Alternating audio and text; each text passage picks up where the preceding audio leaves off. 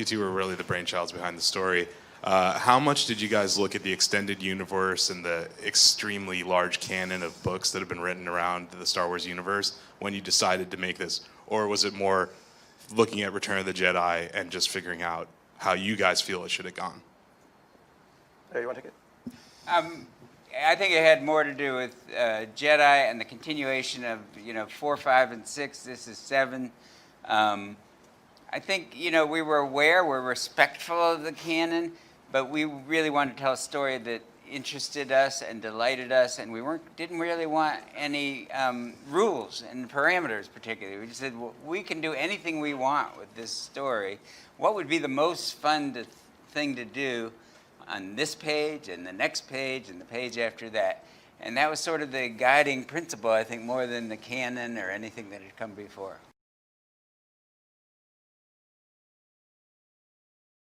I feel a responsibility to not just maintain, but help be a part of what pushes it all forward, and keeps it viable and exciting for future storytellers. And Kathy's really leading that charge, which is great to have her here. So she's about every movie I like, she's produced. So it's kind of mind-blowing.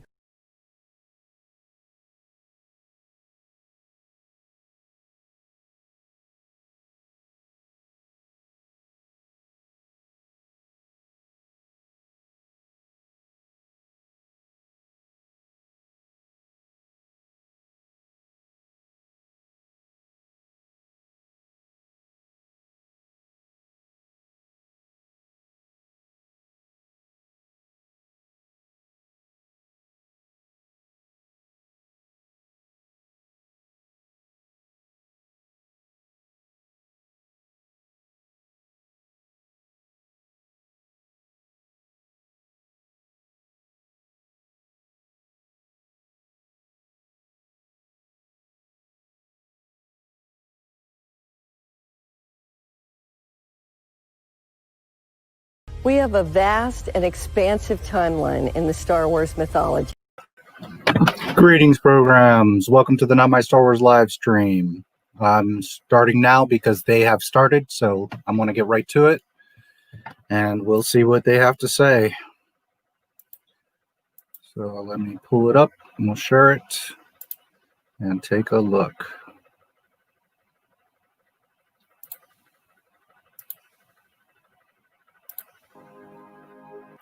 Rewind it a little bit. It's a premiere, so it's a pre-made video.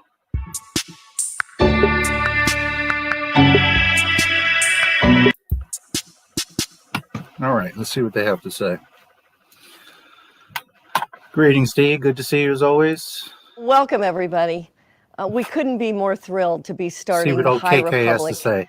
Publishing Initiative. And we've got this wonderful selection of authors here for a panel discussion and to explain a little bit more about what this era is inside of Star Wars. We've put together this piece that gives you some idea How's the of sound, what the guys? High Republic era is all about.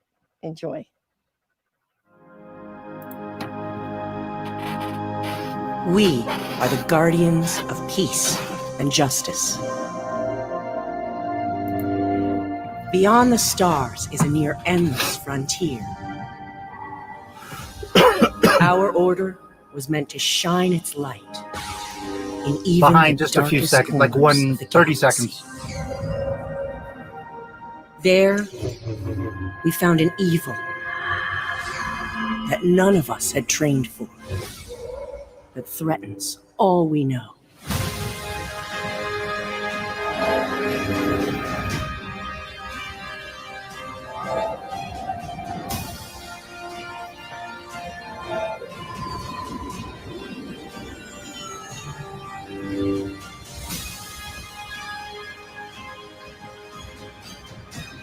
Mega story. For the survival of the Republic, the fate of all Jedi, for control of the Force itself. Oh boy.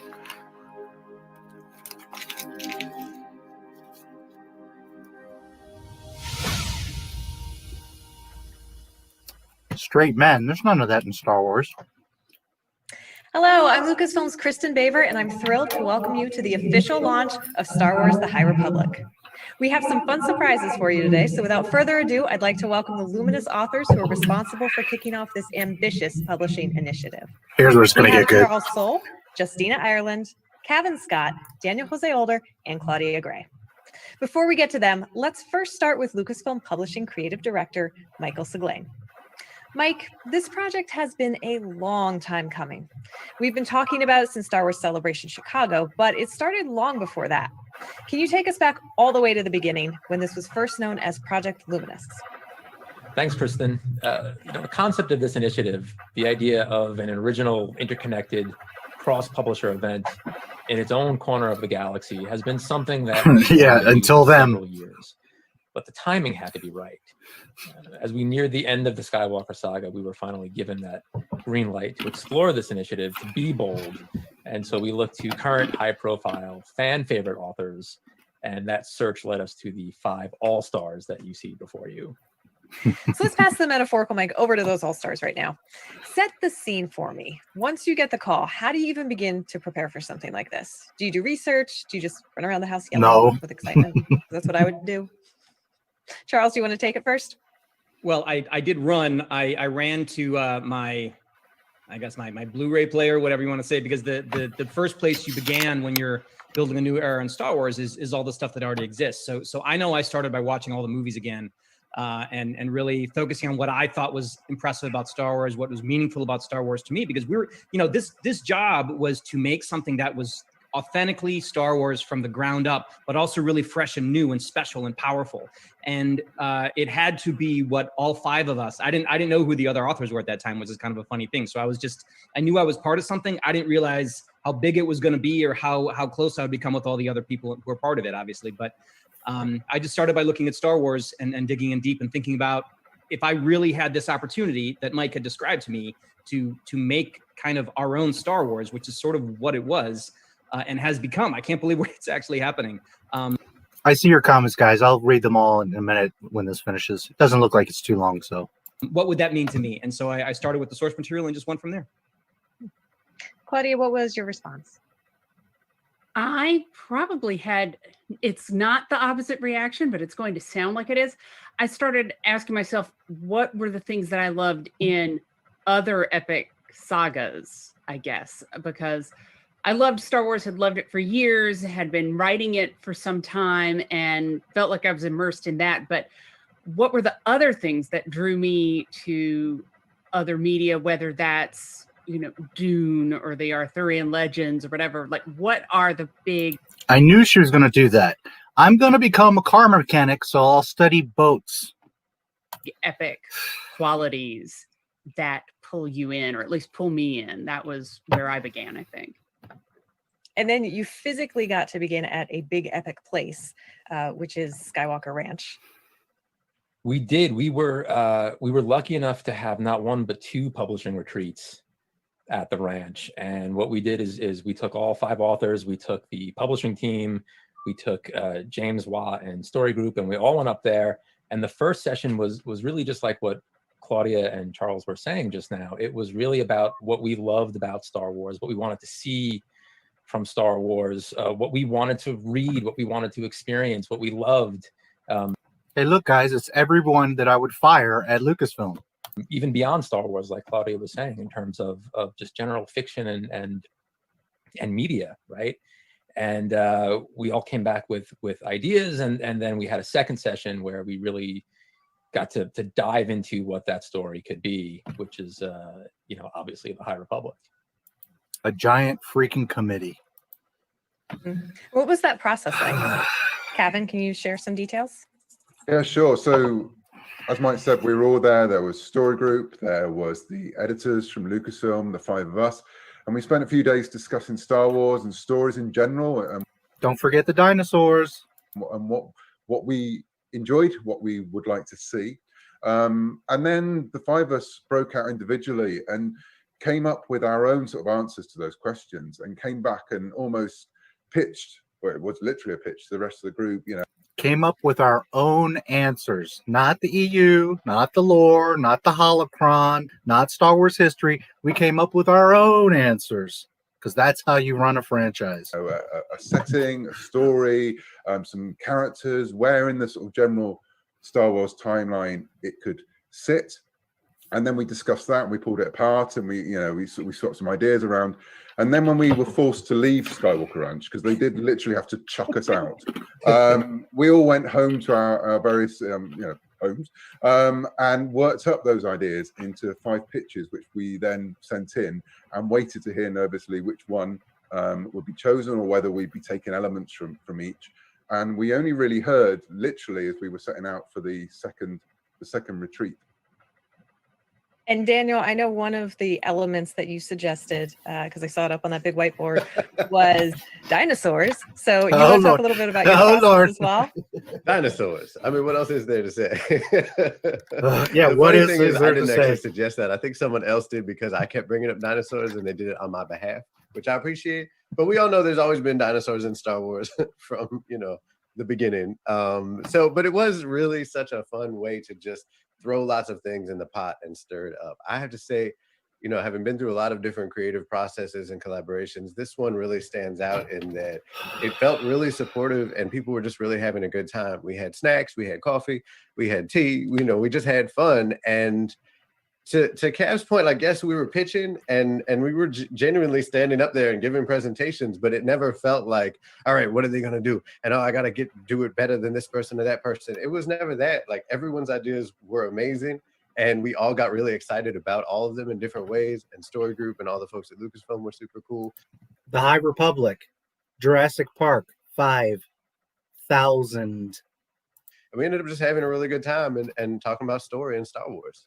I mean, that was the beauty of it, right? Like everyone had a seat at the table, everyone had a voice, and it was genuinely collaborative, which was fantastic. And there are pieces of everyone's pitches, right, in the end result, which is super exciting. But for everybody that complains about George Lucas having too much control and he didn't listen and there was all these yes men, this is why one person has to control this property.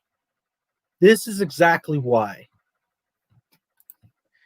This is going to sound corny, I know, but being up there at Skywalker and being able to pitch story and talk story, it really was magical. There was something that really just lit this spark in everyone, and it was, call it the power of Star Wars, the power of the Force, whatever. But it was pretty amazing. It was really amazing. The ranch is such a magical place. It has so much history, and it's also just a beautiful property. Now, with the High Republic, we're entering a whole new era of Star Wars storytelling, 2 centuries before anything you've seen in the films. Can you give us a little bit of an introduction, maybe kind of a crash course, if you will, into what's so different about this time period? Yeah, I mean, when we open up on this, we're centuries before Ep1, and it is a time of peace. And it is the Jedi Knights at their height. It is a golden age of the Jedi that we've seen hinted about, but we've never seen in current fiction, right? When we were up at the ranch, there were 2 things that really drove us once we hit upon the High Republic. The first one was a quote from Obi-Wan Kenobi where he says, for over 1,000 generations, the Jedi Knights were the guardians of peace and justice in the Old Republic. And again, we've never seen that in current fiction. What does that look like? And then while we were kicking around those ideas, it was Cav who asked the question, what scares the Jedi? And we thought, ooh, that's an interesting question. What does scare the Jedi? And you put both of those together and run with it. And that became the basis for the High Republic. On top of that, there is the newness of it all, which I think is really exciting. We're in an era where anything can happen. And we've never really been in that spot before since those original films. And I think that's what makes this so exciting and intriguing. Cav, do you want to add anything to that? So yeah, as Mike said, this is the golden age of the Jedi. This is when they're at their heights. These are peacekeepers who've pretty much done their job exceptionally well. There's been peace for hundreds and hundreds of years. And so the galaxy has entered a period of prosperity, of progress. And that's changed the way the Jedi view themselves, view the Force. In some cases, even view the laws of the Jedi as well. But most importantly, it's changed the way the Jedi operate. They're not hidden away in temples, and there's not just one temple on Coruscant. There are outposts and temples on every major planet in the Republic. And the Jedi are out with the people. Yet they're just figuring out hyperspace lanes. They're all over the place with no hyperspace. They are a part of life. People are used to seeing them, and the people love them. And that gives a special responsibility to these Jedi to perhaps be a little more flexible in how they work, but also, above all, to be the beacon of light they need to be for an ever-growing galaxy. Charles, do you want to talk a little bit about some of the inspiration that you were drawing on as well?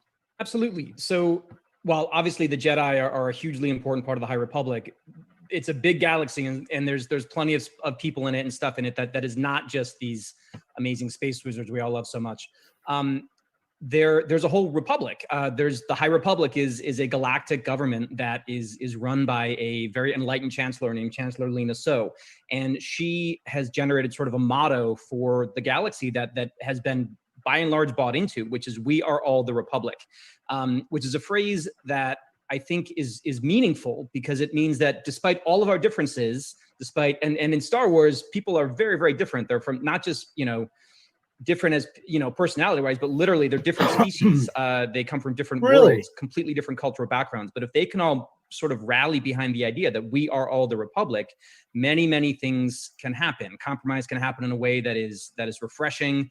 Divisions don't seem quite as divisive. It's a beautiful idea, and that is one of the organizing principles of the High Republic. And so the analogs that I know that I used as touchstones, and I think we all sort of drew from in different ways. So the later eras are divisive, because this era is less divisive. Got it, Charles. Oh, and there was diversity then, but there wasn't in Star Wars. With the ideas of Camelot, two Camelots. One is Arthurian Camelot, which, King Arthur and the knights and going on quests and sort of this time of pomp and chivalry and codes and all of that, but with an eye towards sort of great drama and optimism. And then the other is the early 1960s in America, also called Camelot, the other Camelot, when the Kennedys were in the White House. And it was, generally speaking, not for everybody, obviously, but for many people, it was seen as a time of optimism and expansion for America. The moon program began, Apollo began, by the end of the decade, we'll be on the moon, various things like that. It was a time when many, many things seemed possible, and there was a reason to be optimistic and a reason to push forward. And the High Republic, in many ways, is similar. Chancellor So has a program of great works, which are huge galactic programs that are designed to kind of bring things forward and do cool things. And it's just kind of a tonal shift from anything we've really seen before in Star Wars. There's no galactic civil war. There's no shadow of the Sith all over everything. Like, everybody's like, okay, let's do some cool stuff. And they do. And that's the stories that we're telling. But there's still strife in the galaxy. Charles, your book, Light of the Jedi, is going to usher. So Chancellor So is JFK. And in the High Republic, everybody's cool, there's peace, there's no problems. Meanwhile, there's hundreds of wars and battles that have gone on for more than 36,000 years in Star Wars lore. And if everything's at peace, why is there Jedi everywhere? And why are they going around like marshals to... into this era, and it starts with something called the Great Disaster. What can you tell us about this? It's called the High Republic. Ominous sounding event. Well, it is a disaster. Yes, it is. It is great in terms of its it sure scope is. And scale. I do not know that the people involved in it would call it great. They would probably have a different name for it. But basically, there's a problem with hyperspace. Something really, really bad happens, and it begins to involve a very large swath of the Outer Rim. And the Light of the Jedi begins with that disaster. And again, there are more than 36,000 years of Star Wars lore. Wars going on all over the place. Sith, Dathomir, Mandalorians, Jedi, and much more. All over the galaxy. And in the High Republic, they're just getting to the Outer Rim. Because these guys know Star Wars. And the response of the Republic and the Jedi to it allows us to meet a very sort of broad group of new characters, which is really fun because you're introducing, you know, many new ideas, new characters, new people that hopefully the readers are going to really fall in love with quickly. And so the idea was to give all of those characters a crisis to respond to, because nothing exposes character more than responding to a crisis. And so it is huge. The Great Disaster takes up the whole first third of Light of the Jedi. It's a massive storytelling thing, but it's not just in Light of the Jedi, because one of the ideas that we wanted to do was to suggest that there are certain events throughout the entire High Republic story that we're telling that are being hit at different times by all of the storytelling. So Daniel's book, Justina's book, Claudia, Cav's, all of the stuff we're doing, they hit these events in much the same way that the Death Star's explosion rippled through many stories throughout Star Wars that we've seen. The Great Disaster is similar, and there will be lots of other cool events like that to come. And that's a beautiful segue, because since all the books in the initiative are linked together. Imagine that, the Death Star blowing up went across many books. You would almost think that everyone in the galaxy would know about the Death Star blowing up. Yet Din Djarin and Rey Skywalker don't know who Luke Skywalker is. Interesting. Justina, do you want to talk a little bit about how some of those events impact your book, A Test of Courage?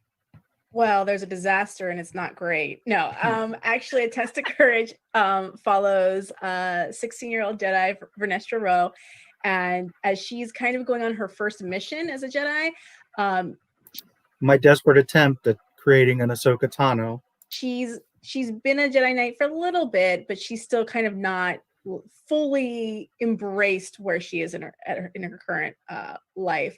And so she's sent on this sort of diplomatic mission because similar to what Charles pointed out, at this point the Republic is expanding, and so there are member planets coming into the Republic all the time.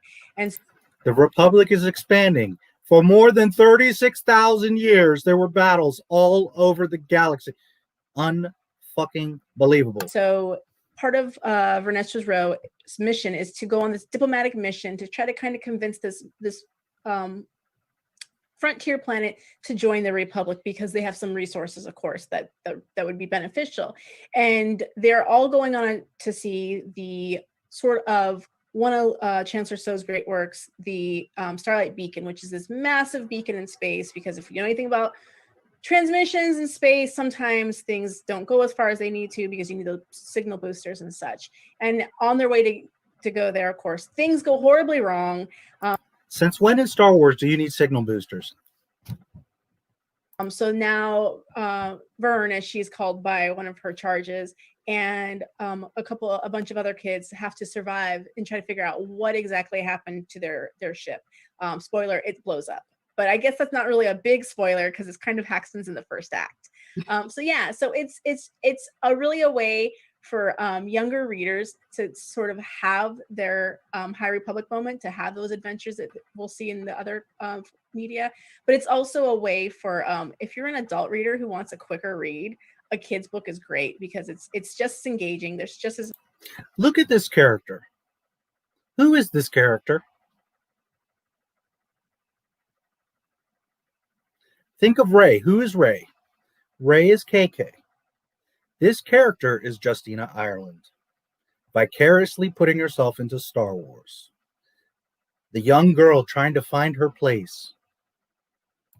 much Jedi hot lightsaber action as any of the other places, but it's a smaller book, it's a shorter book, and it's really fun. It's a lot of fun. So yeah. And there's a lot more characters getting eaten because you have to get rid of them. Versus I the blood love and it when a gore. character gets eaten. It's I know. Kind of, Kristen, you and I have spoken about this before. I I love love that. That's always your character solution. You're like, we gotta get rid of this guy. You're like, Let he's him gonna get get eaten. In this case, we have a big explosion in the beginning, so we get to get rid of a lot of people that way. But it's all sort of off screen, so if you're worried about your younger kids, it's still pretty fun. Yeah. Really kid- Disney, a family company where we kill all the characters that you care about. friendly. Yeah. And we're also getting a Marvel Comics series in the mix. Kevin, do you want to talk a little bit about your endeavors there? Sure, yeah. So the High Republic comic from Marvel, the ongoing series, sort of carries on from the end of Light of the Jedi, and it follows Ava Chris from the events of that book to her new posting, which is as Marshal of Starlight Beacon, which Justina mentioned. Now, Starlight Beacon is this immense station that is A marshal. Wonder where they got that idea from. is not just a Republic base, it's also a Jedi temple as well. And it's run by sort of the Jedi Order and the Republic together. And so Ava is in charge of the Jedi side of things, but she's not the actual main focus of the book. We follow the story of Keith Trennis, who, like Venestra, is a Jedi who's just on the cusp. We literally see her in issue 1 be knighted as a Jedi Knight. Hey, look, it's Clone Wars season 7. And it's how she suddenly finds herself at the center of the galaxy, or so it seems to her, on this massive station where there is so much going on. And that suddenly she's standing shoulder to shoulder with Jedi. I can't draw a stick figure, but I've said it from the beginning. This artwork is crap. I mean, come on. 4 different responsibilities, of different experiences. She's got her former master skier. There's Abar Chris, who's just been a major part of this recovery operation after the great discovery, as a bit of a hero to her. She's got this pair of the Bond twins, Terek and Serek, who literally share one mind between them. And then one of my favorite characters is Starling Maru, who is a Turian, who is the master of multitasking, who literally makes sure that the station keeps ticking. And in the middle of this, she's got to work out what kind of Jedi she's going to be. And she doesn't always get it right. And so it's probably the nearest we've had to a team book when we come to think about Jedi. And everything comes through her point. Look at his face. Do you see the hard angles? How his face is kind of long? Who does he look like? His nose. To view and her gaze as they stretch out from the station, from the beacon, and start to explore the area of space they find themselves in. Because Star Wars isn't about stories, it's about injecting ourselves into fan fiction. Claudia, your book Into the Dark sounds at first blush kind of like the counterpoint to Light of the Jedi. As I understand it, we'll be seeing the Jedi, but you're also introducing some galactic pilots. Can you tell us a little bit more about that? The book overall follows some Jedi who are traveling to Starlight. This is the airhead that wrote the Rise of Skywalker novelization and retcon things in the movie. This is her, this genius. But the great disaster occurred. That they tasked to desperately try to explain Palpatine and how he's a clone and all that extra shit. This is her.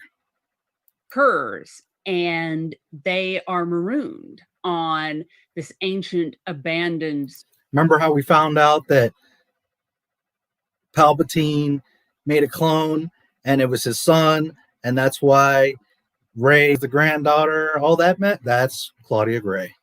Space station that at first looks like a perfect harbor from all the chaos that's going on, but turns out to have many, many secrets of its own.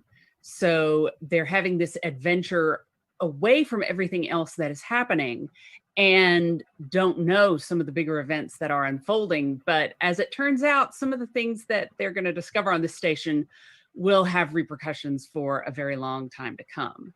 And these Jedi are traveling in a private ship, which is where we meet Leox, Geode, and Affy. They are the crew of the vessel that takes them there. And I didn't want to do somebody that was going to be just like Han Solo, and I definitely didn't want to do Diet Han Solo. He's kind of a rogue, but he's less interesting. He's wearing a vest. I know. Less filling, yes. So I was like, okay, what is a template for a pilot who has some of this scoundrel energy but isn't Han Solo at all? And somehow my brain was like, you need to give 1990s Matthew McConaughey a spaceship and see what would happen. And that unfolds, as you might think, in ways that are glorious and maybe a little bit less so. Affy is much younger. She's the daughter of the owner of the shipping guild. Yes, she does look like she's a total Karen. I mean, she's got Karen written on her forehead. Who is learning the business by being the co-pilot. And the navigator Geode he's a complex personality, and I think I want to leave that to be discovered in the book, layer by layer. Well, all I have to say to that is all right, all right, all right. Now, Daniel, as the writer of the IDW All Ages comics, Master Yoda is front and center in your storytelling. What can you tell us about him and his crew? And before you start, I have to say, I love that Yoda has a crew. This ought to be real good, guys. Yoda has a crew. Finally. Look, Yoda's always been about the kids, and I've pointed this out in other streams, but since some of you are new, Yoda in the Phantom Menace, the first time we see Yoda, we saw him obviously in the old movies, but going by Star Wars timeline, the first time we see Yoda has hair. We see him die in Dagobah with hair. Here he is 200 years younger, and he's freaking bald. Because these people know and love Star Wars. Bringing up the next generation of Jedi, and that's exactly what we see him doing. But in this scenario, he's not tethered to the temple. He's not in Coruscant. They are out in the world, very much so. They're traveling around on an academic cruiser called the Starhopper, and it's a group of young Padawans who are, it's almost like a gap year. Like they're out there having adventures, and everything goes terribly wrong. This artwork looks a little bit better. So I'm not just being a hater. Literally, like a lot of the stuff I've seen, it's really poor artwork. And there's, bad guys and epic fights and everything else. But at the core of the story, it is about Yoda and Lula Talisola, who's the young Padawan that is really front and center in this story along with him, and some of the folks that they meet along the way, and all of the learning that they do that's not in textbooks, but the more difficult real. I'm writing a Yoda book, and I'm bald. So Yoda's bald. World learning that's involved with being in the world. I love that. So it's like Space Rumspringa. And this is one of my favorite questions because I really have no idea, and I am so curious to hear your answer. Just who is Buckets of Blood? First of all, you have to say it in all caps. Buckets of blood. Buckets of blood. He's Who is like that? one of my favorite new Jedi. He's along for the ride with the Padawans helping out. But basically what he comes from is when I was a paramedic, there was always these legends in the field about a guy named Buckets of Blood who referred to himself in the third person that way on the actual EMS radio, which I'm pretty sure you're not allowed to do anymore, and probably weren't then either. But when a job would come over, he would get on the radio and be like, Buckets of Blood is on the way. And it was like so cool, partially because he's a healer, right? Like paramedics are healers. So it's this name that's literally soaked in gore, but he's really. And as I've said many times, the High Republic is to retcon the prequels. And the sequel trilogy is to retcon the OT because they're collapsing it all together. Here is where they're going to start justifying force healing, which was never a thing. And now they're going to make it just common every day. Why? So that when Grogu and Rey do it, it's just normal. Meanwhile, Qui-Gon Jinn dies in Obi-Wan's arms. Because, they weren't real Jedi. They were just scrubs, those two. Describing what he's, as he says, he's like, I'm supposed to put the blood back in the body, not take the blood out, because he's not a fighter. He's a healer.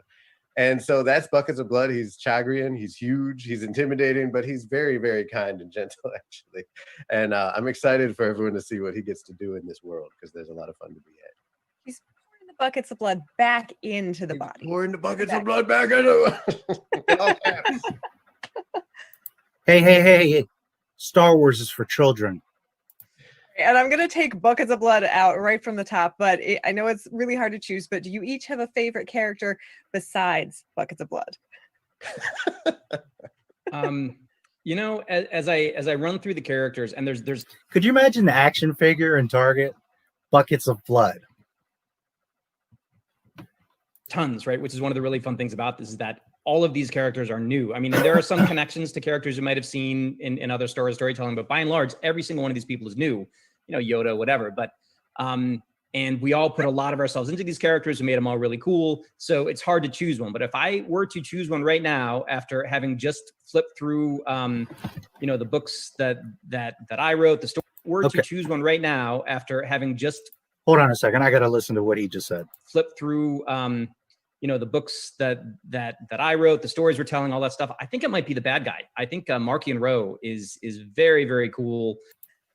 Just and a I'm going second, to take Jess. Buck, Yoda, whatever. But there's tons, right? Which is one of the really fun things about this, is that all of these characters are new. I mean, and there are some connections to characters you might have seen in other storytelling, but by and large, every single one of these people is new. Yoda, whatever. But and we all put a lot of ourselves into these characters and made them all really cool. Yeah, Yoda, whatever. And did you hear what he just said? We all put a lot of ourselves into these characters. No kidding.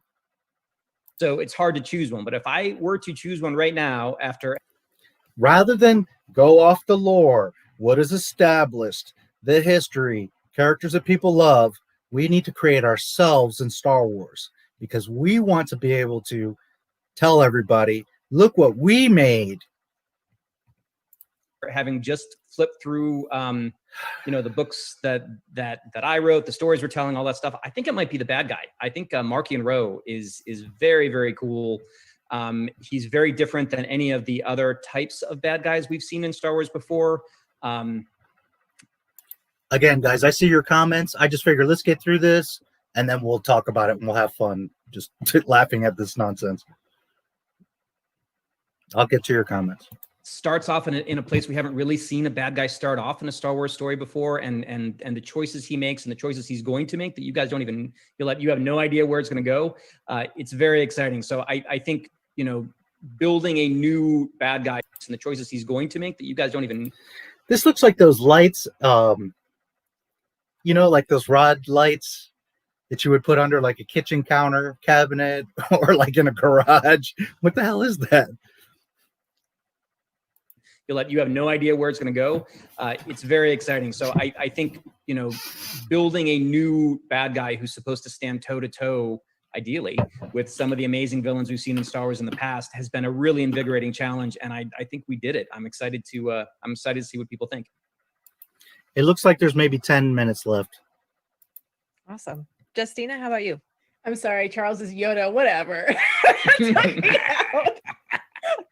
The nerve. Go look at my video. Lucasfilm Publishing continues to prove they know nothing about Star Wars because she does the exact same thing. Darth Vader, whatever.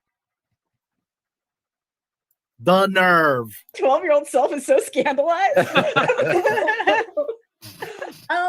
I think, like Charles said, there are so many new characters. It's really hard to pick a favorite character because honestly, my favorite character tends to be whoever I'm writing about at that moment. Well, of course. So I'm going to take a reserve for this because there are characters that are not yet been introduced that are right now my favorite characters.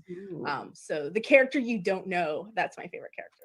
And this is why the High Republic exists.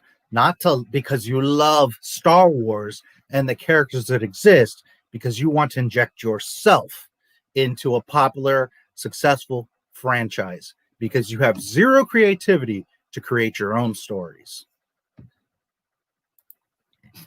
Cav, how about you? Follow that. It's really hard, especially when you're writing a book that has a team working together. I'd love Skier the Trandoshan. It's been so wonderful to see people being drawn to him, even from just the concept art. He's great. He's complicated. He has issues, as we'll understand, and he does carry the secret. But what I love about it is his relationship with Keith, because it's a very different kind of relationship to sort of the master and apprentice. Pay attention here. In this comic, he is missing his left arm, and you just saw him with two arms. Relationship we've seen before. It's far more paternal, I think, while also being like a best friend.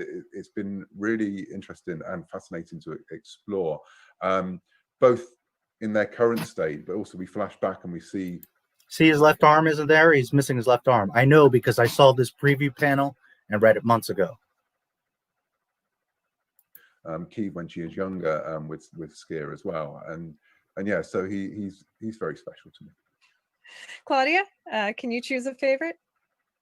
That would require me to choose between Leox and Geode, and I refuse. It's like that scene in Captain America: Winter Soldier where he's hanging on to the helicopter and the building simultaneously. Like, I am hanging on that tight to both of them, and I will not let go. I love it.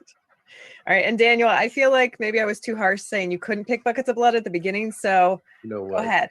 Besides buckets of blood, You can pick buckets of blood. I'll let you. No, it's all right. Lula Talisola is like someone as a character I've just really come to find amazing in so many different ways. Sort of watching her, when you create characters, some just show up and they're like exactly all the things they are. She looks okay. See, now what's the problem with just having a normal non-SJW Jedi? Like buckets of blood, and some kind of grow as you write them. And writing Lula and understanding who she is, her struggles with the Force, and really wanting to like be the best, but also wanting to be a team player like a Jedi are supposed to, and seeing how she functions as a friend and as a leader to her squad is so cool. And then Harvey Tolibau's art, that guy is a genius. Like, he's so incredible, and the way that he has brought all of these characters, but especially Lula, to life and just given them this incredible elegance and artistry, it like has taken it to the next level. And I've learned things about her through his art that I didn't realize as the creator of that character. So it's really, really amazing to see that, and just to know that like there's this whole arc ahead of her in the world and the stories that we're telling, and all these cool things set to happen, and her own journey with the Force. And I'm just really excited for people to see it. Also, I want to take a moment to talk about the villains because they need some love too. Justina, do you want to kick us off with maybe some information about the Nihil? The Nihil. I mean, no story is complete without a villain. And what's more awesome than pirates? And not like... No story's complete without Nihil. Nice pirates, right? I think we're all kind of past the point of like Pirates of the Caribbean. These are space pirates, and they're not nice. One of the things that's really great when you have a villain is, for me, the difference between villains and heroes has always been that limit. That heroes have a limit, they have a line they will not cross, whereas villains, all bets are off. And I think the Nihil are the epitome of that all bets are off kind of villainy. They don't care about anything. And I don't want to spoil it because I almost did just then. And I can feel Charles sending me vibes. No spoilers. But they really have no limits. And I think when fans realize that they're not just out here like looting, pillaging, killing, they're even worse than that. I think they're going to realize that this is all new Star Wars. We're also being very familiar.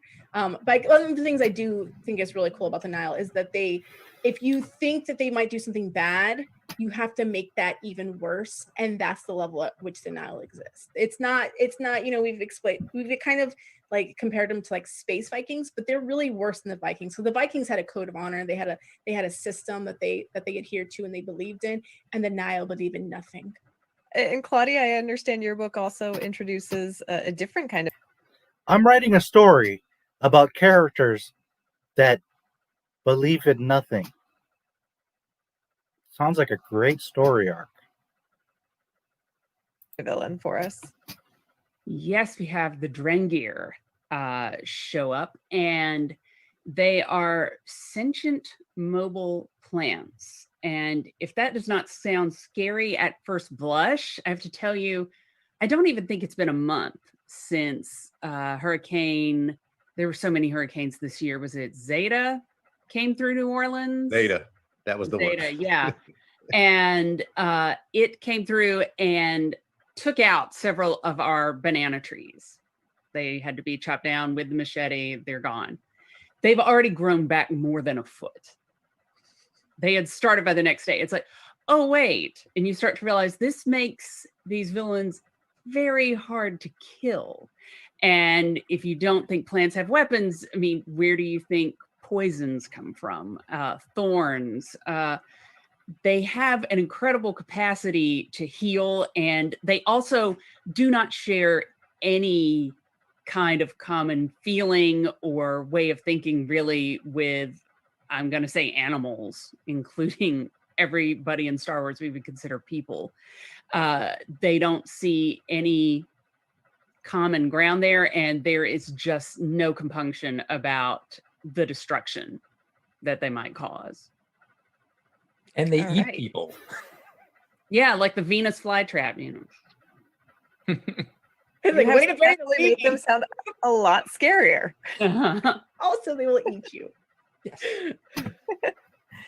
And Cav, I think you're also working. This is literally the biggest difference between George Lucas era and this stuff. George Lucas, it's not to say his life, world events, things like that didn't, have an effect, or they didn't somehow crop up in Star Wars. But for the most part, George Lucas in every movie was creating these. Disney Lucasfilm is constantly about injecting themselves, their life. What happened to me last week? I was in a car accident, so now I'm going to bring in the great disaster. These types of things. This is what Star Wars has become. Me. I got to get myself in there so I can tell my kids, oh, sweetie, did you know that this story is really about your mama? That's what Star Wars has become. Not about the legacy, the story, the galaxy, the beauty of the writing or the films. None of that. It's all about how can I get myself into this universe. From the top KK down to these airheads. With our new species of villain. Yeah, we develop them more in the Marvel series as well. And as Claudia said, they are unstoppable. And once one seed, that's all you need. And then the Drengi are there, and you can't get rid of them. And they're intelligent as well. These aren't just mindless monsters. There is a very deep intelligence there that's linked. They have this weird telepathic root system that you use for the dark side of the Force. Oh, because they're also dark side. And so even though you may only have one Drengi, you're actually facing all of them. So yeah, they are a force to be reckoned with. And they have a particular link to one of our Jedi. But obviously, I'm not going to say which one because Charles will get upset at more spoilers. Yeah, watch out. And this is the other problem with Disney Lucasfilm, is they interpret things that Yoda said, that Lucas said, and take it to a whole other place. Yoda said the Force flows through the rocks and the trees and all that, but he didn't mean that they're freaking plants that cast dark side force. Christ. I got to watch out. I'm just imagining the marketing possibilities behind like Drengir in a box. One seed is all you need. Like chia pets. There should definitely be chia pet Drengirs. But also the culinary possibilities. Right? Yes. Sauteed Drengir, a little bit of spices, But the trouble with that is that they're not the food. We are. Oops. This is why I don't like salad. The Force flows through everything, but it randomly chooses. Some beings have more midichlorians than others. It's not to say that you can't train and become a Jedi. In fact, I was just looking at something from Lucas years ago where he's saying that, yes, everyone can use the Force. It's just a matter of you take the time to train. He equated it to karate or to martial arts, how anyone, if they really train and practice and dedicate themselves to it, can do karate. One, that doesn't mean you're going to become a master or a sensei or proficient at it. Just means that you can learn how to kick and punch. And two, the point was that the Force selects beings for balance. Whereas here, they're now stating that, well, all living things just have it. So we can take it as far as all you need is a seed. And now we can just plant dark side plants all over the galaxy, wherever we want. We can go to, Naboo and throw some seeds there. And all of a sudden, there's all these dark Jedi plants roaming around. And this is because they do not understand anything that has to do with the Force or Star Wars. They just are reading it and misinterpreting it and creating this nonsense. Salad doesn't like you. I know. It will eat you back. It will eat you. Now, I'm sure many of our friends watching today haven't started down the path of the High Republic just yet. So what would you tell readers to expect going in? I could take this one. I mean, I think, again, it's going to sound corny, but expect the the unexpected, right? Like these are stories that are both very personal and very big and epic. They're, you know, classic stories of good versus evil. They're stories of great heroism, of overcoming fear, and ultimately, because it's Star Wars, they're stories of hope. I also think readers have to know that we are all really pretty much describing these books terribly, because we have been with them for so long. Like it's been like a lifetime of like sitting with these stories and keeping them to ourselves. So I think a lot of the things that readers are gonna like really be excited. See, it's not anything to do with Star Wars. It's about all my life I've dreamt of being a writer and making up some silly science fiction. I get a job at Lucasfilm, and now I get to inject my nonsense into Star Wars. I didn't get hired to create Star Wars stories. I got hired to inject my nonsense into Star Wars. About we're probably not talking about it, which is even more reason for them to pick up the books themselves. Yeah, I mean, I think just to follow on from what Justina said, the thing that's so exciting to me about these stories, and somebody who had a chance to read some of the advanced preview chapters that were posted on StarWars.com before Light of the Jedi's release, was saying it is so fun to literally have no idea what's going to happen next, because it's hundreds of years before, and sure, Yoda's in it, whatever. So he's not gonna die, but like anything else can happen, and everything does, and all five of us, as well as, you know, Mike and Story Group and the editors and everybody involved in telling these stories, took that as sort of our guiding light. Like let's Story Group. So if you think Dave Filoni and Pablo Hibalbo aren't involved in this mess, I got news for you. Make the most of the opportunity to tell brand new Star Wars stories. And so if you're jumping in, you don't know how this ends. You don't know, you know, that Anakin becomes Darth Vader. Not that, I mean, those stories are brilliant. We all love them. That we all use to create this stuff. But like, it's a beautiful thing when you're in the middle of a bunch of Star Wars stories and you really have no idea where it's going to go. And we leaned into that hard, and it's going to stay that way throughout the whole initiative, which is massive. I also think along with that, it's that, and it's that if you're which is our loophole to fuck up and then just make a new story. When you know the arc and the story of what you're telling, there are no surprises. Yes, we're surprised because we see it for the first time, but you shouldn't be talking about surprises. What you're doing is covering yourself so that you can say, well, when this story screws up, we can just go this way. Just like everything that Disney has done, just like Emperor Palpatine in The Rise of Skywalker, Rian Johnson comes along and kills Snoke, but since we have this loophole of canon, it's all fake anyway, you just bring in Palpatine. That's what the High Republic is going to be. The same old Disney Mickey Mouse nonsense. Make it up as you go along. Hardcore Star Wars fan, you'll read these and there's so many things that you can chew on and cool, that moment.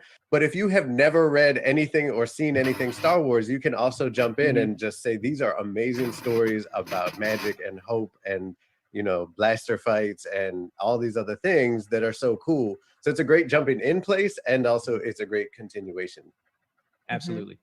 And Yoda, whatever. And Yoda. Yoda, whatever. I'm And so not gonna nice get you a pirate. shirt, Charles, it says, and Yoda, whatever. I love that Justina was like pirates and not the nice pirates. You know, now I want to do nice pirates, a Star Wars The Pirates story. of the Caribbean or the Caribbean have really ruined it all for us. Star Wars, nice pirates. Next time you go to the ranch for that third retreat and you're watching Return of the Jedi, I want you all to have T-shirts that have a quote from this panel, like Yoda, whatever. Nice pirates. Not the nice pirates. Not the nice pirates.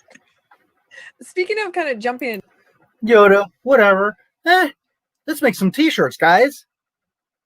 in the middle of this initiative, as we are getting a couple of books, a couple of comics, you know, right at the beginning of the year here.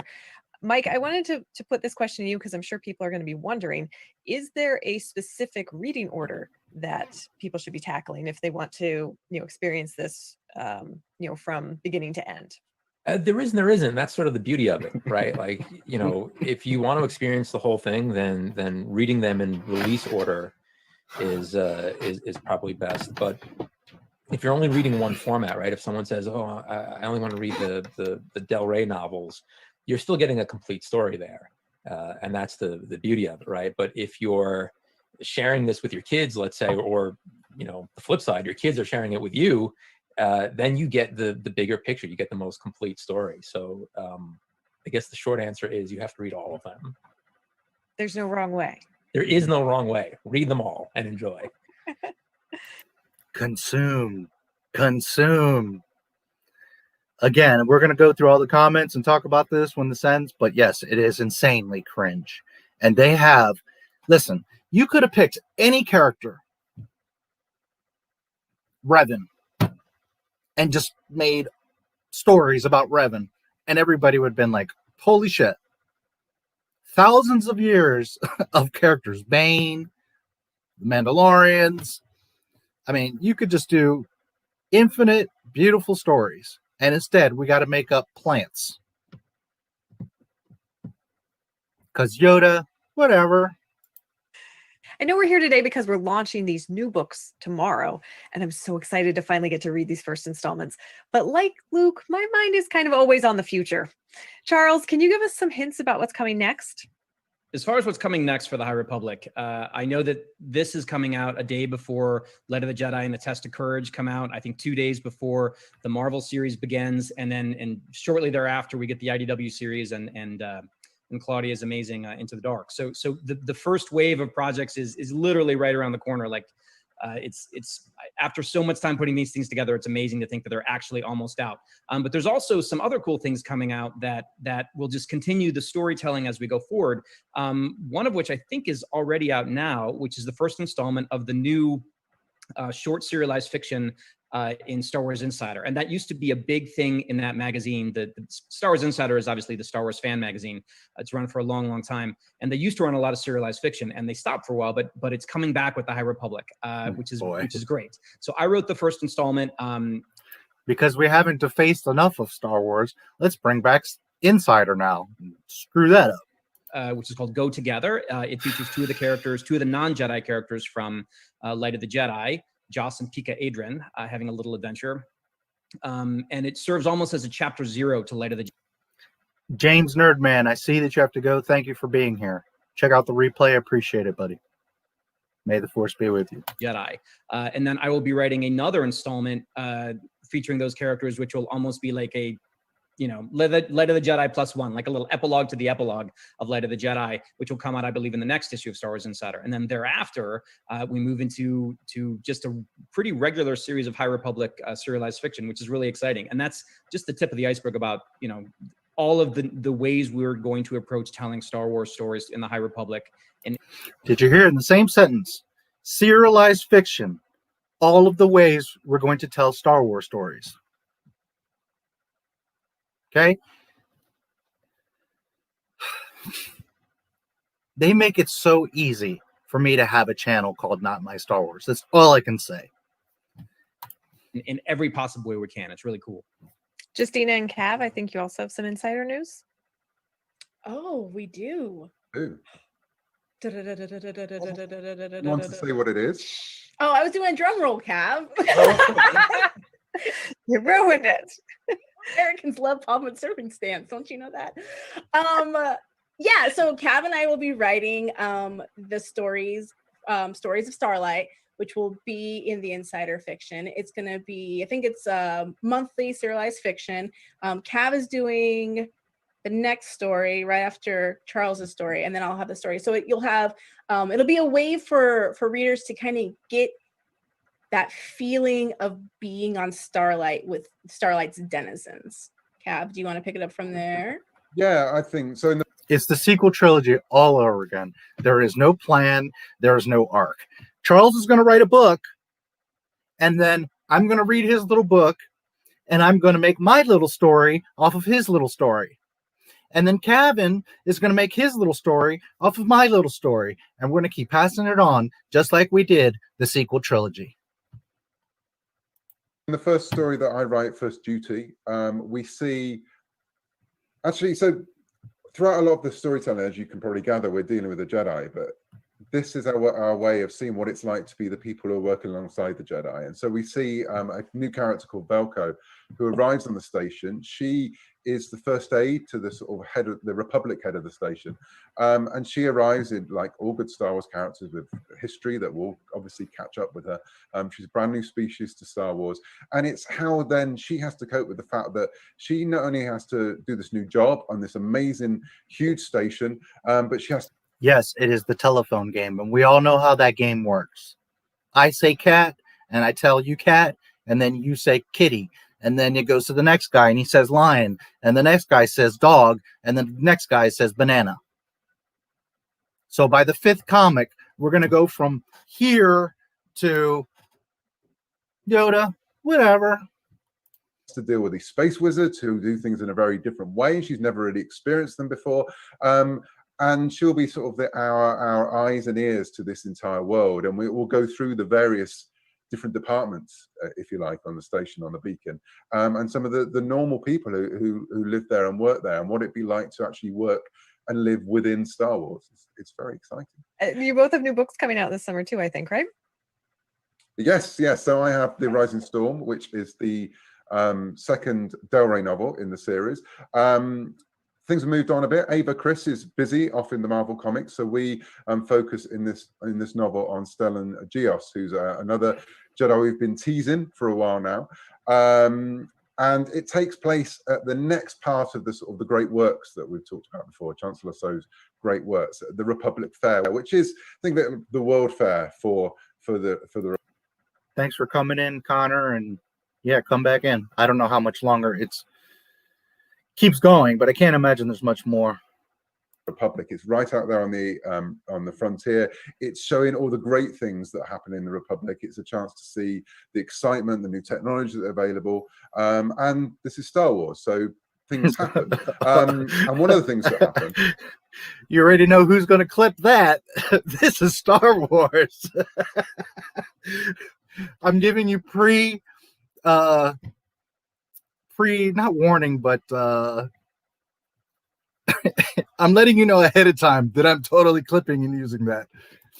We introduce a new character called Ty Yorick, who is a slightly murky character. We're describing her as a saber for hire. She's a monster hunter.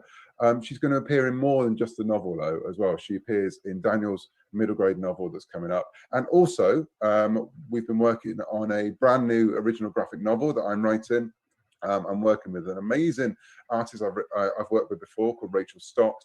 And that delves a little bit more into Ty's life away from the events of The Rising Storm.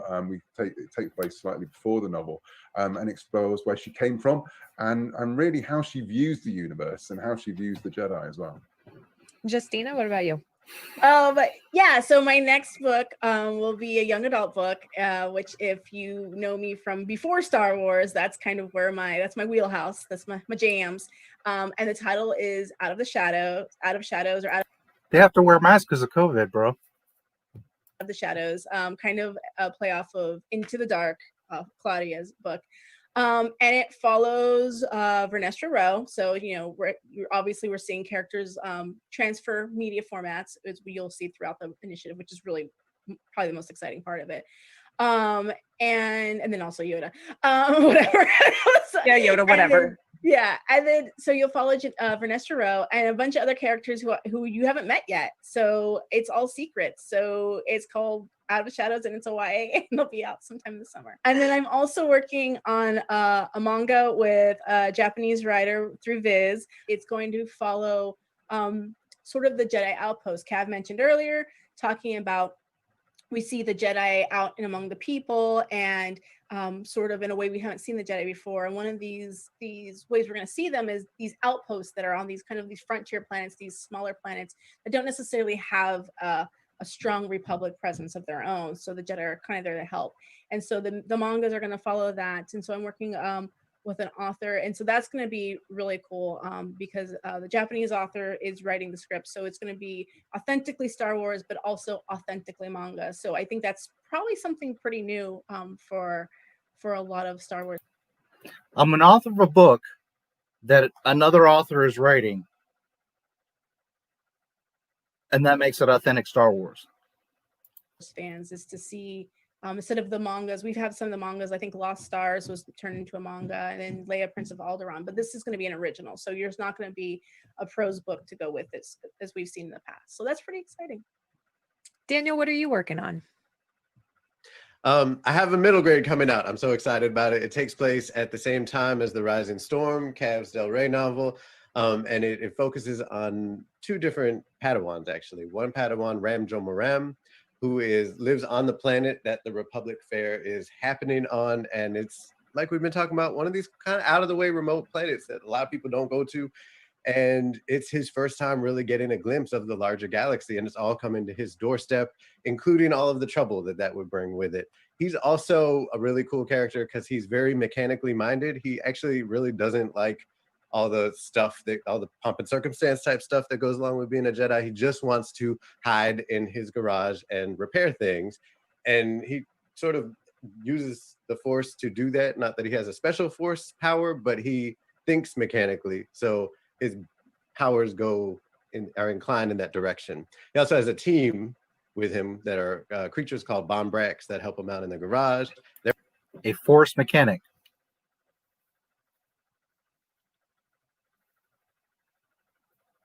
So in the movies, we have a mechanic that's a giant dildo with no arms. And in the High Republic, we have a Force mechanic. Gotcha. They're along for the ride. And as you'll see in the cover, his droid, that's actually a droid that they're riding on, V-18, who is extremely boxy. And in fact, he had to paint purple so that people would stop confusing him for a crate and loading him onto starfighters and then sending him off planet. So hopefully that'll work. But he also has been down for some adjustments. So they've been attaching different parts to him to make him fly and be really great transportation on top of being a droid. We also get to follow Lula Talisola from the IDW comics into this middle grade. Race to Crash Point Tower is the title. And we learn a lot about, this is a chance to really learn about Lula's interior character and what she's thinking about and dealing about. She gets to hang out with Vernestra Rowe, which is really cool, and see, a Jedi who's just a little bit older than her and already a Jedi Knight. And that's inspiring and exciting and brings up all kinds of questions for her. So there's lots of great fun to be had. Claudia, how about you? What can you tell us? Just a second, guys. I have to Lula's see. Interior character and what she's thinking about and dealing about. She gets to hang out with Vernestra Rowe, which is really cool too. And it's his first time really getting a glimpse of the larger galaxy, and it's all coming to his doorstep, including all of the trouble that would bring with it. He's also a really cool character because he's very mechanically minded. He actually really doesn't like all the stuff, all the pomp and circumstance type stuff that goes along with being a Jedi. He just wants to hide in his garage and repair things. And he sort of uses the great fun to be had. I wanted to make sure because he mentioned something about a droid, and I wasn't sure if he was saying that there was a droid Force mechanic. Just wanted to be sure. Yeah, how about you? What can you tell us? I am working on something which I am not allowed to tell you anything about, except that it exists. Then why? And I am working on it. Oh, Lord. All right. That's accurate. It exists. It's real. Got this. Mike, anything else you want to add? Yeah, sure. I mean, I think the thing that folks should know about all of these stories is that they really are just the tip of the iceberg with the stories we're telling of the High Republic. And in fact, all of the books that we're talking about today are really just phase one of the program. All right. And how long does phase one last for? Can you give us a little bit more about that? Sure. Yeah. Phase one runs through 2021 into 2022. I'm not going to tell you how far it goes into 22, but I can say that there will be a steady stream of books and comics and magazines coming your way on a monthly basis, which is really exciting. Oh, that sounds so exciting. Is there perhaps just a little bit more that you can tell us today? Anything? Sure. I can say that phase one is titled Light of the Jedi. Phase two is titled Quest of the Jedi. And phase three is titled Trials of the Jedi. But that's it. I have to keep some mystery here. But when we talk about this being a multi-year initiative, that is true. We are absolutely playing the long game here, which is very exciting. That said, I do believe you have some news to share, Kristen. I do indeed. As you know, every Thursday you can find me hosting This Week in Star Wars, but starting later this month, we'll be launching a brand new bi-monthly Star Wars The High Republic YouTube show hosted by the one and only Christina Ariel. And I think we have a special message from Christina right now. Thanks, Kristen. And hello, Star Wars fans. I'm Christina Ariel, and I am the host of the brand new series, Star Wars The High Republic Show. So, like a week or two ago, they announced that the Star Wars show has been canceled. And I guess that this is what they're going to do instead. If you're anything like me, you've probably got a lot of questions about this exciting new era of Star Wars. And luckily for you, I'm going to be sitting down with the creative forces behind the High Republic to get those answers. Each episode, we're going to take a deep dive into the mythology, characters, and stories we know you're going to love from this exciting new series. So whether it's the evolution of characters, minutiae of story, or how the High Republic will be brought to life on different platforms, nothing will be left undiscovered by me and my rotating cast of panelists and celebrity guests. And there may be an exclusive reveal here or there, so you're definitely going to want to tune in. So join me January 27th, 2021 for the premiere of the all-new Star Wars The High Republic show on StarWars.com and the Star Wars YouTube channel. I hope to see you there, and may the Force be with you. Kristen, back to you. I'm so thrilled to welcome Christina to our crew. So every week you get to see us create stories as a committee and make everything up as we go along. Can't wait. We also have some exciting news from EA and Motive Studios. Starting tomorrow, January 5th, Star Wars Squadrons players will be able to add a unique lightsaber hilt inspired by the High Republic era to their cockpit flare. In addition, it'll be fun for Yay. fans to see Easter eggs and tie-ins pop up that really help to build out this era. Some of these have already been seen in books and comics. And a few months ago, ILM X Lab entered into the era of the High Republic with their VR tale, Temple of Darkness, which is part of the Star Wars Tales from the Galaxies. You see this? You see this? There's been talks of this going to happen. They're going to bring Batu now into the official Star Wars canon, or their canon. Edge experience. You might even see Jedi Padawan Adi Sunzi show up in the books and comics to come. Also launching tomorrow, January 5th, is the special edition bundle of Light of the Jedi from Out of Print. This bundle features exclusive cover artwork of the book, is signed by author Charles Soule, and comes with some really cozy looking socks and a special enamel pin. And with that, is there anything else you'd like to add before we wrap up? Yeah, I would like to say thank you. Thank you first and foremost to you, Kristen, for hosting, to our amazingly talented publishing partners, our amazingly talented authors. You know, they are truly all-stars. They have poured their heart and souls into this for years. I am so excited to see the reaction. I'm so excited to have their books finally come out. I cannot thank them enough. Aside from just being amazing authors, they are just great human beings. And then last but certainly not least, thank you to the fans. You know, thank you for reading, for your patience, for your excitement, for your support. I know this has been a long time in coming, and I thank you for waiting. You know, it's really an honor and a privilege to tell Star Wars stories. We don't take that lightly. So from the bottom of my heart, thank you. Yoda, whatever. And thank you for reading, and I hope you enjoy this grand new adventure. Thank you to the panelists and to our readers. Check back for more news and announcements on StarWars.com/The High Republic and This Week in Star Wars. And as always, may the Force be with you.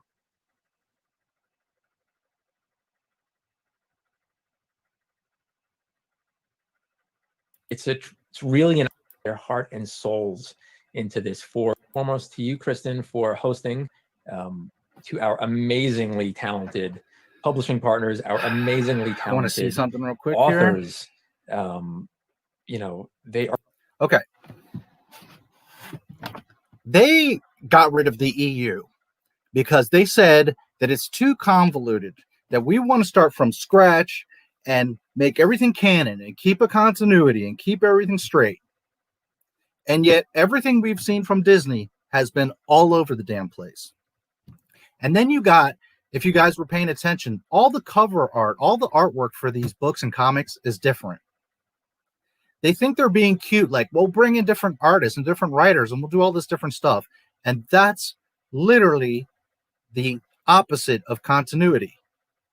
Because if you go back and you look at EU books, they all had the same stylizing to the covers.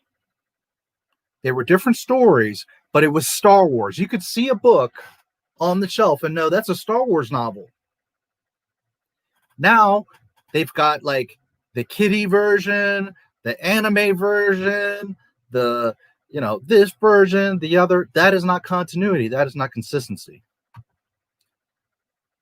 And I'm sure you all saw what Claudia Gray did there at the end. May the force be with you. Okay. While I'm not a huge Star Trek fan, I'm not a hater. Fine, Star Trek. But you don't bring Star Trek into Star Wars. And here we are on a Star Wars stream on Star Wars. Well, this is the YouTube, but it'll be on StarWars.com. And you've got this airhead acting like she's a Vulcan. She's virtue signaling. Look at me, guys. I'm just like you. I'm a science fiction nerd. And meanwhile, Star Wars isn't science fiction. So this shows you how freaking clueless Lucasfilm Publishing is. Because you've got a bunch of fan fiction, science fiction, fantasy writers trying to make stories for a space opera. That is where we are in Star Wars. That is how far the crown jewel of film has fallen.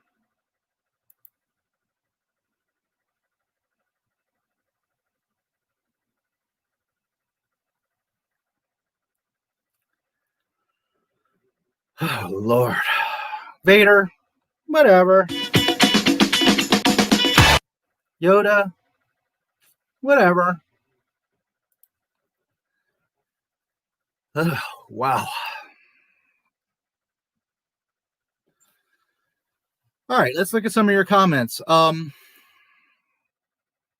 Before I forget, and I don't know if Zen Master's here or if you will see this replay, but Zen Master, in my last stream, you sent me a $2 tip, and I appreciate it. The way that super chats work, you get like this big colorful notification, whereas if you go through my tip link here, it just puts down a link, and I didn't catch it. So my apologies that I didn't see it. I did see it, and I wanted to acknowledge it and say thank you.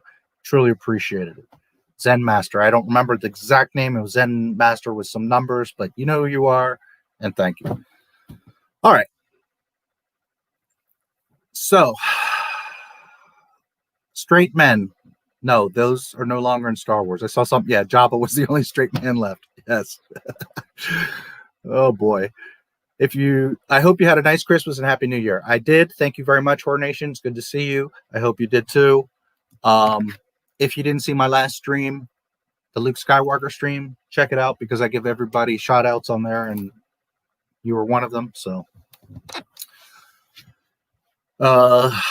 near the end, why do they keep acting like the Skywalker saga is still going? It's not like they're making episode 10. Oh, no. Well, you never know what they're going to do at this point. If they didn't already know what made Star Wars so big, they clearly are not the people for the job. Exactly. It's like Disney Lucasfilm feels this need to create Star Wars, to try to be Star Wars, instead of just being Star Wars. It's not complicated. The shit is there for you to use. If you're not sure, call George Lucas. Or, here's an idea.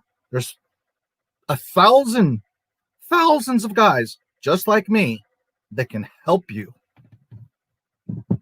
Because obviously, Filoni, Pablo, and all these guys aren't helping you.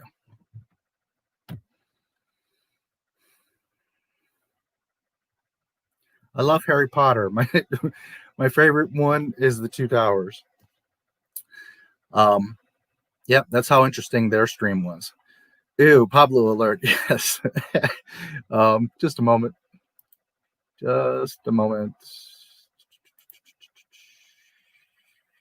This is for the Java comment and for the Pablo alert.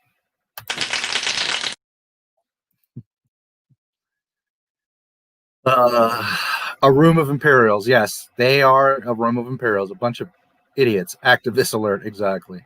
All they care about is their stories, injecting themselves. Nothing about Star Wars. They mention dinosaurs. They mention their personal lives. They mention all kinds of nonsense. And not one of them said canon, continuity, respect, lore, maintaining the story, story arc, a plan. None of the things that matter. But they sure remember to talk about dinosaurs. And there have never been dinosaurs in Star Wars, by the way. James Older, I think it was the one, Jose Older, I think was the one that said that. There have never been dinosaurs. There are creatures, there are lizards and beasts and all kinds of things. There have never been dinosaurs. Crate dragon, not crate dinosaur, you dumb fucks. I would keep Doug Chang. Me personally, I would go in and clean house. Everybody, they got to go. They all got to go. Because this is why we have what we have. Jedi Nerdman, of course. I don't know what you were saying. And the Force was, or what part you're referring to.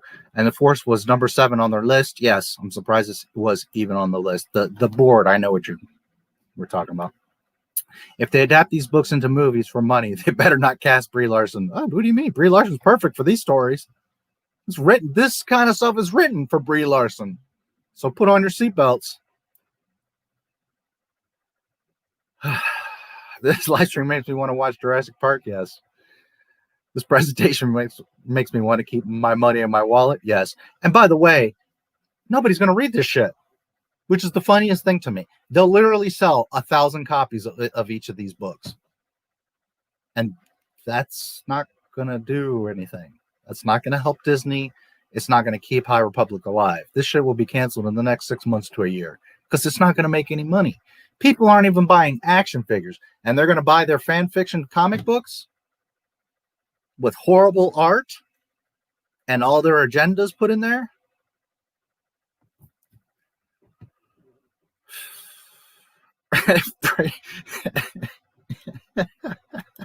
Hold on a sec. Hold on. Let me switch to this chat so I can. Oh, that's good. Oh, just a moment.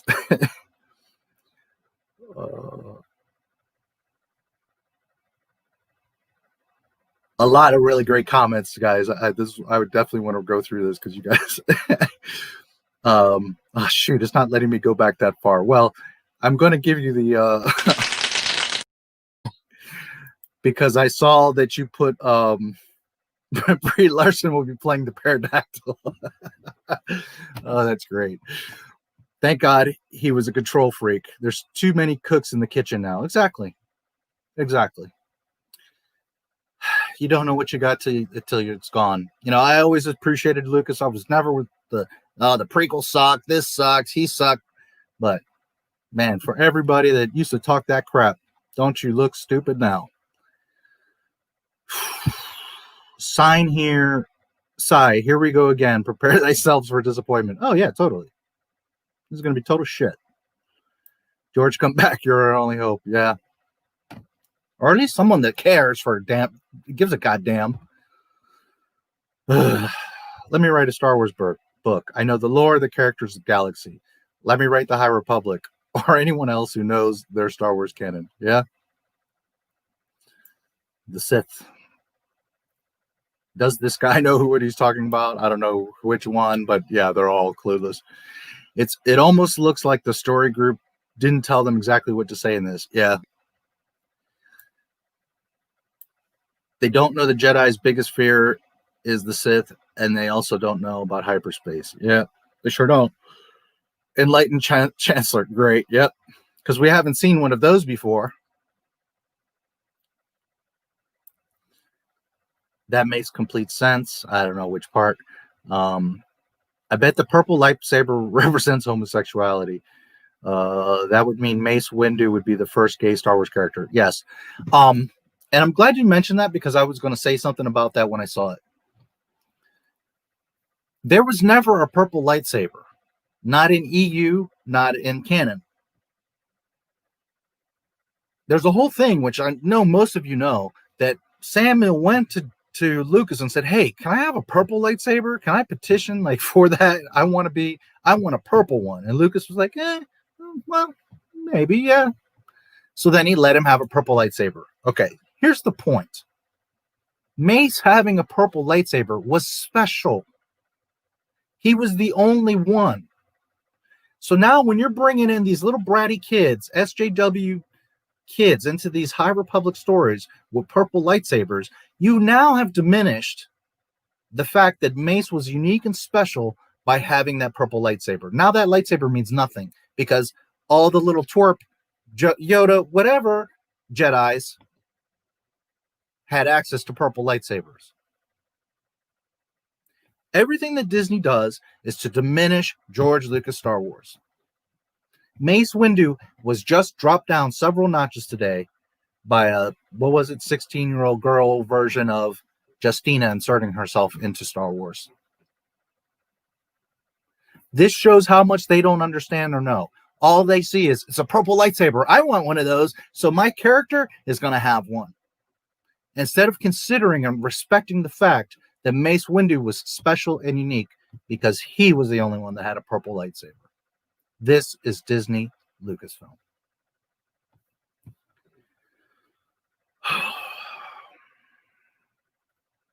Did he just take us back to the Kennedy era? Yes, they sure did. Yes, let's talk about JFK. This is Star Wars, by the way. Yeah, it is. It's called The Last Jedi. The Last Jedi equals poopy, poopy, poopy. Yes, it sure does. How about we cancel people who should be canceled, like Kathleen Kennedy? Yeah, well, she should have been fired a long time ago. Why are they acting like there's no diversity in Star Wars when there's been the diversity since day one? It's hard. It's had diversity since A New Hope. Yes, it has. They don't understand that, but yes, it has. They praise Jyn Erso. Yeah. I like Jyn Erso personally, but I'm not saying she's the greatest character ever. And a lot of that is as a man to a woman. I like her. But I don't mind her character. I thought her character was okay. I don't like necessarily how they used her or their overall story or the overall Disney. I'm just saying Jyn Erso herself, I don't have a huge problem with. And I've mentioned before, that actress should have been Rey. Anyways, because she's a woman, exactly. Is this geared towards kids? Well, buckets of blood. If Jyn lived, she would have gotten a medal too. Stop acting like she didn't get anything because she's a woman. She's got nothing because she and everyone else who helped her died. Exactly. Which, by the way, just like they said here, and just like they said in the sequel trilogy movies, and just like they've said it many times, no one's ever really gone. Because they're already talking about in Cassian Andor how, well, maybe Cassian and Jyn didn't actually die. We've gone from Palpatine being thrown down a shaft and you see the explosion to Bib Fortuna, who we see blow up on the goddamn skiff barge, to now Jyn and Cassian, who we see an entire planet explode, but maybe they didn't really die. Wow. When diplomacy is needed, send your greenest Jedi. Yes. Because Yoda, whatever. No, they praise Jyn because she's female and Kathleen wants women to have power. Yeah, no doubt. What's with her lightsaber? I'm not sure which one, but they're all wonky. Very wonky. Well, there you go. Very wonky. I love Jyn Erso. Yeah, me too. I really like Jyn Erso. I think she's a cool character and had a potentially cool story. Did they use her right? No, not by no means. But I love Jyn Erso. Urso's actually a pretty good character. I don't mind her. Yeah, I don't know about Rey though. Yeah, well, Nobody knows about Rey. Nobody cares. I don't mind Jin. I thought she was fine. Yes. Rey is the devil. Jin wasn't the problem. Disney's the problem. By the way, Jin is an old creation. Jin, Cassian Andor, Saw Gerrera, a lot of this characters, the Rogue One story, that's old. I have documents from like 2002, 2004. This is old George Lucas concepts. Disney didn't invent none of that. They ripped it off, twisted it, and turned it, but those aren't new characters.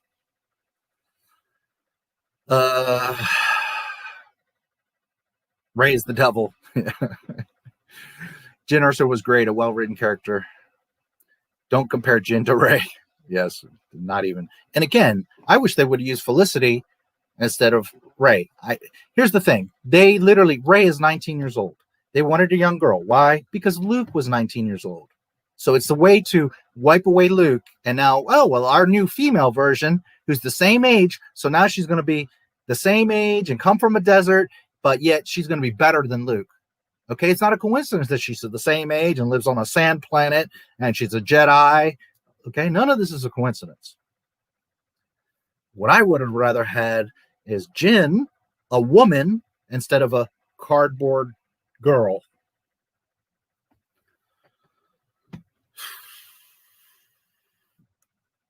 What the fuck is going on with that haircut? I assume you're talking about the black girl that I said, oh, look, it's season 7 Clone Wars. Yeah. Oops. Well, I'm not sure which part you were talking about. I like the artwork. Yeah, some of it's okay. And some of it's just, God, awful. I don't see an issue with the artwork, personally, having read many comments. Well, you know, part of it is taste. People like different types of art. And again, I'm not an artist. I can't draw a stick figure. But I have a pretty good eye. I'm a really intelligent person. And some of that stuff is crap. Some of it is decent. All I'm saying is when comic books have been around, 100 years, and you got professionals all over the world that can draw amazing. When I was in high school, there was this kid from Japan. I had all kinds of exchange students and kids from everywhere in my school. And man, this kid, that was an artist. And in 2021, that's the best they can come up with. By the way, some of the books will sell, but if nobody here has been paying attention, the comic book industry is like on fire right now. All the shops are like canceling their runs and orders of comic books. So not only are the comic shops not even going to stock this nonsense, but nobody's going to buy this stuff. They're literally going to sell 1,000 copies of each of these comics and books, and they're all going to be looking at each other like, we thought we were going to make money. The artwork isn't bad, but it doesn't fit into Star Wars. That too. Are they implying that this female Jedi is the first one to become a Force ghost? Qui-Gon Jinn was the first Force ghost. Yes, but they don't know that because they don't know anything about Star Wars. Comics are okay. And I'm not hating on comics. I think comics are awesome. I'm not a big fan. I'm not a comic guy. I don't have a big collection. But I by no means want comics to go away or people not to enjoy them. I'm just saying that the comic industry is on fire. And I know that you said this like a long time ago. You commented that. I'm just saying, he looks like Hellboy. Yes, he does. I know exactly who you're talking about. The guy that looks like Orphan Ta. Yes. I don't think that is the implication. I don't know what part you were talking about. Starlight. Yeah. I've read a few of her books. I like her overall. The only material I really know about is her Rise of Skywalker novelization, and holy shit, you thought the movie was a mess? Then you got the novel that contradicts it. Then you got the art book that contradicts that. Then you got the comics that contradict that.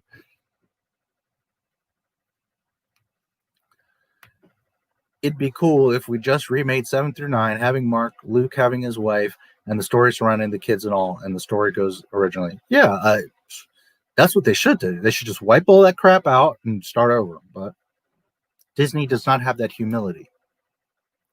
And they would make the excuse, but we've invested all this money. Meanwhile, if they wiped that crap out and brought in proper Luke and did the stories correctly, they would make 5 times the money that they did on Force Awakens. That's the irony, is that Disney is so desperately trying to find ways to make money when all they had to do was make Star Wars in the first place, and they would have made tons of money. That's the biggest, funniest irony of all of this. They thought they knew better than the maker. Learn your lesson, Disney. I assume she wrote the book from the screenplay. I never read any of the Disney trilogy novelizations. I haven't read the whole thing, but I have several pages of it, and in particular where she's talking about Reylo and the cloning. She was the one that broke all the Reylo's hearts, because she says how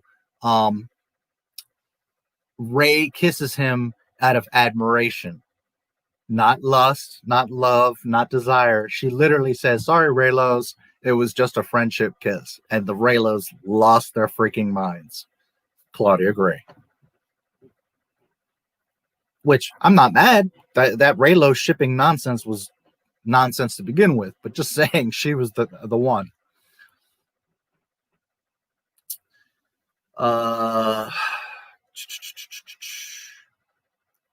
That's Claudia Gray. Yes, she looks like an SJW. Yes, she does. Oh God, is this a nightmare? No, it's Star Wars reality in 2021. It's not every day you see the stupidest looking person. Yeah, well, the cringe is strong with this one. It sure is. They better not ruin in this. Yeah, well, guess what? Yoda has a crew, yes, because Yoda, he's just a puny little Yoda, whatever. So he needs, a crew. I'm new, Jedi Susie. Yeah, that's a cool name. Clever, Jedi Susie. So then I assume you're a female, although I could be wrong, but clever name there. And very welcome. Glad to see you here. I think they need to watch the movies a few more times. Yeah, they need to put them on repeat. This is a horrible representation of Yoda. Yes, it sure is. Yoda shaved his head in his younger years. Yeah, sure. Right. With the Force, he would, with his lightsaber, he would levitate his. With the Force, he would levitate his lightsaber and, shave his head. And then when he turned 800, he said, "Screw it." Yeah.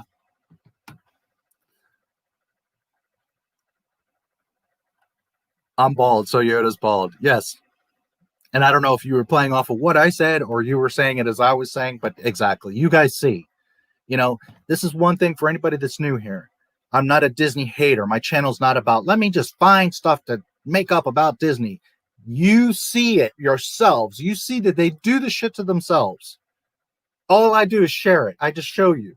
I connect the dots. I don't have to make shit up because they do it for themselves.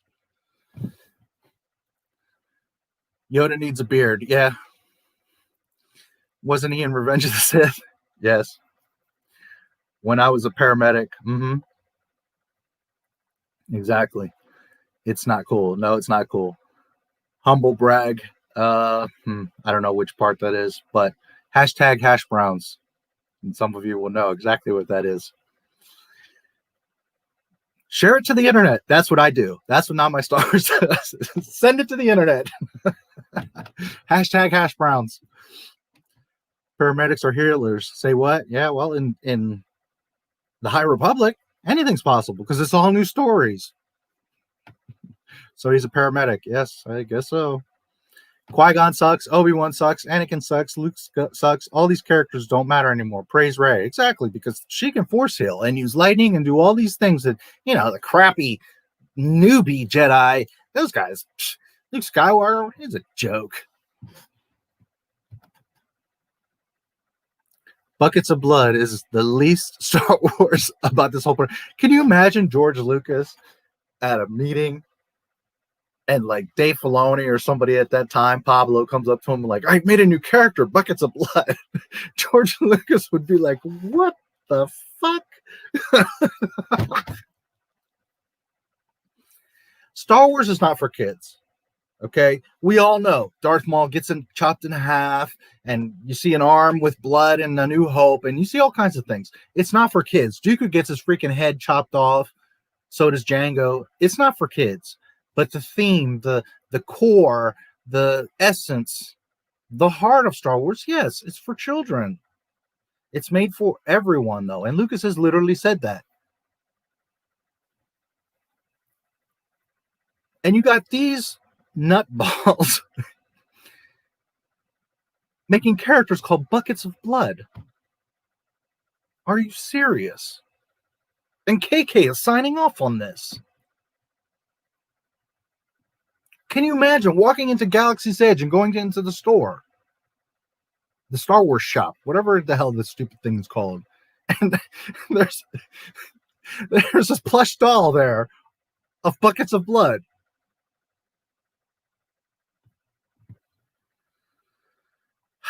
Yoda, whatever. Yoda is just whatever. Yep. Well, to them, yes, Star Wars, Yoda, Luke, all of it is whatever. And that's why we are where we are today. Yoda just isn't cool anymore, but hey, buckets of blood is pretty cool, right? Yep. Hey, he looks like an Overwatch character. I'm not sure which guy you were talking about. How much longer? I don't know. I think we're screwed. Well, I'll talk about that in a minute. As a 5-year-old girl in 1977, aha, so you are a girl. I knew it, Jedi Susie. Wait a minute. Girls don't like Star Wars. As a 5-year-old girl in 1977, I didn't see anything of myself in Star Wars. That's why I loved it. Hey, good point. Now, when you say that, I know what you're saying, and I'll just say it out loud for everybody. You didn't see a 5-year-old girl in Luke Skywalker because that was a 19-year-old boy from another galaxy that lived in the sand, and maybe you lived in, I don't know where you live, but let's just say, a suburb in Wyoming, just whatever. But what you saw was what you aspired to be. What you saw is the things that all of us dream of and care about. Heroism, friendship, love, adventure. And Disney has never understood this.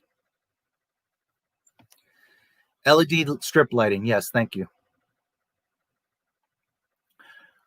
I'm 16 and understand Star Wars better than these people who look like they're in their 30s and 40s. Yes. Unfortunately, most people do. This is so difficult to watch. It is. But I didn't do this stream, or I don't watch and talk about a lot of this stuff because I want to watch it. I do it because of people like James Nerdman. I don't want you guys to grow up with the nonsense. And some of you see through it yourselves, but a lot of people don't. They think, Yoda, whatever. And that's a big reason why I do this channel, is because I've been around since day one, May 25th, 1977. And I don't want future generations. Disney can't ruin Star Wars for me, technically, because I already lived it. I had it. I had 1 through 6. I was in the George Lucas era. I was in the golden era, baby. So all this stuff doesn't really matter. Star Wars was finished back in 2005. It doesn't matter what Disney does. But what matters is that my kids and my grandkids and your kids and your grandkids don't get lost in this nonsense.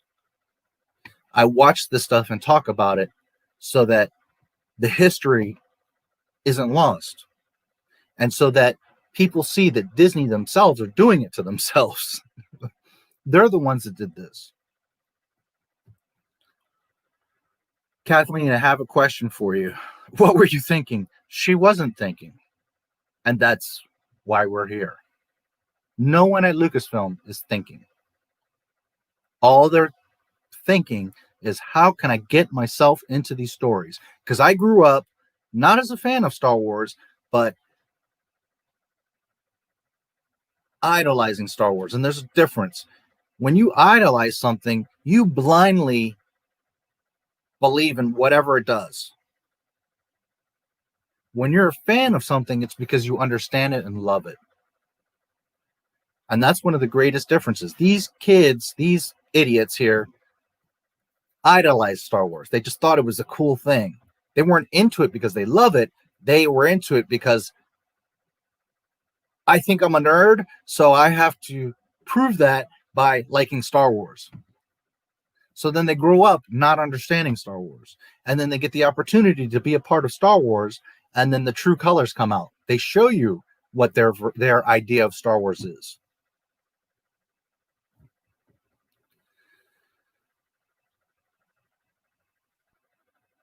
This live stream is still going strong. They might sit around patting each other on the other on the back for an hour. Yeah.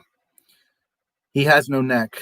I assume you're not talking about me, but one of the characters, I'm not sure which one, but yeah, some of them don't.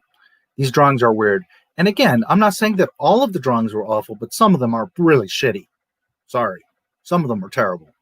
Some of them are okay. But at the end of the day, Disney Star Wars never had a problem with looking pretty. The Last Jedi is a very pretty film. It doesn't mean it's any good or has a story or characters. It just looks good.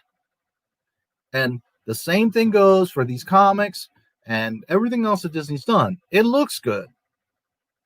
But does it have substance?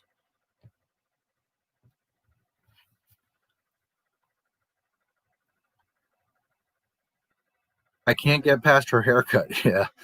I thought Trandoshans were hunters, not Jedi. Okay, I saw that earlier and I wanted to comment on that. Technically, the Force flows through all beings.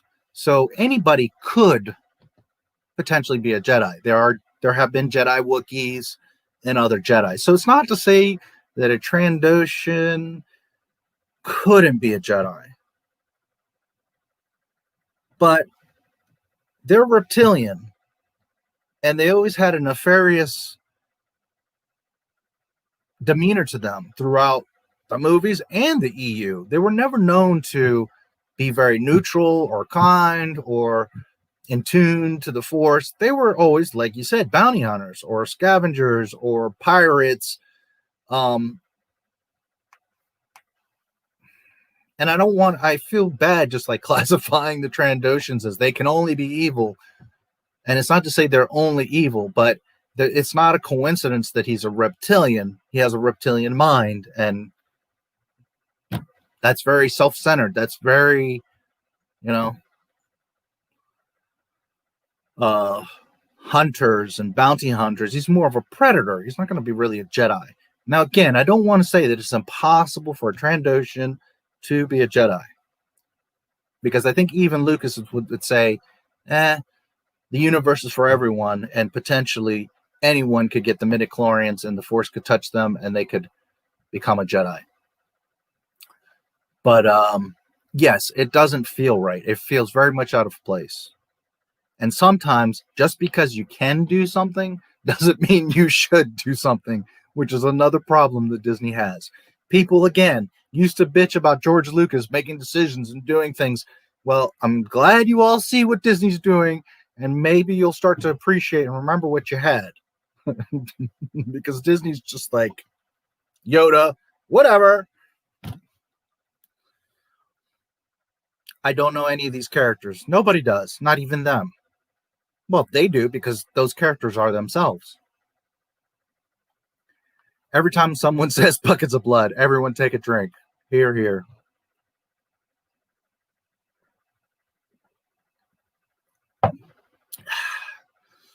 Why are all these characters bipeds? Yeah, true.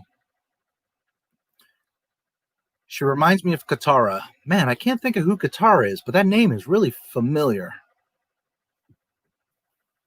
Katara. Why do I know that name? Avatar. Okay, I know of Avatar, but I don't know Avatar. Like, I haven't really watched it, so I can't really comment on it. But I see pictures here. Assuming that's the Katara you're talking about. Bipeds. Is that what you meant? Not bipeds, but bipeds? I got you, bipeds. Death Vader, Darth Vader, Dark Vader. I thought you meant bisexual pets of the Jedi. Hi, everyone. Hello, AR. Thank you for being here. I don't recognize you, so welcome. Pirates. Hi, AR. Don't look very spacey to me. No. All bets are off. Does not make you a villain. True.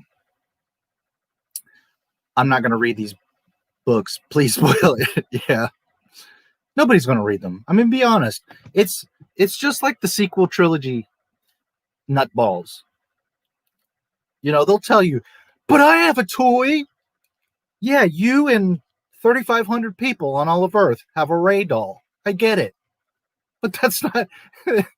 Okay, for the younger crowd, Boba Fett, Luke Skywalker, and Darth Vader, in particular, those 3 action figures, but all the old ones, Leia, Han, but in particular, Boba Fett, Darth Vader, and Luke Skywalker, sold millions of action figures. Not 1,000.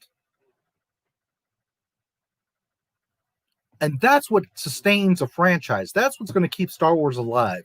That's what makes it worthwhile creating new characters. But when you have characters that have sold millions over the years and you choose to bring in Rey and nobody buys Rey, and that's why I giggle when you've got the sequel fans, you know, going on about, but I love that stuff. I buy all the books. Yeah, you and 10 other people. That doesn't even make it worth Disney's time. That's why there is no more Rey. They don't talk about her. There's nothing else coming out about her. You can say bye-bye to Kylo and Rey and all of them because they've walked past that. They're done with that stuff.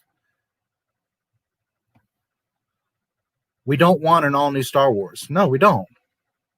That's not to say you can't do new stories. You can't bring in new characters. But we want Star Wars. They look like Guardians of the Galaxy characters. Yeah, some of them do. Barbarians, yep. Oh, they nihilistic space gang. Yes. How is this video not over yet? Well, finally it is. Yeah, man, how long was that thing? An hour? Man, what a... Nothing a little roundup wouldn't care.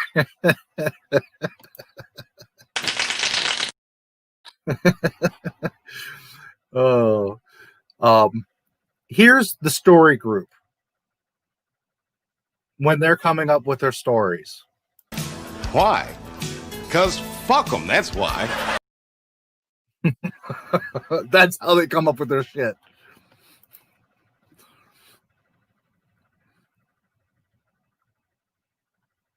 Can we stick to Star Wars and not go off topic? I saw that earlier. I believe that you were saying that when Claudia Gray was talking and she was talking about her little plants. I believe that's what you were referring to. Because attack plants are a completely new subject to sci-fi. Exactly. That's another thing. There's nothing original about that. Did she just go full on first world problems by talking about her banana trees being chopped down? Yes, she did. Because as I said earlier, Star Wars today is not about Star Wars. It's not about George Lucas. It's not about the stories or the galaxy or any of that. It's about how can I get myself into Star Wars? And I get it, guys. If Lucasfilm came to me and said, hey, you want to be a part of Star Wars? And I was a writer. Listen, the guy that, I can't remember his name right now, but the guy that made the molds for Yoda, for whoever doesn't know the story, it's a reflection of Yoda. He looked in the mirror and Yoda's face is the designer's face, or at least aspects of it. So I get it. You're in Star Wars. You want to put your mark in it and be a part of it. It would be awesome to tell my great-granddaughter, look, Pop is in Star Wars. I get it. But when your first priority is, how am I going to get myself into Star Wars? As opposed to, how can I put a piece of myself into the most important part, the story? That's the difference. their first concern is, how do I get myself into Star Wars? And that's the product that we're getting, is a bunch of different people wanting to get themselves into Star Wars. So they can tell their friends, I'm in Star Wars. Did you see me in my comic book?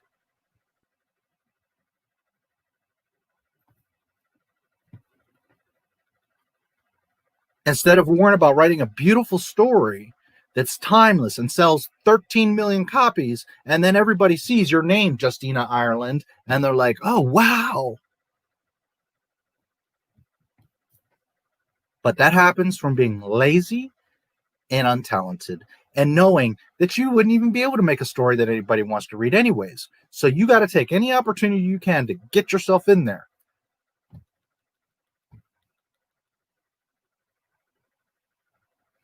What does any of this have to do with the Jedi? Exactly nothing. I've heard no mention of mythos. That doesn't exist. Shh. Shh. Consume. Isn't that the Sarlacc pit? I'm not sure which part. When they were talking about characters getting eaten. So Borg plants. Yes, exactly. All you need is a seed. So now I can go to freaking Naboo, or, you know, one of my favorite planets, Felucia. Ooh, they'll love to grow there. And I can just drop a seed or two. And now you've got these Borg plants that are going to put their dark jizz all over everything. Hold on. Let me go plant the forest real quick. I'm going to be back. Exactly. You see how they don't understand? They're clueless about the property that they're working on. My God, it's still going. Look at that red line. It looks like it barely moved. Yes, it was torturous. This is why I don't like salad. I saw that earlier, and that deserves this. And my message to the story group: get your ass to Mars. Get your ass to Mars. Oh my Lord.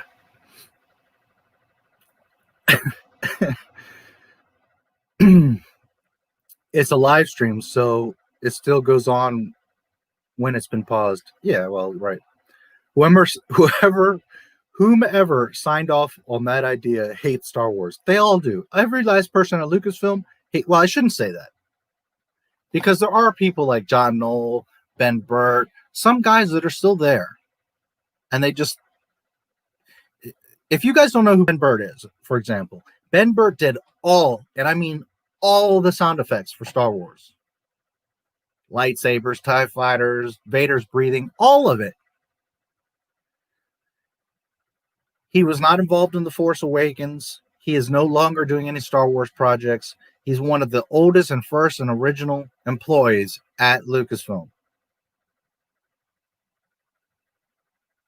And he's not involved in Star Wars. Not because he doesn't want to be, but because they put him to a side office. Because they wanted to bring in new talent. So when you see the new Star Wars, it's written by noobs. The sound is by noobs. The only authentic thing in the new Star Wars is John Williams' music. And John Williams is always brilliant. All of his music is beautiful. But even his new stuff, the sequel trilogy music, can't hold a candle to the old soundtracks of the both OT and PT. Because when you walked out of The Phantom Menace, whether you liked that movie, whether you hated it, whether you liked the prequels or not, I don't care. We all know you all walked out of that movie. Dun dun dun dun dun dun dun dun. And not nobody on this earth knows a single song from the sequel trilogy, except for maybe Rey's theme. Ding ding ding ding ding ding ding ding. That's the only song that anybody knows. And meanwhile, since 1977, a lot of us can recite the entire soundtrack of Star Wars.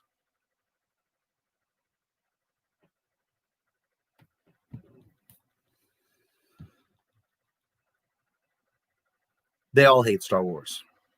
From Kathleen all the way down. Expect to want a refund. Yes, you will, but save yourself the money and the time. Don't even bother. Salad doesn't like you. Best line of the live stream. Yes, that too. Oh, describing these books terribly. Yep. Imagine if every character I made on my channel is me. Exactly. Here's a thing in business and in story writing and as a YouTuber. We'll take YouTube as an example because you mentioned channel, so I'm assuming your YouTube channel, and since we're on YouTube. When you make a YouTube channel that is about you, 90% of the time, it doesn't go well. Now, if you're a hot 23-year-old that's wearing skimpy clothes all the time, yes, you get a bunch of subscribers. But in general, the point is when your proposition is you, nobody gives a damn. Your channel, your business, your stories need to be about the consumer.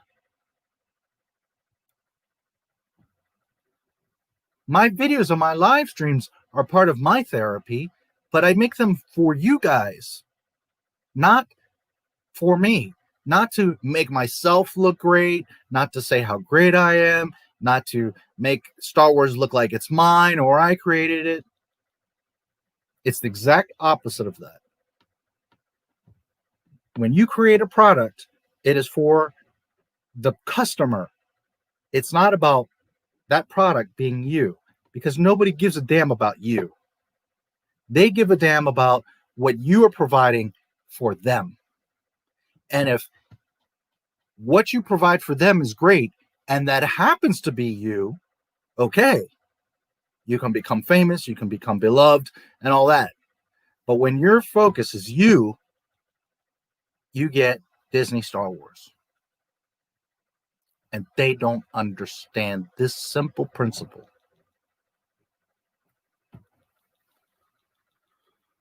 So regardless of what business, career, whatever you do, remember those words. That you must always do things thinking of who you're making them for, not for you.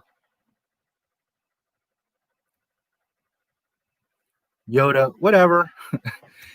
He ain't no Ray. Nobody is Ray. Everyone remember to like this video. Thank you so much. Please do. In the middle of all these Star Wars stories and having no idea where it's going to go, he admits they're clueless. Yes. They literally said it. Like I said, I don't have to even exaggerate or say stuff. They themselves say, we have no plan.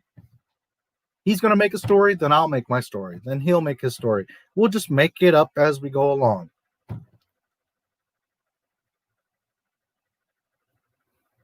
So now it becomes Charles's dog was in the hospital last week, and that gets injected into the story. And Claudia's banana trees got messed up in a storm, so now that gets into the story. And as we go, it keeps evolving, and the big snowball of shit, the big shit ball, just keeps getting bigger and bigger and bigger because we're all just adding whatever nonsense on top of previous nonsense. And that is not story writing. That is not a franchise or an IP. And it's definitely not Star Wars. Because while a lot of people love Star Trek and other properties, and I'm not saying that they don't merit the same respect and love, no franchise has been more scrutinized and beholden to the canon than Star Wars.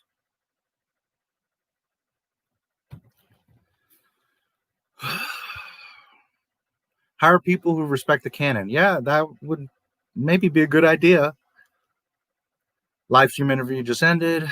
So many Star Wars stories to tell, and these are the things we get. Yep. This interview is so cringe. Yes, it was. What is that? A kitty in a box? Thank you. Snagras.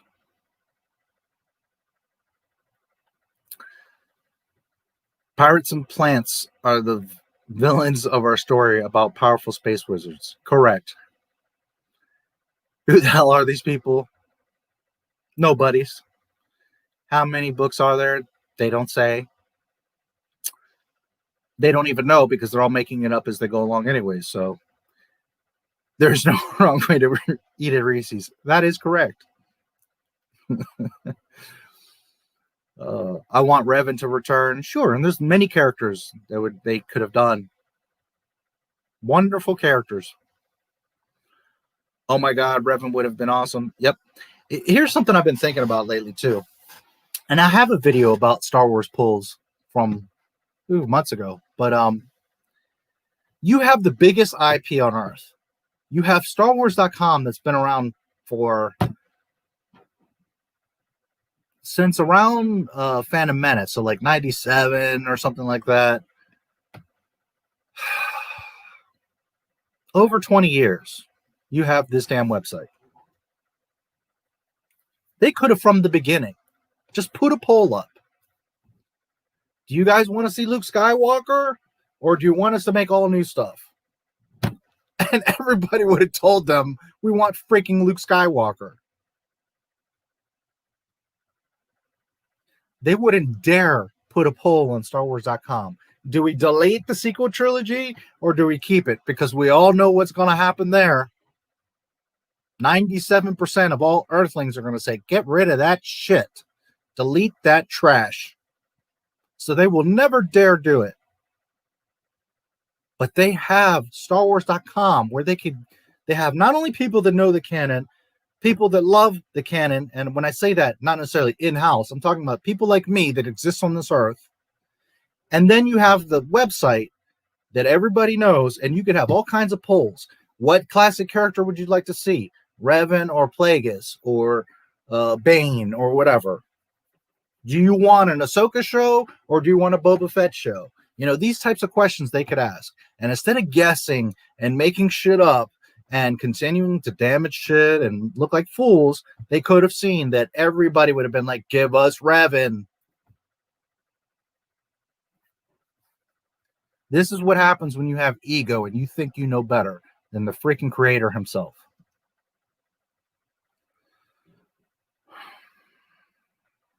James, I think there's 5 books, adult, young adult, and who knows about the comics. Yeah, I don't know officially. I know that it's supposed to be a big thing. They're going to do a lot of stuff. Darth Plagueis. Yeah, it would be cool to see Plagueis. Sometimes I think, see, and it's a double-edged sword. Like normally, if it was George Lucas, I'd be like, oh my God, Plagueis, it would be amazing to see.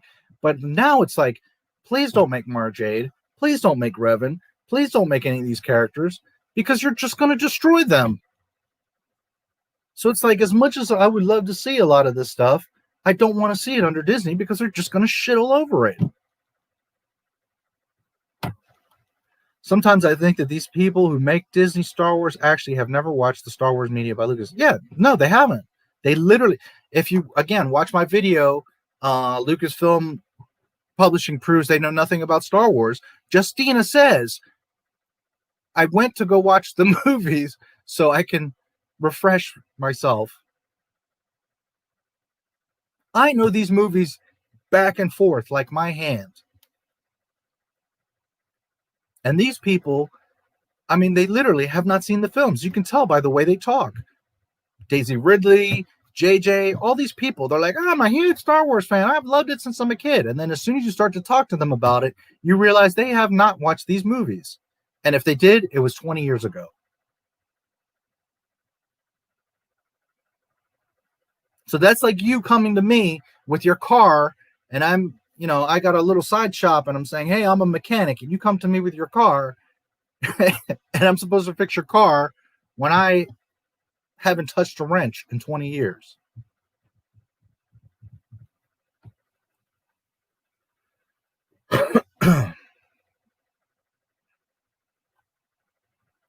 At least we all know what we must boycott, yeah? To me, you should boycott all of it. But I know a lot of you like The Mandalorian or Clone Wars. But I hope you guys are starting to see that all of this stuff is the same problem. It all connects. It's all the same. It's all treated the same with the same type of disrespect and disregard of the lore. It's all the same. Because if it was me, I'm firing everybody in that room. Plus, in Lucasfilm. And I'm wiping all this shit out. All of it. Mandalorian, Clone Wars, Rebels, all of it. Poof. Gone. Out of there. Starting over. I mean, just look at the panel of people talking about the project. Yeah, well. Diversity. I have to go. Okay. Lol, thank God 40K still has good books. Yeah. Well, the EU's there, you know. Those were good books. Each person in this panel deserved to be publicly tarred and feathered. They do, but they tend to do it to themselves. Never mind, it starts at 9/1. 12. What the hell? Oh yeah, that went very well the last time. Yes, I remember seeing that when I said something about not planning the sequel trilogy. That worked out real well. She thinks, but she is not even sure. Yeah, exactly. They don't even know about their own project. It's the telephone game. Yes. At least these people are not writing a movie or series. Are you sure about that? Imagine if the MCU had no plan. LMAO, Space Wizard. I'm going to go. I'll be back soon. Yeah, I saw that earlier, Connor. I don't know if you've come back. An hour. It ended 5 minutes ago. Ha ha ha ha. Why do so many of these new characters have to wear masks? That's when I said COVID. A monster hunter. What? Yes, I was thinking the same thing. Because we always called them creatures. They were never monsters in Star Wars, but okay. COVID. Boring. LOL. Authentically Star Wars? I highly doubt that. Yes. No, it's not at all Star Wars. COVID on Coruscant. Yes, it's a super spreader planet. His book looks good. I'm not sure which one. I miss the old EU. So do we all. Bring back Starkiller. He would be cool. Yes, the token fat kid. Yep. Oh boy, more cutesy characters. Yep. It doesn't have cohesion at the time he is speaking. What the fuck is this garbage going to read like? Exactly. These people should write a poem, write a porn film, or a Transformers script. Yes. He's him with hair. Yes. Lucas sold his baby to the dark side. Unfortunately, he sure did. Then why tell us about it in the first place? Exactly. I think you're referring to Claudia when she's like, I've got a project, but I can't talk anything about it. I mean, how fucking stupid. Why is she there in the first place? Exactly. Don't beg, Kristen. It's not a good look. Yeah, and she is such a I don't know the right word, like shill, but not shill. It's and it's not quite kiss ass, like facilitator. You know, she's always like, that sounds so exciting.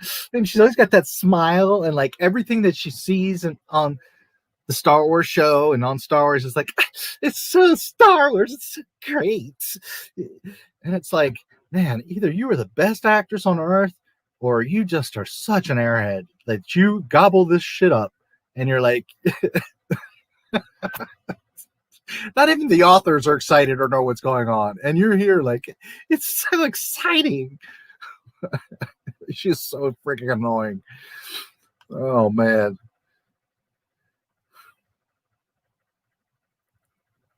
I have to go now. I hope to return before the meeting ends. I think you never left. Oh, God. Yeah, well, I don't know which part, but pretty much the whole stream was, oh, God. Never going to watch it. Yeah, nobody's going to read or watch this shit. I'm sick of the Jedi. I want a Republic.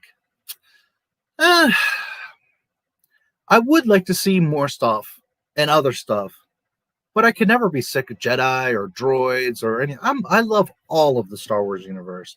I always liked all of it. I'm not a fan of Jar Jar, but he didn't bother me. He's part of the universe. You know, I like all the characters, like all the robots, like all the Jedi, the Sith, all that stuff. So, you know, I get what you mean, you know, some other different stuff, but I would never say I'm sick of the Jedi, nor would I say I'm sick of the Mandalorians or Sith or anything. Of course, we're going to love those stories. Yeah, you're right. Secretly, I pre-ordered all that stuff. I love socks. The beautiful thing is, I assume you're saying because they showed that little kit with socks. The beautiful thing is we don't have to acknowledge any of this. Yeah, but it goes back to what I was saying earlier. To me, they can't really hurt Star Wars because Star Wars finished a long time ago. I just laugh at their stupidity. But the problem is, if we don't speak up and fix this mess, then your great-grandkids are going to grow up with High Republic.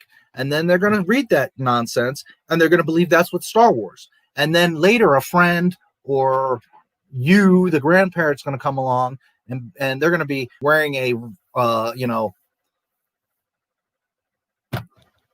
Trandoshan Jedi shirt and running around saying, I love Star Wars. And you're going to be looking at them like, what is that? That's not Star Wars. So then you're going to grab your grandkid and be like, here, let me show you what Star Wars is. But because you've shit all over Luke and you gave Rey insane emergency powers and plants can respawn and do all this Force stuff, now what Luke did, what Anakin did, Padme, Leia, Chewie, R2, none of that stuff matters. It all looks rinky-dink when you've got Palpatine creating force storms in the sky. It belittles all the characters. When you've seen in the comic books 18 different characters over the years with purple lightsabers, Mace is no longer special. He's no longer unique. That's where the problem happens, is that future generations are going to grow up with this bullshit and then try to tell us that this is what Star Wars is. And the true crime here is that they get robbed of real Star Wars, of beautiful stories that we grew up with and loved. That's the problem. So while we don't have to acknowledge it and we can ignore it and not spend our money on it, you also have to be conscious that we have to remind our youth that this is not Star Wars. It's not my Star Wars. Understand? Geez, don't even think about the fans, customers. Exactly, they don't. Even the artistic direction looks boring. Yes. Well, there is no direction. That's the problem. Yeah, I won't acknowledge it. Just like I won't acknowledge the sequels. Yeah. Just remember what I just said, though. You know, we have to also not just not acknowledge, but remind our youth. Just a moment. The chat jumped on me here a little bit.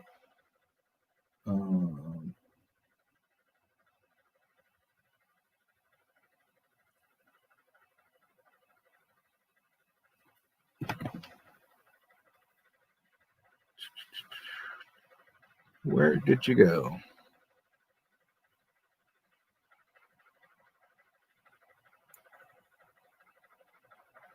Man, the chat jumped on me. Give me a second, guys. Let me find. Okay, here we go.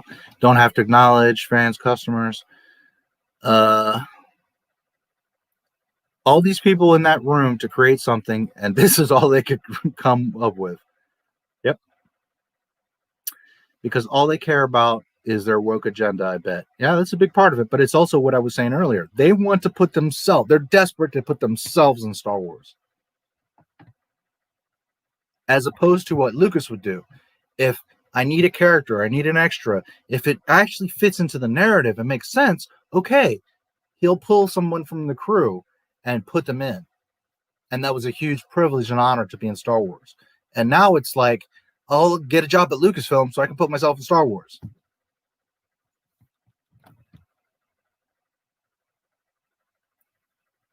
And internal consistency. Yeah, well, they ain't got one. Haha, I love Star Trek. Yeah, I think you're talking about when she was doing the, I forget what is that, Vulcan hand gesture, or I forget the official name for it, but yeah. And again, I'm not hating on Star Trek, but that's just like me going onto the Starship Enterprise and like, may the force be with you. No, you don't cross the streams. Never cross the streams. Hashtag hash browns. Internal.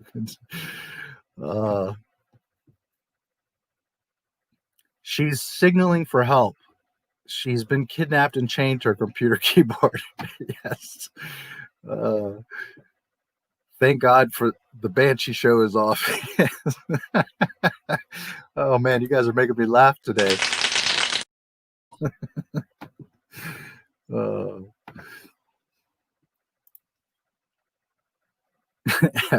D LOL. I've started to get into the books recently. Are they good? I don't consider anything since 2012, October 31st, 2012, a Star Wars book. So that's up to you. Don't reinvent the wheel. Yes, thank you for saying that, because I was going to actually make that metaphor earlier that, the wheel has been around a long time. There's no need to try to, but this again is arrogance, thinking that they know better than the freaking wheel. Pyramids have been built because of the wheel, but they know better. You don't think Filoni is helping? He is absolutely helping. He is one of the biggest problems in all of this Disney nut mess. Dave, phony, baloney. Filoni. Why the Disney people keep saying things like we're making the authentic Star Wars and stuff like that for 6 years, like Lucas Star Wars is not good. Well, there you go. Their own words condemn them. Do you think Lucasfilm is divided, or they are all laughing at us? Absolutely. There's people that keep wanting to say on their streams, they're divided, they're arguing it. No, they're not. Yeah, like I'm sure Ben Burtt and John Knoll are like, holy shit. But most of Lucasfilm, and that includes Kathleen Kennedy, the three amigos, Kathleen Kennedy, Jon Favreau, and Dave Filoni. Okay?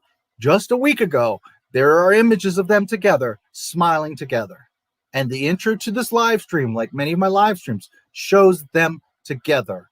And Dave Filoni praising KK. If you think they're not friends and they're not working together on this stuff, you're sadly mistaken. If you think that the president of Lucasfilm and executive producer of The Mandalorian is not visiting the set or not having any input into the show, you're foolish or smoking crack. Because she is totally all over that shit. And any minute, they're going to pull the rug right out from under your guys' feet. Dave Filoni is absolutely a big part of this problem. Both him and Rian Johnson and KK have all said that Dave Filoni was on the set of The Last Jedi, learning how to do live action and also to maintain the lore. And Dave Filoni sat there and watched Rian Johnson shit all over Luke Skywalker. Remember that.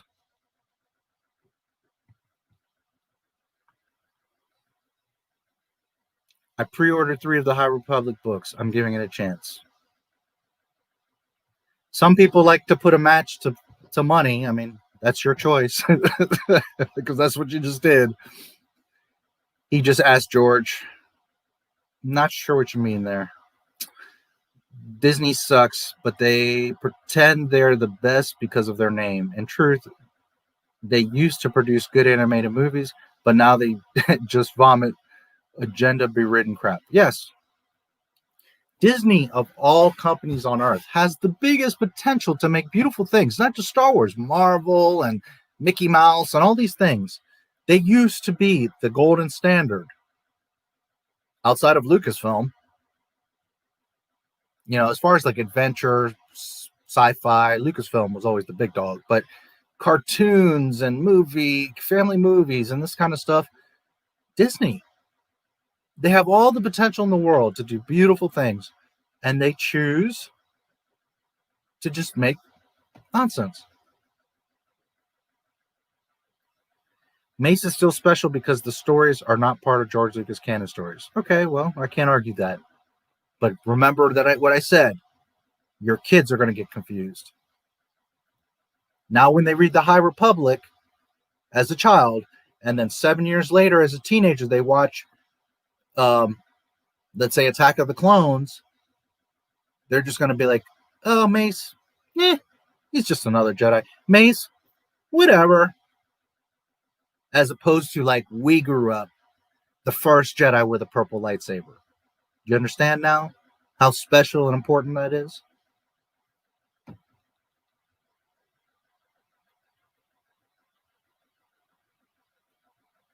No one's ever really gone, because if the audience likes the character, they make a cash cow out of it, and then it ends up horribly, like with Palpatine in the sequels. Correct. Qui-Gon taught Yoda on how to become a Force ghost. It's not that simple. Correct. Anyone can become a Force ghost these days. Correct, but not correct. And I know exactly what you mean. Yes, I'm a female. It's pronounced Susie or Susie. Jedi Susie. Got you. I love your name, by the way. I think that's very clever. And I would assume you're Native American because you have Sue there, or some sort of connection. And thank you for being here, because you are a new name. A lot of you I'm seeing are new names, and I appreciate you guys for coming in.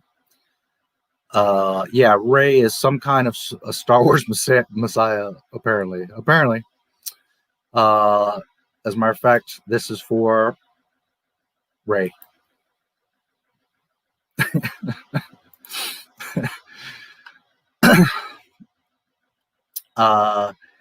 Jedi Susie. Yes, what I saw was what I aspired to be. Star Wars takes me out of reality, which can suck big time. Star Wars makes everything better. It resonates with me because of the innate goodness it has. Right. And you know why I know that?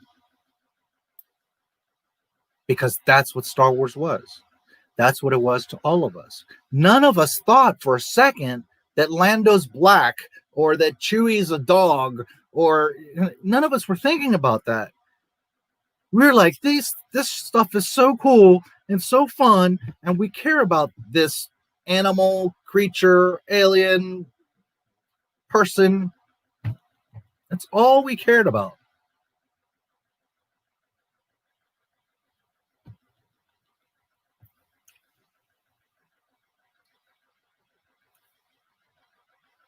So, have you read anything from these authors at all, or you're just insulting them for no reason and spreading misinformation about them? Their work is great, but I think you ignore it. Hey, if you want to enjoy fan fiction, by all means, I'm not telling you not to. I only deal with Star Wars canon. I don't have time for fan fiction. And have I actually read one of their full books? No. I have seen plenty of excerpts and quotes and done plenty of research on all of them. So I don't have to dig through a dumpster to know there's trash in there. Heyo, Jar Jar does have a neck. Well, yes, quite a neck. The character with no left arm had no neck. Okay, yes. Shoot, I forgot his name already. It's something.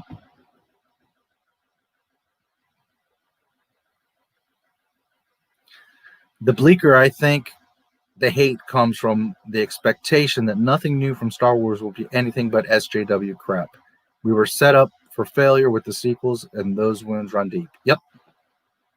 I really wish I had optimistic news or good news or a positive thing, but it's like just every day Disney just keeps proving us right. Just keeps showing us that they don't give a damn.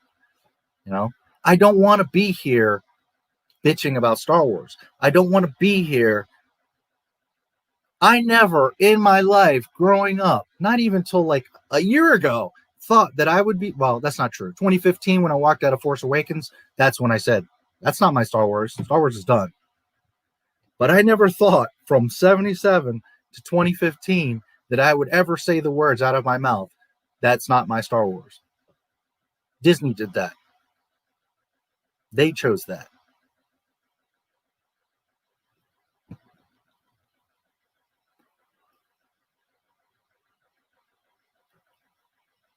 No, incorrect. Only force sensitive beings only could be a Jedi or Sith or Great Jedi. There's no Great Jedi. And I think you're talking about the Trandoshan. But there's nothing saying, well, I'm not sure what you're exactly saying here. Sometimes text doesn't translate. Yes, you must be force sensitive, but any living being potentially could be force sensitive. So, gotta go drop a deuce. I'll listen later. Thanks for letting us know. Oh boy. I mean, I don't feel insulted because Lucasfilm just dropped a real big deuce, and we're used to them. So, but thanks for being here, anyways. Buzz, General, and the J team. Rey Skywalker is my favorite character. Enjoy. I think that Star Wars is coming back. The Mandalorian has been just awesome. Can't agree. I'm back. Glad to see you. No, it's not. I'm not sure which part you're referring to. So many strong male characters. Blah. Okay.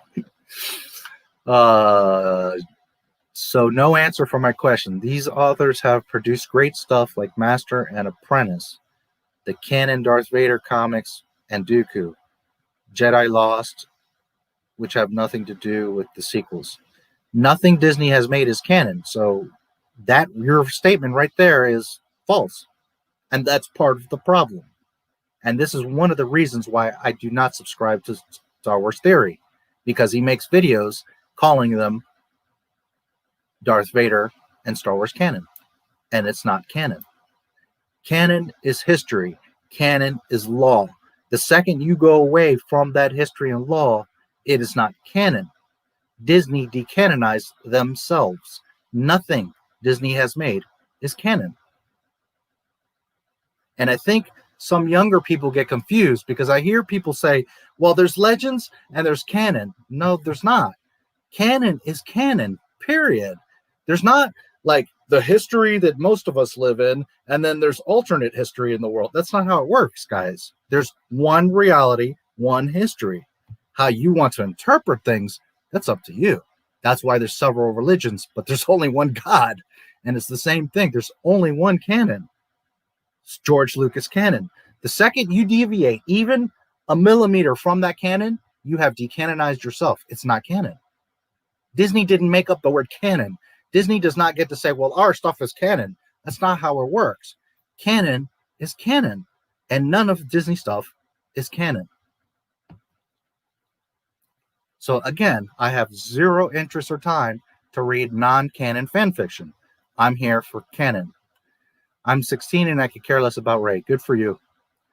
By the way, I'm joking. I hate Rey and the sequels. Yeah, I figured you did. But she's the bestest ever. I wish I stayed the whole stream, but I had to go to class, but I'm back now. Hooray, the Rey show isn't happening. Yes. Not yet.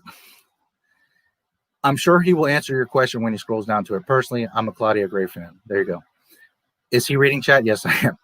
Yes. And normally, if you guys come into my streams, I will interact with you at the time. But when it's something like that, I'd rather we kind of together, hear it and enjoy it, or not enjoy it, and then we can go back.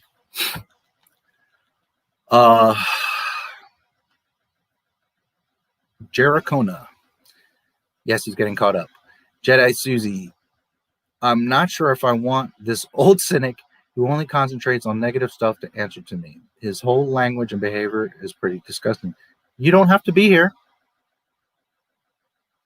If you want the truth and you want true Star Wars knowledge, then learn. If you want Disney fan fiction, you don't have to be here. Woke Wars. And I have every right to be cynical because I've been a Star Wars fan since May 25th, 1977. Good, exactly. Why do you think the lightsaber duel themes in the sequels lacked the impact of the themes of 1 through 6? Was it because of JJ and Ryan's direction? I don't know. Honestly, what I think is that John Williams, Johnny as they call him, loves Star Wars and loves the franchise, and he's a professional. So as a professional, he was going to still try to make a great product. Johnny is not capable of making shit music. But there's a difference of you doing a job as a professional and doing a job because you're truly from the heart, in love with it, and doing it from the heart. And that's where I think the breakdown is that he saw these films just like all of us and is like, what the Luke just threw the lightsaber over his shoulder? So how could John Williams, that was there from day one, seeing Han and Luke and Leia and Vader and all these things, how could he possibly put his heart and love into what he's seeing in the sequel trilogy? It's like I tell you guys all the time, a real Star Wars fan doesn't like the sequel trilogy because the sequel trilogy does not respect the story or the canon or the characters or any of it. If you like that stuff, God bless, you're more than welcome to like Disney's fan fiction, their space story thingy that they put a label of Star Wars on. By all means, enjoy it. But that doesn't mean it's Star Wars. Because for it to be Star Wars, it must respect the previously established stories. The second you go away from the stories, the second that you deviate from canon, you have decanonized yourself. Disney, from day one, decanonized themselves. They took themselves out of the game.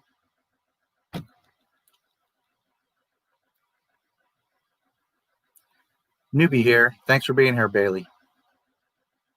Bailey Gaffney. When you say newbie here, I don't know if you mean like newbie to Star Wars or newbie to my channel, but either way, I'm here about celebrating George Lucas. I do call out Disney on their nonsense. It's not about Disney hate. It's about Disney reality and showing their nonsense. And if you want to learn about Star Wars history and lore and canon and that type of stuff, well, then I'm not the only one, but you're in the right place. You could delete your question and leave the chat or stay and try to have valuable dialogue about your differences in opinion. You call him old like it's an insult. Isn't that necessary?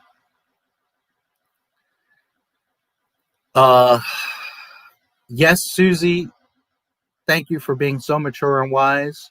And, Yoda said it best. While it's a bit different, judge me by my size, do you? Well, you think because Yoda was old, he was invalid? Or maybe you have a brain and you're mature enough to understand, wow, he was old. He's very wise. And maybe I should shut up and learn something. And that's not to say you can't ask, you can't rebuttal, you can't debate, you can't check. By all means, my channel is always open to a conversation. If you guys have a doubt, a question, anything, by all means, I'm here for us to be open and to learn. But as you spend time on my channel, you're going to see that you don't have to question the things that I'm talking about because I know what I'm talking about and I can show you the sources. Anyways, just make your own characters instead of basically yourself. Making yourself all the characters is boring. Correct. Unfortunately, they have no creativity, so that's what they need to do. Do you think that Anakin and Darth Vader are two parts of a split personality? Yes and no. I believe that, and when I say I believe that, I go by what George Lucas showed us and has said.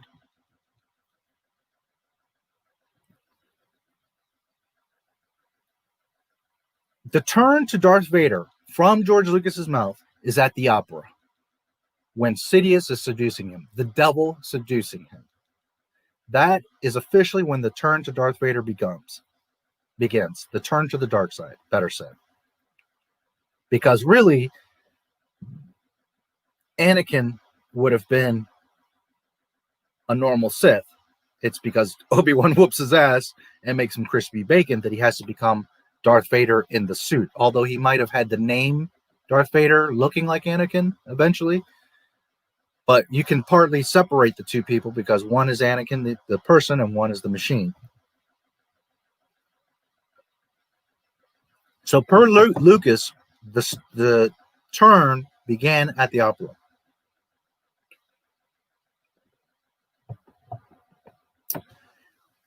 When he goes to Mustafar,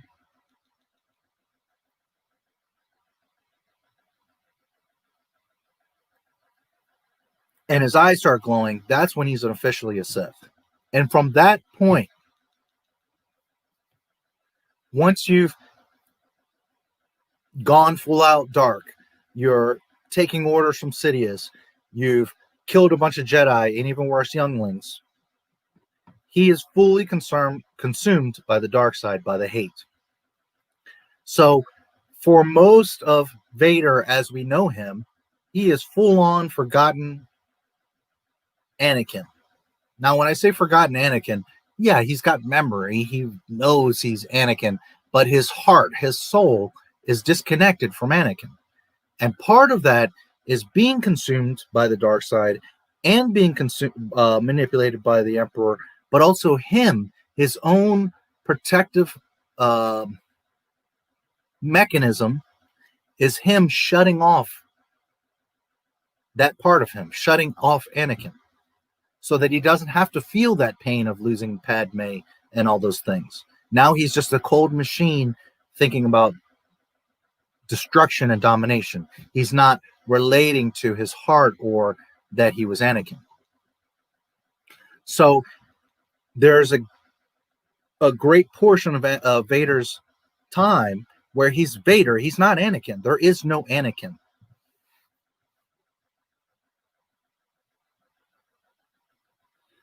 And this is what puts the stakes and the importance of Luke Skywalker. Because Vader, just like the opera is where he technically starts to turn to dark, in Empire, when there's the scene and Vader goes into the Piet's like, hey, Lord Vader, the Emperor requests to speak to me, demands to speak to you immediately. And he says, move the fleet or move my ship away from the asteroids field so I can have a clear transmission. And he goes into the chamber, he kneels, it lights up the ring, and he says, what is thy bidding, my master? And Palpatine says, the son of Skywalker, he could destroy us, blah, blah, blah. That's the beginning of the turn to him back, because now he realizes that he has a son. So now that connection back to Anakin as a person is now sparked. That's where it starts to come back, because up until that point, he has nothing to live for. He lost Padme. He lost everything. Even his own humanity he lost. Physically, metaphorically, figuratively, he lost his humanity. So, therefore, yes, there is a good time where it's just Vader. There is no Anakin. He begins to turn back when he hears about Luke. That's where there's that little spark of light that brings him back into remembering that I am a father. I am Anakin. I didn't realize I was a father. I thought that my child, he only thought there was one child, okay, that my child died with Padme, when in reality, Padme didn't die. She died because of him turning, right? But he thought he killed Padme and therefore his one child.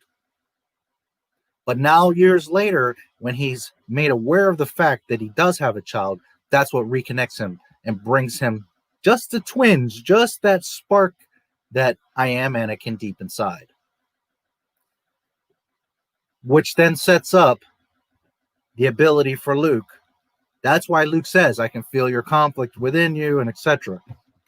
That's what sets up Luke. And that's what makes the stakes for Luke. That's what makes Luke so important and special to all of us, is because at the end of the day, the only way that Anakin is going to become Anakin again, to come back, is because his son is willing to sacrifice himself to get back his father's humanity. Because Anakin or Vader wasn't going to be able to do that on his own. And this is, again, the importance of the stakes and the story of Star Wars. Once you start to deviate from that, and you start making hokey pokey stuff like clones and Rey and all this nonsense, you've now destroyed those stakes. You've now diminished those characters. Now, the fact that Anakin turned to Vader, the fact that Luke redeemed him and saved the galaxy, none of that matters because Palpatine's right there and trying to get his granddaughter. How freaking ridiculous. To kill him so that he can go into her body and rule the galaxy. It's so freaking dumb. So anyways, I hope that answered your question. He's not so much a split personality. That light goes out for decades. And when he hears that his son had survived, that's where he gets the spark of, I am Anakin because I'm a father. He was a potential father, right? But in Empire, he learns that he actually was a father. And that changes everything. If you're a parent, you know exactly what I'm talking about. Because the day that you see your newborn child and you look at that child in the eyes, you will understand exactly everything that I just said.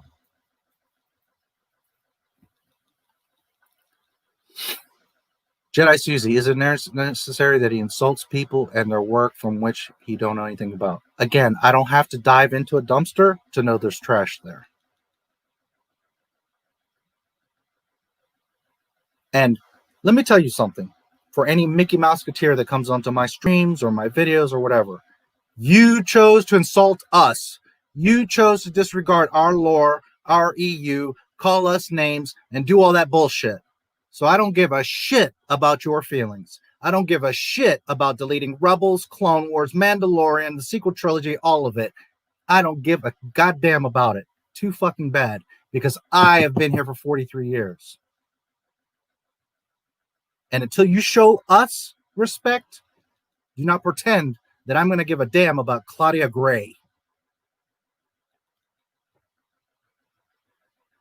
I hope you stick around to ask him. I have pre-ordered 3 of the books because I plan to find out for myself if I like the High Republic or not. And you should. I'm not telling anybody not to. All I'm saying is I'm not going to waste my time because I already know better.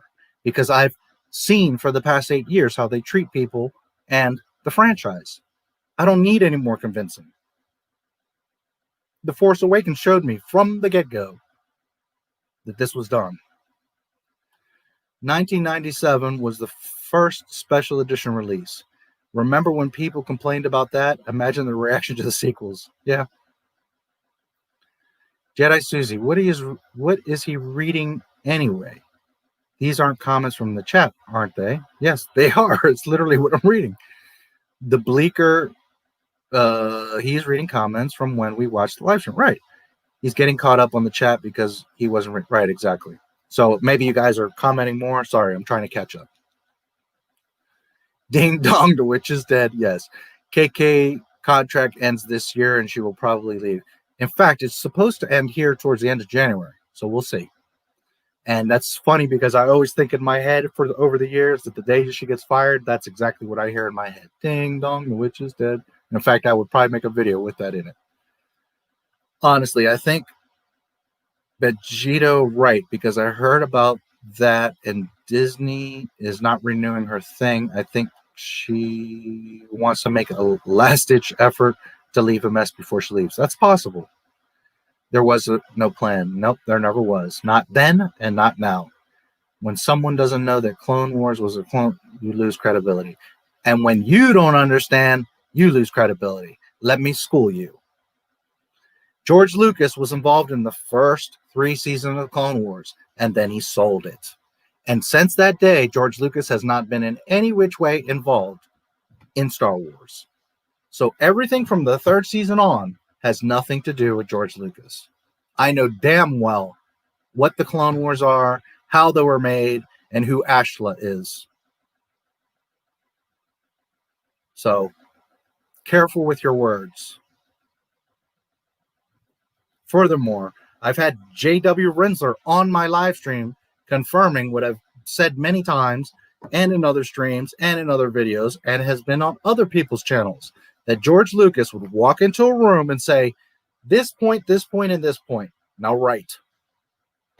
He didn't write those stories. He didn't sit around and babysit. He said, these are the key points of the story, and I'm out.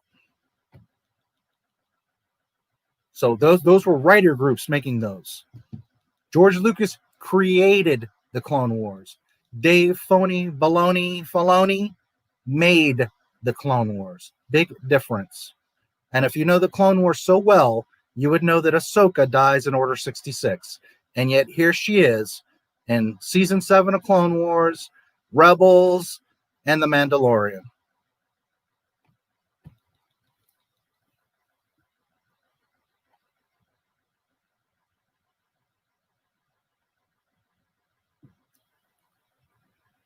I mean, this all makes sense. She wants to destroy everything of Star Wars so that it takes longer for recover. I hope George Lucas learned his lesson and doesn't make this mistake. Well, he doesn't have anything to make this mistake with again. It's over. End of January. Yeah, that's what I last heard, was that her contract ends end of January. Obi-Wan is supposed to go off world in his series. How do you feel about that? Absolute trash, absolute canon breaking. Obi-Wan cannot be bouncing around the galaxy. Why? Because Vader's going to sense him. Or some camera, some holonet, some droid, some bounty hunter is going to see him. And now the word's going to get back to Vader. And now you're implicating this whole thing of Vader, of him frolicking around the galaxy and Vader interacting with Obi-Wan. And that is not the story of Star Wars. If you don't understand this, go put in the freaking movie and watch it again. They do not see each other. That is the point. He sits his ass on Tatooine like a monk, protecting the child. Why? Because Obi-Wan is very powerful and he's also very wise. And he understands that this whole thing is much bigger than he is. It's about Luke. It's about the one person that can bring balance. Because Obi-Wan himself says, I failed. I failed you, Anakin. I did fail you, Anakin. He says it out of his own mouth. And not only is Obi-Wan wise, but also Yoda, he knows to respect and understand Yoda. And Yoda sends him there to watch over the child. Why? Because Yoda and Ben both know that the only hope, the new hope, is Luke Skywalker. Therefore, Obi-Wan cannot be skipping and frolicking around and risking running into Imperials, Vader, or any of that. There's a point why he exiled. Well, he doesn't really exile. While he hangs out on Tatooine, and that is Luke Skywalker. Again, I cannot stress that all of this clings to Luke Skywalker. So when you have Ahsoka and the freaking Mandalorian, you've just now made Luke Skywalker irrelevant because now there's other Jedi. And if you understand Star Wars, you know that the only Jedi, the new hope, is Luke Skywalker. There are no Jedi. Yoda, I quote, when I die, the last of the Jedi you shall be. It's not my fault that Disney does not know Star Wars. They better not have him interacting with Vader or frolicking around. Because again, they are decanonizing themselves. The Mandalorian isn't canon. Clone Wars ain't canon. None of it is canon because they are not sticking to the original canon. It's not an opinion. It's not taste. It's fact.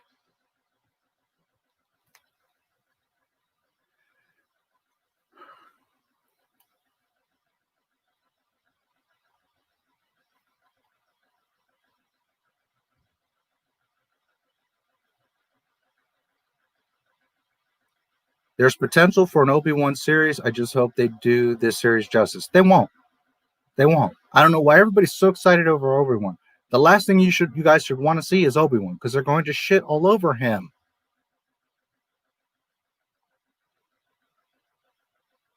Wasn't KK contract renewal over in February? Disney never announced her prior extension. KK's camp leaked it. Well, regardless if they leaked it or not, we know about it. And the last that I heard was like a year ago that it sometime in January this year is when her official contract ends and if they're going to renew it. Again, I'm not in Lucasfilm. I'm going by what I see and hear and dig up. So I can't tell you officially, but from my understanding, not only from my resources to find it, but also from other people, is that now in January, her contract is officially over and would have to be renewed. We shall see. Tython's appearance in The Mandalorian. What about it? Are you asking if I'm okay with it?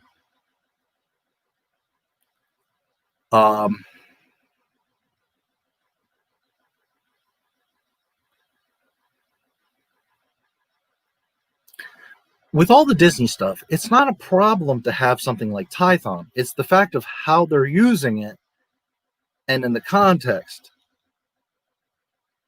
In old stories, Tython was the first Jedi Temple. In Lucas's sequel trilogy, Acto is the first Jedi Temple, the bell. You don't see the bell, but the bell was the first Jedi Temple. If you want to learn about the bell, go watch my Lawrence Kasdan and KK and J.J. Abrams episode 8 original treatment. Okay, that video came out just like 2 weeks ago or something like that. And I also do a follow-up live stream to digs further into that. But the bell that you're going to see in that video in the images is the first Jedi Temple, per George Lucas, not per an EU author. So I have very mixed emotions about Tython. In general, I don't have a problem with it.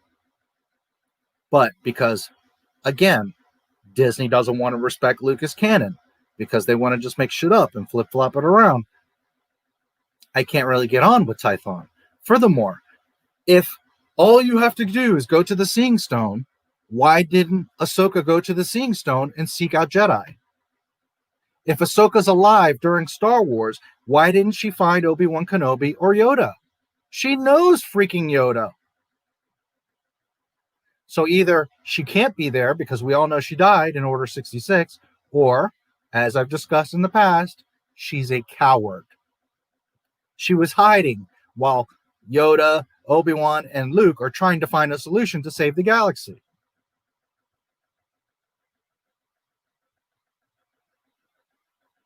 Up until Order 66, I loved Ahsoka. Never had a problem with her.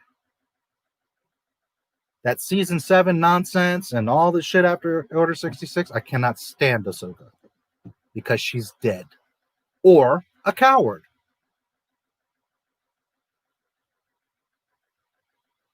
So when you have stuff like Tython, if she knows about Tython, why didn't she go there and find freaking Luke or Yoda or Ben or any of the last few Jedi that are around? Why didn't Luke go there to try to find other Jedi? You see, when you start to connect the dots and you understand the story, it falls apart. When you just look at, ooh, pretty Ahsoka, look, 2 lightsabers, she looks cool. I love Rosario Dawson. I love this character of Ahsoka. It's not that I don't want her around, it's that she's freaking dead. That's what I feel about Tython.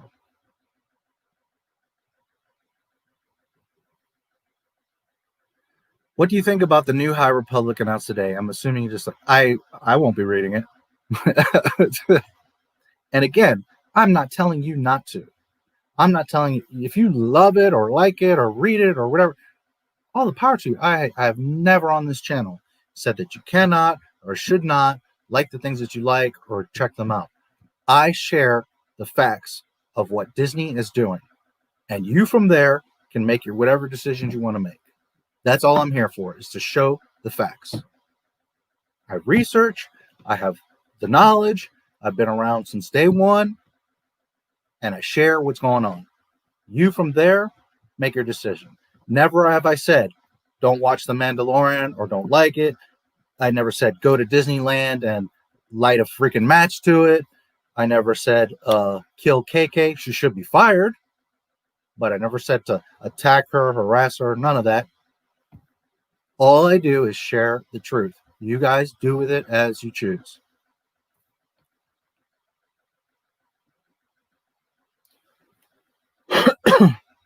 Where are we at?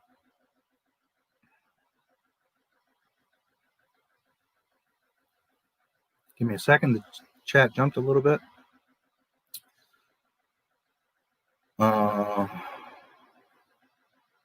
And in January, I just hope they do. How do I feel about there's potential for Obi-Wan? Yeah, I mean, here's something sometimes people don't understand. It's not that I don't want us to have Star Wars. It's not that I don't want The Mandalorian or Obi-Wan or something to be good. But just because I want it to be good doesn't mean I'm going to get up here and lie to you guys and be like, yeah, it's great.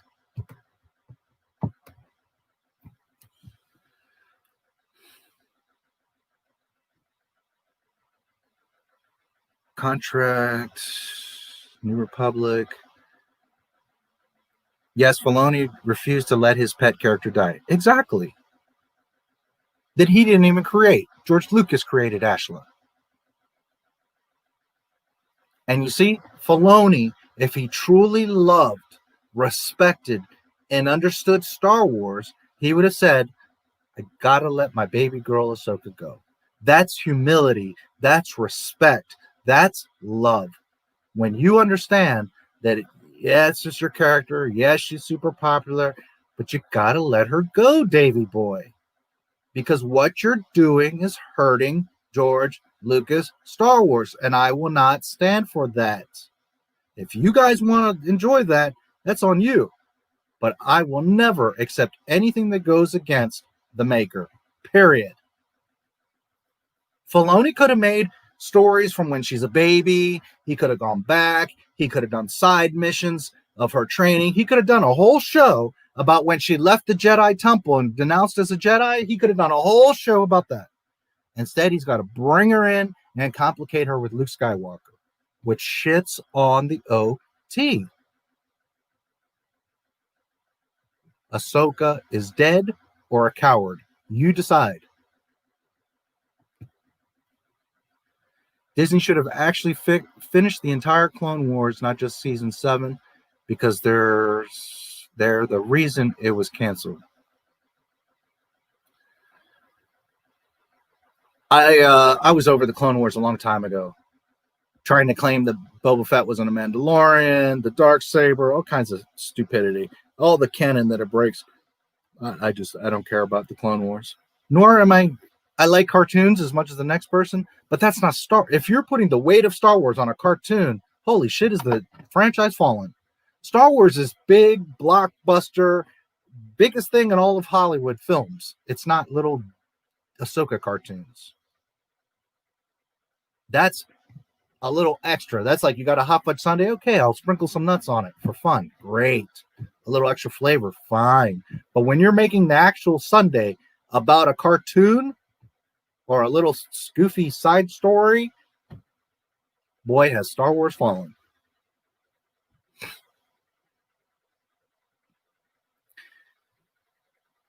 Maybe it was for the best, though. I love the ending of the Clone Wars. Well, a lot of people did. A lot of people said that's the best Star Wars we've ever had. I think you're smoking crack, but that's on you.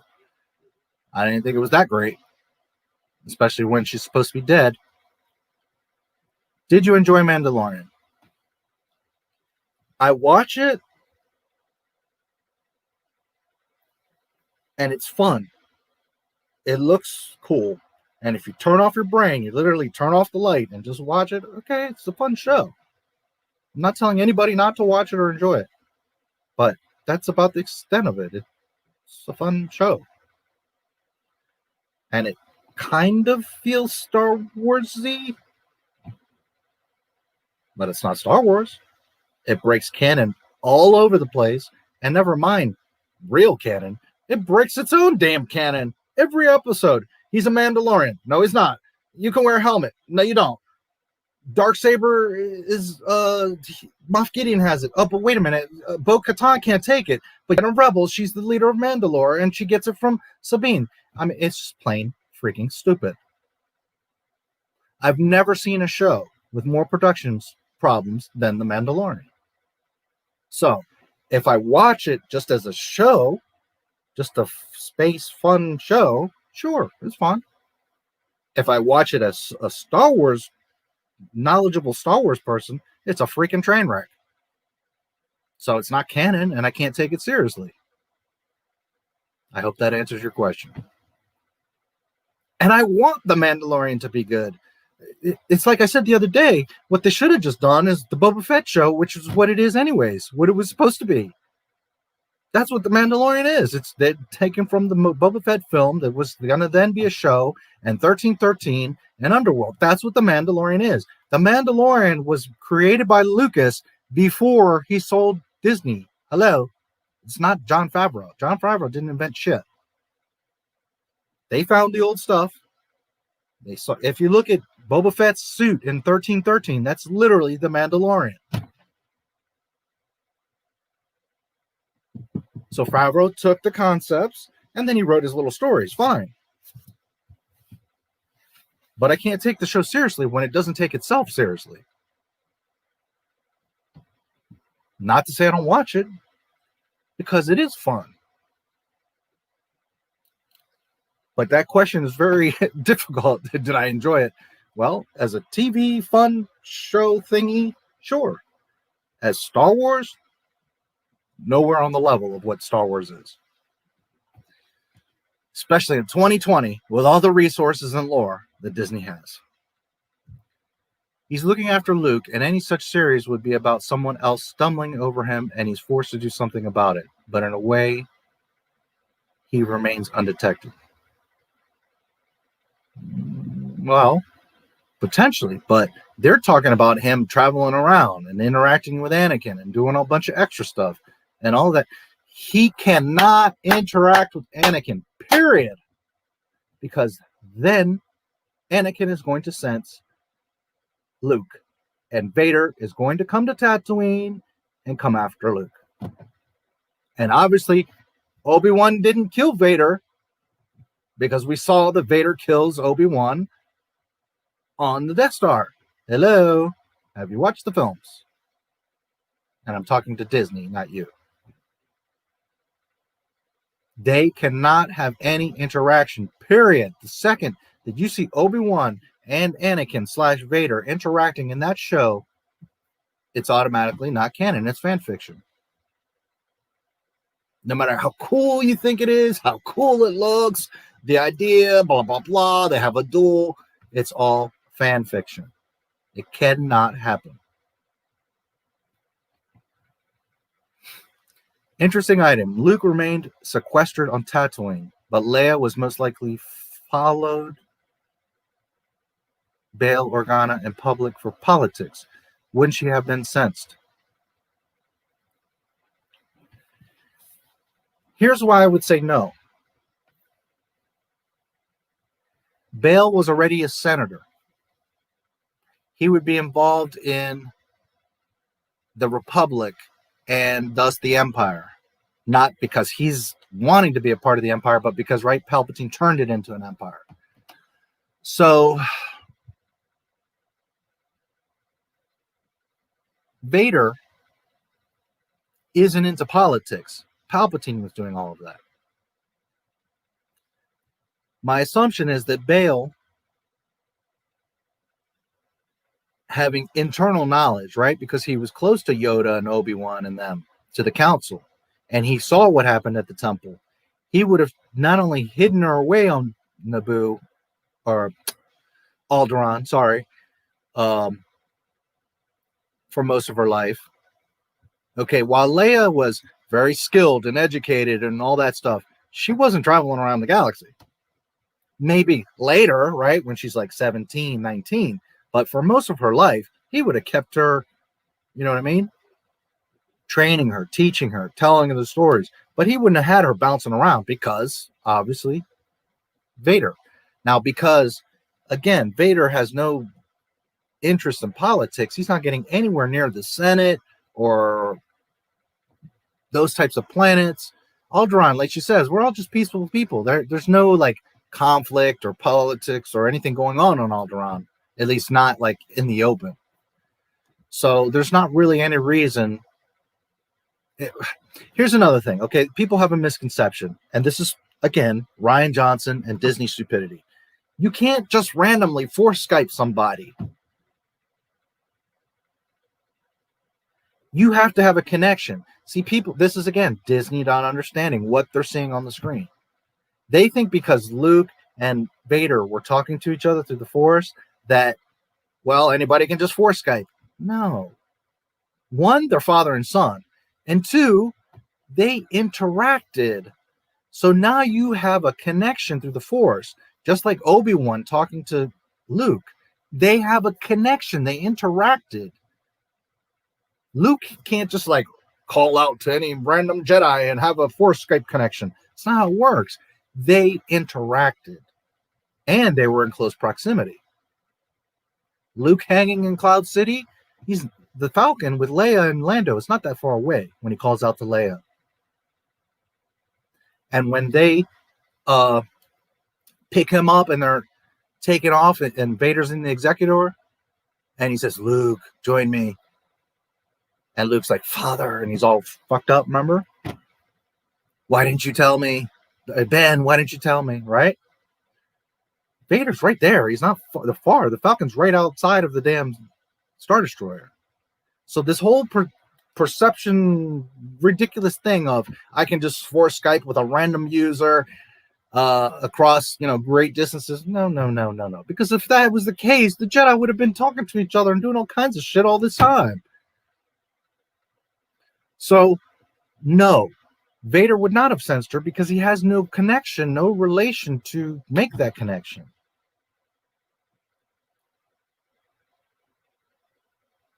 Vader chasing Luke down the trench in close proximity, that makes sense for him to say, "Oh, the Force is strong with this one." And then later when Palpatine says, "Young Skywalker, can destroy us, search your feelings, Lord Vader." Well, yeah, because he was right there. They had interaction. He was on the Death Star. They literally looked at each other in the eyes. Did they recognize that they were each Skywalkers and had a connection? No. But through the Force, obviously, they're right there. Leia's way off in Alderaan. Well, Alderaan's actually in the inner rim. It's actually in the center. Alderaan and Coruscant are like right in the center of the galaxy.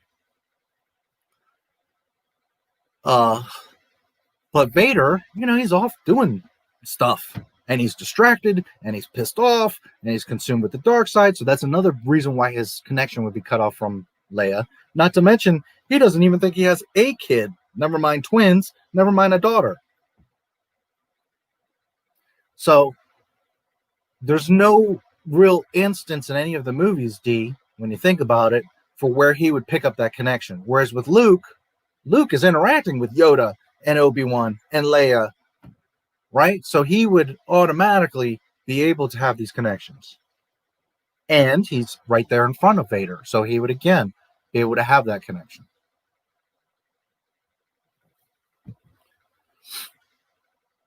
Now, if Vader had gone to Alderaan for whatever reason, yeah, he probably would have sensed Leia.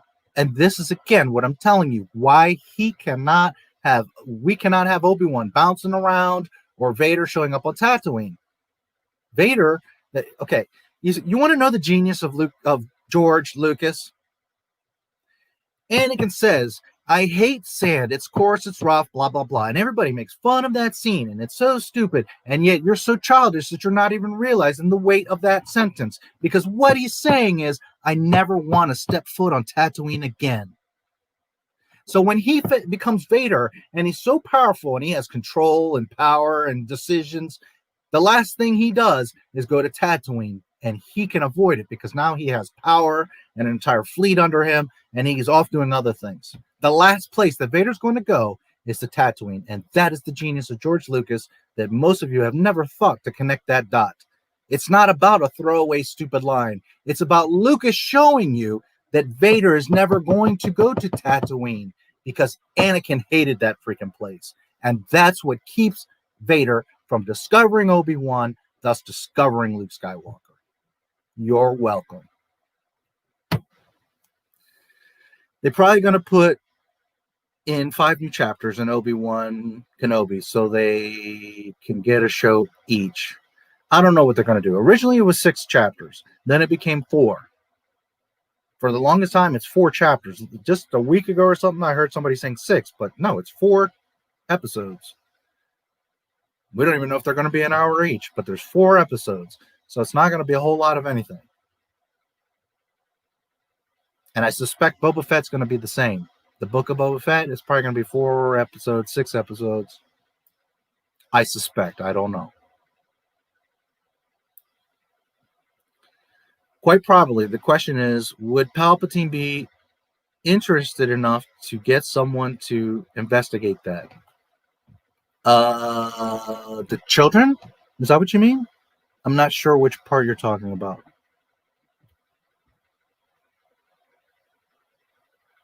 If Anakin would have had children, is that? I wonder, is that what you mean?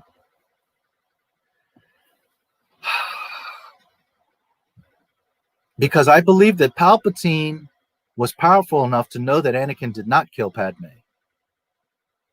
But he would also be powerful enough to know that Padme died in childbirth. So, yes, Palpatine purposely kept the knowledge of the children from Vader. It's not like he thought that they were dead too. He purposely kept it from Vader. So I'm not sure if that's what you meant, but I think that's what you might be talking about.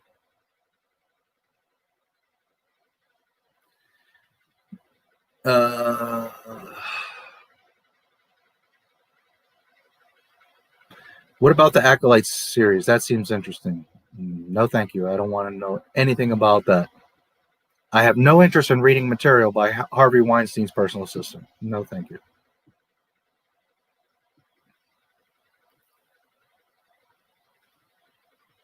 There's probably a better chance for a Leia series than Obi-Wan, given she's actually active in the lead up to Rogue One. Yeah, I mean, possibly. Personally, I don't think any of those shows are going to get made, and if they are, 1 or 2 of them. Disney doesn't have any money, guys. Disney did that announcement so that you and the shareholders are like, oh, okay, things are great. They're going to make all these shows. Half that stuff isn't even going to get made. Disney does not have the money. Not to mention everyone's trapped in the house for COVID. They're not going to be out there filming and doing all this extra stuff. It's just to convince you that things are under control. And meanwhile, Disney, they're freaking out over there because they are billions of dollars in debt. So honestly, you're not even going to see half that stuff. I would be shocked if the Acolyte gets made. And I would be shocked if that Rogue Squadron gets made. All in 1 week, Patty Jenkins was confirmed for Star Wars, Wonder Woman 3, and what's the other one?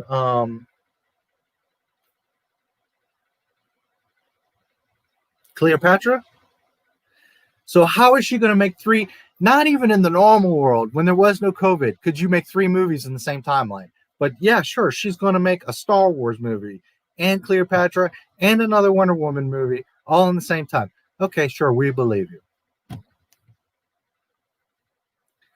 I thought Tython was burnt to a crisp when its sun went nova, but I guess that, well, yeah, I mean, if that's what you were referring to, yes. But again, that's, Disney scrapped that. So, but yet you saw it in Mandalorian, and you see, this goes back to my point. It's not me hating, guys. It's that they can't keep their own shit straight. They say that Tython doesn't exist because we're wiping the canon. Yet they turn around and they're bringing a character that died in Order 66 onto a planet that now is the damn Seeing Stone. And by the way, the Seeing Stone is just sitting out in the open. Nobody's ever found that.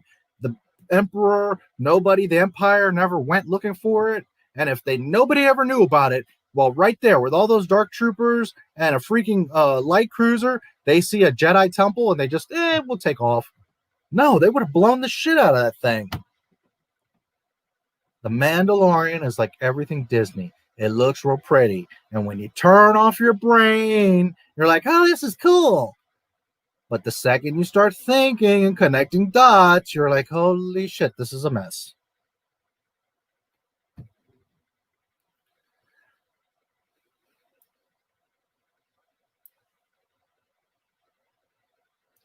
And what stops the Sith using Tython to track the Jedi? Exactly. Thank you. Or finding other Sith. Great point. Just a moment. Very good point. And this is why I do what I do. To put that spark in your minds, to get you guys thinking. It's not that I want to destroy Disney. It's that I see so many people falling for it, and I'm sitting here looking at 50 holes. And I love Star Wars too much to just sit back and let you all fall into the holes. I'm going to show you the holes so you don't step in that shit. So you don't waste your time and your emotion in that garbage. Because guess what, guys? It all goes back to Jake Skywalker, and you're all going to be disappointed. So let me save you the trouble. Let me at least prepare you for it. Even if you want to dabble and experiment, just be careful. Once you go to the dark side, there's no turning back. But at least I took the time to show you the truth. And from there, you can make a wise decision. Not just blindly go along with their story. Because if you don't think about it, okay, it's all pretty and good. But the second you start thinking about it, it's a huge freaking problem. Why didn't she just go with Mando? She's not very smart when she got old. Rebel Season 2 should have been the last time we saw her. Well, we should have saw her die in Order 66, first and foremost. But yes, if nothing else, then Rebels. And that is something I have said in previous streams. Why the fuck would Ahsoka stay on that burnt tree planet? What's even the point?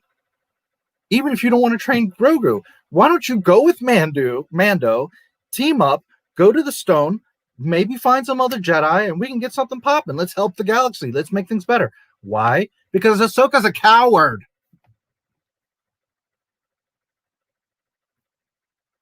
And I'm not fans of cowards. Up until Order 66, I have no problem with Ahsoka. Order 66 on, she's dead to me.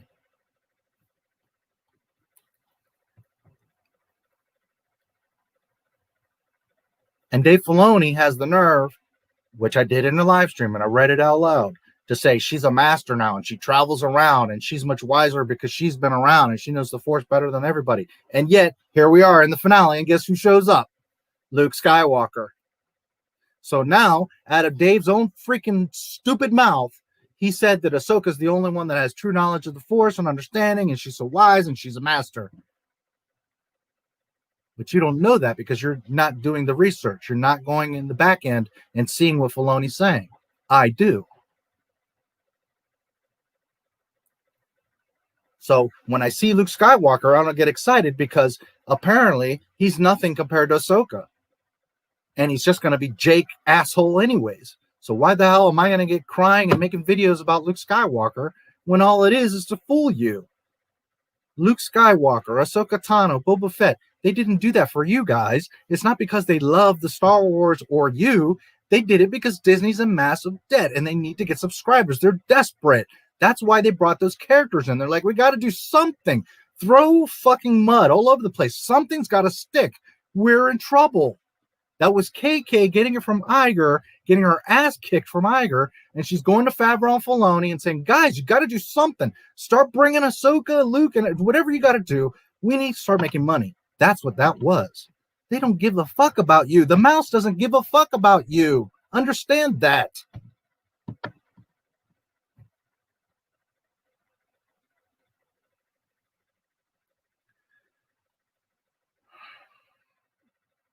Lucasfilm has got to wipe out everything. Yes, that's why I say, and it's not me being cruel or spiteful or angry, or it's because it's a freaking mess. All of it. In the words of Palpatine, wipe them out. All of them. All of it. Resistance, Rogue One, Solo, Rebels, Clone Wars, it must all be erased. Thanos snapped. Bye-bye. Because it doesn't even keep track or canon or consistency with itself. Never mind Star Wars. It must all be deleted. Sorry. And I don't care about your feelings about it because you chose not to respect Star Wars and Luke Skywalker. So now it's all gloves off. Fuck your feelings.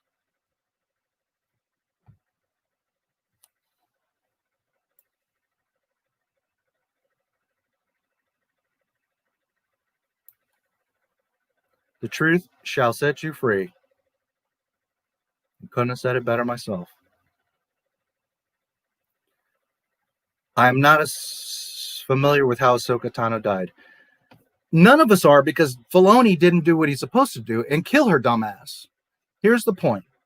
Not only out of Lucas's mouth, not only on paper and interviews, but also out of Filoni's mouth, he says it.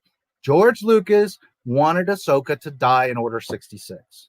How exactly? Well, we assume with the rest of the Jedi Purge, she dies. Fine. Why did George Lucas say Ahsoka has to die at Order 66? I just said it a few minutes ago. Because Luke is the last Jedi.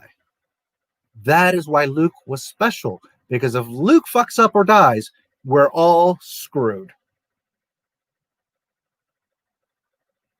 Vader and the Emperor just do what they want. They rule. We're done. Luke is the new hope. That's what the title, A New Hope, is. Luke Skywalker.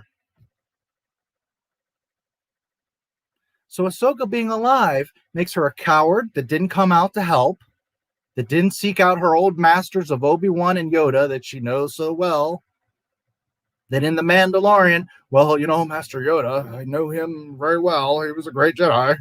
And yet you didn't go try to find him? You see, when you want to just make shit up on the fly and throw in characters at the last minute and just try to do this fan service bullshit, the story's not going to add up. It's not going to mesh. You can't do that. And that's the difference with Lucas and Filoni and everybody else. They're all making it up as they're going. Lucas thought it all through. And he knew that if Ahsoka's alive, she's either a coward or it diminishes Luke Skywalker. And Lucas would never diminish Luke Skywalker. He would never hurt his own franchise. You can say what you want about him. You cannot like him. You can bitch and complain. But George Lucas never had continuity problems. Nothing in Star Wars is a retcon or canon, or breaks canon. And it doesn't matter what you read behind the scenes or in a novel or in an interview. That does not count. What counts is what you see on the screen. And none of it contradicts. It is a perfect, beautiful story, 1 through 6. End of story. You watch the Disney stuff, each movie contradicts itself. Each TV show contradicts itself. Each episode of The Mandalorian contradicts itself. So we don't know exactly the exact moment or event how Ahsoka dies, but we do know that her ass is dead in Order 66 in the Purge, because when it comes to it later, Luke is the balance. He is everything. He is the last Jedi.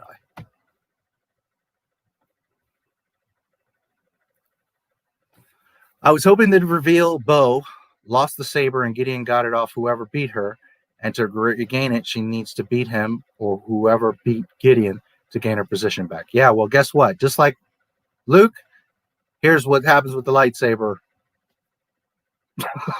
or the dark saber and Bo-Katan and all that. By the way, use your brain. Bo-Katan, Clone Wars, she's about 25, 30 years old. Add 19 plus years, 19, 20 years from the Clone Wars to A New Hope. Okay, so now you're talking about she's let's say she was 25, so she's 35. Let's say 20 years, right? Just to keep numbers equal. So 25 plus 20 years, she's 45. Plus 7 years for Jedi, she's now 52. Plus 5 years more for the Mandalorian, she's now 57 years old. Did Bo-Katan look 57 years old to you?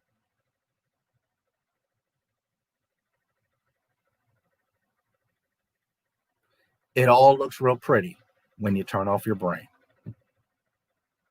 But when you're using your brain, you understand that Rex would be 80 some years old and that Ahsoka is supposed to be dead.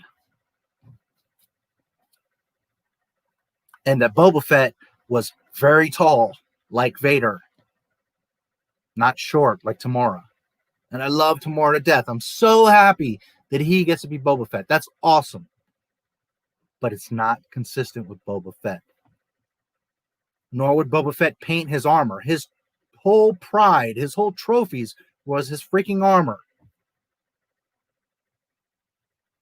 So I'll say it again for the 80th time. When you just watch it, it's all pretty and fun. When you start thinking, it all falls apart. And it looks not so pretty anymore. And if you haven't seen it, go watch my video, Pablo Hidalgo Explains Canon to Us, and you're going to see the whole timeline of Sabine getting the Darksaber, and then Ezra picking it up and walking off with it. Then Ezra gives it to Kanan. Kanan gives it to Sabine. Here, it's yours. Sabine's like, nah, gives it to Bo. Bo's like, okay, well, I'll rule Mandalore.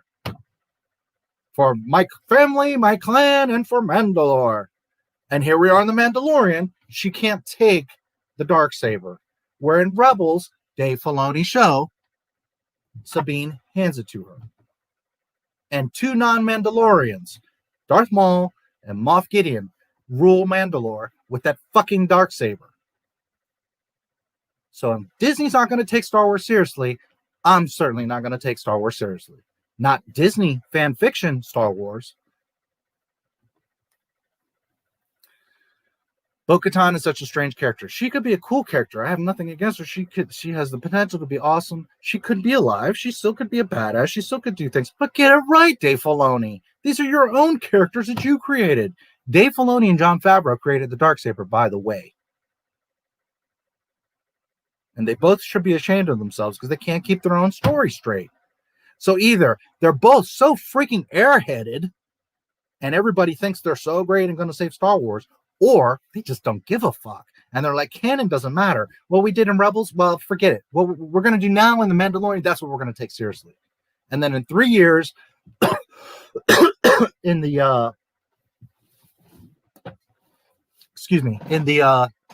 I don't know, Padme Amidala show, they'll say, oh, well, the Darksaber this. And this is what we're going to make. This time we mean it. This time it's for real. You can't do that.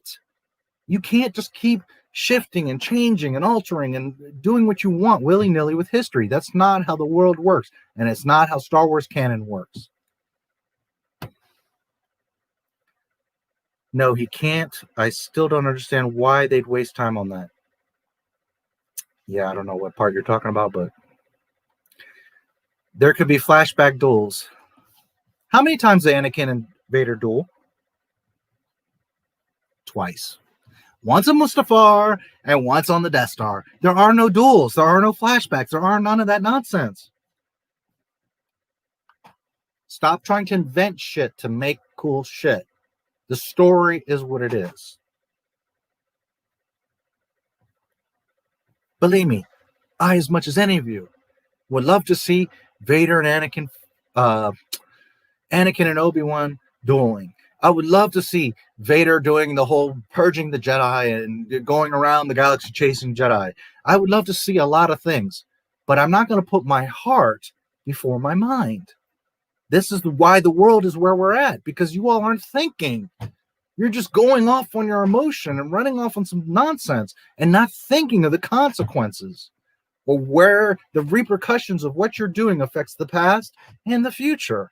And that's why we are where we are right now in this world. Never mind at Disney Star Wars, because people are just running off the hip instead of freaking thinking. So as much as I would like to see cool ships and Ahsoka Tano, again, up until Order 66, I loved Ahsoka Tano. I love Rosario Dawson. It is cool as shit to see her play Ahsoka Tano. As far as how she looks and moves and sounds, I think she's a wonderful Ahsoka Tano. But she can't be alive. So when you have things like that, I can't be excited for it because it doesn't fit. So as much as your mind or your heart is thinking, wow, it'd be so cool to see all these flashbacks of Anakin and Obi-Wan, there are none, guys. He leaves with Luke and he hangs out on the desert for 19 years. That's the story of Obi-Wan. Sorry, it's not that exciting. But it doesn't matter, because what's important, what is exciting, is the sacrifice that Obi-Wan makes for Luke.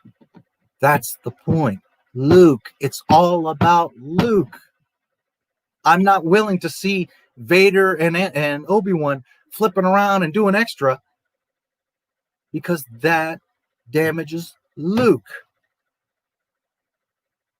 So no, it can't be flashbacks, because there are no duels. You saw the duel. Anakin became burnt bacon, and Obi-Wan leaves and goes to Tatooine. And then the other only duel, which isn't much of a duel, but the other duel, is Obi-Wan sacrificing himself on the Death Star. That's it. There are no flashbacks to be had. The only flashbacks they could do is like other battles and missions they did in the Clone Wars. And I love the Clone Wars as much as the next guy, but I mean, come on. Is that what we're going to do? We're going to make all this fuss and thing about Obi-Wan, and we're going to go back to the Clone Wars again? And if it's an Obi-Wan show, here's an idea, Mandalorian. Maybe make the show about Obi-Wan Kenobi. Oh my God, what a revelation, my God. Imagine that, making a show about the character instead of about a baby and all the guest characters. Imagine that, making a show about the actual character. Heaven forbid. And that's where the problem occurs. There is no story. There is nothing to do. He's hanging out. He gets a drink at the cantina every now and then, and he's just being a hermit. He's just hanging out in Tatooine. Could you potentially see things happening on Tatooine? Fine. But he can't get involved with the Imperials. He can't get involved with Vader. He stays away from Luke because Luke, it shows us very clearly in episode 4 that he knows of the wizard old Ben, but he doesn't personally know Obi-Wan Kenobi because they're not interacting. Obi-Wan's watching over Luke. And the second you start straying away from that, you're going to cause problems. You're going to damage the OT. Anything that threatens the OT, I have no time or interest in. I am not going to put my money into. I'm not going to put my energy into. Will I do this type of thing and shred it? Sure, Disney chooses that. But for you to get excited for Obi-Wan, you're going to be so disappointed. So disappointed. And I'm wondering, like, what's going to finally, like, break the straw for a lot of you? Like, what is it going to take? Is it Obi-Wan when they shit on him? Is it Ahsoka when they shit on her? Is it when they do the world between worlds nonsense? Is that what's going to break? I'm just curious, like, what is it? Because Luke, they, like, brought back Luke for 2 minutes, and everybody's all like, eh. So what's the opposite? What is the thing that's going to make you guys wake up?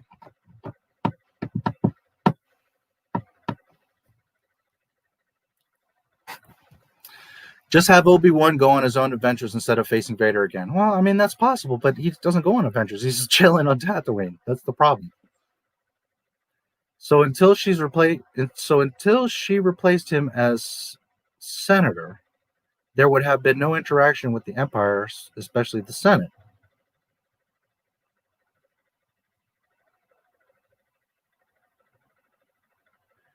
I assume you're saying until Leia replaces Bail Organa as senator. I think that's what you're saying. Be no interaction with the Empire, especially the Senate. Okay, first of all, Leia's not a senator. She's a princess and a diplomatic ambassador. Second, no, there's no reason why she would be involved with the Empire or the Senate. Bail would have kept her away. He's smart enough to know. He was there. He knows what he knows exactly what happened. So he would have kept her isolated from the Empire, the Senate, Coruscant, all of that. I bet Leia's never been to Coruscant.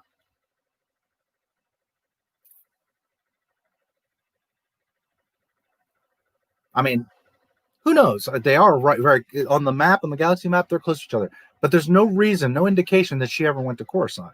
And that, if you're Bail, would make sense for her never to be on Coruscant. There's no context that she's ever been on Coruscant.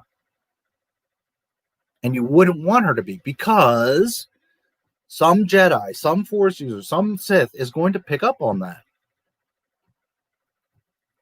And again, I'm assuming that this is what you're asking me. It's not totally clear. Leia would have been isolated until later when the rebellion's starting up and she grows up under that. Now, when I say isolated, she was being trained. She was learning hand-to-hand. She was learning combat. She was learning weapons. She was learning diplomacy. She probably knew several languages. She knew strategy, mapping, navigation, all kinds of stuff. I'm not saying that she was put in like a corner. All I'm saying that she was kept in isolation on her planet. And she lived a princess's life. She probably had a wonderful life with handmaidens and, family and all kinds of stuff. It's not that she was like locked away in a tower. All I'm saying is that she wouldn't have been out in the public. She would have been hiding and getting her game up. And Bail would have most definitely said, hey, I was in the Jedi Council's chambers. These were the masters. This is how the Jedi behaved. This is they were good and honorable. They defended the galaxy. They used laser swords. You see, like Rey, who's clueless about the Jedi, Leia, even though she wasn't around Jedi, at least in her younger life, would have known all about them because her father, her adopted father, Bail, would have been telling her all about this, preparing her, because Bail, remember, understands that that's Padme's daughter and Anakin's daughter. And he saw what Anakin did. You understand? So he would have been preparing Leia all this time. So no, Leia would have been away from the Senate, away from Coruscant, away from any of that. But yet, informed and trained in all of it. The first and only Jedi that Leia meets, well, technically two, because she does briefly meet Obi-Wan. He's on the Falcon, right? But outside of that, and I'm trying to think, are they all three on the Falcon? Yeah, at some point they have to be, with the training remotes and all that. Yeah, there's some point where they do cross. But, and I'm going to bring up another point here in a second. But technically, the only Jedi that Leia ever knows, outside of stories, is Luke and Ben. Now, some people say, but Leia didn't know Ben, so why would she call her son Ben? And that is a point, but really she would have known about Ben because, again, Bail would have been telling her all her life about Ben Kenobi, of all people. That's why, from the beginning, help me, Obi-Wan Kenobi. You're our only hope. She knows about Ben. Have they met and shook hands or hugged? No, but she knows all about Ben Kenobi. But yet, she would have been in isolation.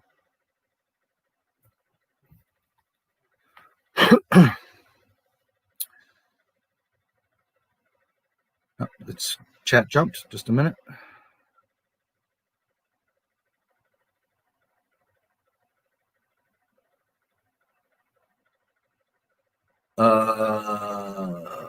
Just a moment.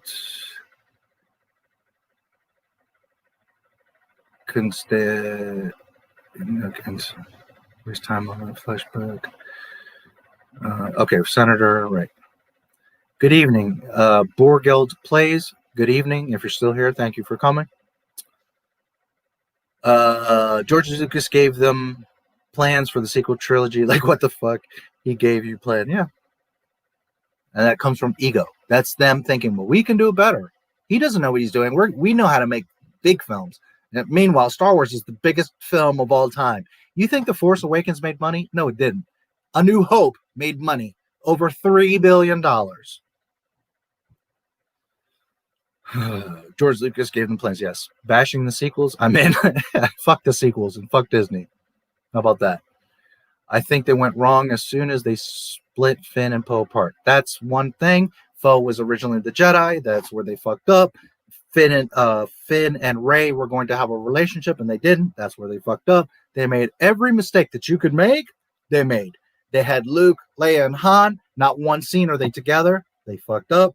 I mean, literally, if you had a list from Lucas and it said, here's all the important points that you have to touch. Disney literally scratched each point out and did the opposite because they know better. How did that work out for them?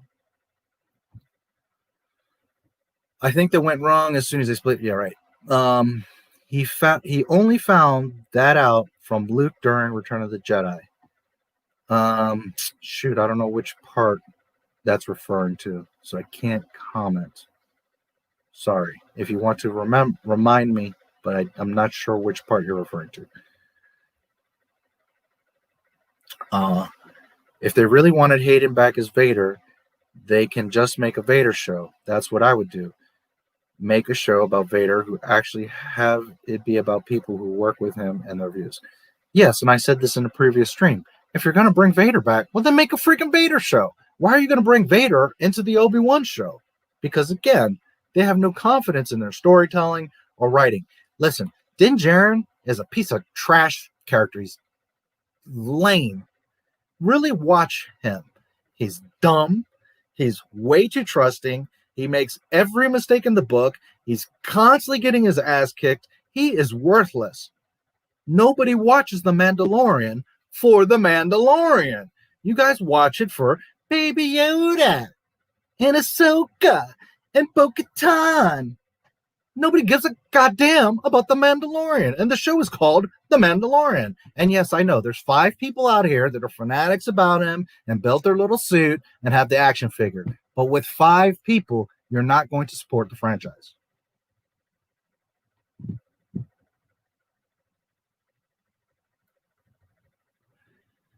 And it just goes to show Disney's mentality that they don't believe in their writing or their characters, because why would you involve Vader in an Obi-Wan show? Everybody was so excited to get Obi-Wan. The point is Obi-Wan. Now you're going to pull in Vader for the member berries.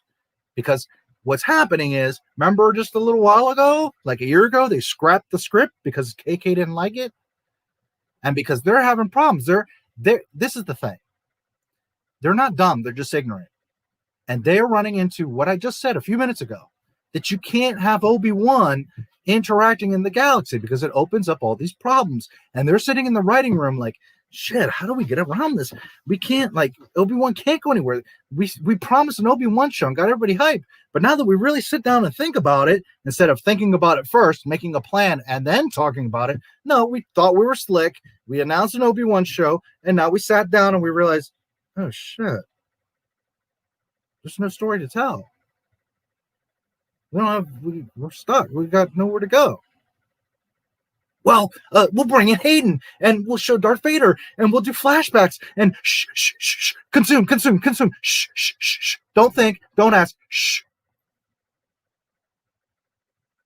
When again, they could have sat down and thought about it. If you're going to bring in Vader, what's the point? Just make a freaking Vader show.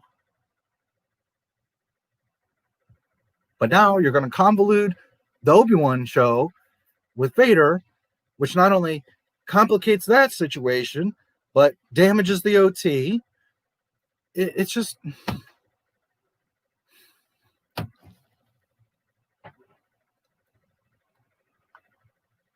Great opinion on my Leia question. Proximity contact is key. Yes, exactly. That's how I was always understood it, D. And that's where Disney doesn't understand it with the Force Guide.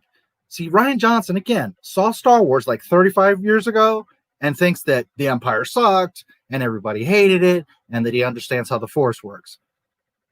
But had you paid attention, you would have seen proximity, connection, interaction. Because if it was so easy, Master Yoda would have just reached out to all the Jedi. In Order 66, Master Yoda would have reached out to all the Jedi and said, hey guys, the clones are haywire. Run, hide, or at least be prepared. And why didn't he do that? Because you can't. Because that's Disney's nonsense, making shit up as they go along. Everything in the sequel trilogy, when you start using your brain, you see that it's bullshit because it can't function. It breaks the OT.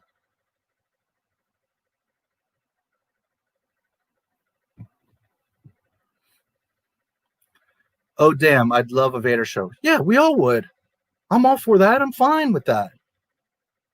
But use your brain. Have a Vader show and an Obi-Wan show. Now, okay, maybe we can cook something. But when you're trying to put, hot sauce with sugar, well, that might work in certain cases. But do you understand what I'm saying? When you're putting sweet with spicy, it's like you're just mixing shit to mix shit because you think it's a good idea. Because, oh, they'll love it. We're giving them the best of both. And you're not considering, what does that do together? And then, worse yet, what does that do in the big picture? This is Disney Lucasfilm. This is how they look, and one foot in front of them. They don't think about the past. They don't see the big picture, and they certainly don't look to the future. This is Dave Filoni. This is some of you guys' hero, Dave Filoni. This is him making Star Wars. Ahsoka. I gotta get Ahsoka. Fuck Luke. Fuck the OT. Fuck George Lucas. I gotta have Ahsoka. Tatooine is too painful for Vader. Correct. And again, the genius of George Lucas, he implanted that in the prequels, but you all aren't connecting the dots or thinking about it. You're just getting bitter about, oh, he hates sand, instead of thinking, why did he say that? Lucas isn't an idiot. He said that for a reason. And then people say, well, you just don't understand The Last Jedi. It's too brilliant for you. No, you're the one that's not understanding. Until the comics and the same writer of that is involved with the High Republic books.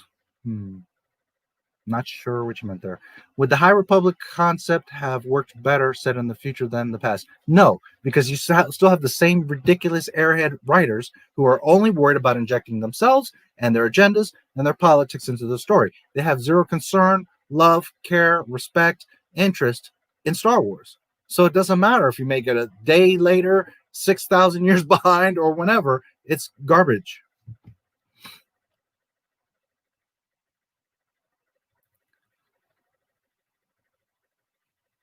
Would Disney consider selling Star Wars? They may not have a choice. I still will maintain what I started saying about 6 months ago. By the middle of this year, they're going to have to start selling IPs. The one IP they have not made their money back on, and the one that has been nothing but a thorn in their side the whole time, is Lucasfilm. And it's going to be the first one they sell. They are over $50 billion in debt. The parks are closed. The cruises are closed. The hotels are closed. The movie theaters are closed. All Disney has is Disney Plus. All that has is 80 million subscribers. That might sound a lot to you, but it's not. It's not enough to maintain Disney, the Walt Disney Company, and make all these shows and pay all these salaries. And meanwhile, they're laying off hundreds of thousands of employees. I don't know how many of you are new or paying attention, but they have been laying off tons and tons of cast members, employees, and now even executives. Just a month ago, they let, 100 to 300? I think it was 100 executives off. And when you're starting to cut off the heads of executives, you know they're in deep shit. So they're not going to have a choice, dude. Will they want to? Will they want to admit the failure? Hell no. The mouse is going to do everything to avoid that.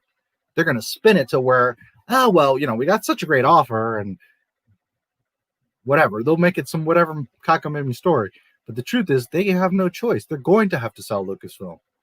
And they better pray that's all, because they're probably going to have to sell Marvel and some more shit too.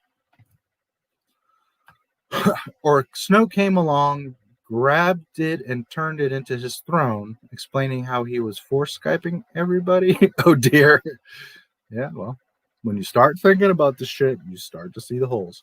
All of Tython and no Imperial or Republic base, given how important. Exactly. There's nobody there. There's nobody that's looked into it. Nobody, the Empire hasn't tried to destroy it. None of that. It's just chilling.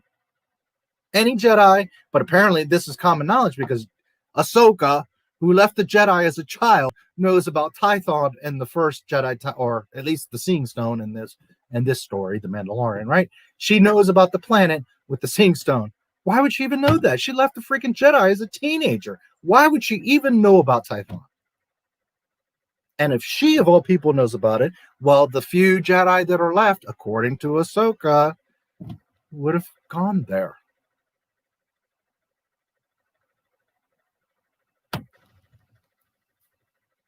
But Dave Filoni doesn't think. He just does shit. You would think that Dave Filoni, of all people, who claims he was a fan, that used to get dressed up to go to the movies and is all about knowing the lore and the canon and the trivia, you would think him, of all people, even more than Pablo Vidaldo, that he would understand the concept that Star Wars fans are the most ravenous, detailed, anal fans on Earth. That we're not going to realize that Ahsoka died in Order 66, or that the problems and implications of her being alive, or the stone, or Tython, or all these things, that the Darksaber that he himself created, now Bo-Katan can't take it. Yeah, we all saw her in Rebels take the goddamn thing. I mean, him, of all people, doesn't know this?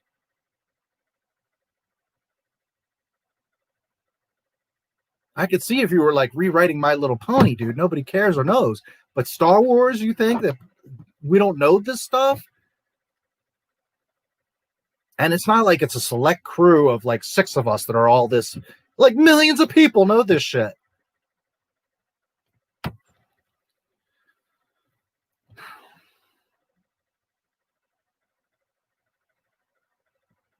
More like Filoni wanted his own series and wasn't planning any more than that. Yeah, well, a lot of this is him positioning his own stuff. A lot of this, see, part of this is probably this too. In the beginning, they kicked out Lucas. Filoni was like, oh shit. Then they started making the movies, and Filoni was like, Kathy, this doesn't really, it's not right. And then by Last Jedi, Ryan's shitting all over Luke, and he's like, Kathy, I don't know. And then Kathy's like, shh, play along. We'll give you an Ahsoka show. Okay. And Filoni went right along with all of it.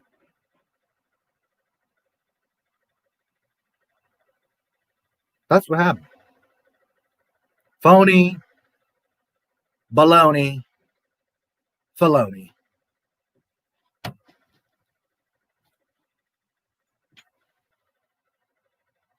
Mandalorian season 1 costs up to $15 million per episode, correct?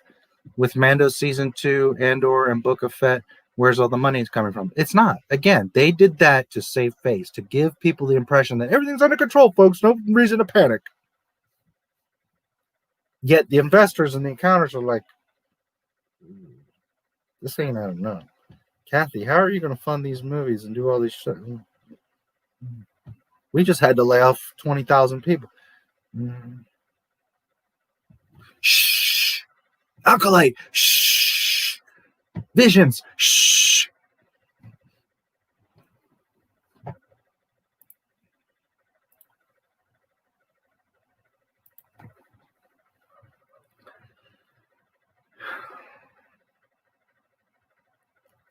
I wish they hadn't killed off the cast of Rogue One so they could use the survivors for the Andor series so people would want to watch more. Well, I don't know if you were here earlier, but they actually recently said, well, we don't really know that Cassian and Jyn died. Technically, maybe they didn't. Because in Disney's fan fiction, no one's ever really gone. So you may just see Jyn and Cassian doing some extra shit. I know the show's about Cassian but what I'm saying is they have literally out of their mouths said, well, we don't really know. We didn't really see them die. We saw the planet get vaporized, but we didn't see them die, so. Should have died fighting Maul, only so Maul could be stunned and taken captive by Bo-Katan, thus explaining why she could accept the saber. Well, they could have done it a lot of ways, or just respected what you did. Sabine gave it to Bo. Okay, so Mando gives it to Bo. What's the big freaking deal, dude? Like, I don't understand why you're even contradicting yourself, Filoni. Why are you creating that mess? Just be like, okay, Mando got what he wanted. The child, he saved him, Luke, and here's this Darksaber. Everybody's happy. But how are we going to make season 3? How are we going to continue the story? Because now, you see, what you're not thinking is Mando's totally irrelevant. He was never relevant. Now he's completely irrelevant because the child's gone. So there's no reason to have Mando. And if Mando's irrelevant and he has the Darksaber, well, Bo's irrelevant. And there's no plans of a show for Bo. So this is what I'm getting at. You're not going to see Mandalorian season 3. It's never going to happen. That show's over. That show's over. What they did is they set it up to where now there's nowhere that they need to go. They caught Moff Gideon, the baby's on his way, and Luke is going to do his thing. So they might make a Luke show, but now it's all about Ahsoka. Not to mention, once everybody sees the Boba Fett show, which is what the Mandalorian was supposed to be in the first place, everybody's going to forget all about Mando. And by the way, what has anybody even talked about Mando in the last week? No, because Cobra Kai is out. Nobody gives a damn about Mando. Everybody's forgot about him. Disney did it themselves. They didn't take the time to develop him. They had him bouncing around and all these cameos, and now the show's over. He's got nowhere to go, no mission, no nothing. So, and they complicated themselves with the Darksaber. Why? Because they want to leave some sort of a door where if they can try to make a season 3, well, there's the purpose. There's the reason. Not because of storytelling. Because all they had to do is be like, here you go, Bo. They should have just gave her the Darksaber, and then she goes to Mandalore. And Mando could have gone with her or met up with her later. And that could have been a whole new show or story. Her dealing with bringing back Mandalore, saving Mandalore. Okay, great. It's a Mandalorian show, and you show how you're going to fix Mandalore. Fine. But instead, here we are. Them painting themselves into corners. Just like they painted themselves into the corner without thinking. Grogu goes to Luke. Luke becomes Jake. The temple gets burnt down. Kylo kills the students. So now you just killed Grogu. But you see, Dave Filoni doesn't think but 3 inches in front of him. The fans do, but not the people at Lucasfilm. Imagine that.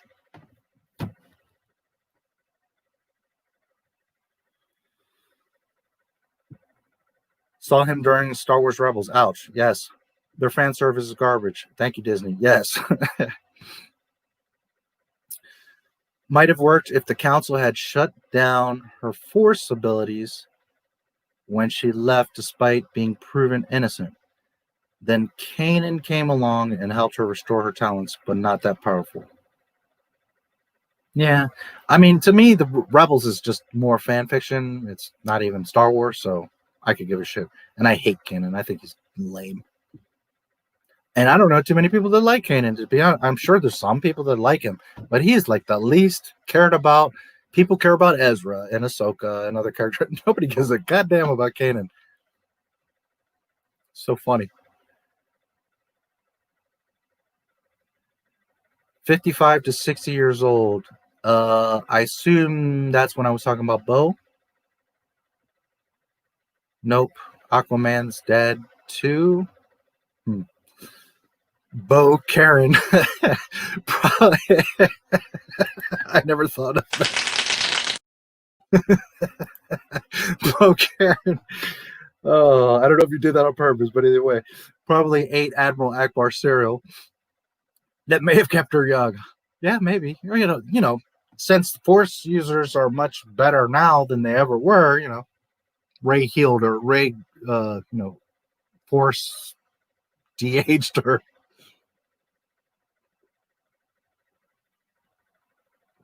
This is the problem when you don't plan things out. You don't think. You just like, okay, I want to do this, this, and this. So then you start throwing all this stuff in. But then later you run into problems. You have to start accommodating and fixing things. And because you didn't think about it, you can't put a circle into a square. So now you're like, well, fuck it. We'll just cut the square bigger so that the circle fits in that bigger square hole. But since you've now made a bigger hole, you've got all this gap and all this problem, all this mess. Because you're not making things fit as they should. You're just accommodating and making holes. You make one hole to make another hole to cover a lie, to cover another lie.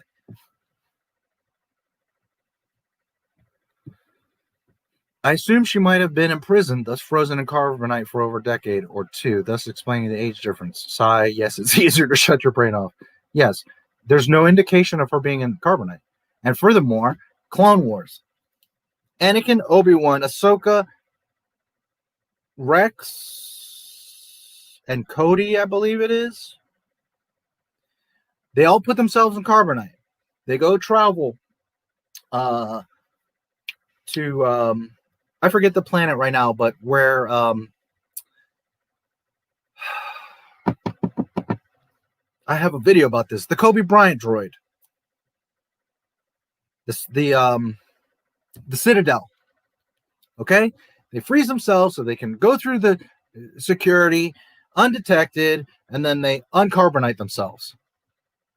They come out of the carbonite and they're like, okay, let's go. There's a thing called carbonite sickness. And it doesn't matter if you're in carbonite 2 minutes or 2,000 years. You're frozen in stasis in carbonite. So when you get out of carbonite, you're going to be blind, you're going to be shivering, and you're going to be just like Han Solo in Return of the Jedi. Han Solo wasn't sick like that because time passed from the Empire to Return of the Jedi. It doesn't matter, guys. If you freeze something instantaneously, it's frozen. It doesn't matter if 1,000 years pass or 30 seconds pass. It's frozen. So when you unfreeze it, you're going to have the result of the sickness. They all freeze themselves, unfreeze themselves, ready to go, and they take the Citadel. Now, I'll give you a little bit of leniency because it's Master Obi-Wan and the Chosen One, Anakin. Okay, but Ahsoka the child and 2 clones, no problem. They unfreeze themselves, and they're just fine. Bullshit. So no, Bo-Katan did not do any kind of none of that. Now you could argue, well, she did, but then you don't see her, and she's been out of carbonite for a year. Okay, whatever. And I know what you mean. You're giving them a silly excuse. I get it. I'm just saying, you see, again, when you connect the dots and you start to think and you actually know this shit, you see that it does not fit. What's next? Will Disney Mando's armor be pink next? Possibly.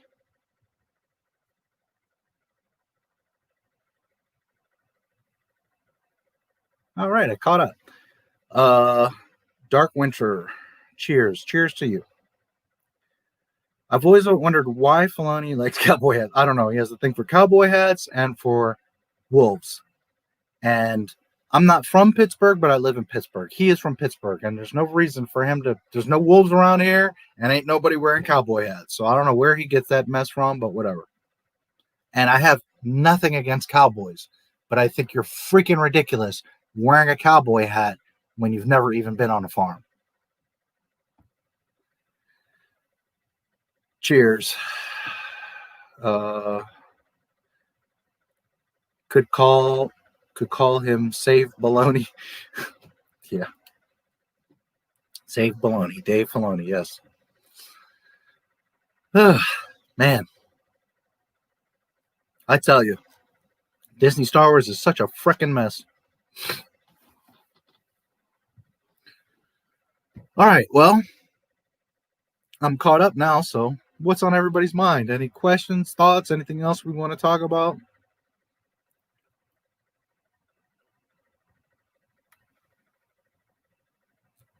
Oh, I want to make a correction from my last stream. I believe it was Torres Arroba, so if you hear this, he mentioned the Harmy despecialized editions of the movies. Again, when you do streams for a long time, you got a lot of things on your mind, and sometimes you're like on a line of thought, and you guys are commenting, so it like will take me away. I had said that it was Harmony, but it's just because my brain gets scrambled. It is, in fact, Harmy, Harmy, Harmy's despecialized edition. So, one, I wanted to make the correction, but two, in case someone, because someone had asked, are they going to release the special editions? And I had said no, but you can find them. So there are the Harmys, and there's another one which I need to find again, but it's something like Empire 4K project, something like that. Like if you Google something in that ballpark, there's other ones also, and they did 4, 5, and 6. You can get them where they're the despecialized, but also like 4K. You know what I mean? Like cleaned up, color matching the sound and all that. So you can technically get the original Star Wars.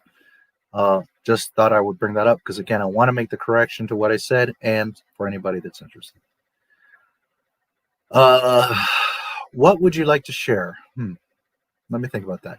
Are you aware of any other effort of several writers working like the ones on High Republic, and was it successful? No, never. Well, yes and no. The original EU, and here's the difference. The original EU was an individual author, a vetted author, not a nobody like these guys, real authors like Timothy Zahn and James Luceno, and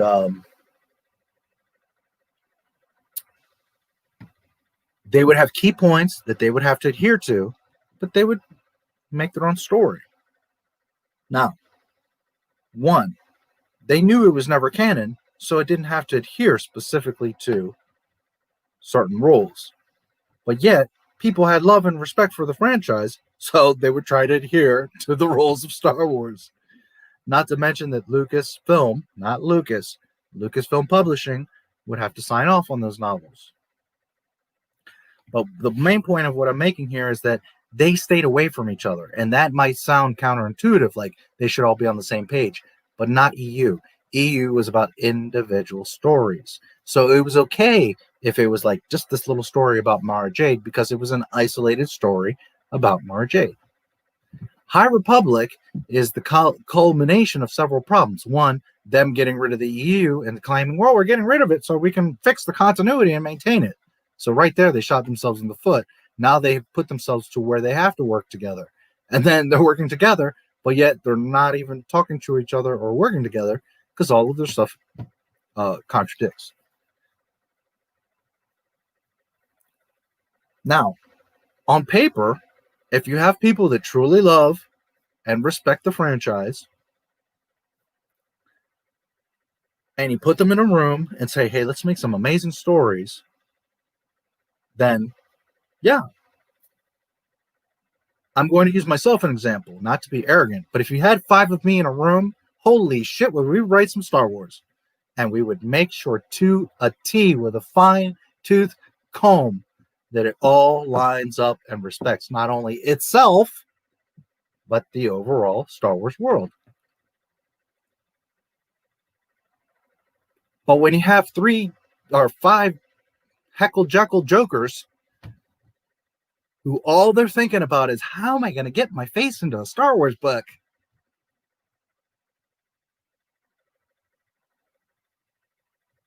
The last thing on my mind would be, how am I injecting myself into the story?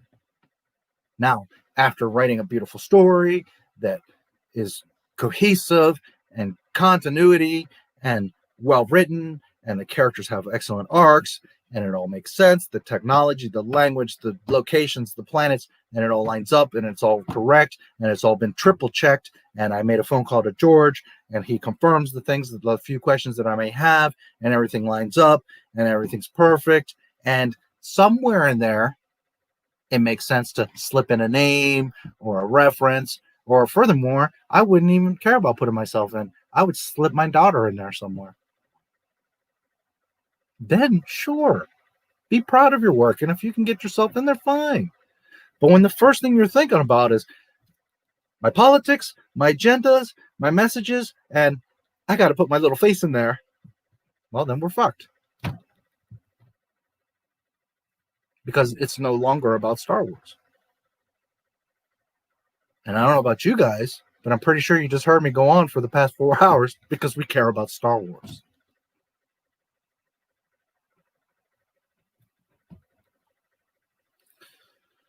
So technically, no, I don't know something specific. But you would think stuff like, Indiana Jones, Ghostbusters, these projects didn't come along because one person had his head up his ass and didn't know what he was doing. You have to have major crews and writers and all this stuff that work together. Now, at the end of the day, the main story, it needs to be one person, or maybe two, but it needs to be one person that understands the world and is going to keep the story cohesive. Because the second you start bringing other chiefs into the freaking kitchen, we all know what happens, guys. When I grow up, I want to make a movie about Starkiller. Well, first of all, I hope you do. Don't let anybody stop you, and have fun with it. Just remember a few things. Number one, just respect the lore. Just respect the story. Now, if you state this is a completely side story, fan fiction, just for the fun, then we're all going to give you the world of latitude and space to do it. But if you're going to say this is my Star Wars story, then be careful. Make sure that it respects and keeps in line with what's established, and specifically episodes 1 through 6. Number 2, don't let anyone stop you or keep you from doing it. Do it. You don't have to rush, and it doesn't have to be some multi-million-dollar thing. You can write a small book, you can draw some cartoons, you can write a screenplay. There's lots of ways that you can achieve that. You could do an audio book, an audio story. There's all kinds of ways. So don't think outside of the box. If you're a good artist, then draw it. If you're a good writer, then write it. If you have a good voice, then do an audio drama. There's so many avenues, right? You could put it on a podcast. You could put it on iTunes. There's all kinds of ways. You kids today have the world in your hands. So just remember that. And do it. If that's what you like and that's what you care about, do it. Don't let anybody stop you. I'll make sure it fits in the canon and doesn't screw up the timeline. Good. No SJW crap. Good. And don't do it for me. Do it because you love Star Wars, because you respect the franchise. I hear people that shit all over Luke or Lucas or the story, and yet they're like, I love Star Wars. I know more about Star Wars than you do. And you don't know Star Wars. I love it more than you do. And yet here you are shitting on stuff. So it's like, okay.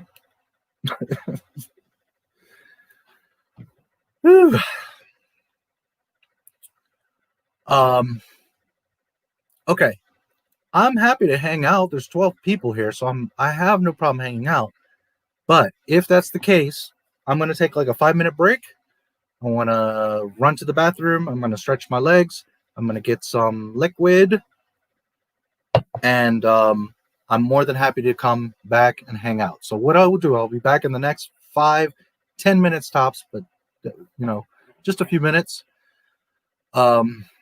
And if some guys are still in here, then I'll pick up the conversation.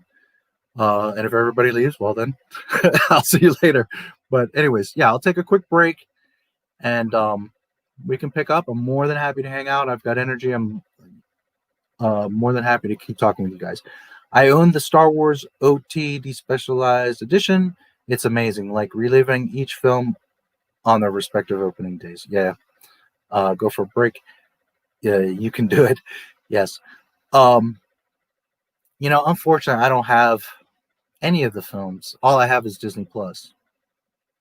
As I mentioned a few times in different streams a few years ago, I went through some bad times. I lost everything. When I say everything, guys, I mean I lost everything. So I don't have any of my toys or comics or the VHS tapes or my Boba Fett collection. I lost everything. So unfortunately, I don't have my music and like all these things that I had. But anyways, so I haven't seen the originals in a long time. But they're out there, and once I get some extra money, that's one thing that I definitely want to pick up is those original movies. That's why you'll see like my screenshots and my clips is unfortunately from the new stuff. It's from Disney because that's the only outlet I have right now is from Disney Plus, and that's part of why I have Disney Plus. Is one, so that I can stay on top of their game, and I know what I'm talking about when I talk about this stuff, but also because that's the only real access I have to the material. Because believe me, I, the last person, am the one to give Disney any money or credit or any of that. And it's a write-off for the channel. So anyways, thank you so much, everybody, so far for being here. I'm going to take a very quick break. 5-10 minutes, I'll be back. In fact, I'll put a little video on just in case something for you guys to watch. And I will be back very shortly. I'm just going to stretch my legs, run to the bathroom, get a drink, and we can keep talking for a bit. If you have any questions, anything comes up, let me know. Think about it. Think about what you guys want to talk about. Things are better. I'm not like really where I want and need to be, but things are a lot better. Yes, absolutely. But it doesn't change the fact that I lost all of my childhood, you know, all the stuff and the personal stuff, like letters from my grandmother, little trinkets I had of my mother that passed away, you know, like when I say everything, I lost everything. But I have my health. I'm here. Things are better. My daughter is safe and healthy, and that's the main thing. So anyways, I'll be right back. Think about if anything you guys want to talk about. I'll put on a video real quick for you guys to have something to watch, and we will continue. Let's see what I can find for you, find people.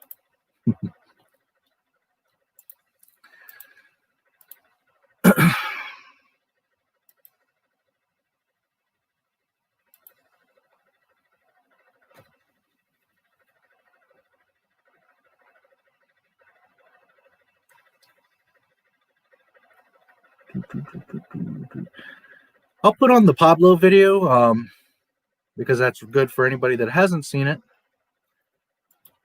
And if you have seen it, either way, it's chock full of stuff to laugh at. So Amazing just a second. All right. Just a moment, guys. Anyways, this video is 12 minutes. I should be back before that. So I'll leave you with that, and I will be back in just a few. Enjoy Pablo Hidalgo.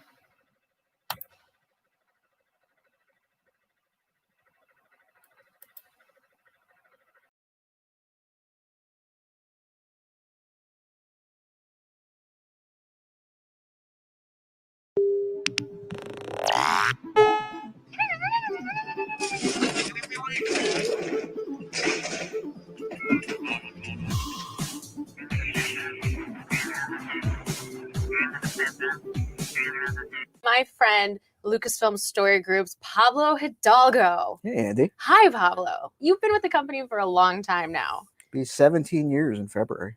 Star Wars became my day job by 2000. And how did you come to land at Lucasfilm?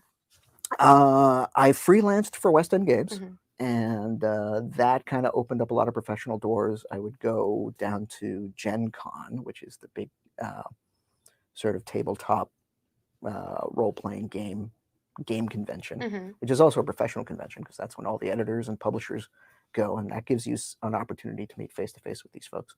So I had already been freelancing for a few years, and like, I want to meet these folks. And I brought my own Star Wars encyclopedia that I did as like a resource for myself. And I wanted to show them like, hey guys, look what I did.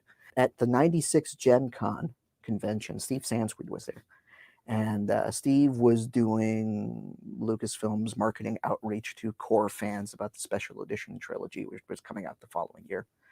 And so I got a chance to meet Steve, and I had heard through the grapevine that he was writing the Star Wars encyclopedia for Del Rey Books.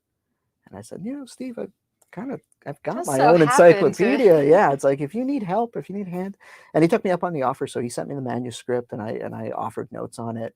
And so I kind of established this relationship with Steve. So he knew me not only as a writer, but as a Star Wars fan. A few short years later, in the fall of '99, there was a job posting on Lucasfilm.com for an internet content developer, Mhm. which was essentially a writer for StarWars.com. And I just took a shot and applied for it. And I just kept getting callbacks and callbacks. And by January, I was flying down to Skywalker Ranch for an interview. I'd asked Steve whether or not I could use him as a reference. And he said no. I'm like, oh, well, why not? It's like, because I'm going to be interviewing you. So it's, So that worked out pretty it worked well. out pretty well, yeah. Wink. You came on kind of in the infancy of StarWars.com, so thank you. Mhm. Yeah, good job. Yeah. Tell me about how you kind of progressed through the company to where you are now in the story group. Up at Skywalker Ranch where I started, I was hired to do writing for StarWars.com.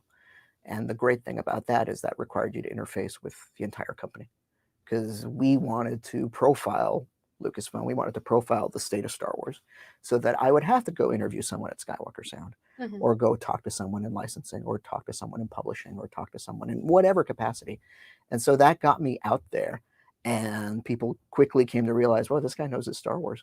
And that just became part of making Star Wars stuff, is like, make sure Pablo has seen it before it goes out the door, so that we don't make some sort of misstep, or you just have that kind of, not only have a fan perspective, because I'm a fan, but just like, I'll be the guy who will nitpick and say, you flipped R2D2. You should, that image is backwards. He's got his projector on the wrong side, which happens more often than you'd think. Right. Or used to happen more often than We you'd have think. very strict rules about stuff like that. Never flip images, never. Yeah. Back it was a little bit loosey-goosey, and now it's like, well, because I remember the stuff that would jump out to me as a fan before I ever started working here, thinking, like, didn't anyone see this? I decided to kind of formalize the role and say, isn't there a capacity where I could look at everything that comes out? And then that was right around the time that, Lucasfilm basically got reinvigorated with Kathleen Kennedy coming on board, and having this whole plan for more feature films. And she instituted the story group, with Kiri Hart in charge of it. There was a core group, and Kiri decided that they needed someone like me and someone like Leland, and eventually someone like Matt. Wink. There's a lack of information, I think, about what it is the story group does. A lot of people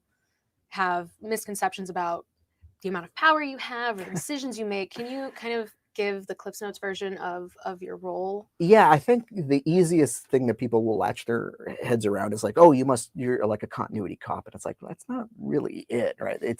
It's more about, like, if you were to try to boil it down, is we work with any creative who is wanting to tell a story in Star Wars. And we help them find the story that they want to tell, but also make sure that story fits within the framework of Star Wars, right? Mhm. So it's not just about making sure the number of moons over a planet is correct. It's more about, thematically, what are you going for? And what's the best way to achieve that with Star Wars? And also, is the story that you're telling, is it something we've done before, or is it something that's also actually in development somewhere else in the company? So we become this sort of, this point that coordinates all storytelling across the board, so that we don't, inadvertently tell something that's contradictory, not only from a continuity point of view, but from a thematic point of view. Never. I'll never turn to the dark side.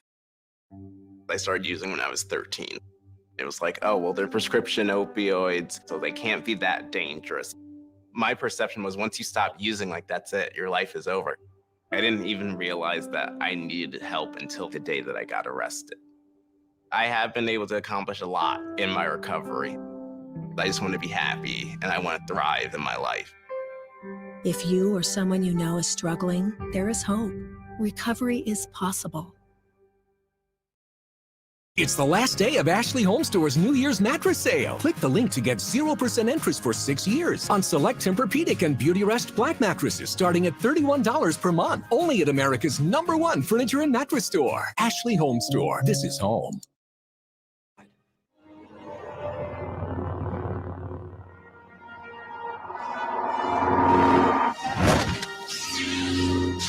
How many times a day do you get asked if something is canon?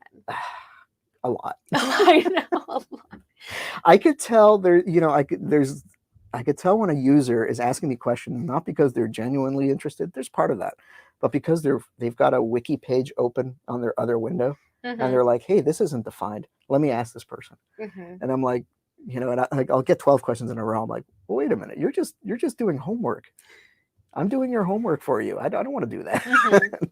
Like, engage me, talk to me. Why do you want to know this? Is it interesting? Kind of thing. So I get asked a lot about the Freemaker adventures, Mhm. whether or not they're canon. Right. And it's like, that's not my place to say. It's Mhm. because it's like literally the least important aspect of the show. It's like, is it fun? Is it awesome? Is it adventurous? And people get caught up intensely in what's canon and what's not. And I think the way you put it once on Twitter was the best way I've ever seen it was, what is it? It doesn't matter to the viewer as much if it's canon, but it matters to the storytellers. To some degree, but the only extent to which it matters is, does another storyteller need to be beholden to it? And that's really like the functional definition of canon. Because what tends to happen is on internet discussion is it becomes a definition of quality. Mhm. And that's not our functional definition of it, right?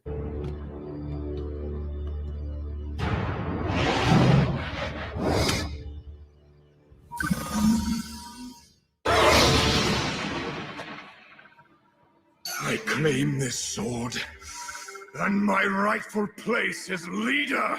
Never. No outsider will ever rule Mandalore.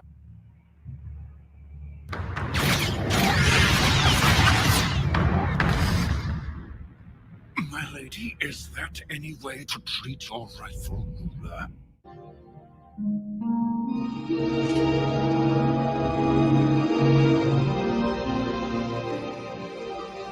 Ezra, whatever you got out of Maul, I hope it was worth it. Do not go back in there. They'll possess you again. What about you?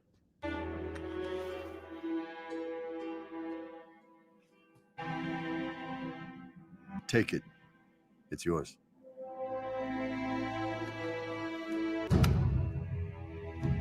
Ignite the blade.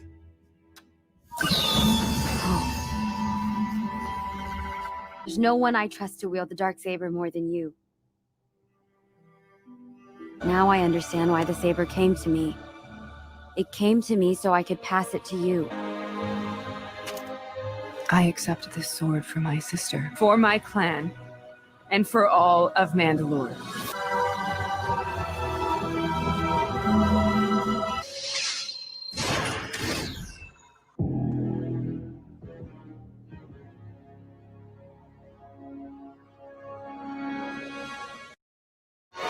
When you are the victim, when you suffer from an accident, there's someone here who will fight for your rights.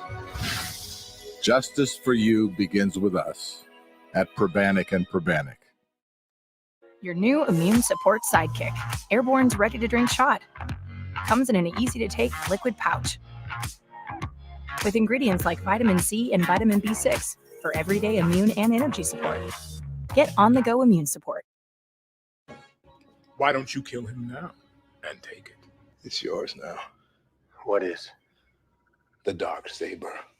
It belongs to you. No, it belongs to her. She can't take it. In order for her to wield the Darksaber again, she would need to defeat you in combat. I yield. It's yours. Oh, no. It doesn't work that way. Without that blade, she's a pretender to the throne. He's right. It never even enters into their mind if they need to understand it in this sort of weird, abstract, academic way. Wink, wink. The Leia novel, Princess of Alderaan, has Leia actually going there. That's another one that people absolutely need to read, because then you get to meet Admiral Holdo, and she's so cool. She's such a cool character. It's my favorite moment in the entire movie, and quite possibly one of my new favorite moments in Star Wars, is that moment of silence. Oh yeah. Oh yeah. Holdo the When hero. Holdo, yeah. Is there any specific inspiration that went into that, or what was the process of creating that moment? Because it's All I know astounding. is Ryan, he had it in his story pretty early on. Only We because called it the Holdo the hero sequence. Yeah, he was asking about the dynamics and the physics and the Star Wars physics of, could a ship do this? What does it mean? Does this upset anything? And we're like, well, the fact that the Resistance cruiser and the Mega Destroyer are so close in size. I mean, obviously one's still much bigger. Is that kind of what allows you to have this titanic explosion that happens? Like if you flew an X-wing into a ship at high speed, you're not going to get that. You're only going to get that if something as big as Holdo's ship does what it does. Okay, it's flying towards Earth here at 99.9% of Okay, sorry guys, I wasn't here to skip the ads. I was looking on my phone while I was doing other stuff. Anyways, I'll let this finish because it's pretty much done at this point, and we'll keep going. Zoom out a little bit.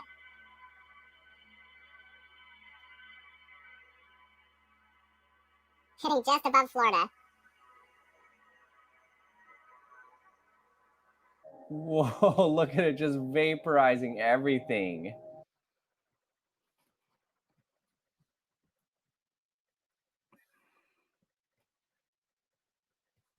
Just took out all of the United States. Just obliterated this side of the Earth.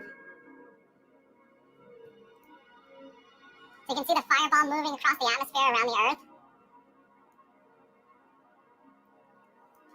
So this just vaporized all of North America and moving into South America. The inverse of what we did with Luke in episode 7, where he was missing, but you had this sense of his absence. And in, The Last Jedi, there is this sense of Han's absence throughout the film, which is really beautiful. Just choose poor Gavin name. No, but that sounds like something you could get Star Wars Show to hashtag. Yeah. I feel like Chewie would have name that named it, point. and we wouldn't be able to pronounce it. Oh, see, I What if he think named it it, Han? I think it looks like a Oh.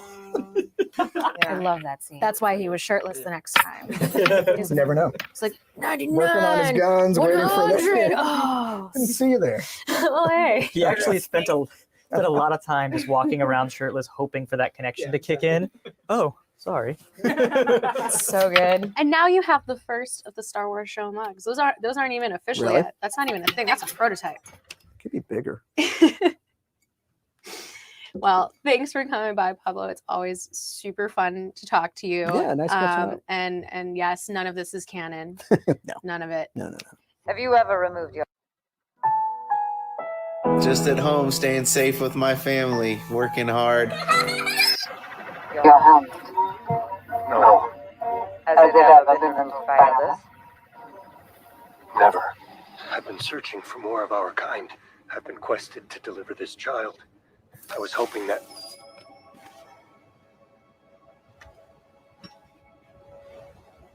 This is the way. Wink, wink. The candle bite was just a lot of fun. This is the way. Like, subscribe, and comment. All right. Oh man, sometimes I wonder, do they see themselves? Oh boy. All right, let's see where we're at.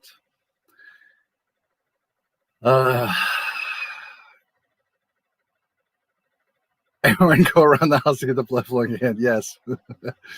My streams have turned into long streams. The other day I did a 10-hour one. As long as you guys are around and you want to talk and you want to learn and you want to share, and I'm here. I'm always more than happy to talk Star Wars with you guys. And, for anyone that's new, that maybe just came in or that's been here a little while, this is how all my streams are. It's about us going back and forth and having a conversation and, sharing what I know, my knowledge, and, just having fun talking Star Wars. So a lot of other streamers, they just ignore everything. And sometimes, I have to just focus in and do what I'm doing.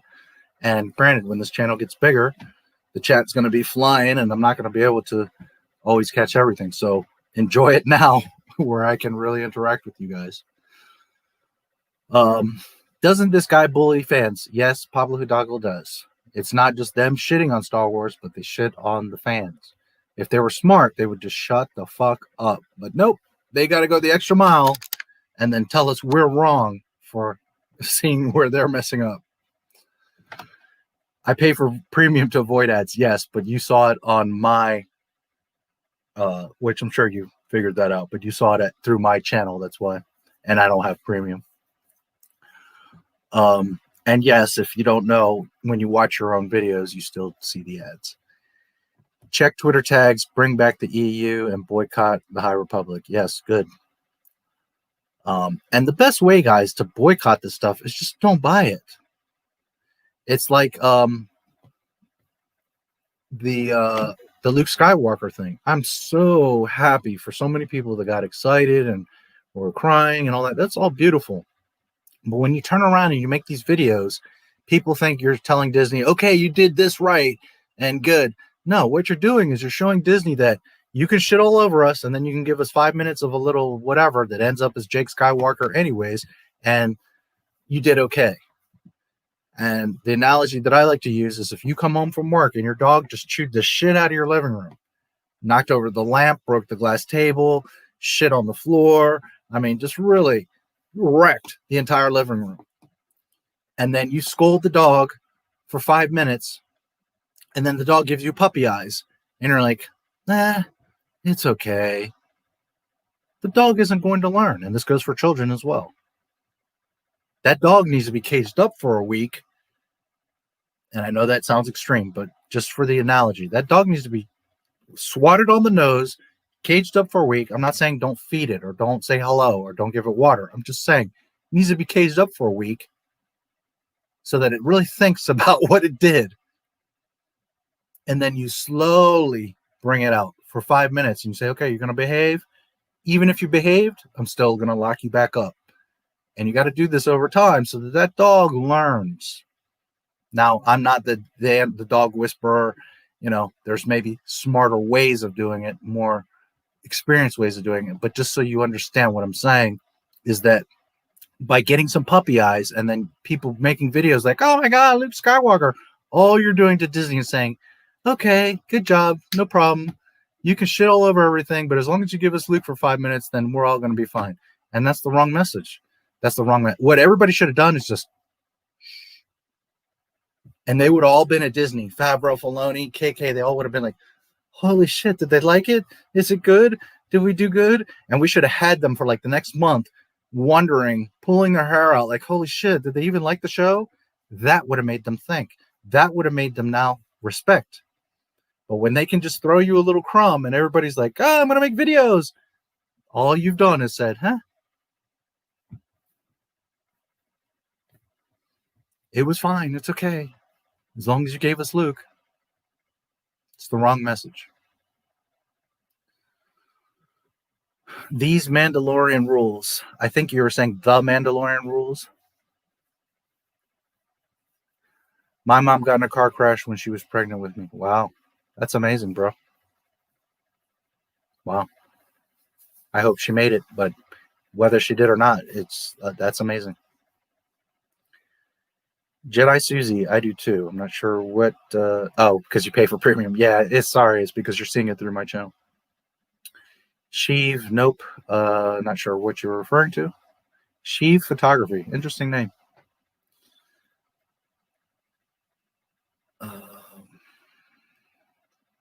I like her because she told no one a plan that should have been told. Why was she put in charge? Well, let's talk about that for a second.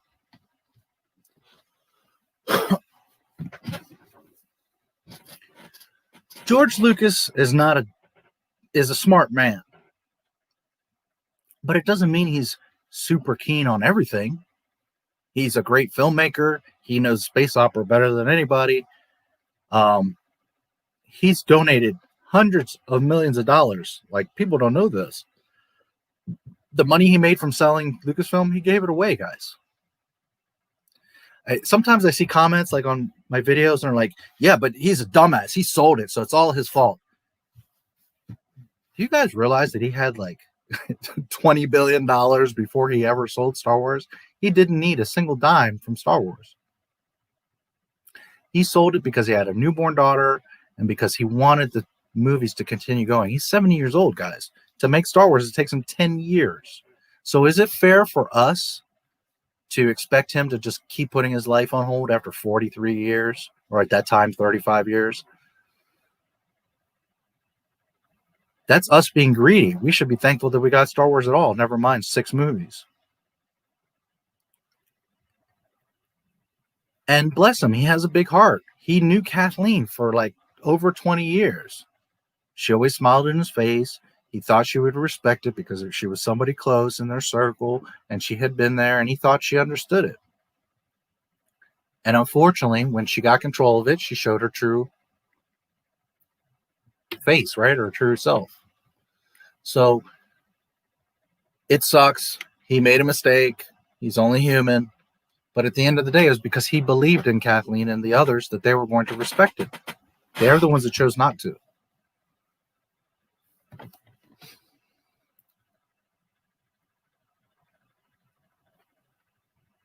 What he should have done is kept control and just put somebody, even if it was Filoni, have somebody, okay, you're going to run all this shit. You're going to do this shit. I have the last say. I own this property. And if you start doing some monkey shit, I'm going to cut your ass. That's what he should have done. And he was worried about other people's jobs, and he also wanted to make his own movies. Well, when you think about it, why wouldn't you keep ILM and Lucasfilm and you could make your own movies? He didn't really think it through. He was just thinking, like, I want to spend time with my wife, my new child. I want to get away from Star Wars. I want to do other things. I'm 70 years old. I have all the money in the world. And Disney, he thought, you know, if all people could continue it, could do big things with Star Wars. It's not George's fault. It's Disney and Kathleen who decided, no, we're going to do some other shit. They're the ones at fault, not George.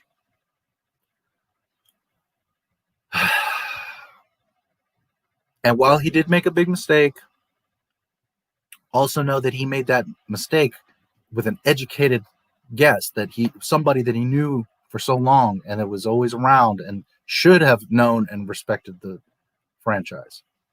Unfortunately, KK had her own scheming plans and went off and did some other stuff. It is what it is. Pretty stupid, right? Yeah, I'm not sure which part you're referring to. Earth and Star Wars. Okay, that was it's not that about that. It was because Pablo was making a point that the only way that you would get the explosion from the Holdo maneuver was if you have an object that's relative to the attacking object would be relative to the target object. That was his argument, that it would have to be so big to create that big of an explosion.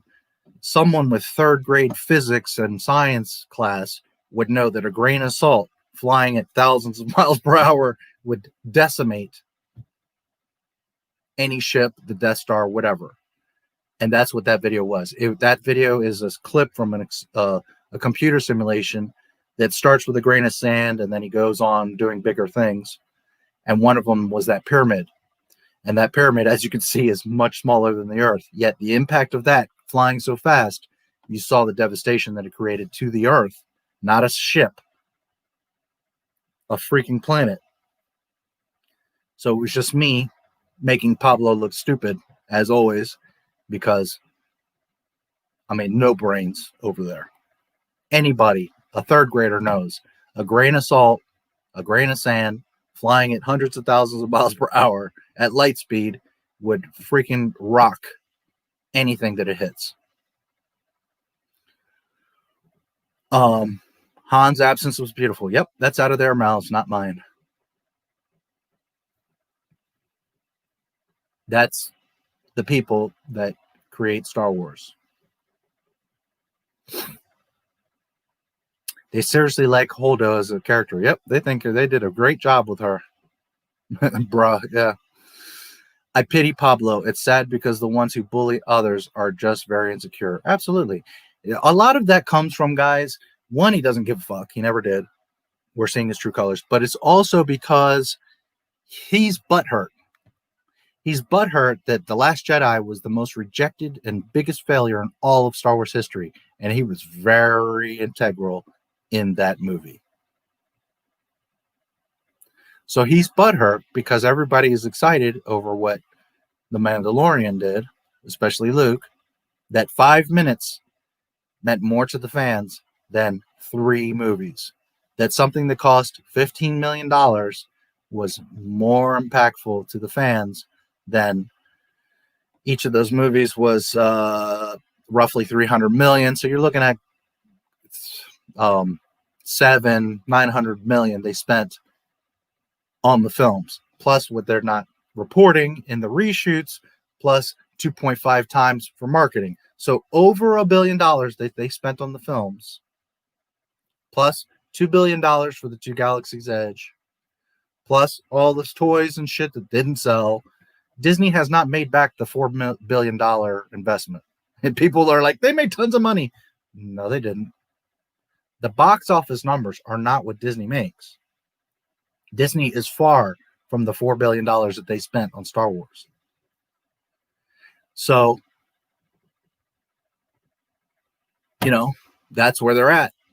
And he's butthurt because Kathleen is probably leaning on him, and Bob Iger's leaning on Kathleen and all of them because they spent this massive amount of money and shit all over the franchise for it to blow up in their face. And then here comes along Mandalorian spending a little $10-15 billion, and it was the most popular show until, of course, a week ago when Cobra Kai came and buried the shit out of it. And if you guys want to talk a little bit about Cobra Kai, we can talk about that too, because that's how you're supposed to do it. Imagine if the people that make Cobra Kai made Star Wars. Holy shit, the beautiful stuff that we would have right now.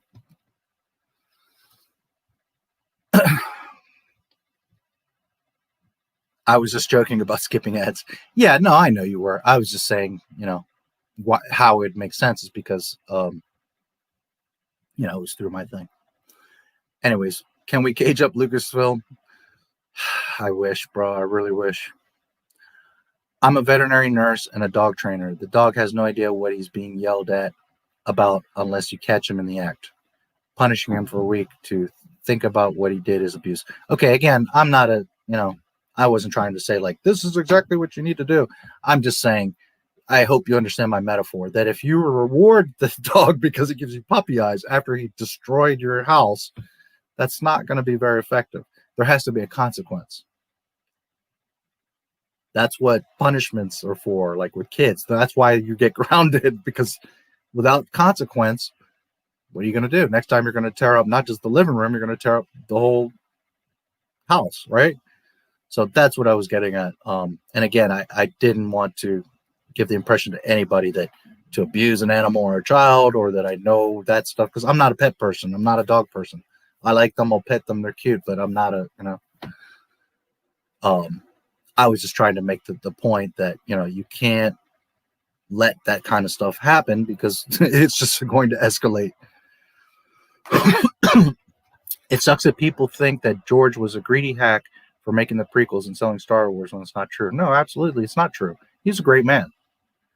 Is he perfect? No way. Is he made everything perfect? Every right decision? Were the prequels fantastic and great? No. But they're beautiful. They're Star Wars, and they're respectful to the franchise, and they told a complete story, and that's all that matters. On its own, The Phantom Menace or Sith or any of them aren't great films. As a whole, in the Star Wars saga, they're beautiful. They're fantastic.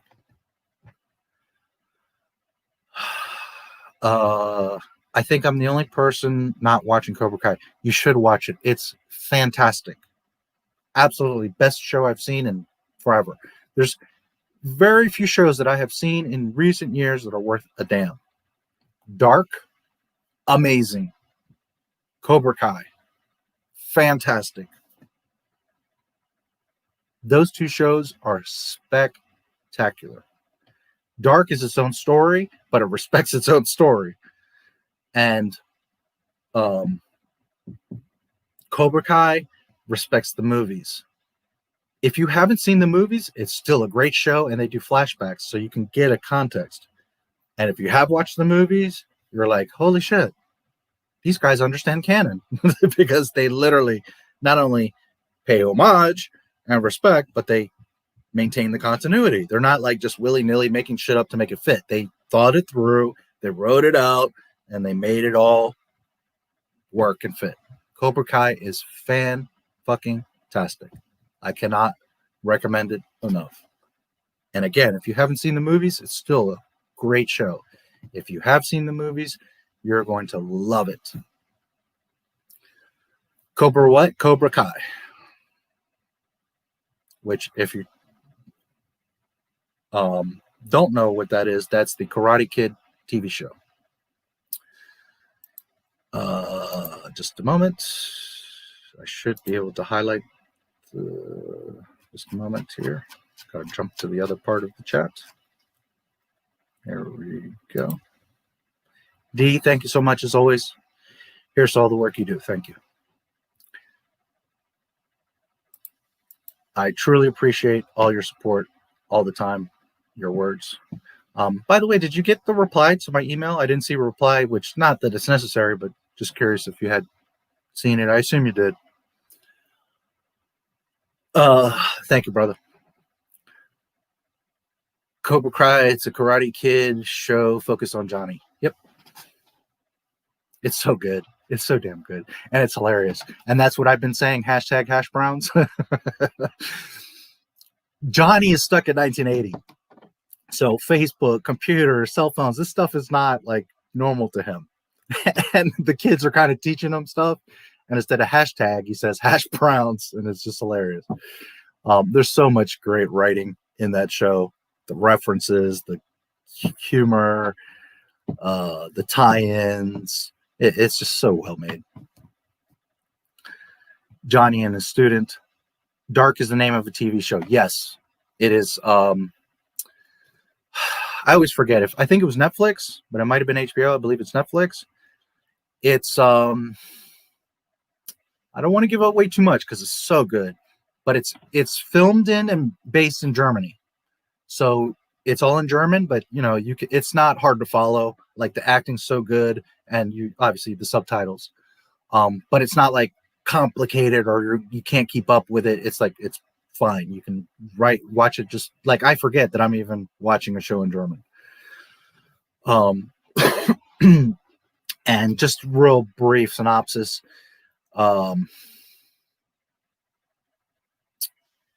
Some weird things are happening in this small German, not village, but kind of neighborhood. And people are like disappearing and like weird events are happening. And like this kid disappears, no trace. And then they find this cave and people are like disappearing in and out of the cave.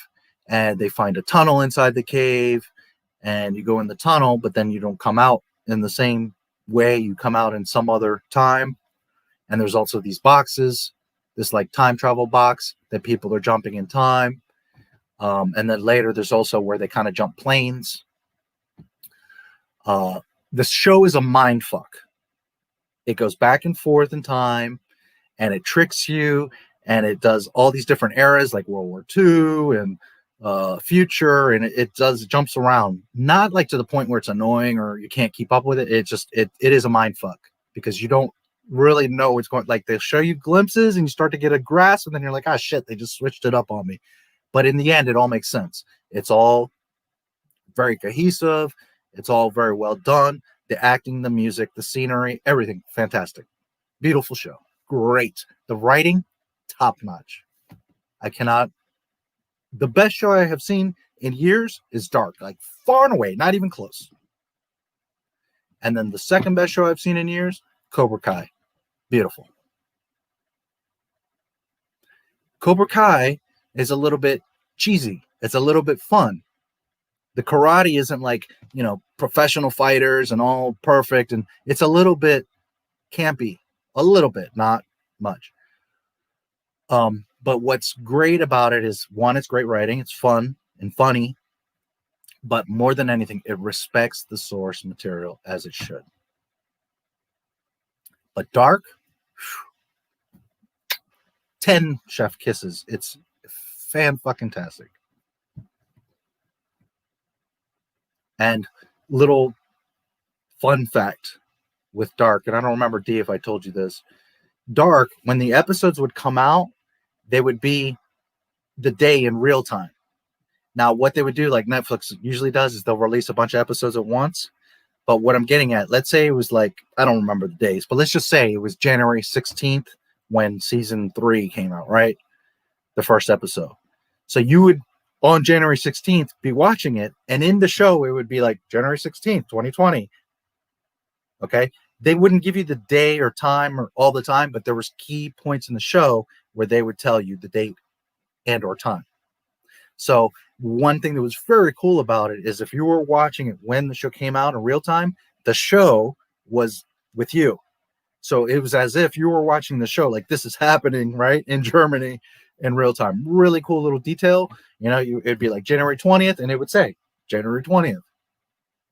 So just a little neat thing they did. Now, when you watch it backwards, you're not going to know that. You're just going to see it says January 16 or whatever.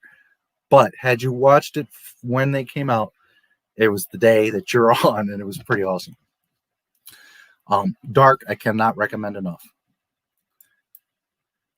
I love the Karate Kid. I need to watch Cobra Kai. Yeah, you do. It's really, really good. It's awesome.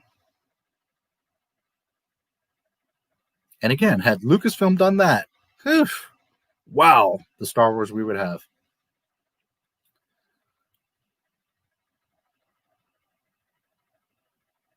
And there's one or two other shows, which right now I'm not remembering, that have been pretty good in the past years. But man, those two stick out. I mean, just 10 points, 10 stars. Dark, German TV on Netflix, yeah. Is it subtitled? Yes. 1980, the best. Yeah, a lot of golden music, movies, a lot of video games. I mean, that was an amazing time in the 80s.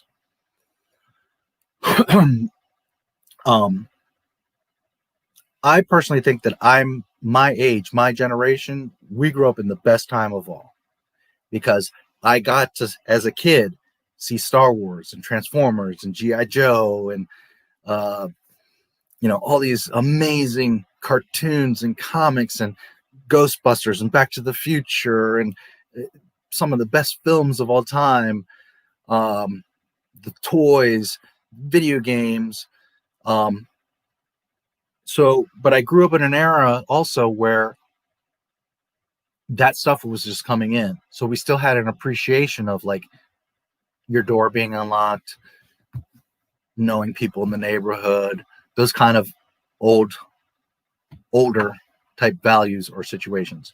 But then I also got to experience the evolution of the internet, of cell phones and all that. So I'm young enough to very much understand and embrace and use all that stuff. But old enough to have lived just before it and throughout the evolution of it. In the future, you guys will have more stuff, but you're never going to have the amazing music and movies that we had, because everything's agendas and all this other stuff. And also, a lot of this is making you guys dumb, because you don't have to look up stuff. You don't have to research stuff. You don't have to do effort. You're just on your phone. Let me tell you something. When I was younger, I used to have like 100 telephone numbers in my mind, like by memory. I knew everybody's phone number. Now I know one phone number, my cell phone. That's it. Well, to be fair, like 2 or 3. That's it. Why? Because your brain doesn't have to get exercised to know this stuff. It's in your phone, in your contacts. Back then, I had beepers. How many of you know what a pager is? So back then, you either had a little note piece of paper with a bunch of phone numbers on it in your wallet, or you memorized everybody, at least the important numbers, right? Your parents' house, your friend, your girlfriend, whatever. You would know these numbers by heart. So a lot of this technology is great, but it also makes you dumber, because you don't have to exercise and push your mind to retain and understand and equate and use all of this information. Anyways, the 80s were amazing. Subtitle: plot requires viewer to pay attention. Yeah, you do have to pay attention. It's a very detailed show. That's not to say that it's like so much stuff that it's not the Rise of Skywalker, but it's a deep show, and you do need to pay attention. And honestly, I need to watch the whole thing again, like binge it, because there are little things, it's a lot, but it's not like so deep or so confusing that you get lost and no, not at all. As long as you're paying attention.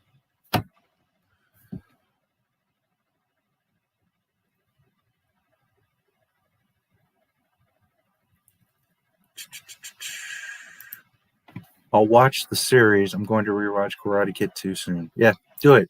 You'll love it. I mean, it's so good. So good. I'm kind of sad that Cobra Kai, The Irishman, and Stranger Things are only on Netflix because cuties. Yeah. Irishman I haven't seen. I've heard good things. Stranger Things, I liked it, but man, I think personally it's way overrated. I really was not blown away. It's fun. I enjoyed it, but I don't think it's all that, guys. Anyway, Dark, like, shit's all over Stranger Things. Anyways, I know people like it. That's cool. Yeah, it is a shame Netflix for the one or two bad things, and they're terrible, but they're the kings right now, man. They got every freaking thing. I know a lot of you don't follow me on Twitter, but I tweeted out to Netflix. I'm like, hey, you guys should buy Lucasfilm. Lucasfilm's in debt. Buy that shit. Make Star Wars with love. Because if they're willing to put the money, buy from YouTube Cobra Kai, and continue to allow the creators, allow Machio and all of them to control the narrative and stick to the story, man, imagine what Star Wars could be. Imagine if Netflix bought it. They have the money, they have the resources, apparently they're allowing the creators to have the love and do it right. So erase all this bullshit and let's get some real Star Wars, man. And don't be surprised, Netflix, Apple, maybe even George Lucas will get it back. Like I said, I give them 6 months. What does Disney have? No movies. They have Black Widow. Nobody cares about that movie. It should have came out like 4 years ago. It's way too late. Nobody gives a damn. It's not like 100 million people are going to subscribe to see Black Widow, especially when you're going to charge for the subscription plus another $30 on top of it. Black Widow is going to fail, just like Milan. It's the only movie they got. They're talking about all these TV shows. None of them are filming. Everybody's stuck at home, guys. Disney has nothing but debt. So what are they going to do? They're going to have to start selling shit. It is what it is.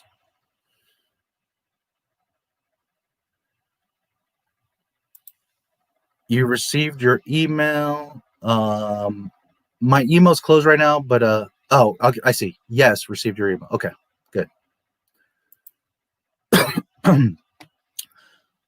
I wonder what it would be like to see the first Star Wars in the theater. It was amazing. It was the most amazing thing ever. Here's the thing. Star Wars was never a movie, guys, for the younger ones. It was a phenomenon. It was an experience. There was lines for blocks to see this movie. And when you were in there, everybody interacted. There was this electricity. Everybody was so happy and excited and into it and cheering and crying and laughing. And it was this like world experience. It wasn't a movie. It was like we were all there with the gang. And it wasn't like other movies, like, if a bunch of people are talking, it gets annoying or you lose it. No, it's like we're all living this thing. And not to say that everybody was talking through the whole thing either, but I'm just saying it wasn't like distracting. It was like we all cheered when things happened. We all gasped when something happened. It was a whole different thing. It was the most wonderful experience as far as movies are concerned. It was truly amazing. And that was all three. The prequels, when Phantom Menace first came out, everybody was excited and it had that first buzz, but then a lot of people came out and didn't like it. I liked them. I love the prequels. But a lot of people were all, got their panties in a bunch. And this is something that I always tell people. Remember, the Star Wars is not mine and it's not yours. It's George Lucas's. So it's your choice if you like it or not. Nobody's forcing you. But just remember that, because I myself have gone through this. This is why I can speak for every other fan that was there with me from day one. That we often, while in between movies, we wanted things. We wanted to see. Do you understand when I first saw Boba Fett in 1978, the amount of stories and things that I came up with? And then I saw him in Empire and I was thinking, man, in Jedi, he's going to do all this shit. Because Boba Fett's my favorite character. But at the end of the day, it's not about what I want or I think Star Wars is. It's what George Lucas thinks. And that's what matters to me the most, is what George Lucas wanted and thought and does. Because it's his story. It's not mine or yours. It's for us to like it or not. But at the end of the day, we all had, I wanted to see this character, or I wanted this, or I wanted that. And that's all irrelevant because it's George's, not ours. We were blessed to enjoy it and call it ours. But at the end of the day, we got to remember it's George's. And that's where the big fuck up is with Disney, because they think it's theirs. And they're not doing it for us or for George or anything. They're doing it just because they thought they were going to buy the franchise. And it has these fans that are so hardcore, they thought they could do whatever they want. And we were all going to be like, Star Wars. And yet they should have done the research. They should have understood that we are very particular. We care about the canon. We care about the characters. Yes, you can do a lot of things. Yes, you can have fun. But you better respect the franchise. And you better respect the characters. And of all the characters, you better respect Luke Skywalker. They kill Han. They make Leia a space cadet. Luke's an asshole. I mean, literally, like I said, here's a list of the things you're supposed to do and how to do them right. And Disney just crumpled that up. Let's do the exact opposite. You think The Force Awakens made money? Had they made George's movie, that movie would have made $5 billion. 3 generations of fans. 2015 technology, the internet, cell phones.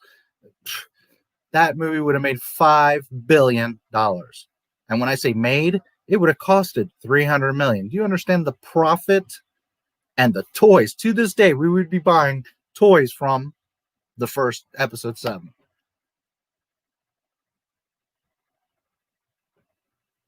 Disney reaps what it sows.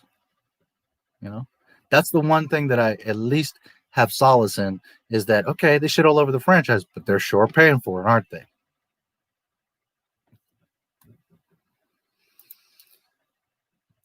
Being there in 1977, it was a simpler time, and Star Wars took us on an adventure unlike anything we'd seen before. Yeah, the world was different too, but I still argue today, if Star Wars were to come out, yeah, it would look old school and all that. It would still make a rack of money. Why? Because it's the story. It's the characters. That stuff is timeless. The Odyssey. Many of you read it in school. Odysseus. That story is old as fuck. And it still to this day rings true. It still is the hero's journey. It still can be enjoyed. And that's living in mythical times, old school, Clash of the Titans. You go back and watch that film and the effects are cheesy and claymation and all that, but you forget because it's such a good story. It's so fun. You care about the characters. It's well written.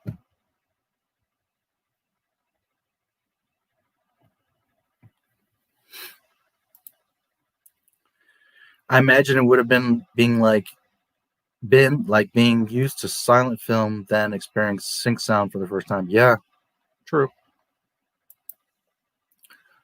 I'm part of Generation Z, and the internet can be a blessing and a curse because so much knowledge is out there.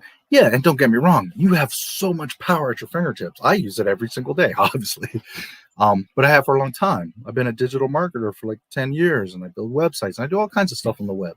So, absolutely. But it also has the negative effect of now you don't have to remember things. Now you don't have to worry about things. You don't have to keep your files in order and all these kind of things because it's all on the cloud or in the net, and you take things for granted. You don't keep a memory of stuff, So in ways, here's the thing: you get dumber. You have access to all the information in the world, but because you don't have to work for it or retain it, you get a little bit dumber. Or if not dumber, you're just not as smart as you would have been, because back then you had to know shit. You had to retain it. It is definitely a blessing and a curse. And it just worries me that future generations, that's all they're going to know. A baby's born with a cell phone in its hand. So now it's like that baby is never going to have to go to the library and look up a book. How do you find a book in the library? Nowadays, you just look it online or you ask the librarian. When I was a kid, you had to go to this big cabinet that had drawers, right? Thin, long drawers. And you would pull that out and you would go to F. And you would look through F for, let's say, framing. So you would find FR.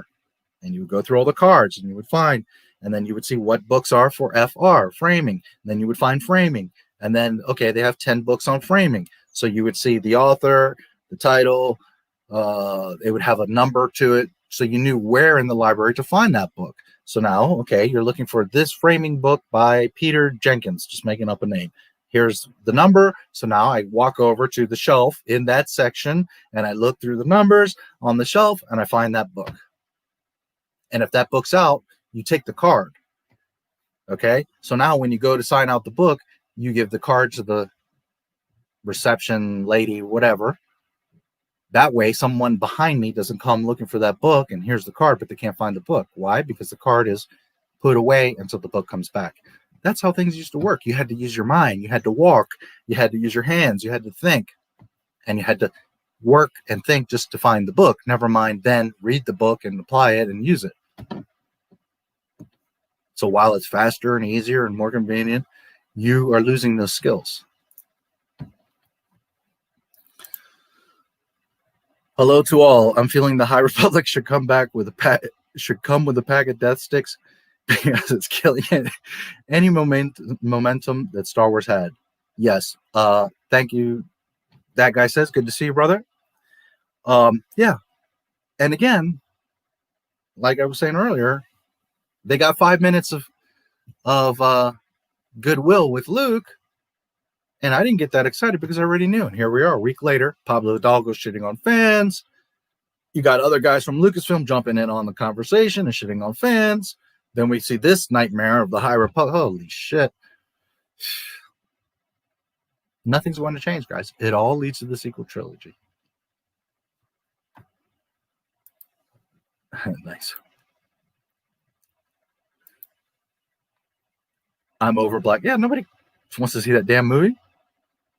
Especially not for $30.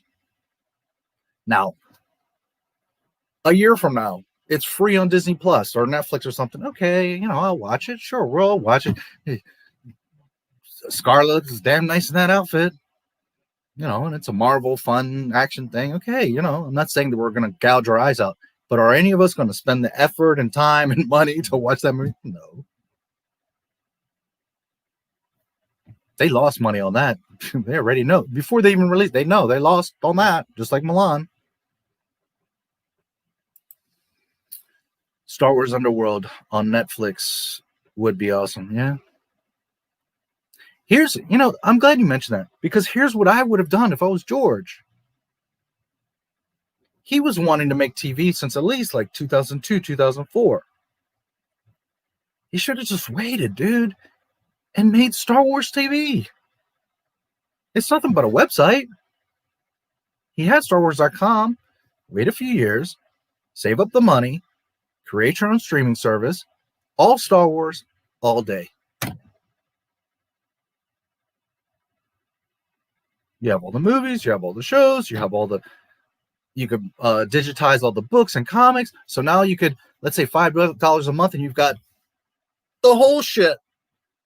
Making documentaries, commentaries, toys, highlights, interviews, the movies, the cartoons, Underworld. That was his one big mistake. He should have made Star Wars TV. And he even says in an old interview that everything's going to be streaming, that you're going to be watching everything on TV. He knew it. And he should have just held out and made Star Wars TV. And man,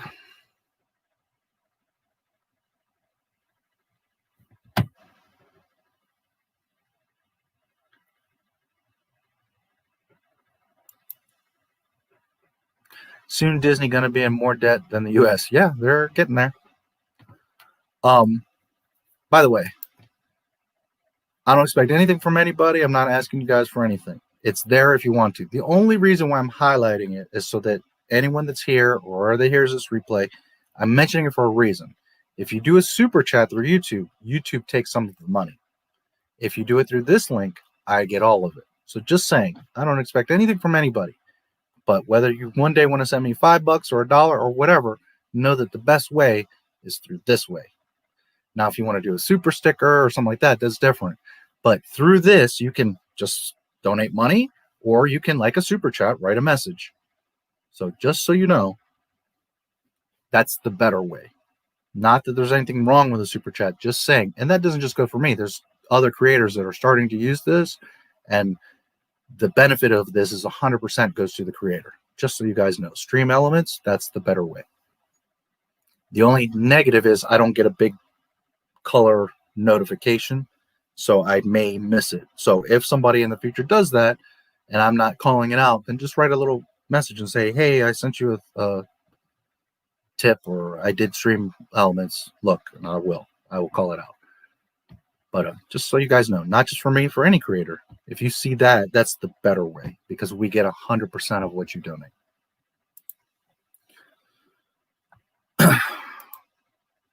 Yes, they are.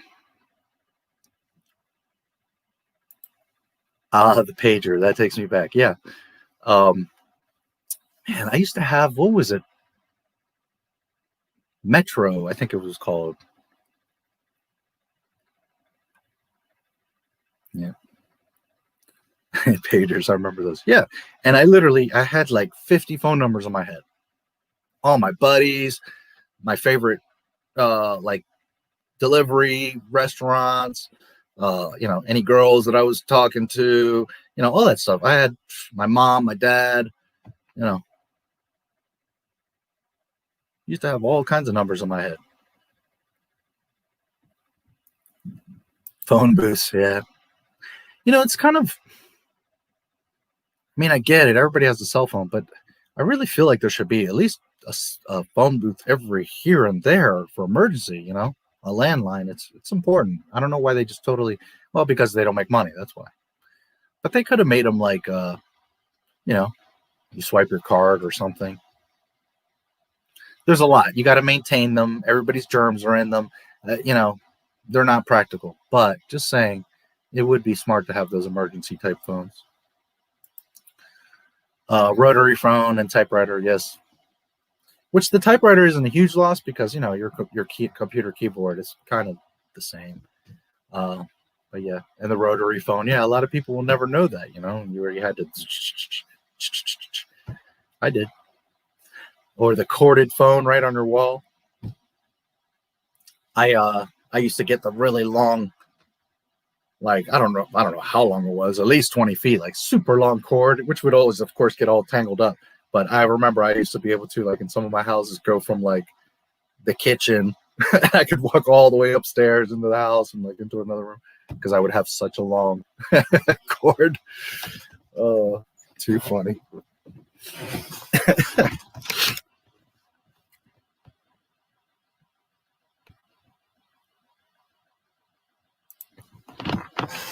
I remember going to see The Force Awakens in the theater when I was 11. My aunt's boyfriend's son wasn't thinking about the movie. I don't blame him. Yeah. And there are some kids that like the Disney stuff, of course, because that's what you grow up with. That's what you see. But I've heard time and again, so many parents that took their kids and they were like, I'm not going to say anything. I'm not going to influence. I'm just going to let them watch the movie and see their reaction. And so many of them are like, the kids didn't like it. The kids were bored. Some of the kids wanted to leave. Some of them fell asleep. And a lot of them, they would get out of the movie and be like, I've got questions because this doesn't make any sense. So if an 8-year-old is like, what the hell was that?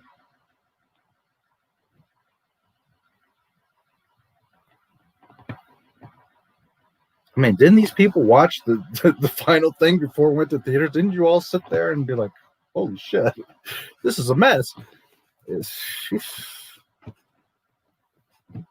If I was Bob Iger, I don't care if you got to redo the whole freaking film and we got to delay it a year. Holy shit, you got to fix this. Holy jeez. Was Maul the main villain of George's sequels, or was that an idea? That was an idea. It was just a loose idea. It wasn't actually in the story treatment. The story treatment is the wills, the journal of the wills. How the wills work. The wills are basically the Force, and the vehicle that drives the Force is the midichlorians. That is in the stream that I did, where Darth Maul and Darth Talon in George's sequel trilogy. I did that month and a half ago. It's about a 5-hour stream, and I really break it all down there. And I show you the articles and the quotes and all that. And it was just a loose idea, which actually was kind of being developed in the video game. And it was just, possibilities, which Disney kind of sort of took ideas from that. But it wasn't like, this is my actual sequel trilogy, which a lot of people, saw this headline about that he had talked about them, and everybody was like, oh, Maul and Talon were going to be the sequel trilogy. And they weren't. They were just loose ideas that he threw around. But anyways, that stream, I very in-depth cover it. So if you want to really learn about that, it's there. Also in that stream, the thing is that comes from the Star Wars Archives book, and I've got pages. I have some Bothan spies that got me some pages from Europe, and I have the actual pages of what was really said. And it was just a matter of, those were some ideas he was kicking around. Another thing in that stream that is shown and confirmed from the book is that Lucas literally says, not so much that he was asked to confirm it, but he says himself that Anakin was made through the Force. It had nothing to do with Plagueis or Palpatine doing something with the Force to create him. It had nothing to do with that. It was what was presented on the screen. Immaculate conception, the Force created Anakin to bring balance.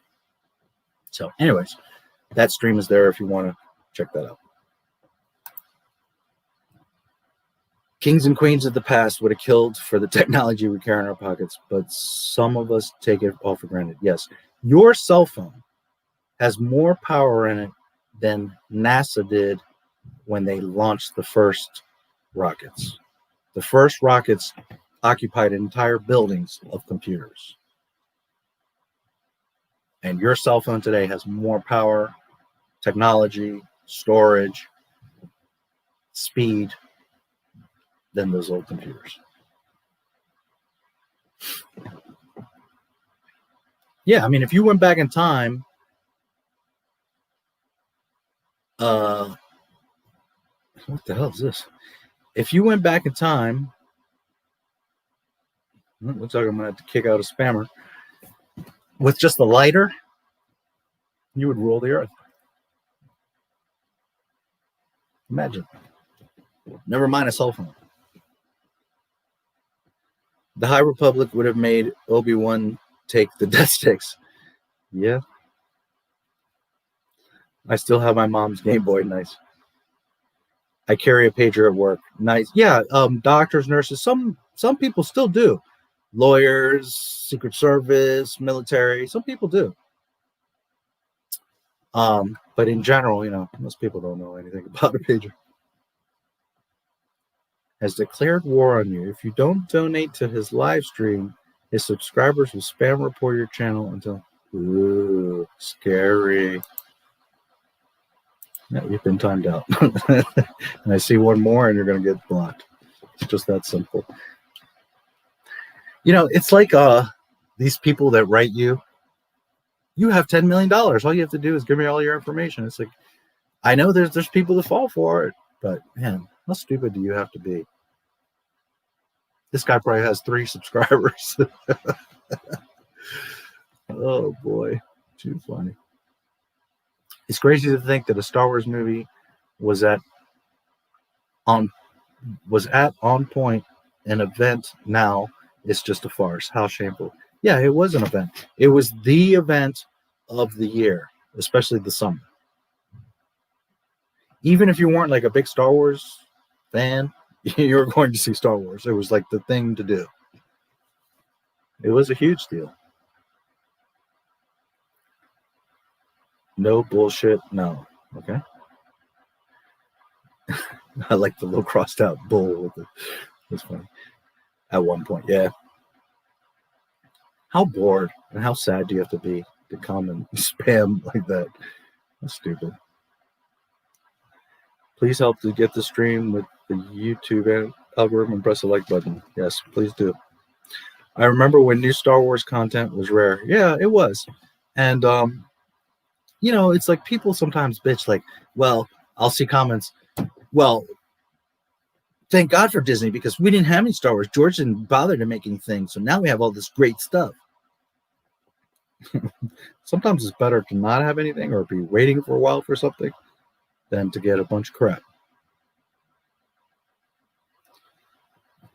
And there was always a novel out there. There was always a game out there. It's not like there was nothing. It's not like George Lucas just went silent for 10 years. No, there was always something. An interview. There was always something going on. But yeah, we didn't have stuff, but that's what made it special. Look at what Disney did. They made 5 movies in like 5 years. They were all trash. Nobody cares about them. Nobody's going to remember them. So what was the point of having all this stuff? And it's the same thing that I always say with The Mandalorian and even the Clone Wars. Everybody's like, Clone Wars, season 7, that's the best Star Wars we ever got. Mandalorian is fantastic. Oh, really? When's the last time you watched it? Oh, that's right. You watched it the one time when it came out and you got all excited. And because let me tell you something, the old Star Wars movies, we used to watch them all the time. That's not to say you would watch it back to back to back, but you watch them. So how good is Mandalorian and all that stuff if you watch it once? And yes, I know the Luke thing, you all probably watched it 10 times. Fine. But how many times have you watched the entire season? And forget season 2. When's the last time you watched anything from season 1? Oh, did you forget there's a season 1? Yeah, we all forgot because there you go. And I'm not saying that nobody on earth is watching it. Just saying it's not this phenomenon like they try to make it. Like everybody's watching it. Here's the thing. Star Wars didn't make money because everyone went to see it. Star Wars made money and was so big and so important because people went to see it 30 times, guys. Okay? Not like today where, I saw Ahsoka in season 7. It was amazing. And I haven't seen it since. That's how Disney Plus is going to survive is 1, a bunch of subscribers, and 2, the ratings, people watching over and over and over again. And you don't have to lie to me. I know you haven't watched it since. I know there's a couple hardcores that love the Clone Wars and have watched it. I know there's some people that like Ahsoka and watched it. But realistically, 95% of the people that watched it have not gone back to watch it again. And that's what matters. That's where the money is. That's where the fandom is. That's where the things are going to mean something, be tangible, is when people are going to watch it again. Star Wars, a lot of freaking people went to see it. But what really made it the money, what really made it big, was people kept going back to see it. And sure, a lot of people just saw it once. Most people probably saw it 2 or 3 times. And then you got people that went 10 times. And I know people that saw it 30 times in the freaking theater. Okay? That's where the money comes from. That's where the fandom and the strength and the phenomenon comes from. Is that rewatching it.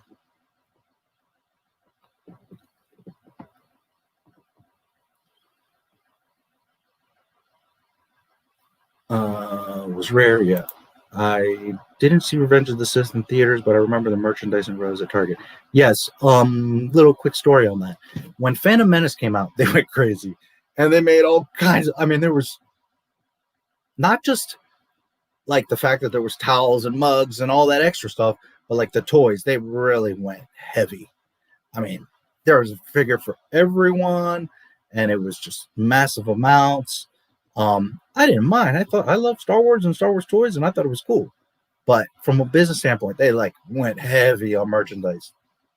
And one of the cool things I remember from that era is those toys came with this chip, and you could put it at the bottom of the character, and it would there'd be a little movie scene you could hear. I know a lot of you will remember that stuff. Then in Attack of the Clones, they realized they had gone so heavy, so they backed up a bit. And they were a little bit light on Attack of the Clones, which is kind of a shame because so many people love the Clone Troopers and all that. They really could have exploited on that one. But anyways, they went a little light. And then by the time Revenge of the Sith came, they got it just right. And I say that because Rinsler and others, but especially Rinsler, who was not only on my stream, but I've seen on other streams talking about it as well, had talked about how they had finally in Sith got it just right. But yeah, there was a ton of stuff. Absolutely. Nowadays, there's not even a Star Wars section, or it's this little nothing. For you, those of you that are younger, when you would go to Target or Walmart, there was a whole section that was Star Wars. When you would go to Toys R Us, there was like a whole row of the store that was Star Wars. And that's just the main section with the toys. You would go then to the board games and the electronic games, and there was Star Wars stuff. And then you would go to like the, bicycles, and there was a Star Wars bicycle, and there was, Legos had its all Star Wars section. I mean, it was a lot, but not because it was just overly done or just saturated. It was because people wanted that shit. It would sell like crazy. And now it's like this little.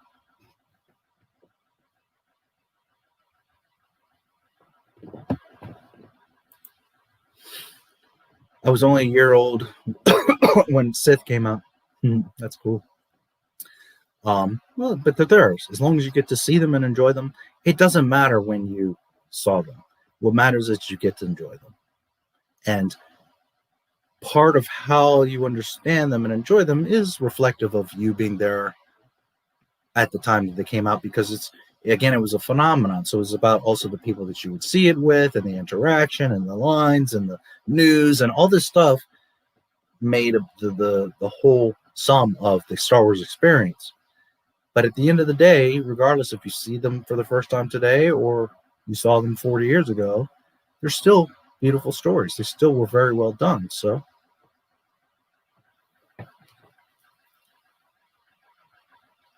I'm watching the Mandalorian season right now. For the first time or repeat?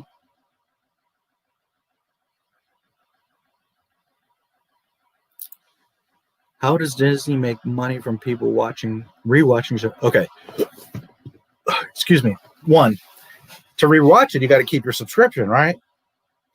2, when they see the views, the ratings, they then go to accounting and the investors and the shareholders, and they're like, see, you want to keep giving us money so we can keep getting into more debt because Mandalorian got X amount of views. You understand? Whereas Hannah Montana maybe got 1,000 views and Mandalorian got 10,000 views, just throwing random numbers. So if Mandalorian's getting 10,000 views versus 1,000 views, they know, okay, well, we need to stop wasting time with Hannah Montana and budgeting and projecting and raising funds off of what's getting views. Mandalorian, for example. So that's how. Not maybe in the literal sense, but they're getting it on the back end because the way the whole machine works. They keep getting loans and the shareholder support and plus products, right? If people are rewatching The Mandalorian because they love it that much, then what are they going to do? They're going to go buy Din Djarin's and Cara Dune's and stuff like that. If they watch it once and don't care about it, I don't own a single Mandalorian toy, and I know that Boba Fett, Baby Yoda is selling, but I'm just saying, if that's all you got, you're not going to get very far with that. So the rewatching is a big deal because it gauges how many toys, how many reinvestments. Also, do we make a season 3? Is it getting views?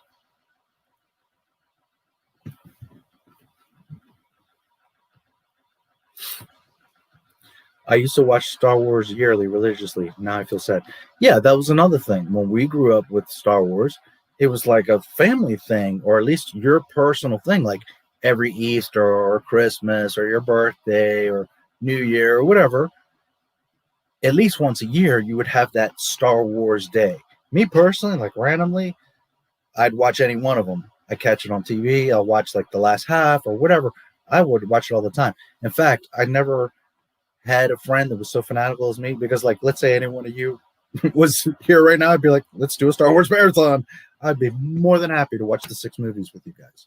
But unfortunately, we can't do that through a stream unless like you're watching it yourself and I'm watching it here. And I've thought about doing that, but I don't know how interested people would be doing that. But if you guys would like to sometime, of course, I would be doing some commentary on it. But if you guys are interested in that, I'm more than I will do a Star Wars marathon any day. With a huge smile, I will do that.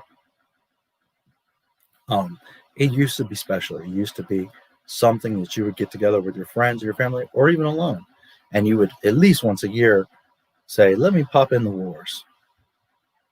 That's gone now.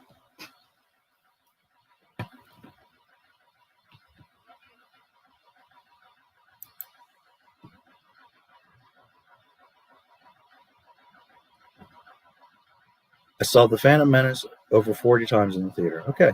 How many times did you see The Force Awakens or The Last Jedi or The Rise of Skywalker?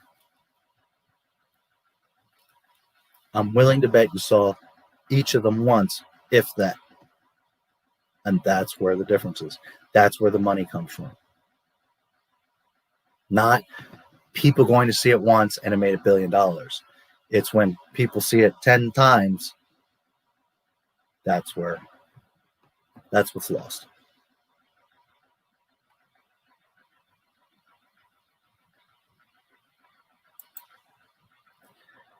And sometimes it's not even the money. You might work at the movie theater, so you get to see it so many times. But the point is, you still watched it.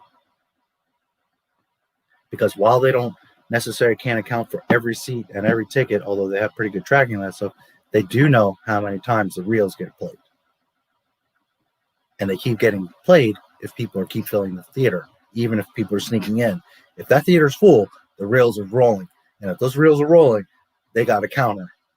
And when they see, holy shit, this thing has been viewed 1 million times in the past 3 weeks, they're like, yeah. As opposed to when I go to see The Rise of Skywalker and there's 8 of us in the theater. You could hear freaking crickets.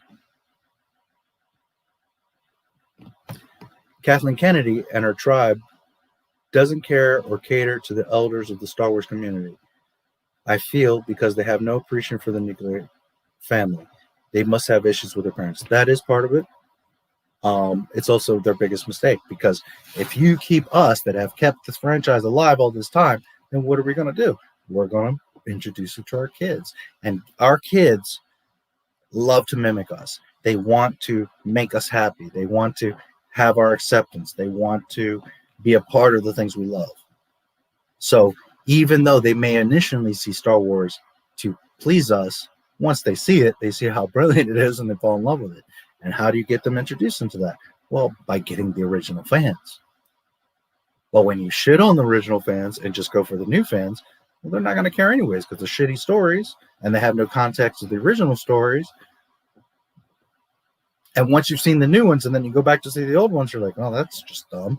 So now there's no interest. You could have built brand new lifelong fans. Instead, they chose to say, screw it. We'll just take what we can get from the new people that don't know and don't care. And that's that. Well, you sold 1 ticket per person when you could have sold 30 tickets per person. It doesn't take a genius. It doesn't take an accountant, businessman. It's common, basic, simple knowledge.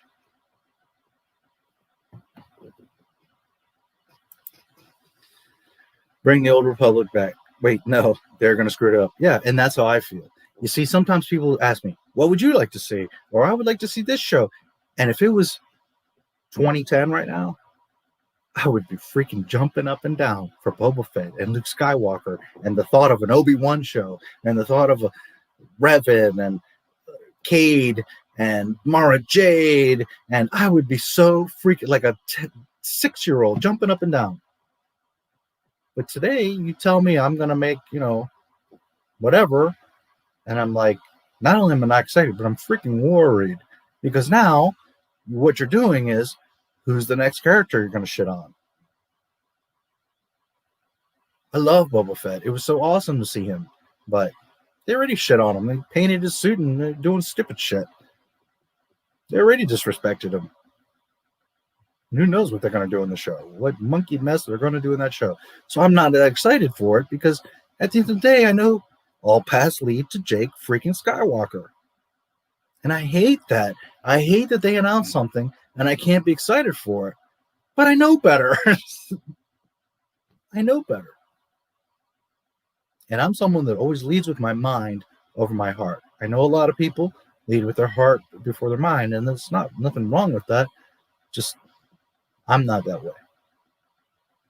I've seen too much. I've been through too much. I know too much to blindly follow with my heart. Earn my trust, prove, show. I'll give you my heart. I'll give you my wallet. I'll give you my time. No problem. But I'm not the type of person that you're going to jangle, Luke Skywalker in front of me for 5 minutes and I'm going to be like, yeah, Star Wars is back. Because 5 minutes later, guess what? Jake Skywalker saying, go away. And know that that was a message to the fans. It wasn't just a Rey. That was Kathleen Kennedy saying, hey, fuck you. Go away. This isn't for you. This Star Wars is not for you. This is for the kids.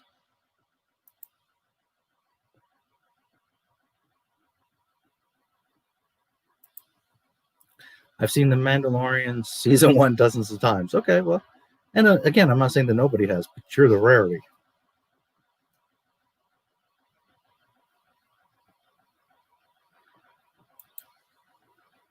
You should do a watch party. That would be cool. I'm happy to. If you guys are interested in that, I would do it. Obviously, I would do commentary on it because what's the point of them doing it? But if you guys want to do that, I'm more than happy to do the entire marathon. Not necessarily we'll do it in a day, but maybe like once a week we could do an episode or something. I'm more than happy. If you guys are interested in that, I'm more than happy to do that. Believe me. The only thing is that you guys have to have your own copy and you have to watch it, and it's hard to keep in sync and all that. But I mean, we can do it. Sure. Because I can't show you. If I show you, I'm going to get copyright strikes. You know what I mean? I can't. But I can comment on it, and you guys can pretty much stay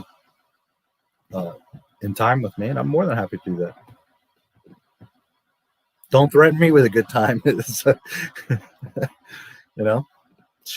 Shoot. More than happy.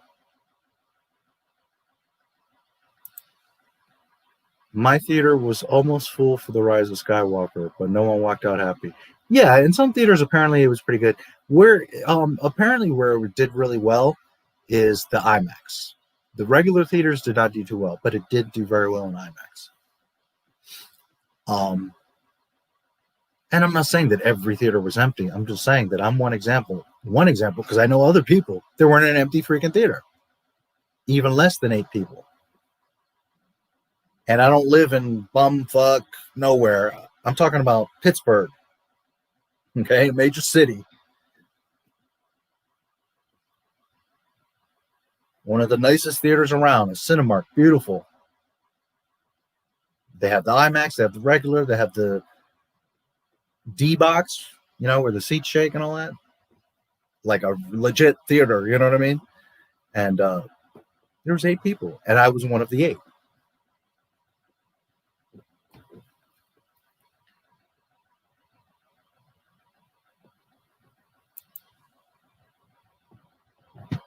TFA 4 times. Oh, you saw. Okay, TLJ twice. We pre-bought tickets, and I was in shock from the first viewing, right? I was hoping it would get better. And Tross twice. The second time, I purposely reclined my chair and took a nap. Well, there you go. So you saw the Phantom Menace, which I love, but just saying that most people are like, it's the worst piece of shit, Anakin the Kid. You saw that 10 times more than you saw a Star Wars film in 2015 with the internet, with the phones, with the marketing, with the third generation, with all the hype of not having Star Wars all these time. You see? You see how the power of the fandom and your wallet and how important it is to respect the fans, because you saw 10 times more. That went 10 times more in Lucas's pocket than it ever did to Disney. And I know other people did the same thing. They saw TLJ twice because they had pre-ordered the tickets thinking, okay, well, the first one was okay, but it's set up, and now we're going to get Luke. Oh, boy, were you screwed over. I walked out of Force Awakens, was like, it's done. Star Wars is done. I was totally hollow. I knew. That was it. Writing's on the wall. It's done. It's a new Disney space thingy. Star Wars is done. The Star Wars that we know, it's done. And that's why I kind of like The Last Jedi, because at that point I was so disconnected. I was like, well, this isn't Star Wars anyway, so I'm just going to watch this space thingy And it was like, whatever. I didn't care about the rules or anything at that point because I wasn't watching Star Wars. I was just watching a Disney space thingy. But of course, being someone that loves Star Wars and knows the lore and the canon and all that, you know, it didn't take but a couple days for me to be like, yeah, that was so fucking dumb. It's not that I didn't see it the first time. Don't get me wrong. It's just that I didn't care. Because after Force Awakens, I was like, Star Wars is over anyway, so what the shit do I care? I keep trying to get excited for this, but it feels impossible. Listen, guys, know something. I'm not a downer type of person. On the contrary, if you guys knew me in real life, I'm the most optimistic. I'm the first person when someone's down, I'm like, I always find that good side. I always find like the what's that saying? Like not the diamond in the rough, but that gleam of hope, that light in the end of the tunnel. Like I'll see a situation and I'll be like, but this is going to work out. There's this, there's that, hang in there. If you guys knew me, you would know that I'm so energetic and happy and like positive and like, man, but I also know reality. And like, this is why Not My Star Wars exists and why I don't bother, because I know better, guys. They're yanking your chain. Don't get excited because this all leads to Jake Skywalker. Know that. And I don't want to ruin anyone's fun or be the downer. I just try to tell you the truth, show you the facts of what's going on, and help you guard your heart a little bit. Because I don't want you all to go through that pain again. Or sometimes some of you are newer, and I don't want you to feel the pain at all for the first time. But I was there May 25th, 1977. So I know what it is. I know what it used to be, and I know the extreme pain of when it was sold, and then we're decanonizing the EU, and then I see The Force Awakens, and I'm like, holy shit, they really did. They really just don't care. They said, fuck it. So just know that you're ever on the stream or you see my videos, it's not me being negative or a hater or not wanting you to have fun or enjoy it, or it's just that I know better. I've been around the block. I've traveled to different parts of the world. I've been in the military. I've seen and done things that you guys cannot imagine. And I know better. I see right through Disney's monkey mess. So I don't ever try to make you guys feel bad or not have hope, because I'm all about hope. I'm all about real hope, Luke Skywalker. But when you see it again, time and again, and as I've said in other streams, you get a black eye for 8 years. You keep getting punched in the face. It comes to a point where you guys got to separate and say, listen, okay, this is bullshit. I'm not doing this no more. And some people have like the separation anxiety. But if I don't support anymore, I'm not being true to Star Wars. It's okay, guys, to not like The Mandalorian. It's okay. You don't have to like it. Now, I'm not saying that you must not like it. All I'm saying is it's okay. And I think a lot of people are scared to say, yeah, you know what? It's not really that good. Because you're afraid of the backlash or that everybody else is enjoying it. But it's okay. You don't have to like The Mandalorian or Clone Wars or Rebels or any of that. Just like people are always saying, but it's okay. You can like this or that. And yeah, but also remember that it's okay if you don't. You're not a bad person. You're not wrong. Watch the show. You're going to see it's not that well made. It's really, truly not. It's fun. Yes. I watch it. Yes. Every episode, several times, because I do videos on it. But it's okay to say, you know what? That's really not a very good show. So, I don't do this to attack or bring people down. On the contrary, I do this so that you're prepared, so that you see the truth, so you see what Disney's up to, and so that you don't just put your heart out there thinking, well, they gave us 3 minutes of Luke Skywalker, so now they're going to do the right thing. No, they're not. Absolutely not. Let me show you guys something, which you've seen, but give me a second. I got to find this image real quick. Most of you have seen it on the stream, but you haven't seen it like as a static image and really thought about it. So let me show you something real quick. And again, I'm not doing this to be a downer, but I want you guys to know the truth. That's what Not My Star Wars is. It's about the truth. It's not about hate. Let me show you guys something. Just a moment.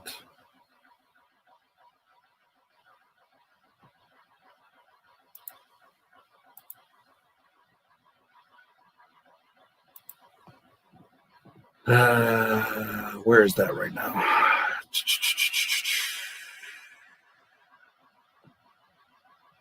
I just posted it on Twitter, so I know it's around here. Give me just a moment. I think it's here. So, yeah, it should be here somewhere. Okay. This is, I would have to find the article and the link and the exact date, but it was roughly November 2019. Okay? And if you know me, if you know my channel, I'm not bullshitting. I didn't manufacture it. I can, in fact, show you the link and the source. But right now, just for the sake of it, I'm not going to look it all up. And in fact, you could go to the stream.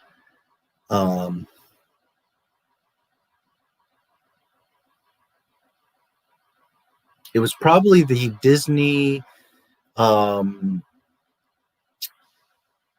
full year earnings report live stream. If you look in the links in the description, is probably where it's at. I can find it if anybody wants to officially look at the article, but I give you my word that this is real. And I'm going to show you something.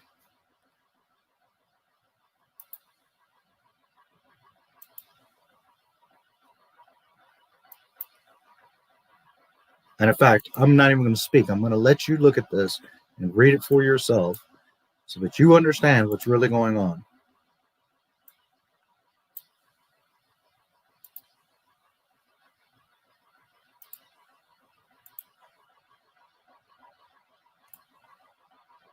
Okay?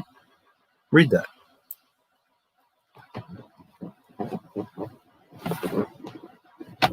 If I remember correctly, November 2019.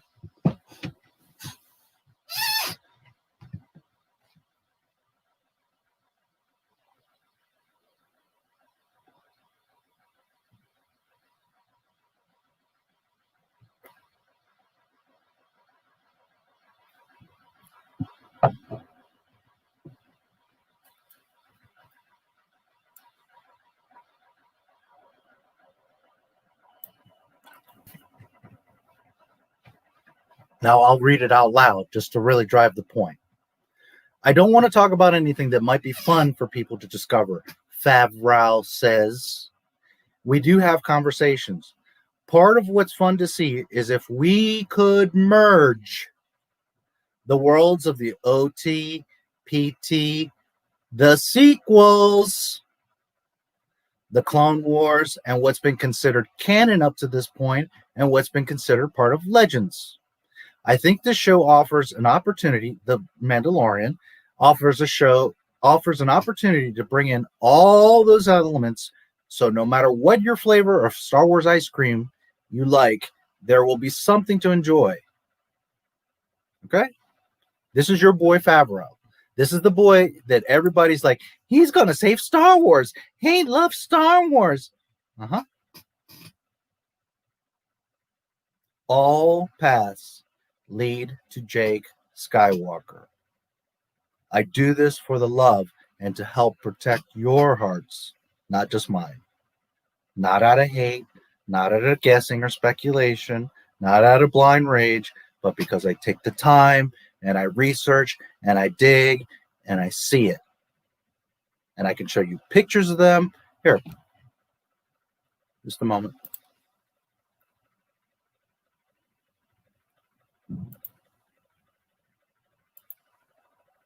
For those that are new, I will never lie to you. I will never exaggerate. I never make shit up. If I'm telling you something's happening, believe it.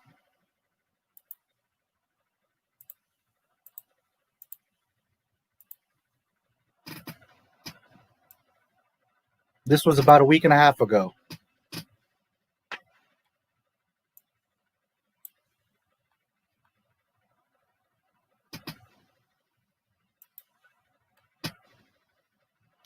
Fumayua, whatever his last name is, Deborah Chow, Waititi, Filoni, Favreau, Bryce Dallas Howard, and KK. All smiles, one big happy family on the set of The Mandalorian. So when people tell me KK's kicked off the set, she doesn't have any say, Jon Favreau and Filoni care about Star Wars, they're going to save it, they're going to retcon. I'm sorry, guys, but no.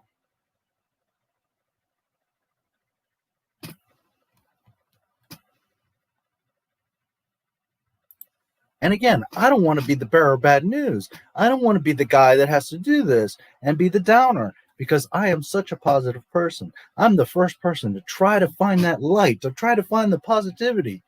But it comes a point after 8 years of shitting on my stuff that I'm not going to take it.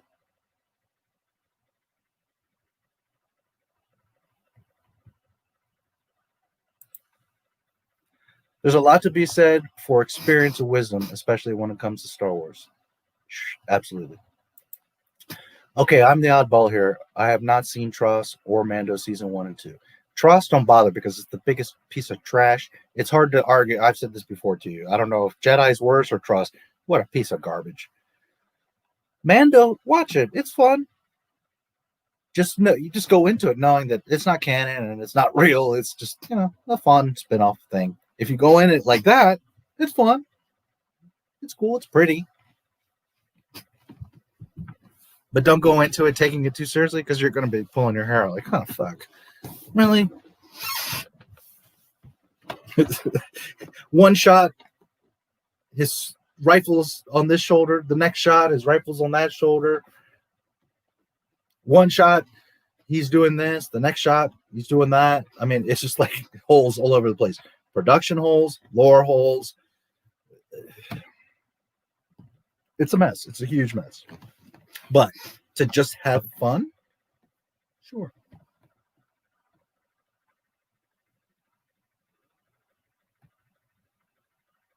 It's not the worst show, but it's far from anything that good. And it's, more importantly, miles away from being a real Star Wars show. I used to be able to watch the OT and PT trilogies at the drop of a hat, but since the sequel trilogy, I have not been able to muster the strength to. But if you did a watch party, I'll watch with you. Yeah, and here, let me say something. It's been a while since I've sat down and watched 1 through 6, whether in peace, out of order, or a marathon. It's been a long time since I've done a marathon, because, sitting by yourself and doing a marathon, I don't have someone, a friend or whatever, that will sit down and be like, yeah, let's do this, because I wish I did. If I was rich, I would rent out a theater and invite all of you. Let's just hang out for like 3 days and have fun, and we'll watch all the movies, like that type of thing.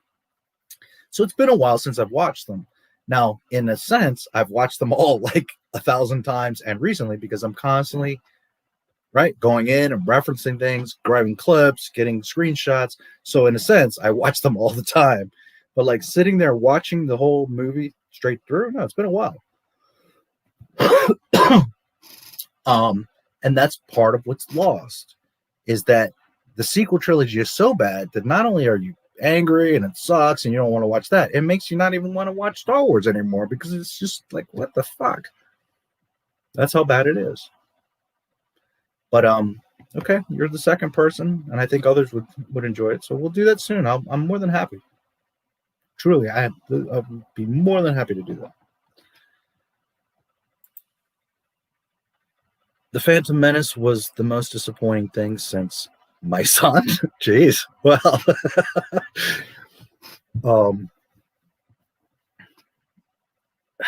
it's the least favorite of mine. I like 6, 5, 4, 3, 2, 1. That's my order of Star Wars. Those are my favorites. But I don't hate the Phantom Menace. I'm fine with Jar Jar. I love the pod races, Darth Maul, Anakin blowing up the droid control ship. I mean, there's so much awesome stuff in that movie. I don't know why people get so angry. I think it's fine. Is it the weakest one? Yeah. Did it have a little things that are like, okay. Man, the pod racers with the Tusken Raiders, shooting. There's so many cool things. Aura Singh on the balcony. I don't know why people get so upset. It's a freaking Star Wars movie. Some of the most beautiful shots in cinema is that pod race. They show different angles. They show it from the top view, and they're like snaking around and going through the top. I mean, it's gorgeous. But to each his own. It's fine. So yeah, it's for me the bottom of all of them, but I'll watch it any day, happily, because it's real Star Wars. For all its flaws, for all the shit that people talk about it, it's a complete story. And most people are like, he should have started with Anakin as a teenager. It's so stupid. Show him as a kid. Again, you don't understand Star Wars. You don't understand George Lucas. You're not getting it. The point was that he's a kid, so that he shows you why Anakin becomes who he is. If you don't have the gravity of him being a slave and Watto and the Jedi finding him and him winning the pod, right? You don't understand then why people would have been bitching. Why is he so powerful as a Jedi? Why is he's a Gary Stu? How come he knows so much stuff as a teenager? You see? And instead, Lucas took the time, put his heart into showing you the entire where he comes from, what the whole story is, building the whole tension and situation of why Anakin turns and why he's in such turmoil. And people bitch about it. Forget about who acted. It wasn't an Academy Award experience. Fine, whatever. The kid did fine. The point is to show you Anakin's evolution. And instead of appreciating the fact that Lucas is showing you why Anakin's so jaded.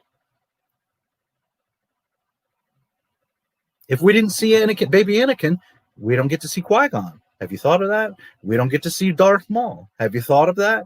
No. Because you're being selfish and you're only thinking for yourself instead of saying, this is George's story. Let me digest and appreciate what he's giving us. I know most people haven't thought about that. If you don't have baby Anakin, you don't have Qui-Gon or Darth Maul. Okay? You don't see why Obi-Wan becomes so great. Because let me tell you something. Beating a Sith is not an easy thing. And once you beat a Sith, you get elevated immediately because that's like one of the trials. It's one of the hardest things to do is to beat a Sith. By default, you kill a Sith, you're automatically bumped up. So they're showing you the wisdom and grace of Qui-Gon, but yet he gets killed by Maul. Not because Qui-Gon's not good, because they're showing you, Lucas was showing you, Maul was pretty serious. He was pretty badass. And then you flip that again, just like I did in the Jedi thing the other day, Luke. Now Lucas is flipping the volley back. Now Obi-Wan manages to beat Maul. Why? Because Obi-Wan's one of the greatest Jedi of all time. But if you just look at him from the surface and just get upset because of baby Anakin, you lose out on the beauty, the brilliance of George Lucas showing you that.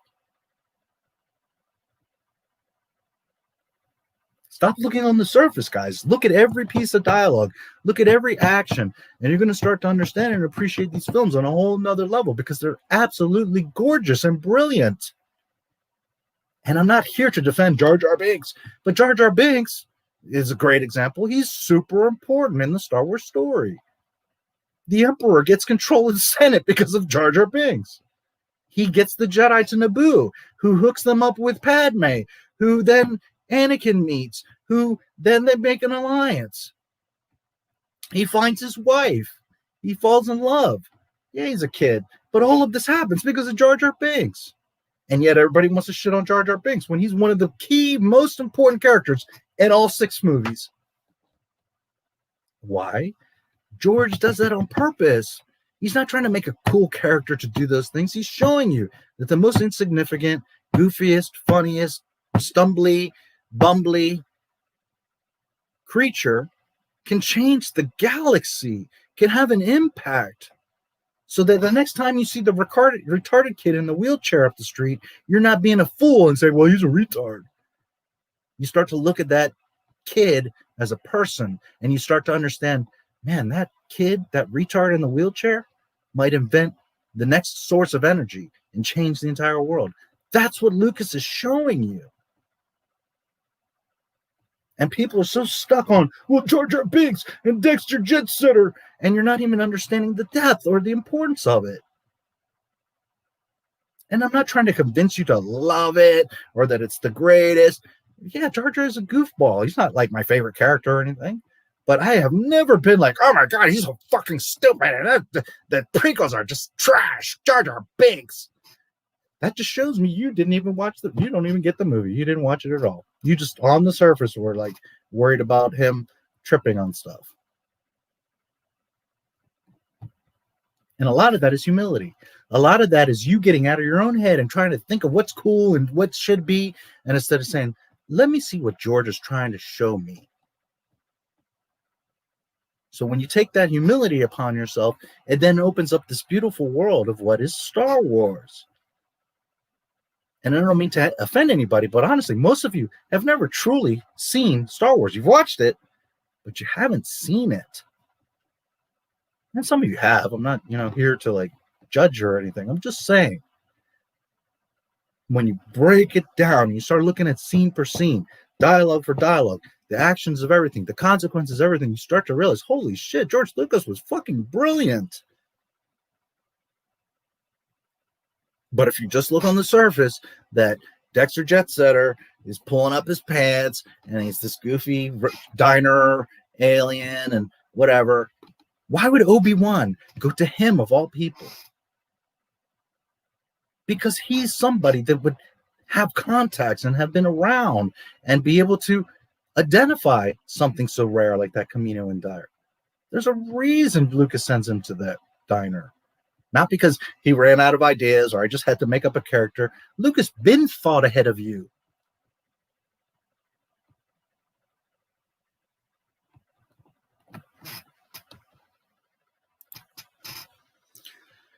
You made the right choice not to watch Tross. Yes. Disappointing that it didn't measure up to the current films of that time or that it didn't fulfill a pre-Star Wars story. Yeah, it is disappointing. I wonder if Luke was going to be similar to Padme from Kill Bill if Lucas had made the story. At the end of the day, we don't know. I do know this. The story was mostly about the Wills and the midichlorians. Luke doesn't die until the end of episode 9. And that Luke, in fact, not long after Jedi, starts rebuilding the Jedi Order. However, they're like 2-year-olds. There are no Jedi. There's small, Force-sensitive, potential Jedi that he finds, children, and starts rebuilding the Jedi Order. That I do know for a fact. Again, you can see that in that stream.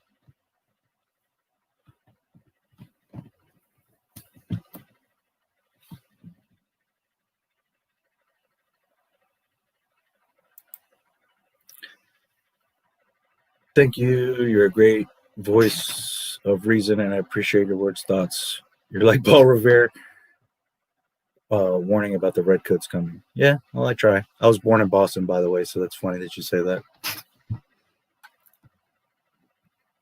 You're welcome, and thank you. Imagine a Star Wars movie directed by James Cameron. That would be amazing. It potentially, sure. Worst people to do it. I think that James Cameron would respect it and love it. I think that James Cameron would say, hey, George, am I doing this okay? That's for sure. I like John, but he's not the guy to take over Star Wars. Neither is Filoni. No, they're not. And please don't misunderstand. I'm not saying fire John Favreau. He's been a blessing. I acknowledge, guys. He has helped. He's trying to make things better. He loves Star Wars. I'm not saying that he doesn't. But just don't jump into like, he's the savior. He's going to save Star Wars. And he's got Filoni. They're going to say, nope. Nor is Favreau qualified for or have the time to be doing all these shows and be running Lucasfilm. Honestly, and I'm just using myself an example, someone like me needs to run Lucasfilm. Someone that doesn't give a shit about all this mess. Let's make correct fucking Star Wars. Let's erase this mess, start from scratch, 0, starting from 6, and do this correctly. We have the source information. George Lucas is alive, for Christ's sake. Let's get him on the phone and do this proper Star Wars. Stop fucking around with this nonsense. I don't care what KK or Iger or anybody has to say. You need to put someone like me that's going to fucking put their foot down and be like, no, you have to respect these characters and these stories, period. And furthermore, I wouldn't want to come up with a Star Wars story. I would call George and be like, dude, please reprint the sequel trilogy because that's what we're going to make.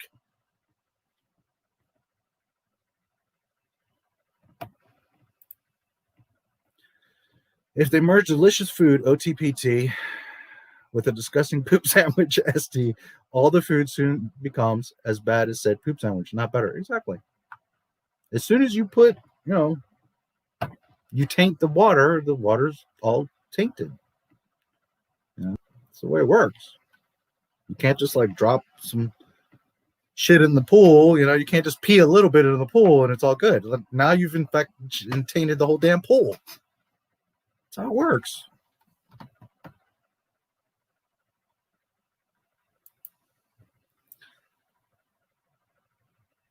Red Letter Media.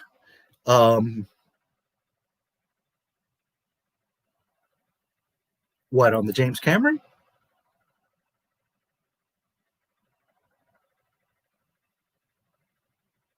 Oh, or the Phantom Menace. Since my son, maybe. Yeah, that sounds like something Red Letter Media. But see, and the thing is, I love those guys. I watch their videos and I appreciate their opinions and stuff. But those guys were never Star Wars fans to begin with. So again, as good as they're analytical about it and all that, one, they're poking a lot of fun. Know that, guys. It's not 100% them being honest. Two, yeah, I know they found a ton of holes and stuff. But none of that stuff is so damaging or story problems. That's you like analyzing and wanting, things to be a certain way. If you just watch it, there's no problems. You watch the Disney stuff, it's full of problems. That's the difference. I never said Star Wars was perfect, especially the prequels, but it doesn't have the problems.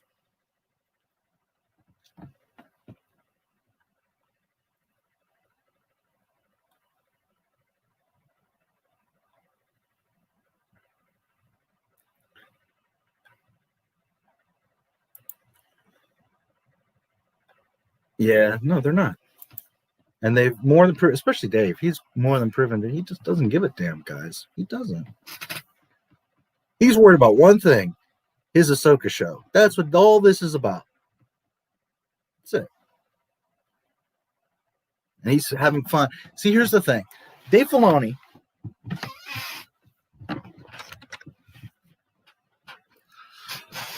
is playing Spaceballs. He's Dark Helmet, right? Playing with the action figures. That's Dave Filoni. That's this Filoni verse. He's got the action figures. No, yes, no, yes. That's literally Star Wars to him. I have action figures. Watch the movies. You'll see. It's like action figures just being moved around. That's what it is. As opposed to, okay, I've got these stories. I've got these characters. I've got all this stuff. I need to keep it in line. I need to respect it and take it seriously. No, it's him having fun playing with Star Wars toys. And that's not what we need. We need someone that cares, goddammit. Not someone playing with Star Wars toys. You even hear like Robert Rodriguez and all these directors on The Mandalorian, like, oh, I got to play with all these characters in the Star Wars universe and all that. And at the end of the day, they're all playing around. They're not taking it serious where we got to make this serious Star Wars. So that's what we have. A bunch of grown kids playing with toys. In the Lucas era, toys were the byproduct. In the Disney era, it's all about playing with toys.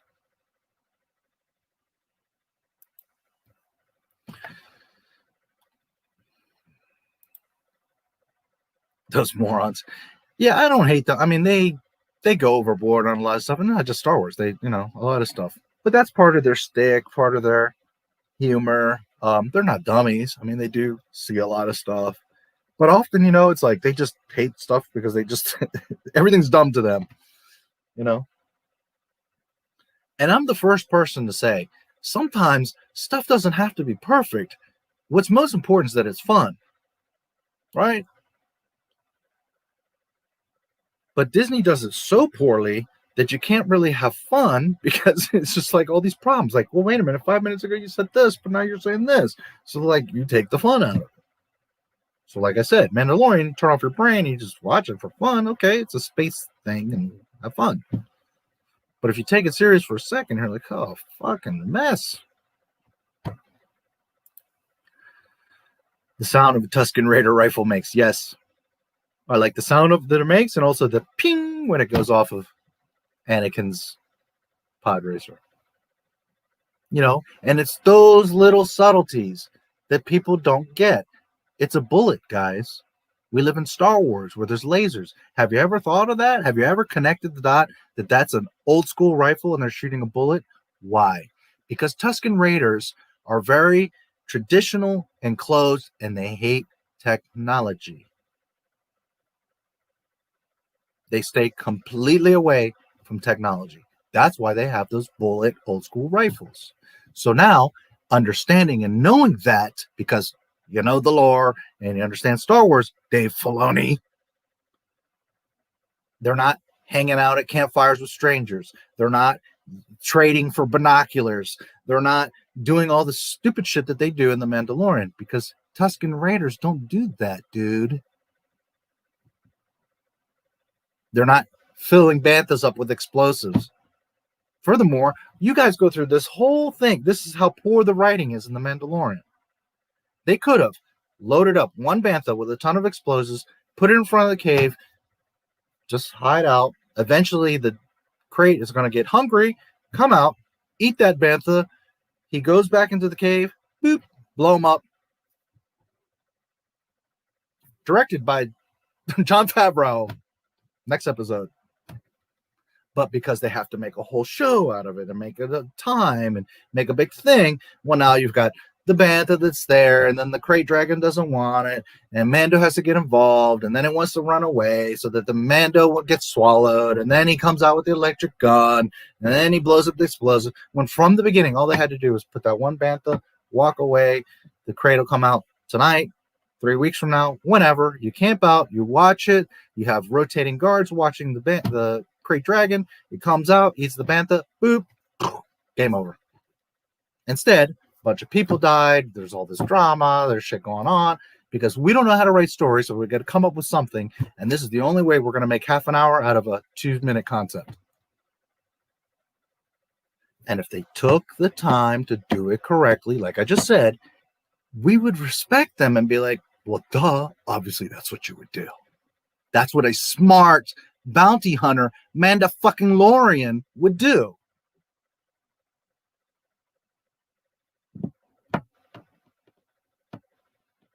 Tusken Raiders would not be conversing with the Mandalorian. They would not be trading for binoculars, and they would not be doing half of the shit that they were doing. But that requires A, knowing about Tusken Raiders, and B, giving a damn.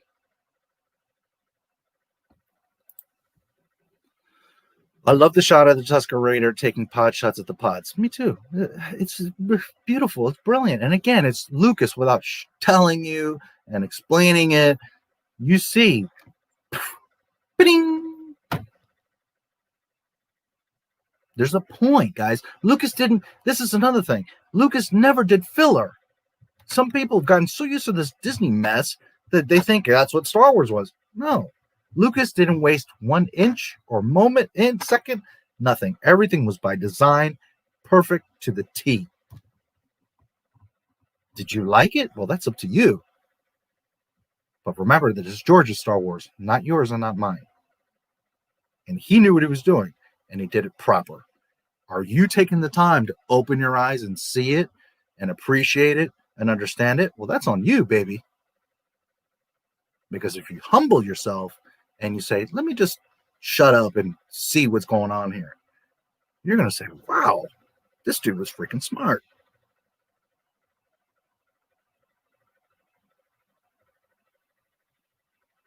There's a purpose to everything in Star Wars.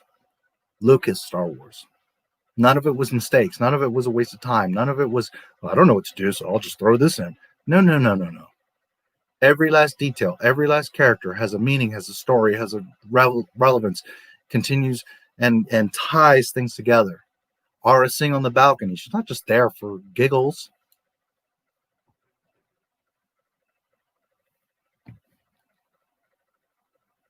I remember like 6 months ago, I saw somebody like, oh my God, Aura Singh, who is this person? They're all up on the balcony. 1999, first time I saw The Phantom Menace, I saw Aura Singh there. Now, granted, I'm a very observant person, but I mean, just stop thinking too much. Stop trying to like interpret the story and care about what you thought it was. Just humble yourself and watch the prequels. And you're going to realize they're much better films than you've given them credit for. And I'm not necessarily talking directly to you guys. I'm making a general statement here.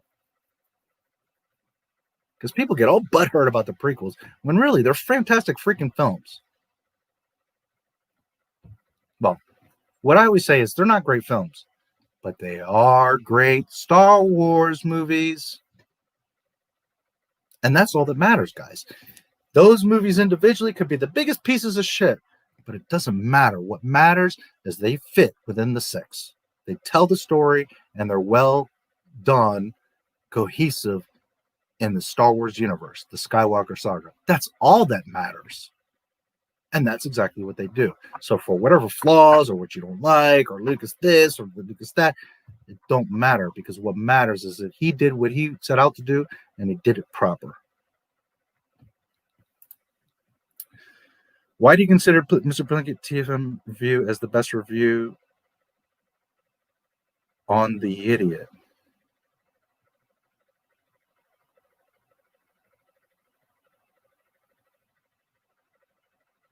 Well, first of all, I didn't say that it was the best review. I'm not sure if you worded that correctly. They did a great review and they got a shit ton of views, but is it a truly honest, fair review? No. That's a very like, we hate Star Wars. We're tired of Star Wars coming back. We're gonna go the extra mile to make fun of it. Now, I'm not saying that they were just making shit up. There's legitimate points that they find. I'm not arguing that. But all I'm saying is they also are taking it to the next level where they're looking for problems. Whereas me, yeah, I do look for problems. But in general, I don't have to look like Disney, like, here you go, silver platter. So I don't know if you want to clarify that, because I'm not sure, but I wouldn't say they made the best review, because their review wasn't 100% honest. And they'll tell you they don't even like Star Wars. They hate Star Wars. They like Star Trek much more, and they kind of hate every movie. Like, man, those guys are constantly like, every movie sucks to them. Haven't you noticed that? Like, I can't remember a review where like, hey guys, this film's actually good. So you can only take what they do with a grain of salt. But part of that, again, is their stick. That's their personality on YouTube. That's what, for all we know right now, they're watching Star Wars like nerds, like totally loving it. You know what I mean?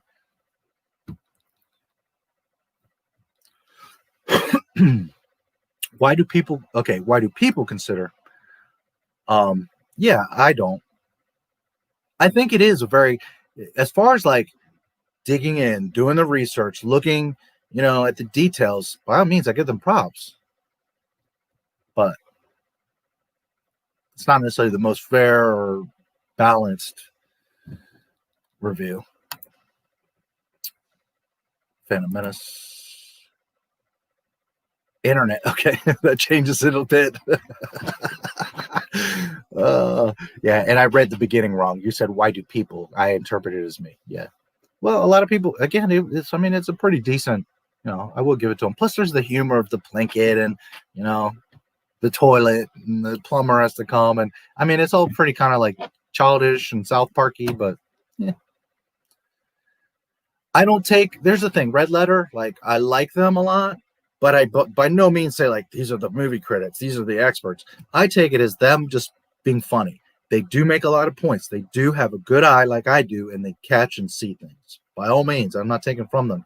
But they also, to me, their shtick, their motive, their style is just to really have fun and poke holes and have fun. And, you know what I mean? So I don't take it too seriously. I just... They make a lot of valid points, but internet, not idiot.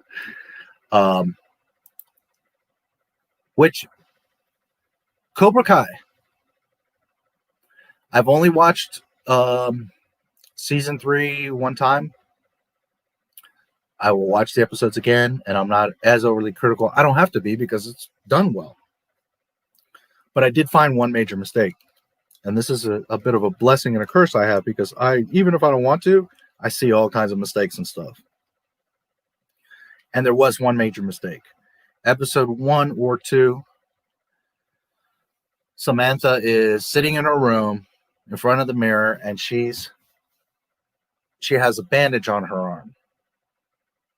And she even peels it, and she sees the scars from Tori, who had hit her with the brass knuckles in season 2. Most of you will know exactly what I'm talking about right now. So she looks at her. She's got almost like Wolverine got her, right? She looks at her scars, and then she puts her little bandage back. Okay. If you pay attention, it's her left arm. The rest of the show, and when it happened in season 2, it's her right arm. They made a huge mistake there. I don't know what happened. And it's not the film inverted. It's that her room is the way it should be set up and all that. They really screwed up. That day, the makeup person was just like, oh, well, she's got scratches on her arm. Just put them on there. They weren't thinking like, wait a minute, dude. It's the right arm, not the left arm. But outside of that, I don't see any other mistakes. Now, can I go back with a fine-tooth comb and probably find some stuff? Sure. I'm not trying to say that it's perfect. I'm just saying that I pick up on those kind of things. That's how my mind and eyes work. And the only thing that I picked up on the entire season 3 is that Mandalorian, every episode, at least 100 problems, 100 mistakes. It's the worst produced show I've ever seen in my life, for that matter. It's a mess, just production-wise. One shot, pauldron's here. Next shot, pauldron's here. And it'll go back and forth and back and forth. One shot, he's got the poncho. The next shot, he doesn't. One shot, the poncho's new. The next shot, the poncho's got holes in it. I mean, it's just all kinds of stupidity. And I know a lot of you know about the jeans and watch guy. I mean, Jesus, how embarrassing. Lucasfilm, first of all, that you would film him getting stuck there in the first place. And then second, you don't have somebody proofreading and watching the episodes and being like, guys, we need to erase him before we release this episode. How embarrassing. Lucasfilm 2020. George, you see, and George Lucas didn't have these problems. Why? Because he cared, because he loved it, because he took the time to look at what he's doing. Anyways, just a fun thing with Cobra Kai. The only major mistake I saw was that one scene, she's in her room, and her scar, her Wolverine thing is here. And it happened here, and the rest of the season and episode, it's where it's supposed to be, on the right. It was episode 1 or 2. She's sitting in her room in front of the mirror. She peels it. I know a lot of you know what I'm talking about, but if you don't, you'll now catch it. You'll see it.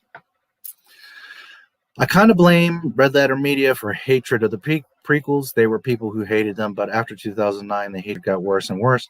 Red Letter, they don't know what they're talking about.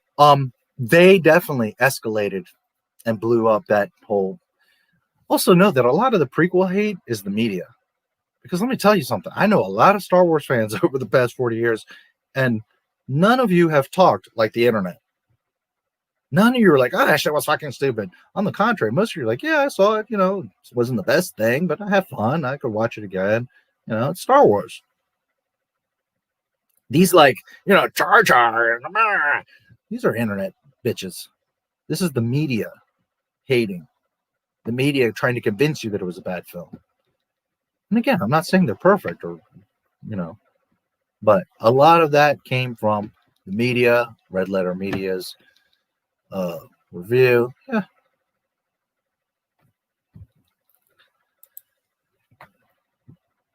I think what you need to know is the name Jar Jar. I think what you need to know is in the name Jar Jar. I'm not sure what you mean there. I know that Jar Jar may be the Dark Lord of the Sith. And he might be the one behind all of this. So don't sleep on Jar Jar.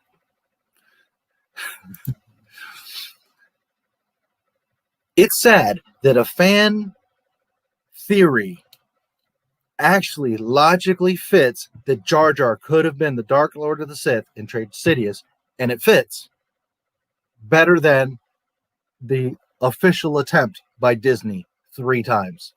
That's how sad.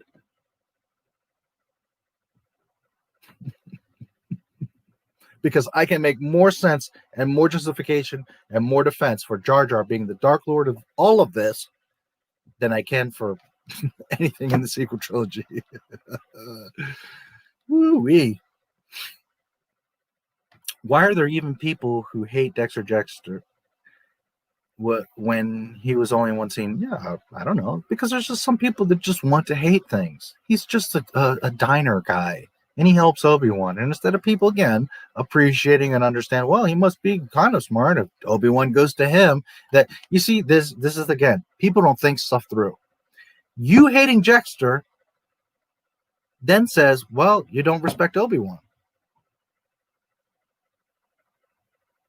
Have you ever thought of that?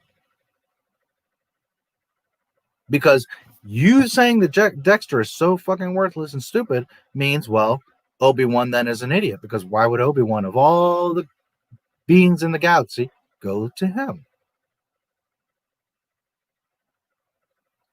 Think about it.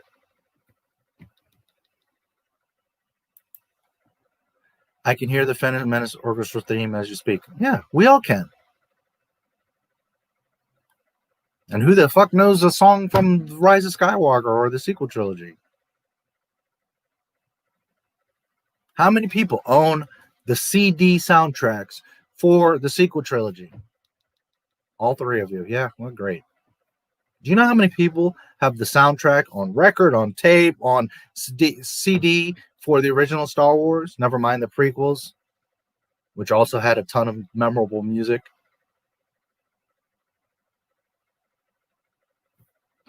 Just those music soundtracks outsold probably all the toys of the sequel trilogy.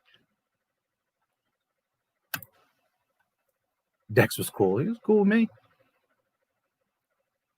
Is he the coolest, funnest, amazing Star Wars character? No. But he's fine. What is this? Facebook Star Wars? Or maybe that means something different. FB. What is this? Well, I don't know at what point you came in, but it's Star Wars, baby. The only ones that will save Star Wars are the fans. Yeah, probably. I keep praying somehow it comes back to George. And it's okay if George doesn't get involved and do the movies and all that, but just let him have the control so that he can put somebody else to do it and he can monitor them and make sure it's right. That's all I want. Just if George doesn't have to personally do it, but just give him back the control so he can make him freaking fix this mess. But Disney then tells you no. You're gonna do what we tell you, lol. Yeah, well, that's correct. How do you think the general public would react if they decanonize everything Disney has done? Okay, that's a good question. Honestly, for 1 week, all the little Mickey Mouseketeers would be very butthurt, and they'd be blowing up Twitter like it's the end of the world. And oh my god, I can't believe it! You guys are so selfish. And what about the fans? And well, first of all, fuck you, because did you care when you destroyed our shit? No, so I don't give a goddamn. And second of all, it'll last a week, and they'll move on to the next thing. They don't care. Disney sequel fans aren't even true Star Wars fans or care about Star Wars. If you cared about Star Wars, you wouldn't like the sequel trilogy. Duh. So they'll cry. It'll be in a news article. They'll make a big bitch and moan for a week. And then they'll just move on to the next thing to bitch about. Cobra Kai or whatever. Because at the end of the day, they don't care. If they cared, they would be going to see it 30 times. They would have the poster on the wall. They would have all the toys. Right now, you could do a search for Star Wars toy collections. You're going to see there's no Rey or Kylo or any of that, but you're going to see rooms of Boba Fett, or you're going to see cases of clone troopers, Darth Vader. You know, they don't care anyway. So who the hell cares? Let them cry for a little week, and who the fuck cares?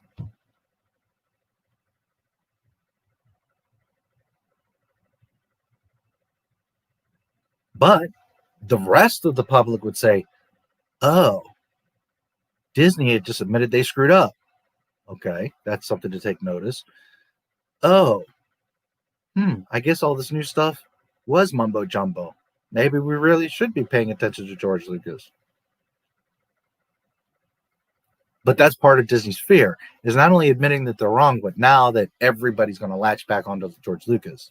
Now everybody's going to remember or understand the brilliance and be like, oh, shit, wow, I didn't realize.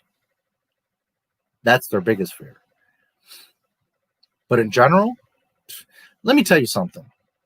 If they announced today KK got fired, I'm pretty sure, you remember the celebration at the Return of the Jedi, where like all the planets and there's all these people, that's what you're going to see.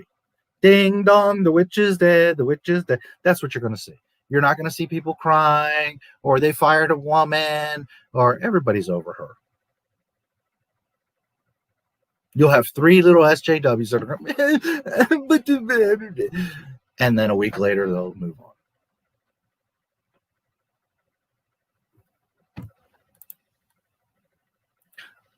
RLM in a nutshell, everything after 1983 sucks. Yeah, I mean, that's the thing. They kind of like everything sucks, so you know, how serious you're going to take them. Any thought on Mahler's TLJ video series? I think Mahler's videos are all fantastic. He does an excellent breakdown. I think as far as the knowledge, I have more Star Wars knowledge than he does. I think as far as the editing, I'm just as good as him. What he's much better than me is he has a better voice, and he's very good at writing scripts. His scripts are amazing. His narration over the video. And not taking anything from Mahler. He's amazing, and he knows this shit really well.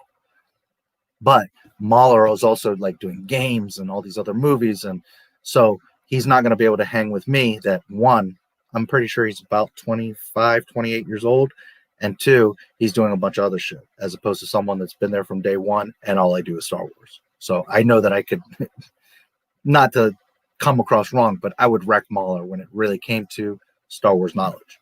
Now, Mahler's one of my favorite creators. Love his stuff. His TLJ, all of his Star Wars, all of his videos, Unbridled, and all his, you know, Captain Marvel, and all those movie videos that he does are fantastic. He's amazing. Love Mahler. I don't know why you're asking specifically on TLJ, but from what I remember, they were fantastic. And as far as me, you guys that know me, that I find the details, there's not much extra that I could add to his analysis. So for what that's worth, just 1 or 2 little things, little points that he missed or could have maybe expounded on. But for the overall, I mean, fantastic. He's one of my, Robot Head and Mahler are probably my 2 favorite. And not because, like, Mahler does a lot of stuff that I don't care for, I don't care about. Like, I've never watched his Miss Marvel because I could give 2 shits about Miss Marvel or Captain Marvel, whatever. See, I even call her Miss Marvel. But I know the quality of his work. I have watched a few minutes of it, and I see that it's in the same vein and the same quality.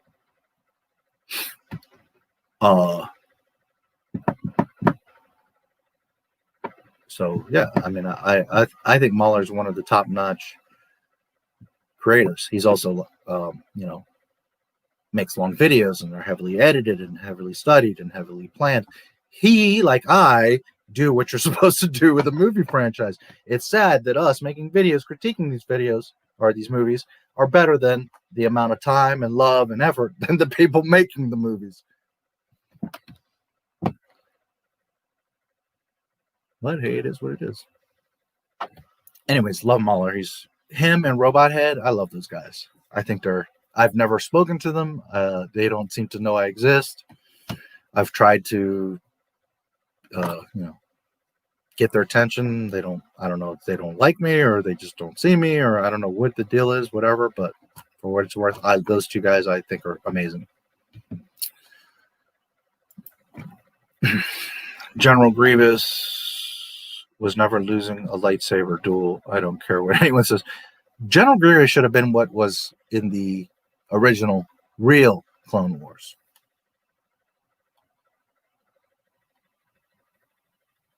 The Cartoon Network. But as much as most of us prefer that Grievous, it's like I said, it's Lucas's Star Wars, not ours. So I fully respect and understand what Grievous is in the film.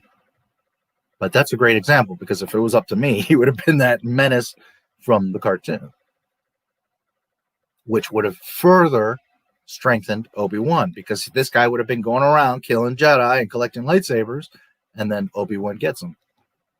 You see the impact that could have had? Plus, it would have been freaking awesome to see Grievous chopping up Jedi. But, it's Lucas's story. He knew what he was doing, and that's what it is. I accept it. Dave's life is Ahsoka, so he has to use her to be somebody with a job at Disney. Well, really somebody in Hollywood at this point. Yeah, I mean, again, Ahsoka was not for you. Ahsoka was for him, was for Disney trying to save their asses. That's why you saw Ahsoka, not because he cares about you or knows that you want to see Ahsoka. Because if he truly cared or respected, he would say, sorry, guys, as much as I love my little pet, she's dead at Order 66. It sucks, and I'll do other side stories before, but the comic contradicts the show. The show contradicts the Ahsoka novel. Rebels contradicts all of those. Mandalorian contradicts all of those. Stupid. And don't forget that Ahsoka's Force Ghost voice is in The Rise of Skywalker. Only a Jedi can become a Force Ghost, and you have to train for a long time to be able to even reach that level. So she's this wandering master, according to Filoni. She doesn't want to have anything to do with Luke Skywalker or even the Mandalorian. But yet I'm supposed to believe that in Rise of Skywalker, she's a Force Ghost.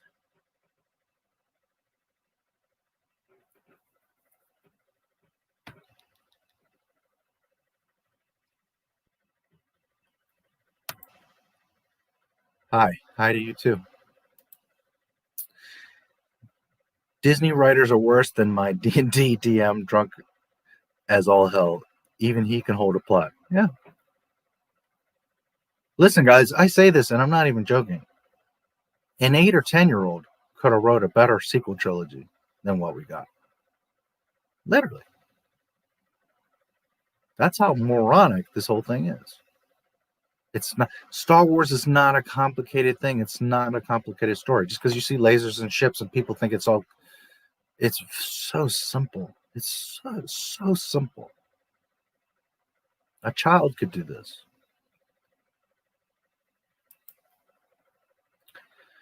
They barely know what they're talking about. George ruined my childhood. Jar Jar is stupid. All that crap. Without George, we wouldn't have Star Wars, but RLM makes it out like George ruined it. Yeah. I get comments on my Lucas video, Lucas fucked it all up. If it wasn't for Disney, we wouldn't even have any Star Wars. This is the best Star Wars that we've ever gotten. Lucas screwed it. Meanwhile, if it wasn't for George Lucas, you wouldn't even know what the hell the word Star Wars is. You wouldn't even be here. Disney wouldn't have bought it if it wasn't for George Lucas. So what the fuck are you talking about? People are so stupid. You want to see interesting comments? Go to my video. George Lucas explains why the Disney Star Wars trilogy failed. Which, by the way, that thing's about to hit 2 million views. It's insane, that video. I can't believe it. It's literally almost at 2 million views. It's insane. Here, let's take a peek at it.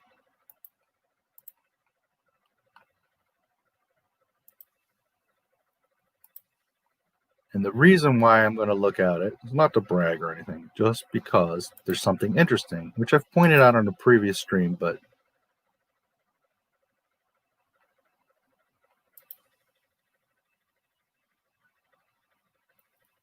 since it's grown even more.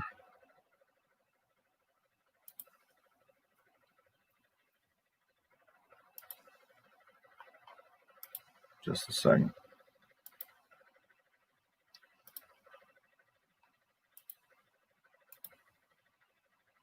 I was interested in doing a film that could affect kids.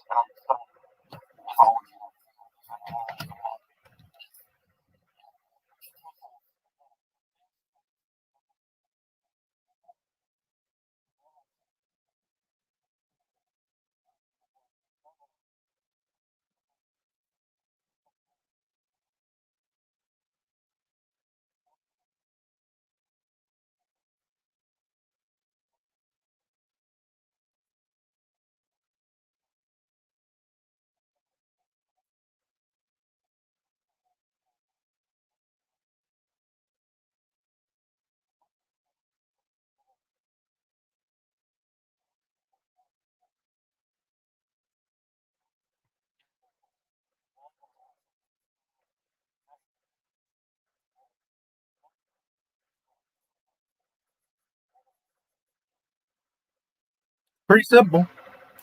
Anyways, the main point I wanted to show you guys this is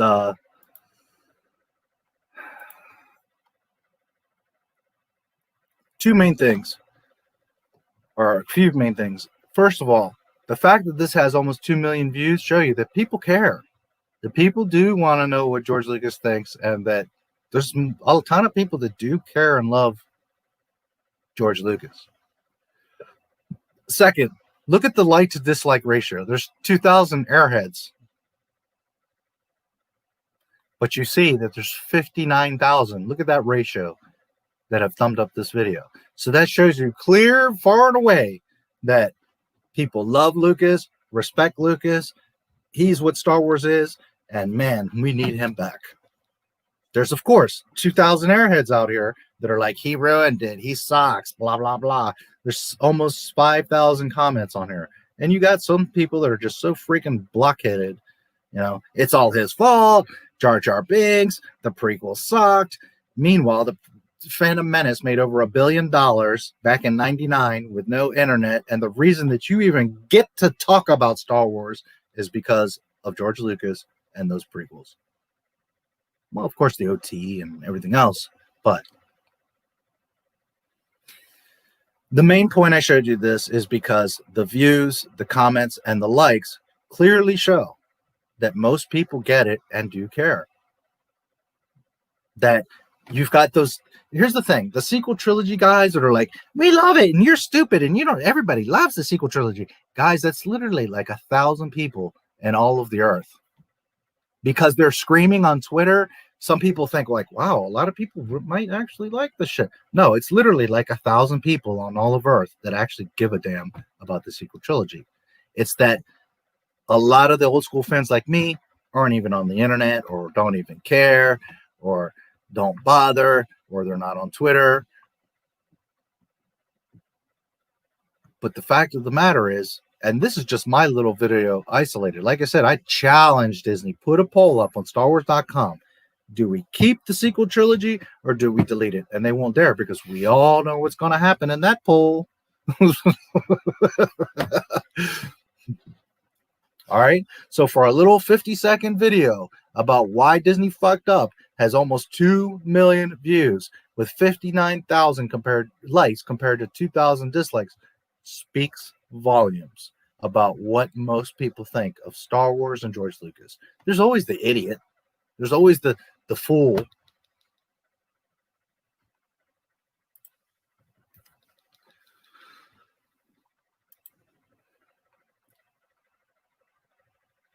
Yeah.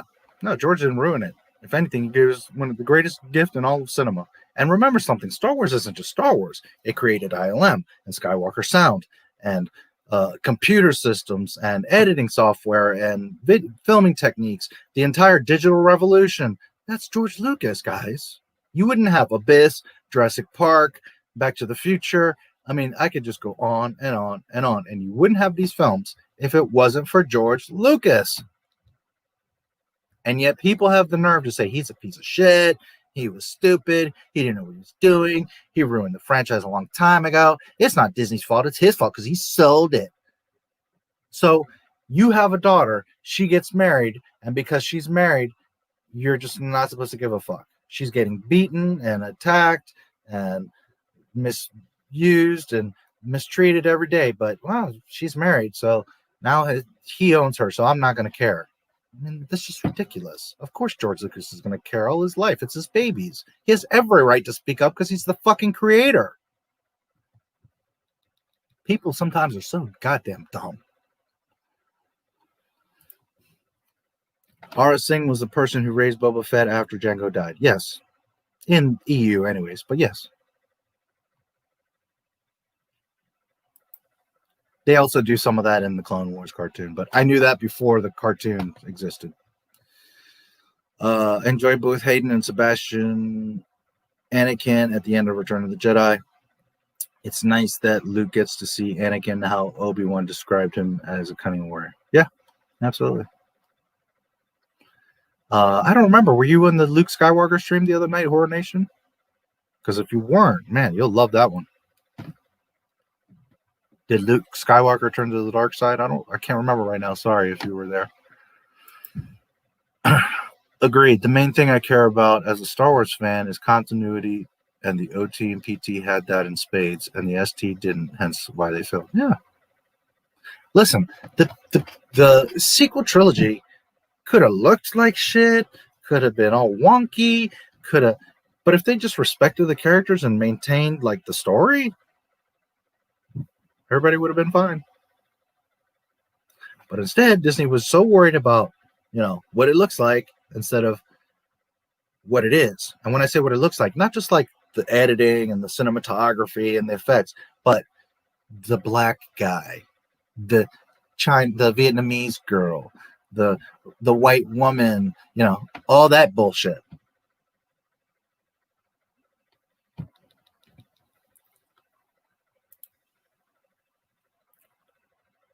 George Lucas, Luke, yes.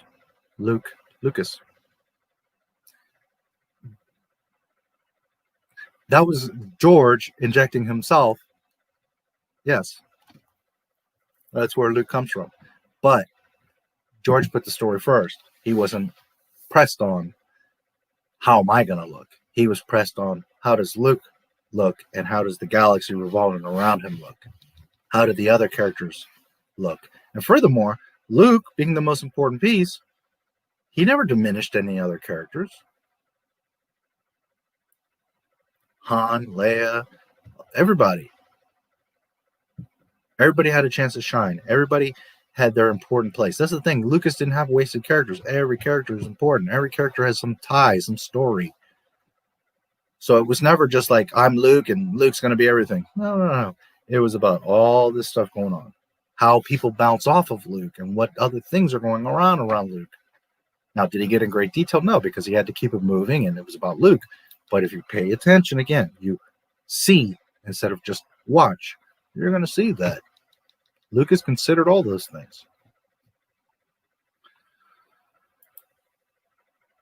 Good vibes. Yeah, it doesn't show. I know that you're showing an emoji, but yeah, thanks. When I highlight it through your StreamYard, it just does the code.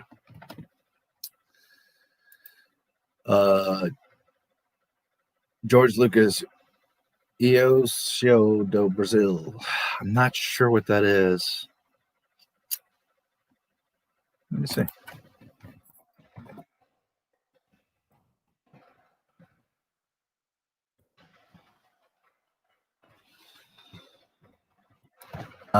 I think you're saying I'm from Brazil. EUSOU. Yeah, I think that's what you're saying. Yep, I'm from Brazil. Yep. Nice. My family's from Argentina, so I'm your neighbor.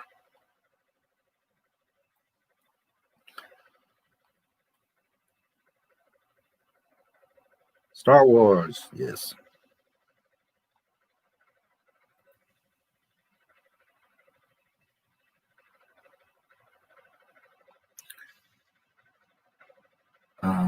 I'm Brazilian.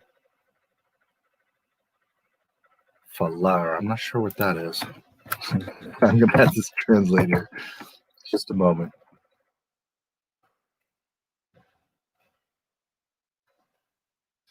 See what you're saying. Speak. I'm Brazilian.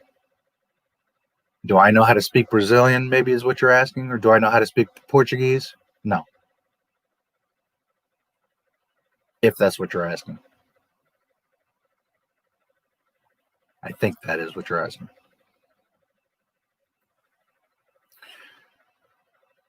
A live stream about Star Wars, yeah. No, I understand. Sometimes you come in the middle, and you know how I get a little riled up sometimes, and you know it's hard to say. Plus, the thing is my name. I know a lot of people see my name, and they're like, "Oh my God, he's just a hater."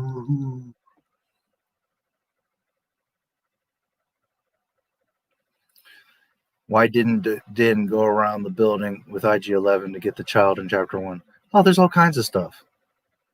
I don't know if you saw all the problems with the Mandalorian, but he shoots down the goddamn door, which he could have just killed his own damn bounty. Meanwhile, could have gone around. There's a window there. They could have maybe dropped in. The whole thing was just silly. Ugh. Let's see where we're at. Fala Brasil. Brasileiro para mim. Let me see if I can. Just a second, guys. Let me see if I can copy and paste that. Not that I can sit here and translate everything, but at least if I can get the gist. Because I feel like she was asking me something about how I'm speaking or my voice or something like that. So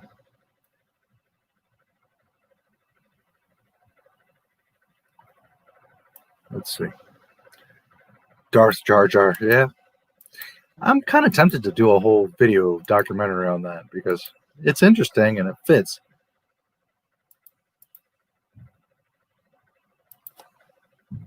Who knows? Maybe I'll mess around with it one of these days. Speak in Brazilian, Portuguese. Brazil for me, please. Just a little, if you know. Oh, no. I sure don't. I'm sorry. I wish I did. I wish at this time YouTube had like a translator, you would think, but yeah, I don't know any Portuguese, unfortunately. It's amazing, huh? In 2020, there's still language barriers.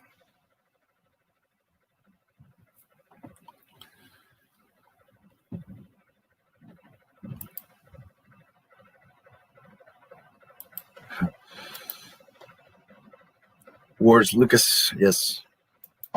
George Lucas is Star Wars. I'm blaming the whole failure in the sequel trilogy on Darth Jar Jar. His buffoonery was behind it all. Yes. Maybe this is part of his grand plan.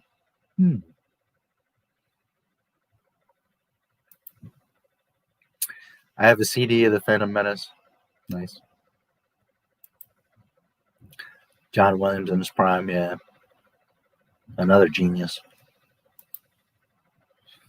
For sure made Star Wars being a good movie to legendary. Yes. And here's another thing. Like Mandalorian, it has cool music and it's well done, but it's not really Star Wars music. It's not really Star Wars-y.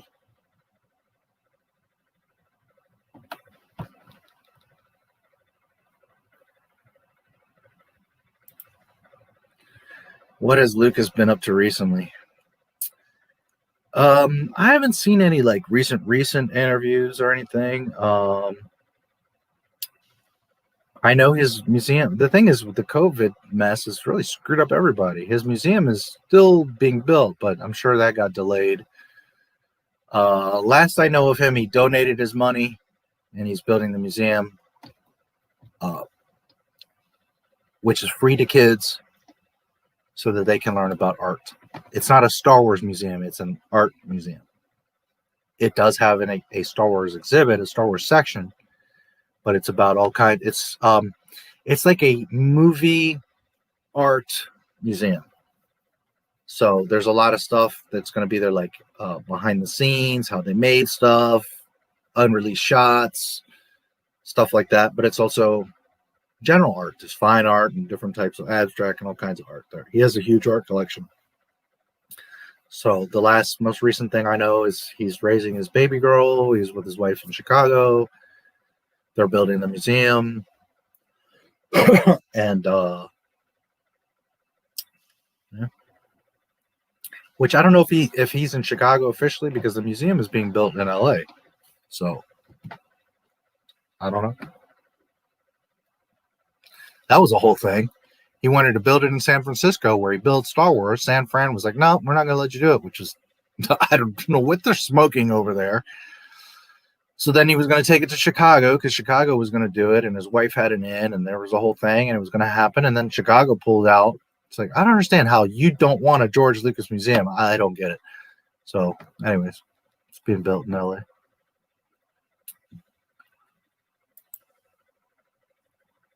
I enjoyed Leia, Mara, Cara, Jaina, and many other awesome females in and out of Star Wars, but because I didn't enjoy Rey, I'm an Easterphobe. Sticks and stones, yeah. Well, you know, a lot of people can't take criticism. A lot of people can't accept that, well, maybe what you like or what you created just damn sucks. And instead of saying, a million people are saying that Rey's a Mary Sue and she's a crappy character, and saying, maybe she is a Mary Sue and a crappy character. No, it's get all defensive and want to argue and attack people. And this is the biggest phenomenon. This is how you can instantly spot a Mickey Mouseketeer. You make a comment on the movie, and they attack you personally. I say that this technical aspect of the movie or show or whatever is wrong, and then they say, you should go walk into traffic. That's how you immediately spot the Mickey Mouseketeers. Freaking nutso airheads. Because I'm not even talking about your movie. You didn't pay for it. You didn't make it. None of that. It's a film. And me as an expert on this topic am pointing out the problems with that film. And yet people like want to make death threats and stupid comments and all that, you know, try to belittle you as a person when I wasn't even talking about you. I was talking about a movie that you happen to like, but regardless, I'm talking about a movie. And then there's people that jump on you that you're this, you're that, fuck you, die. I mean, literally die. That shows you the mentality and the problem with these people. Because all I'm doing is pointing out the problems in a show, a movie, whatever.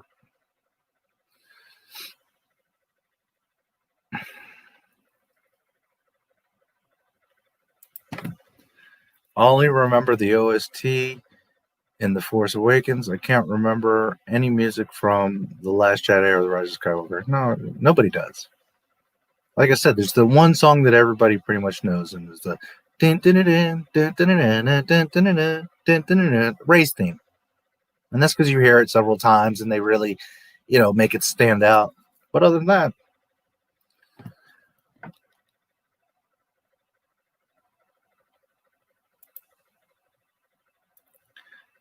you on EFAP would be epic to watch. Yours and his dynamic would be fascinating to watch. Would make for great content. Mahler and I would have a blast. And I watched some of the EFAPs, not all of them, but I watched quite a few of them. And like, again, man, he's super analytical, and Rags too. They really find a lot of stuff in the movies and in The Mandalorian. But let me tell you something. There's so many times I'm watching them like, damn, if I was there, I could explain it, or I could tell you or show you. But again, Mahler, it's like he doesn't know I exist. So what can I do? I've even invited him to come on and talk with me for what Star Wars means to us, because that would be my God, the world would love that conversation. But I can only do so much, guys.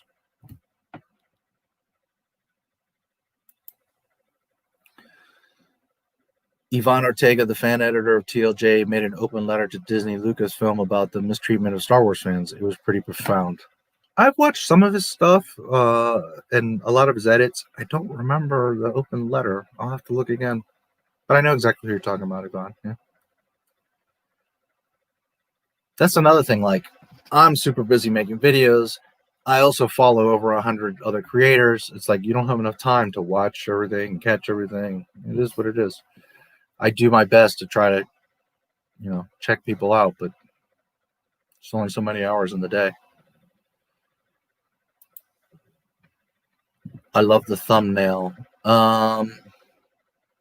Which one? The Lucas one? Or for this, KK's High Republic? Is that the one you're talking about? Because it's her High Republic, all right. I thought some of you would get a kick out of that one. Muted audio. Okay, I guess I'm way behind. My Lucas video. Sorry, guys. I'm so way behind at this point. Anyways, you can watch that video anytime. It's just a little short. If you guys want, I'll play it again. It's a short. Sorry about that. I'm here rambling away. Didn't know you guys missed that. I've been binging George Lucas interviews recently, and he comes across as a genuine person who really cares about people and his fans. I see why he hates Hollywood and why those people are empty inside. Let me tell you something. George Lucas got a ton of shit from the media and from a bunch of fans. And even to this day, like if you look at that video I showed you, some of the comments, it's like unbelievable. And you know what? Lucas never spoke badly about a single fan, never had a social media asshole doing fanboy tears and snarky remarks. They would have been fucking cut like that had they tried that shit in the Lucas era. Totally different Lucasfilm. Totally different thing now. Another thing some fail to recognize is there are such things as bots that are paid to upvote or downvote things online to alter the real perception of things. Yeah, absolutely. And in fact, I know I have a troll because some of my videos have some dislikes on them, but most of them at worst have 5 dislikes. But there's often 1 dislike on a lot of my videos. Not all of them. A lot of them have 0 dislikes. But there's in several videos where there's 1 dislike, and I know it's the same dumbass who doesn't even watch the video, doesn't even care or think or nothing, just comes on just because he's not my Star Wars, so I'm just gonna hit the down. I don't care, dude. You're actually, whoever you are, thank you, because you're helping the algorithm. You are helping me. Keep doing it, dumbass. Because the more you interact with my videos, the more they get traction. So please keep your comments coming. Please keep the thumbs. Please doing it, because you are only helping my channel. I love it. But I know that it's a troll because it's 1 time, okay. 2, 3 times, that's a coincidence. 5 times, now I'm seeing it on all my videos. Not all of them, but on a lot of videos, 1 dislike. It's 1 dumbass. Again, you're not hurting my feelings, dude. You're helping me, so keep it up. Oh, so funny. Here, this is for... what do we got for him? For my little troll. Please like the video if you liked it. If you didn't like it, keep your comments to yourself. There you go. You get a little brie. And here's a present for you, little troll.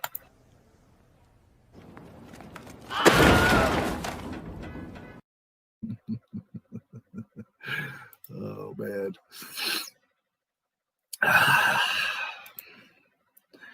Reddit is filled with pro Disney fanboys. Yeah, I mean, there's some. I'm not saying that they don't exist out there, but just know that voice is an internet voice. It's not a real voice, and it's not that loud. It's not as loud as you think.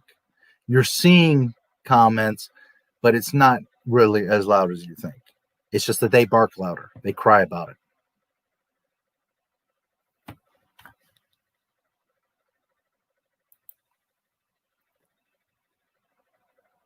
No, I didn't make it, unfortunately. I think you're talking about the Luke Skywalker stream. You'll love that one.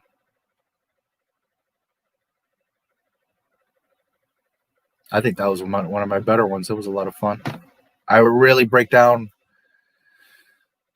the whole arc of Luke in Jedi, as far as turning dark or not, but also like the throne room, really break that down. So if you're interested, that was a good one.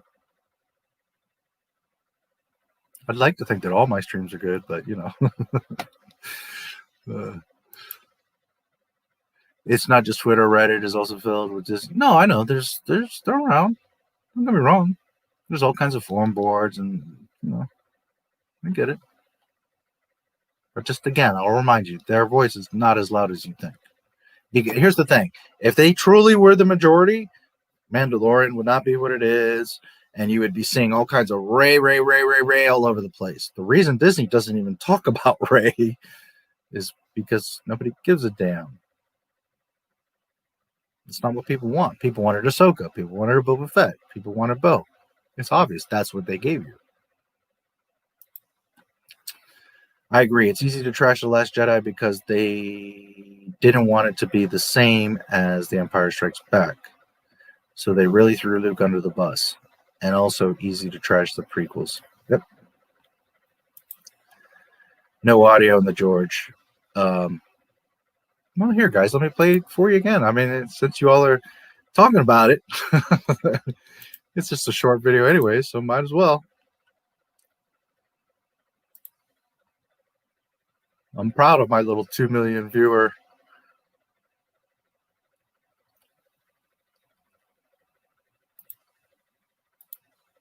Just a moment.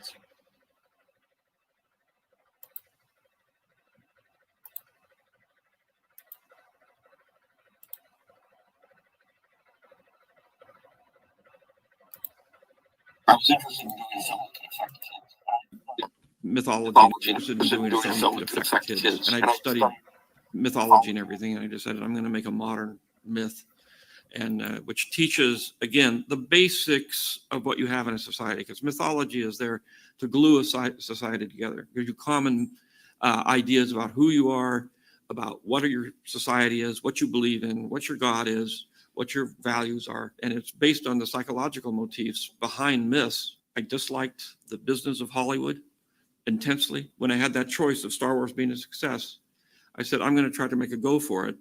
And so I invested in the next movie and borrowed money from a bank and everything. I had everything at stake. I did it primarily because I didn't want the studios to tell me what to do. I didn't want them coming and commenting on my work and putting their little ideas in there. And because I needed to make sure I controlled the vision and not have it be diluted by a lot of other people, I ended up with a company, and the company was successful, and movies were successful. Okay, hopefully you guys heard it that time. StreamYard is a pain in the butt, and every single time you got to tell it to share audio. All you need to launch a celebrated arc. Somebody let me know that you heard that or not. World building is an art. It's creating something from nothing. Some art will be objectively bad. We can like bad things, but we must understand, humble ourselves, and not be delusional. It's bad, yes.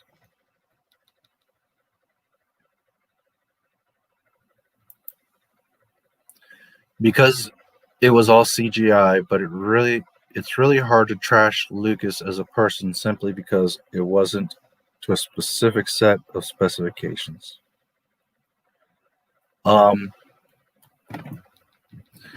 Yes. Now, interesting. I'm assuming you're talking about the prequels. Here's a fun fact for you. Phantom Menace had more practical effects than all of Star Wars. Believe it or not. It literally, John Nolan and Lucas both say that there's more practical effects in the Phantom Menace than all the rest of the Star Wars movies. Most people don't realize that, but it's true. And some can't do that. Yeah, most can't, unfortunately. Speaking of language and language barriers, what's a McClunky? I think I saw, yeah. This will be the end of you. Yep, that's exactly what it is. That is exactly what that is.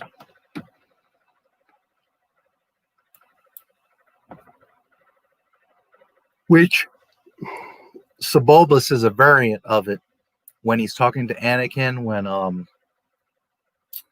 Jar Jar uses his tongue and grabs that like frog thing, and it like snaps back and it hits Sebulba, and then Sebulba comes out to squish, right? He's going to turn you into green goo, and Sebulba's talking shit to Anakin. Well, he says a variant of McClunky. It's not the same, but a variant of it, and basically meaning the same thing. That this will be the end of you, or you'll be finished if you get in my way, some shit like that. Galaxy's Edge is going to turn into Tatooine. I don't know. I mean, if they're smart, they'll do that, but who knows? Again, where's the money gonna come from? Where are they gonna get the money to do that? And it's like so silly that they didn't know to have Luke Skywalker and Chewie and all these characters walking around Galaxy's Edge. They used to have that stupid little dance show where Boba Fett's shaking his ass and stormtroopers dance, but it doesn't occur to you that you need to have all these characters walking around Galaxy's Edge? I mean, what are they putting in the food over there? Well, I guess we know the answer. Just a moment. Just a moment. Just one little moment. I think I know the answer, my friends, as to why the OT characters are not in Galaxy's Edge. Just one moment. I think I have found the answer to that riddle. It's a little thing.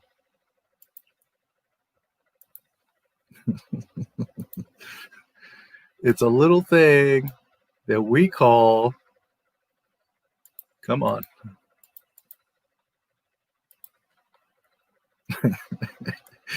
KK's High Republic. Oh, Lordy.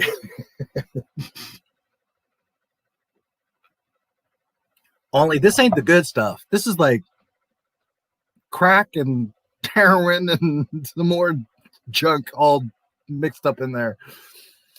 Oh, man. KK's High Republic, guys. Oh, boy. I think that deserves a...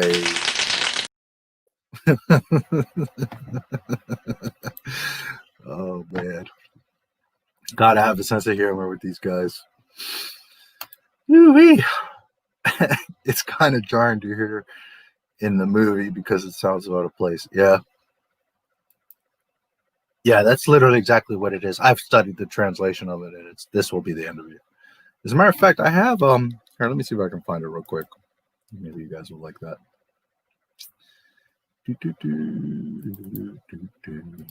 I made this months ago. Many moons ago.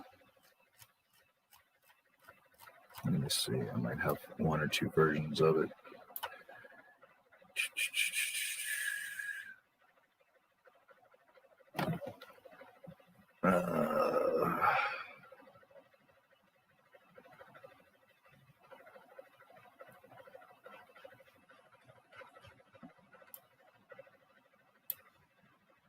Just for giggles, since we're in KK's High Republic, we might as well get in some Greedo. Oh my. Where'd you go? Oh, there you are. Okay, let's see. Yeah, this was a while ago. It's got my old first little logo. Let's see if you guys can see it. Yep. That's what it is. This will be the end of you.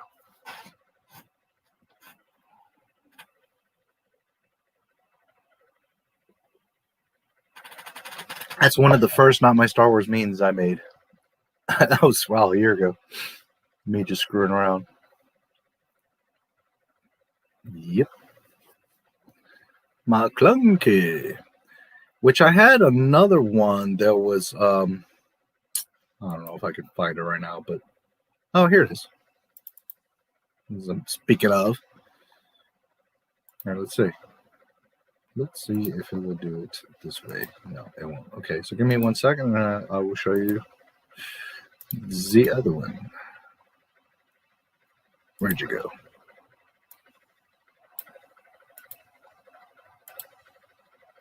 Since I had mentioned it.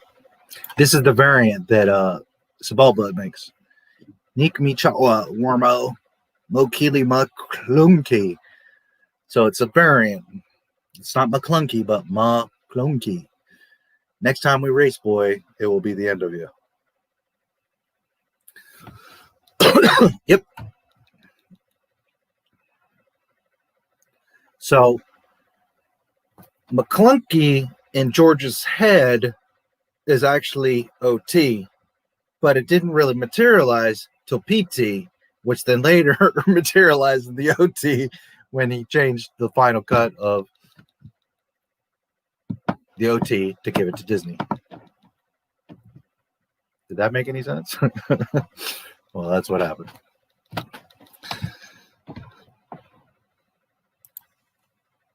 Yep. Agreed. That insert line ruins the pacing of the scene for starters. Yeah, that's one of those things that's totally unnecessary. I didn't notice the live stream's thumbnail, but now that I'm looking at it, it's hilarious. Yes. KK's High Republic. Monetize the haters, yes. The Office eye roll for the troll.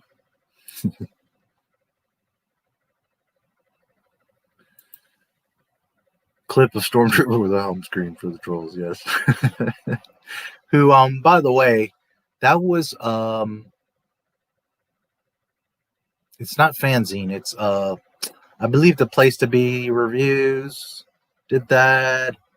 I'd have to look back. I want to give him proper credit. He did give me, I asked him if I could use it a while ago, and he was like, yeah. But just to be,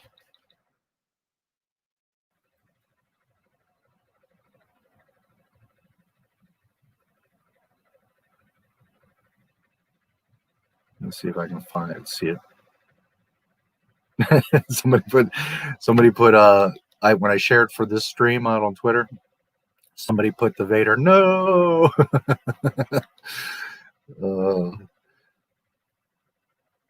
If I can find it real quick, just gonna check just so I can give him proper. I want to say it was the Place to Be.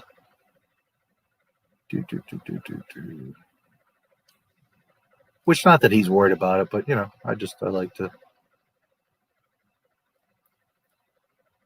give credit where credit's due. And since I have so many people and things in my mind, I can't 100% remember. Where are you hiding at?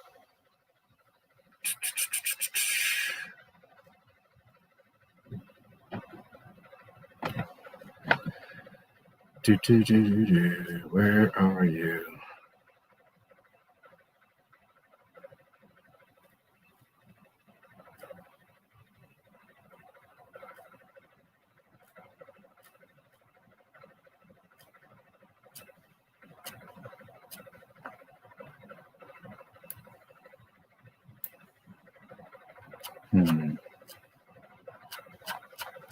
Man, my feet is like on fire right now.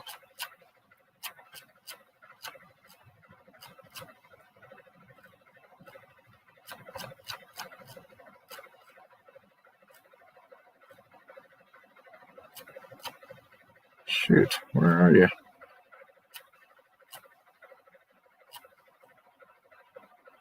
I'm trying, buddy. I'm trying to find you.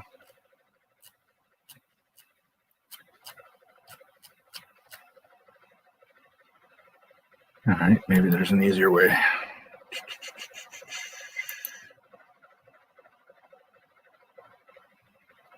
I'll recognize him as soon as I see his avatar. There's just so many names in my head right now.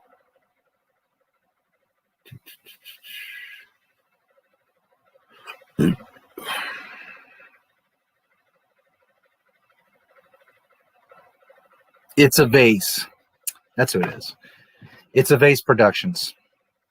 Yeah, he makes some funny little ones like that. And I saw that one day. I was like, dude, I want to use that. And he's like, yeah, go ahead.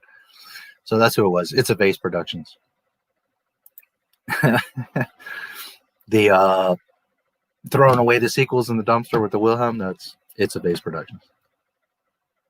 So shout out to him. We heard it this time. Good. Yes, heard it. Okay, good. 20 books they butcher live action Thrawn. I'll bet you $1 million. Brie Larson better not get casted in a Star Wars movie. I mean, it could happen. I would not be shocked at all. I would not be surprised at all. However, she did say she tried out for all kinds of Star Wars roles and they kept rejecting her. So I don't know. I don't think Brie Larson's the issue. What I think is you're not going to see us another Star Wars movie. Where are they going to get the money, guys? Where are they going to be able to do this? They're not. Not unless things like dramatically turn around. But even if today we open all the parks and all the cruises on it, Disney's so in debt. They have, again, made projections. They're not going to make any money until 2025. We just now got into 2021. So I wouldn't be expecting any movies, and a third of those shows might get made. There's no money. There's no money, guys. There's no money. McConaughey would have worked better with me if they placed a caption that said this will be the end of it. Well, yeah. And that whole thing was silly.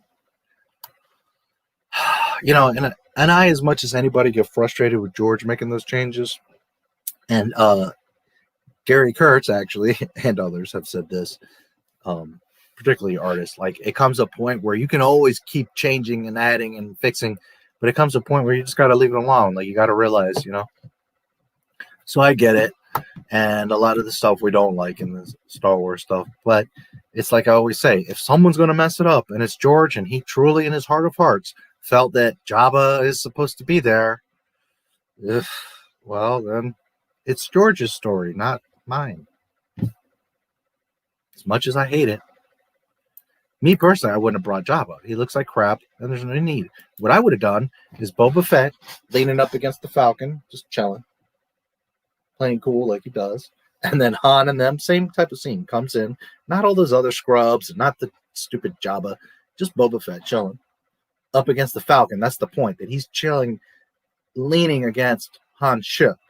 You get me? And Han comes, and as soon as he turns a corner, he's like, oh, fuck, Boba Fett. And he's leaning on my ship. So then they have a little exchange, you know, Jabba wants his money, dude. It doesn't matter if the McClunky happened or the conversation with Greedo. You have that last, before he's about to leave, Boba Fett leaning on his ship. Like, dude, Jabba wants his credits. I'm watching you. I'm going to follow you. I'm going to track you. I'm going to get you if you don't take care of this. You know, that to me would have made a lot more sense. He could even said, you're a wonderful human being, Boba, you know. But I don't know. Lucas was hard pressed on having Jabba there. I would have taken the whole scene out. Don't get me wrong. I'm just saying, if you're going to do that, well, then just have Boba there. What's with that dumbass fake-looking Jabba? Stupid. Whatever. McClunky would have worked better. Yeah. Harry Potter world is leagues better than Galaxy's Edge. That's what everybody says. Like, you go into the Harry Potter and you feel like you're there. And it's been a while since I've watched the Harry Potter, and I'm not like a massive fan, but you know, I know Diagon Alley and all that stuff. You know? And everybody says, like, man, you go in there and you're in the freaking book. Like, it's beautiful and amazing. And what's the word? I can't think of the word right now, but like you get sucked in, right? You're like part of that world. So yeah.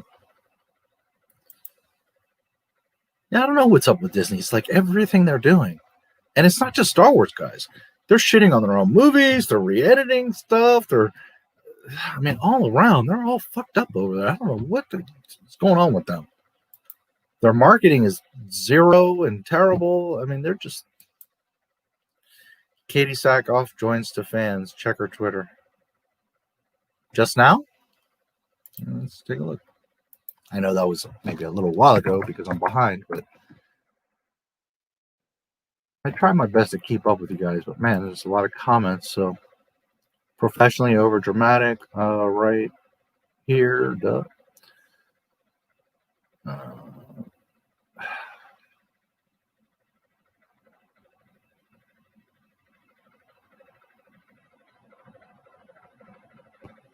She deleted her last tweet. I was in the scene crying about Luke. Is that what you're talking about? Anything away but finish season 2. I haven't been that emotional in a while. Just brilliant. So then she says, I'm so glad you loved it. Heart, I was in the scene and had no idea. Huh? A Jedi? I cried like a baby and I was transported back to the first time I watched Star Wars with my dad. Hamill is a legend. This is the way. I was in the scene and had no idea. How did you not have an idea if you were in the scene?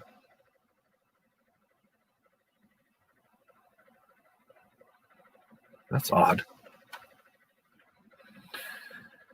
Deleted my last tweet because even though I think at this point you'd have to be living under a rock to not know, I'll try to protect your viewing pleasure for a little bit longer and be more vague. Now go watch The Mandalorian. Okay. I'm just a little confused by that. I had no idea. How can you be in the scene and not have an idea? I mean, you kind of sort of can. Like, David Prowse didn't know that he was saying, I'm your father, until he saw the movie. But that's a little bit different. How would you not know Luke? I don't know. Anyways, I did actually catch that. I don't know if it was, well, it was only 6 hours ago. So, but I did catch it earlier. I saw something about that.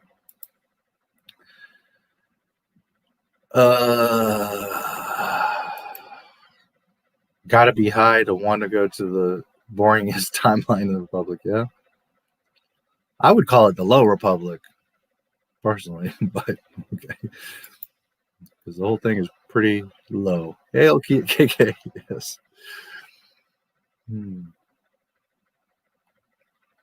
Heil KK. In a future Star Wars movie, Brie Larson would make a great Dianoga. Yes, the trash compactor alien from A New Hope. Can't argue that. I'm hearing that Disney wanted NFL broadcasting rights, but Nickelodeon took it from them. Yeah, they've been working on trying to get the NFL for quite some time. Yep.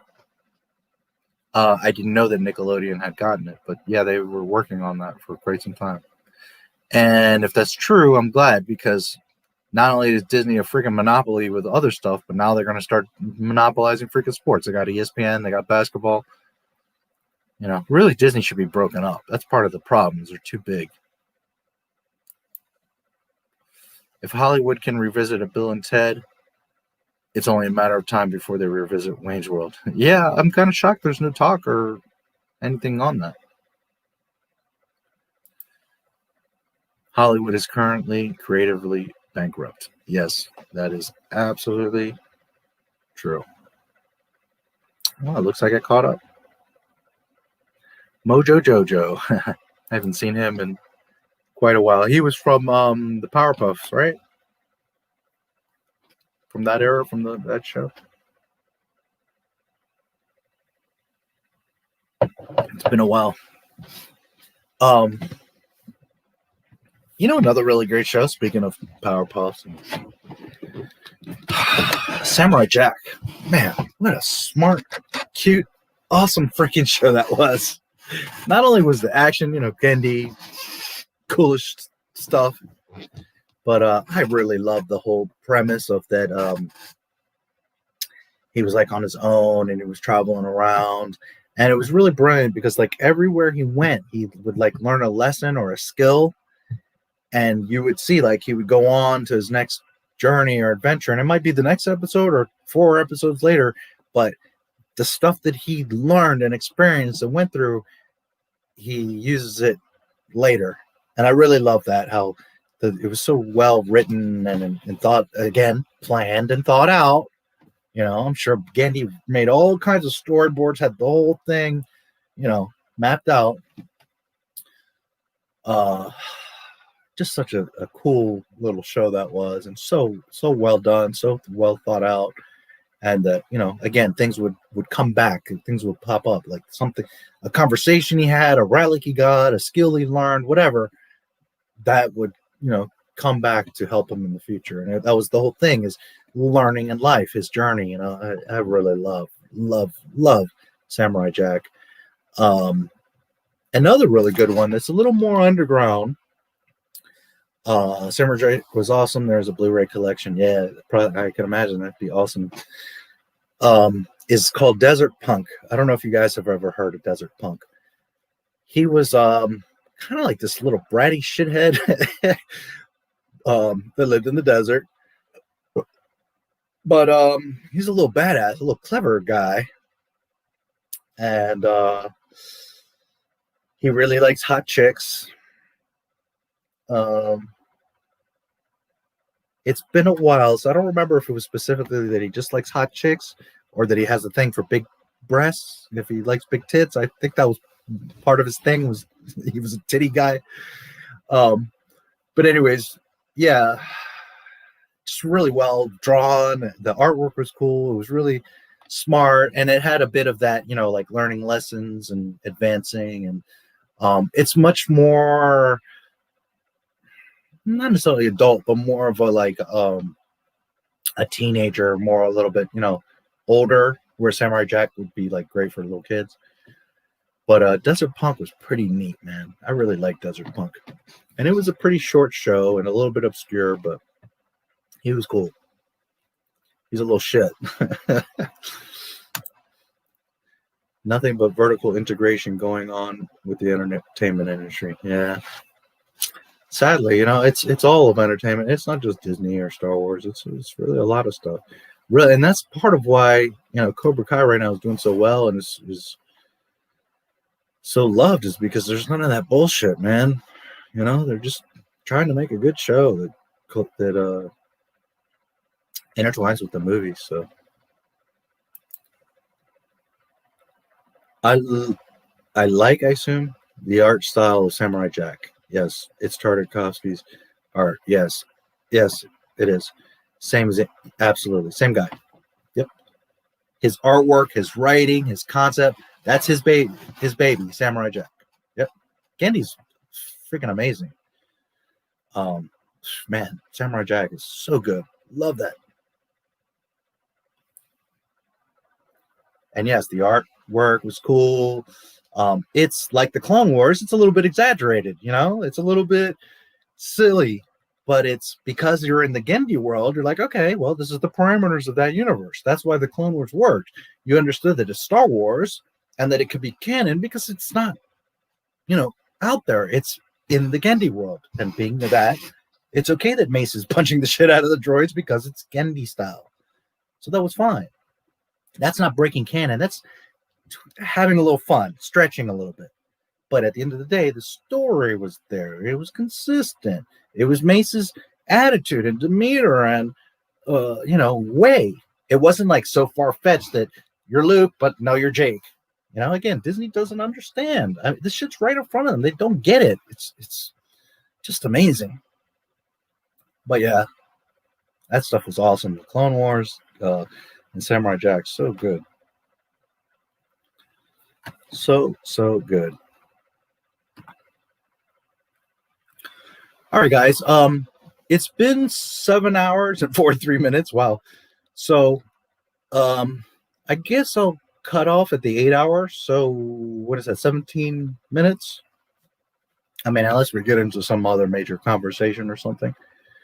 But I am getting a little bit hungry and a little bit tired, and I could stretch out, and rather than take a break to come back for 20 minutes doesn't make sense. So I'll see if I have any other thoughts or ideas, or if anything else you guys want to talk about. But I figure I'll close up in a little bit here. The art is like caricature art, exaggerated. Yeah. but it's not like so ridiculous that you can't believe it or like it. It's just like, okay, he's a little bit, a little extra, a little bit silly, but super fun and super well done. And yeah, a lot of speed. It's not to say that everything was fast. Like Samurai Jack, there's a lot of scenes where he's just kind of walking along, calm. Like the typical samurai. You see the sunset, and he's walking, for whatever, and then there's a trap or someone jumps out at him, whatever. So, but there's scenes like in the Clone Wars where it's, man, heavy action. Like Gendy, it's funny. I wonder if Lucas had said, instead of phony Filoni, can you imagine if he would have gone to Gendy and been like, man, you really know and love Star Wars. Do you want to come and do the live action? Or not live action, but the Clone Wars with me? Imagine like in a parallel universe, if he had brought Gendy on instead of Filoni, who actually cares, who actually has respect, who actually has a much better stylizing. Imagine what the Clone Wars would have been.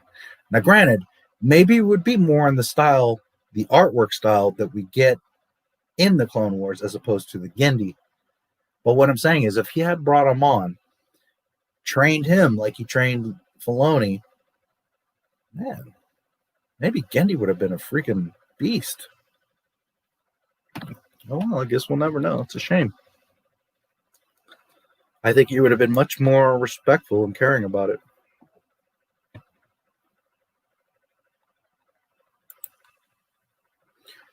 New series Primal. I saw a few episodes. Good. No, I have heard about it. Where is it at? Do you know? I haven't heard anything about Gendy in a while, actually. So, but the name rings a bell. I'll have to check it out. Do you have any details, like where it's on or when it came out or anything like that? Hey, my nephew is with me today. Can you say hi to him? His name is Carlitos Andres. Hello there. You've been telling your nephew about me? Good to see you, Torres. And hello, Carlitos. Is Carlitos a little nephew or a big nephew? Because he could be bigger and older than you, technically. I'm assuming he's a little guy. So thanks to you both for being here.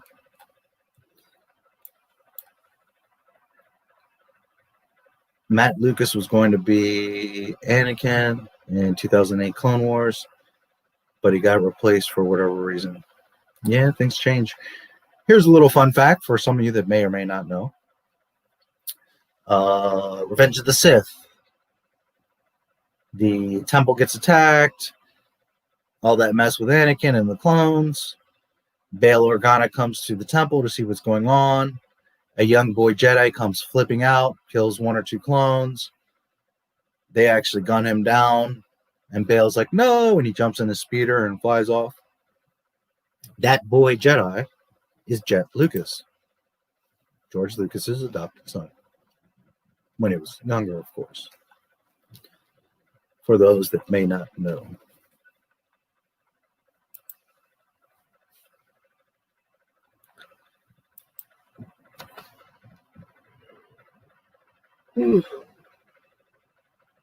So how are you, Torres and Carlitos? Where are you guys? I know I had somebody from Colombia the other day, and I had a Brazilian in here earlier. Which, man, I'm sorry I don't speak Portuguese. For me as a baby, he is 14 years old. Okay, Star Wars fan. He hates the sequels and loved Mandalorian. Sorry. No, don't apologize. Everybody should like what they like. I am never here to tell you what to do or what to like. I only show you the information. And from there, you know. Puerto Rico. Okay, that's right. Yeah, you were asking me about the mug, right?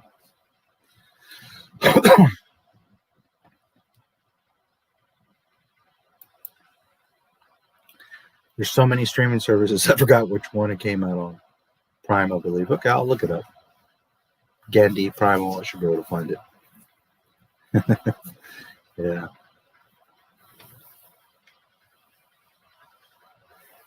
You know, I want each of you to enjoy Star Wars to the fullest and like the things that you like.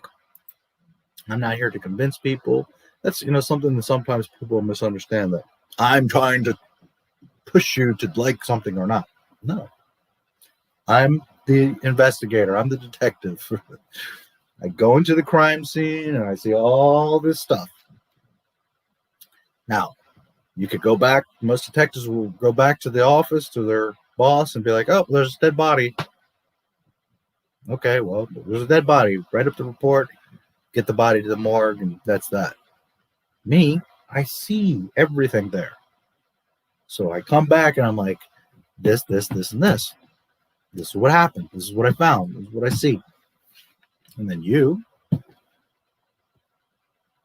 take it as you wish and use it as you wish. I'm just giving you the details of what I see. That's all. The only thing that I am adamant about, the only thing that I get pissed about or say is, by all means, like what you like. If you like Rebels or Resistance or whatever, the sequels, enjoy them. Enjoy the shit out of them. All I'm saying is be careful, because I will snap at you. It ain't canon, and it ain't Star Wars. It's Disney's fan fiction space thingy. And if you like that, then love the shit out of it. Fine. I got no problem with that. But you must understand that that is not canon, and it's not real Star Wars. Because real Star Wars does not disrespect and break what came before it. And that's something that some people have such a problem like grasping their mind around. And it's really very simple. You know, what if you went somewhere and someone's talking about your grandmother and they're like, oh, well, she was this, and this. And then you come along and you're like, wait a minute, that's my grandmother. I know what it was. She wasn't this, and this. She was this and this. That's all. That's all I'm doing is maintaining the truth.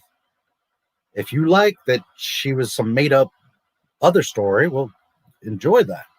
But you can't go around to everybody else and say, well, his grandmother was this when she wasn't that. That's not fair or correct. That's just like saying, well, I'm going to change history because I feel like it. I'm going to make it whatever I want. That headcanon nonsense. Well, history is what I want it to be. So Hitler didn't really kill millions of Jews. I just, you know, to me, he killed 5,000 Japanese because that's what I want. That's my headcanon. That's ridiculous. It is history, is fact. It's what it is. That's all I'm ever saying. Here are the facts. Here are the information. Just respect the damn canon and their franchise. If what you like is the Disney stuff more than George Lucas, okay. I'm not here to convince you. Enjoy that stuff. Just don't come at me with that. That's Star Wars and that's canon, and because I'll freaking choke you. It's that simple. You're not going to disrespect history and truth. Not on my watch.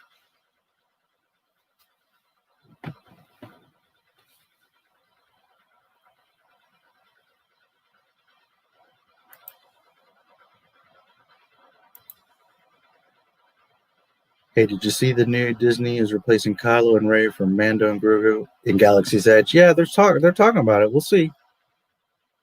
We'll see. I mean, they should have done that again. What are there rocket scientists working at Disney? Because you didn't know to have Luke and Leia and Grogu and all this stuff walking around. Duh.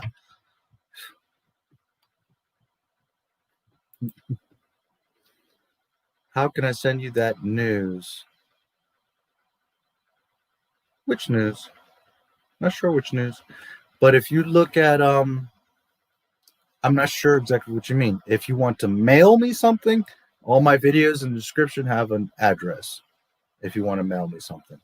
Which, by the way, guys, if you ever want to send me like art, you know, I'm not asking for any gifts, but if there's just anything you want to send me, a letter, a question, some story you wrote, whatever, there's a address. It's to my business downtown. You can always mail me something. If you want to email me, NotMyStarWars1977 @gmail. Or you could put a link here if that's what it is. Are you talking about the news of Disney replacing Kylo? Yeah, I've been seeing stuff about it. Unless something like just came out about it, but I've been seeing stuff about it for a few days now. But if anybody ever wants to send me whatever, a page, something written, a picture of art, whatever, I would be more than happy to look at it and receive it from you guys, and I'll show it on the stream if that's what you like. Sure, I'm more than happy. Or send it to me digitally, email, whatever. I'm more than happy. You also are free to write a check with 7 or 8 or 10 zeros behind it and put it in the mail. I don't mind.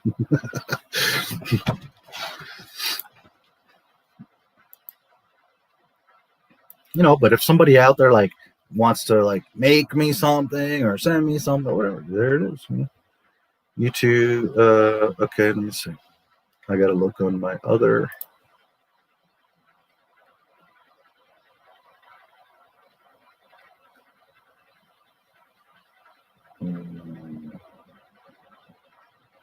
Link is a dope fight I just found from Dark Empire. Wonder if you have seen it.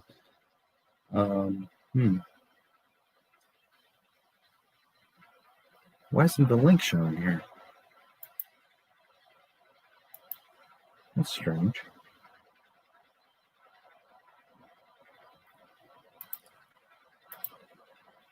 It's showing in StreamYard like that, but it's not showing in the...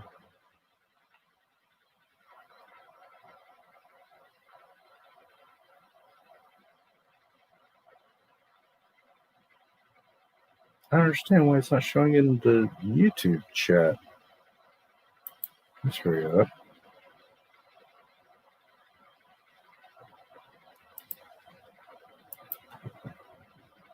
I see your message. Did you... What is...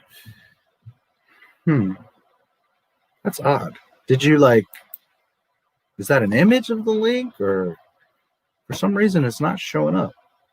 You should be able to just add a link, because that's how I added my links originally. That's strange. Because it's showing me this, okay, in my chat on YouTube. In StreamYard, it's showing me this, but I can't copy and paste that, and I can't click it. I can only highlight it. But then in YouTube, when I'm looking at the regular chat, it's not there. Do you guys see it? I see his message. Link is dope fight. I see it right there, but the link's not there. And I don't have links blocked, so it shouldn't be an issue. That's really strange. Now, probably, maybe after the stream is done, I can, or send it to my email. For some reason, it's not coming up. I don't know why. But I will definitely check it out.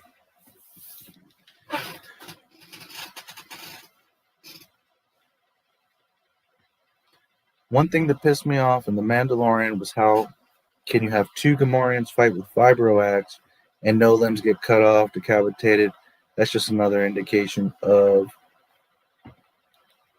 a Disneyfied Star Wars. Never mind decapitated, it didn't even get a scratch, a cut, a bump. And furthermore, Gamorrean guards are not variants. Like this one's skinny and this one's fat. No. Go study what a Gamorrean guard is. They all have an average weight and size and height, and they're all piggies. There is no, these are fighter Gamorreans, and these are this and the Gamorrean. No. This again, Dave Filoni with this bullshit. Oh, Bib Fortuna, you saw him blow up? Nobody really dies. Fucking Dave Filoni, bro.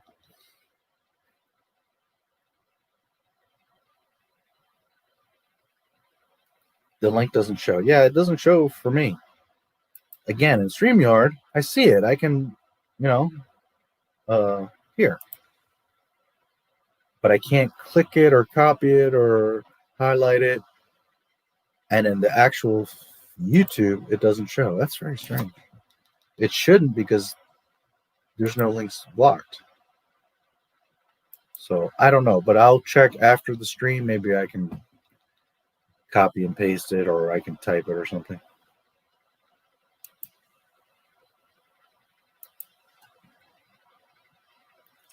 Disney-fied Star Wars. Yeah, it's freaking dumb. Pirates and Princesses. Okay, this is from days ago. I've seen this. Unless that's something new. Let's see.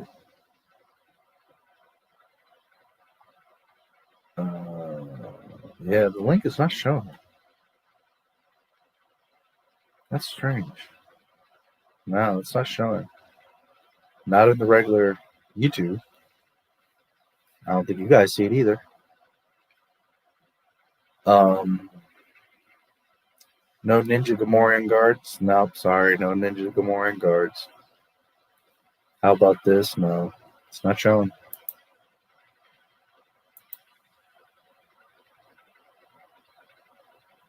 Maybe you need to add a hash browns to it. Oh boy.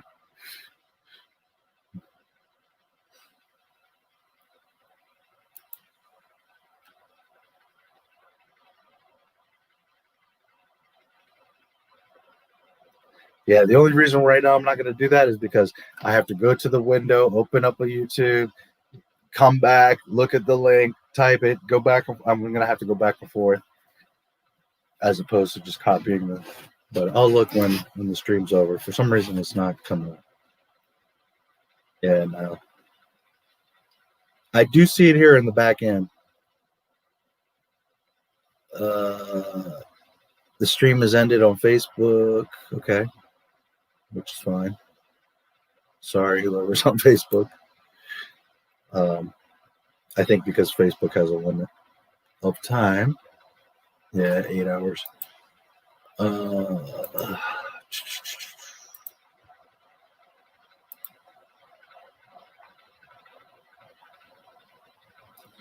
Ninja Gamorreans. Yeah, sorry, man. For some reason, that stupid link isn't showing up. I don't understand. Let me try refreshing this YouTube stream. See if that knocks the dust loose, the cobwebs.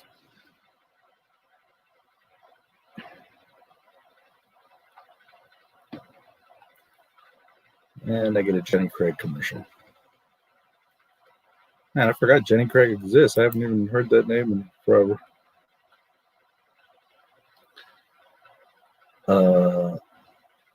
This series looks fun. Which series, Drunk? And hey, what's up, Drunk? Thanks for coming in. Which series? The High Republic, KK's High Republic. Is that what you're referring to? Yes, it's a barrel of laughs. KK's High Republic. I assume that's what you're referring to, Drunk. Oh man. Well, I'm glad you guys like my sense of humor, anyways.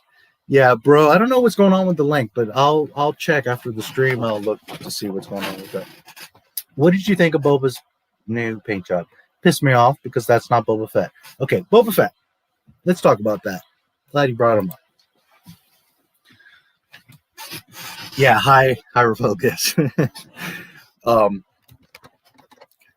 Fett. I'm a huge Boba Fett fan. He has always been my favorite character. If anyone knows Boba Fett, it's this guy right here. I have read all the EU about Boba Fett. I have read all the interviews and the documentaries and all the shit about Boba Fett. Boba Fett had very specific traits. He does not like spice. He is very against any kind of drugs or mind-altering anything. He always wanted a very clear and sharp mind. That's one thing about Boba Fett. Number 2, he isn't the Mandy-Pandy Lorian. Sorry, but Grogu, he would have dropped him off, got his money, peace. Boba Fett is all business all the time. He has an honor code. He does not mess around with bounties and doing extra and going back on a deal. This is why he got the best contracts, such as Han Solo from Darth Vader. Because Boba Fett does not play games. He always gets his man and he always keeps his word. Which is part of the reason why they couldn't do Boba Fett, because it causes a Grogu problem. That whole Grogu thing, he would have left that child and kept it moving. Not because he doesn't have a heart, but because Boba Fett's always business first. Boba Fett later in EU has a wife and a daughter.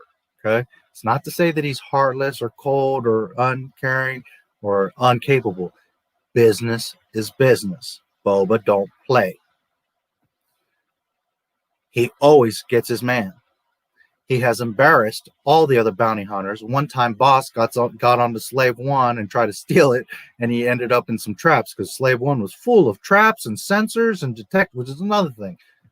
The damn Razor Crest is like, not only does it leave the door wide open, but that thing doesn't have a single sensor, tripwire, gun, security, car alarm, nothing. I mean, it's just like, here you go, it's wide open, dude.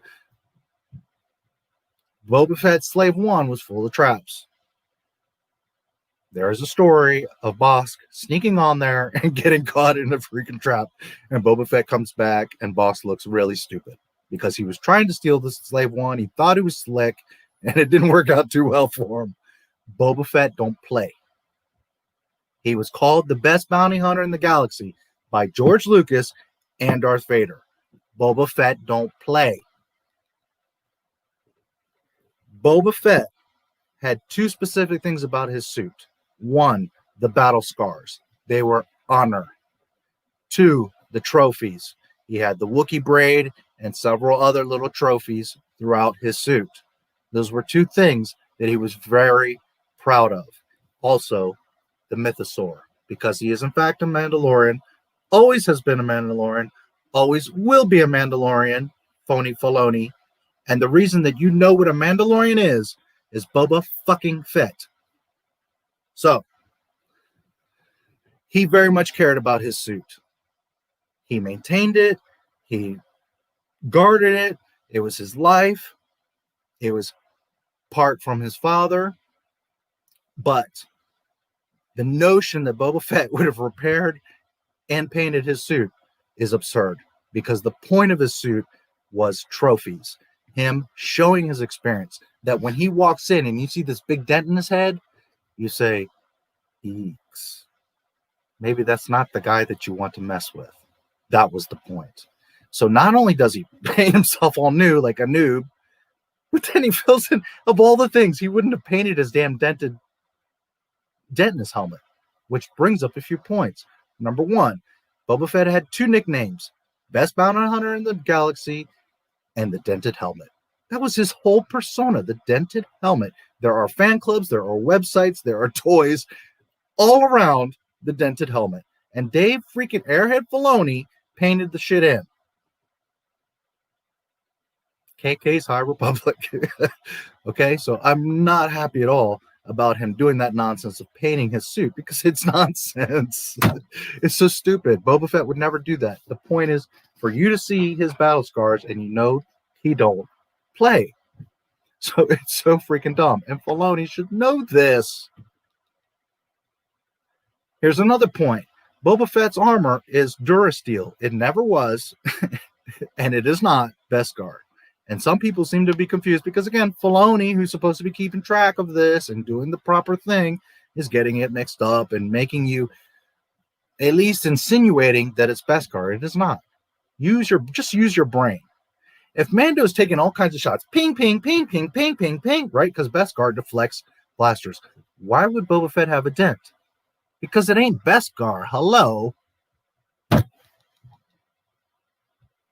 He also has a dent in his crotch. And he also has marks all over his suit. Why? Because it's Durasteel. It has always been Durasteel.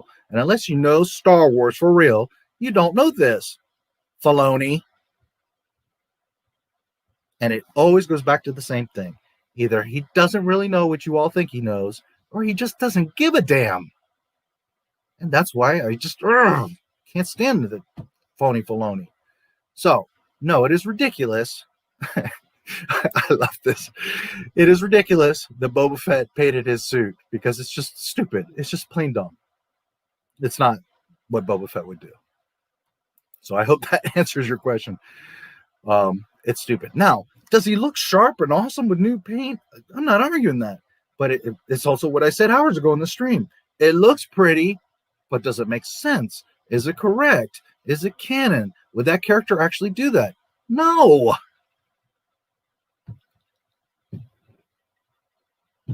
And that's what matters, is that you're doing the shit correctly, not, hey, it's pretty. Either way, I think you will enjoy it. Yeah, I'll check it out. Don't worry. I'll look at it. It's just the StreamYard is just being pain in the butt. Hey, they're drunk. Yeah.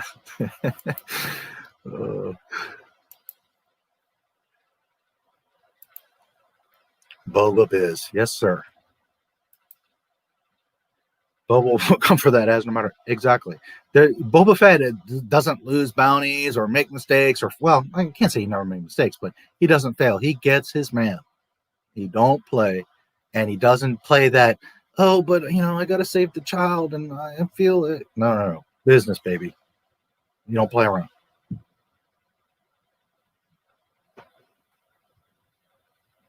And that was the first thing that really annoyed me right from the get-go with Mandalorian. I get it. He's got a good heart. He wants to do the right thing. I get it, guys. But that's not what a bounty hunter and then double that with a Mandalorian would do. No, sorry. That's not what's going to happen. Nope. There is a code. There's a bounty hunter guild for a reason. They have a specific code.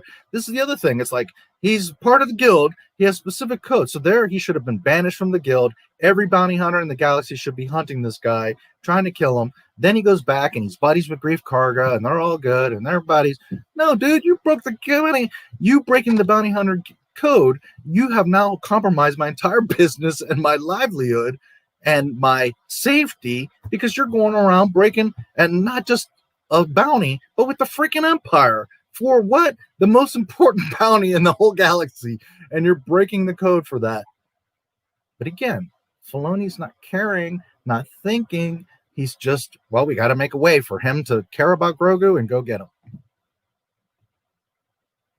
That's not my Star Wars. Sorry. When you marry Gina, you got to walk before you run. Don't put pressure on the guy. Give him a chance. It's funny because everybody's like, oh, you're dating. All right. Settle down, guys. Let the man freaking breathe.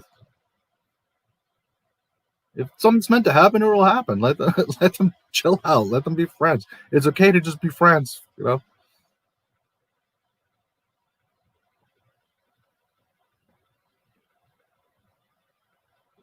I will give you one little piece of advice, though, Drunk, if you're still here, Jay.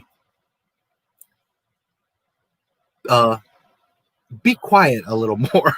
Let her talk, because you're constantly jumping in and interrupting her. Women, they love when you listen to them. So I'm not saying don't talk or interact, but sometimes maybe just don't say anything. Just let it. And it's not that you're saying anything wrong or doing anything wrong. I'm just saying sometimes let her go. Anyways. And I'm only going by what we saw in your, thing. Just saying. Women love it when you let them talk and you listen to them. So, just my little piece of advice.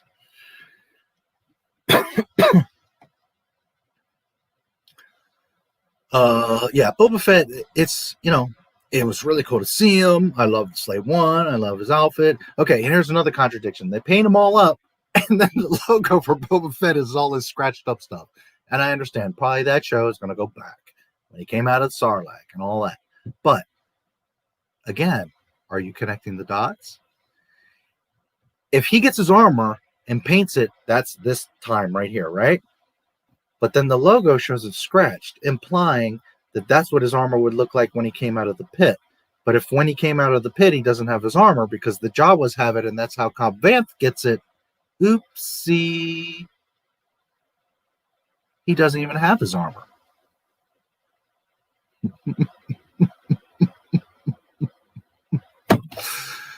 Oh, boy, Dave Filoni, boy. I tell you.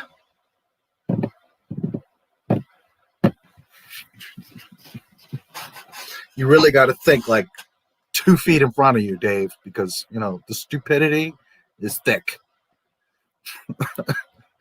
My girlfriend dressed up as a slave Leia for Halloween. What a good Halloween. I bet. Lucky you.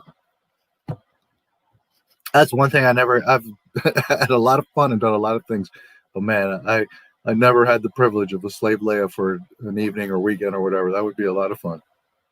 I never really met I've had quite a few girlfriends in my time, and I never met like a cosplay. Oh, I've met, but I never like dated or kind of connected with a cosplay type chick. So that's one thing I never really experienced. I like how Tamora says Tatooine. Yes, he has a cool way of saying it. Yeah, and I'm super happy for him, and it makes sense to have him, although he's short compared to what Boba Fett was, because that was part of Boba Fett too, is that he's very tall. He's got that Vader, like I'm above you, that intimidation, that height. Yeah. But it's neat. It's good that he got to reprise the role somewhat, right? As his own son or whatever.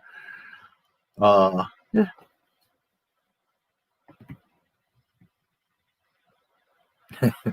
KK's High Republic.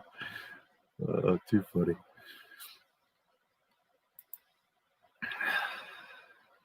Leave the guy alone.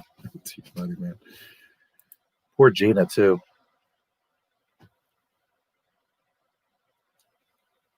Don't put pressure on them, because outside interference like that, it can sometimes screw up.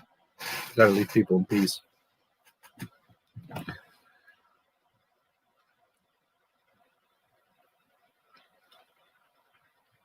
Well, I don't think I've missed anybody's comments. I don't know if anybody has any last requests, last final words, last questions, or anything you want to talk about. It has been over 8 hours and I'm getting hungry, so unless there's something specific or a new can of worms that one of you wants to open, I will probably start to wrap it up. So you tell me, is there any other questions, any thoughts in you guys' minds? Of course, I'll do another stream soon. Like I said before, I don't know that I'll do every Friday, but every other Friday.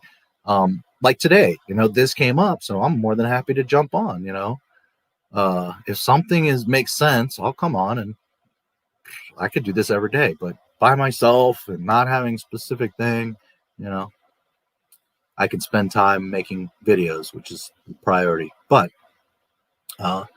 anytime something comes up, or that's why I figure every other Friday, so I have plenty to talk about. Finally caught up. Yes. What do you think Vader's role would be in the Obi-Wan? I don't know. I mean, honestly, I don't think he should be anywhere near Obi-Wan.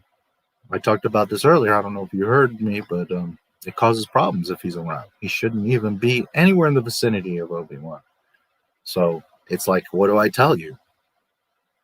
If anything, it should be flashbacks, because he cannot interact with Vader. That's going to hurt the OT. They cannot at all know of each other. Well, obviously Obi-Wan knows about Vader, right? And Vader knows that Obi-Wan's out there somewhere. But if Vader got wind of Obi-Wan being on Tatooine, he's going to go after him, or send a garrison or something, which then puts Luke in danger. And Obi-Wan is not going to do that. Obi-Wan is unselfish. Obi-Wan is unwise. He's going to do the least thing at all that's going to bring any attention or danger to Luke Skywalker. Because as I said hours ago, Obi-Wan understands the responsibility of what he has, the New Hope. He is the protector of the New Hope. Obi-Wan understands this.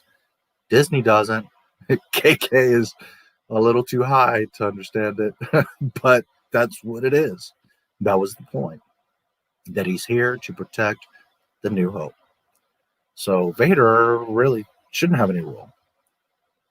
Now, what they could do is like a parallel, like Obi-Wan is doing this at this moment, and Vader's off, like, I don't know, some other planet, like he stops by Kashyyyk and kills some people at the same time, same time period.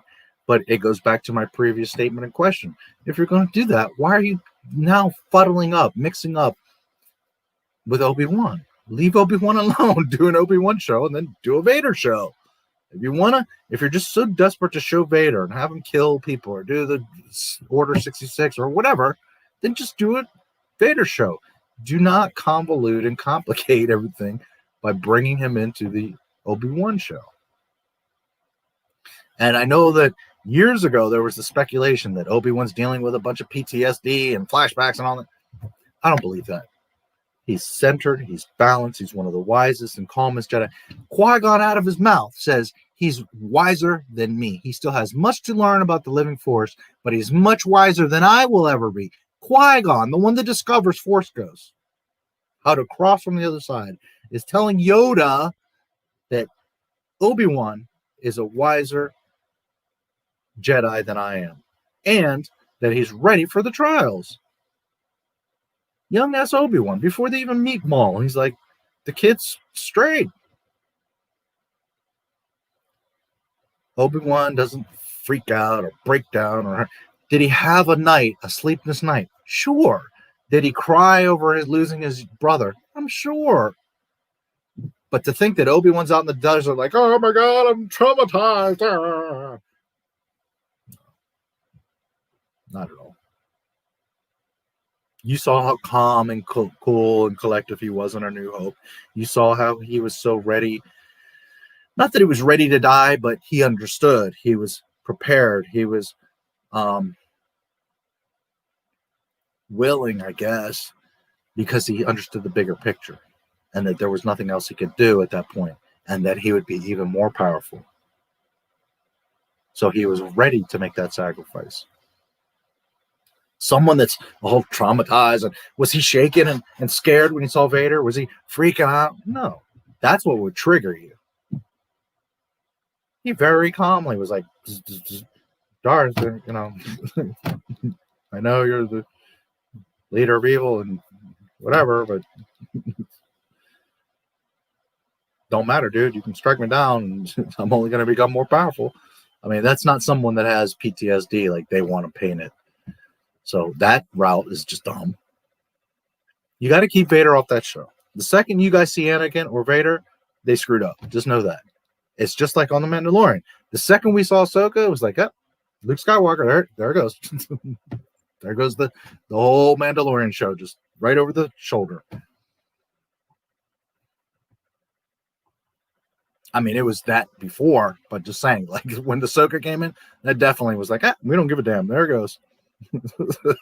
That's Filoni, like, yeah, I don't care. Canon, what's that? Yoda, whatever. Ooh-wee. Now at the end, do you understand? Yes. Now, young fool. Only now at young. What is it? Now, young fool. Only now at the end, do you understand? Yeah. If anything, they should bring in Qui-Gon teaching Obi-Wan before it. See, now that would be interesting. Obi-Wan chilling, meditating, trying to cope. Like, man, I'm by myself out there. I don't know what to do. Am I strong enough to protect the kid? And then, sure, Obi-Wan or Qui-Gon is communing with him and teaching him how to be a Force Ghost. Okay, now we're clicking. Now we're making sense. Now we got continuity. Now we got something juicy and interesting that makes sense. It falls in the line and that we would like to see. But it's not pushing like, oh, we got to make him do flips and fight Vader again. But this is Dave Filoni we're talking about. Obi-Wan's death to Vader was the final troll. Yes. Good point. I like that. Very good. That's absolutely. Oh, very good. Oh, man. Do you remember these guys? I love that scene. We ain't found shit. I love that scene. One of these days we should talk about Spaceballs. Love Spaceballs. there's going to be another duel between them, maybe in a dream sequence. Yeah, that's literally what KK said. Their new ultimate rematch or whatever the bullshit she said.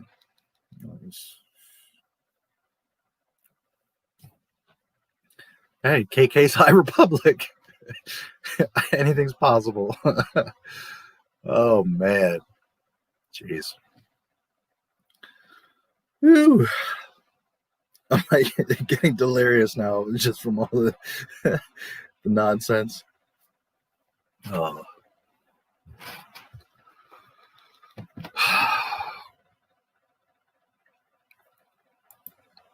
Yeah, just if we see Vader, and I love Aiden, I would be more than happy to see him. It's not that I don't want him, or I love Vader, but it's as I always say, if you're gonna do something, it needs to fit. It needs to make sense. And they're just trying to push stuff in because why? You guys are gonna get all excited, Darth Vader, and I will be excited too. But for 3 seconds, because I remember like, they can't meet. That causes a whole huge bunch of problems.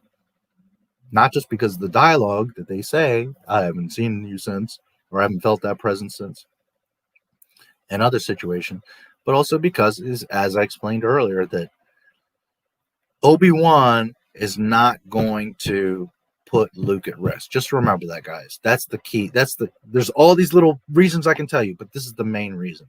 Obi-Wan is wise, Obi-Wan is mature, and Obi-Wan is unselfish. Obi-Wan has great knowledge and a huge heart.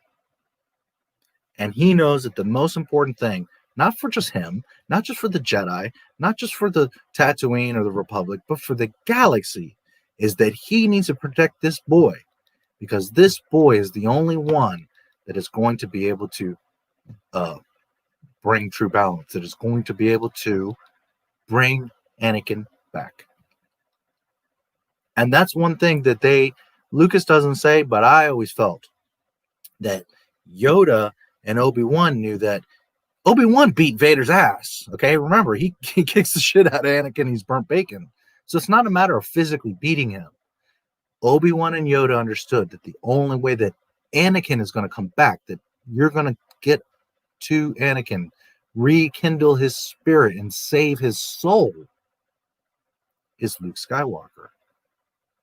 Yoda, Qui-Gon, Mace, all these other guys, as powerful as they are, experienced, whatever, they don't have the one key thing that they need, and that's the love and the connection and the compassion of Luke Skywalker. They understood this. That's why Luke is so important, because at the end of the day, it wasn't about Luke overpowering or beating physically Vader. It was because he was the one person that could reignite and spark Anakin's soul and bring him back. And that's what was most important. Because remember, in ways, the Jedi failed Anakin. And the best way to make up for it was to bring his soul back, to bring him back. Not destroy him, but to bring him back to the light. That's Star Wars. I think that's a great place to end.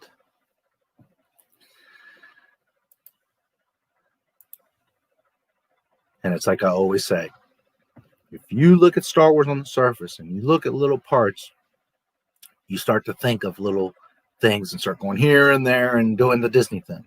But if you really watch rather than see, and you really think and you connect the dots and you look at the overall story, it's all very clear. George Lucas wasn't talking in code or making it difficult. He spells it out for you. I have yet to see Spaceballs. Have you seen the Robot Chicken? Yes. Love them both. They're both fantastic. I've seen The Family Guy, Blue Harvest. If it's Star Wars, guys, I've 80-90% of it. I've touched it, tasted it, played with it, looked at it. I mean, granted, there's stuff at Lucasfilm in the vault that I've never seen and will never see. There's stuff internationally that I've never seen, although I lived in Argentina for a year and I saw some Star Wars stuff there. I had like Pepsi cans in Spanish, right, for Phantom Menace and stuff like that. But the typical stuff that's out there, whether it be the cartoons, the books, the comics, the toys, the towel, the flamethrower, I've seen it. I've played with it. Go eat. Yeah, I'm about to. if and only if Mark Hamill walked off the set for the sequel trilogy, would have made Disney shit themselves. Well, and I'll finish with that. Have a nice evening, you too, Horror Nation. Thank you so much, as always, brother, supporting and being around. It's the Padme and Luke that turned Vader. Sure, you could say there's some of that. Absolutely, yeah. D Pensac, Trump 3PO, Andor Man, Susie, who I haven't seen in a while. I guess she left. She was cool. I'm glad she came in. Torres Arroba. And where was here, let me see. Carlitos Andres. It was good to meet you, buddy. Hello there. I'm flattered that your uncle has brought you to see me. That guy says Darth Vader, Mojo Jojo, James Nerdman, D. I don't remember if I said your name already, but you know already. I'm thinking about you. S. Will Den. Let's see if there's anybody else. Sasuke Skywalker, the Brazilian man. I'm sorry I don't speak Portuguese, but thank you so much. I'm trying to think in Portuguese. Gracias is Spanish, but in Portuguese, I think it's gracias too. Anyway, sorry I can't reach everyone or no. But anyways, thank you so much, everybody. KK is ultimately at fault because she signs off on the shit and was the one that's, trying to do all this nonsense. Filoni's a huge part. Him and Pablo are supposed to maintain the integrity and canonicity of this thing, and they're both shitting all over it. Rian Johnson and JJ, obviously, they're a huge part of this. Bob Iger is a huge part of this. Dumbass for letting all this happen. But all the actors are responsible too. And that goes for the new Daisy, John, Oscar Isaac, but it also goes for Mark,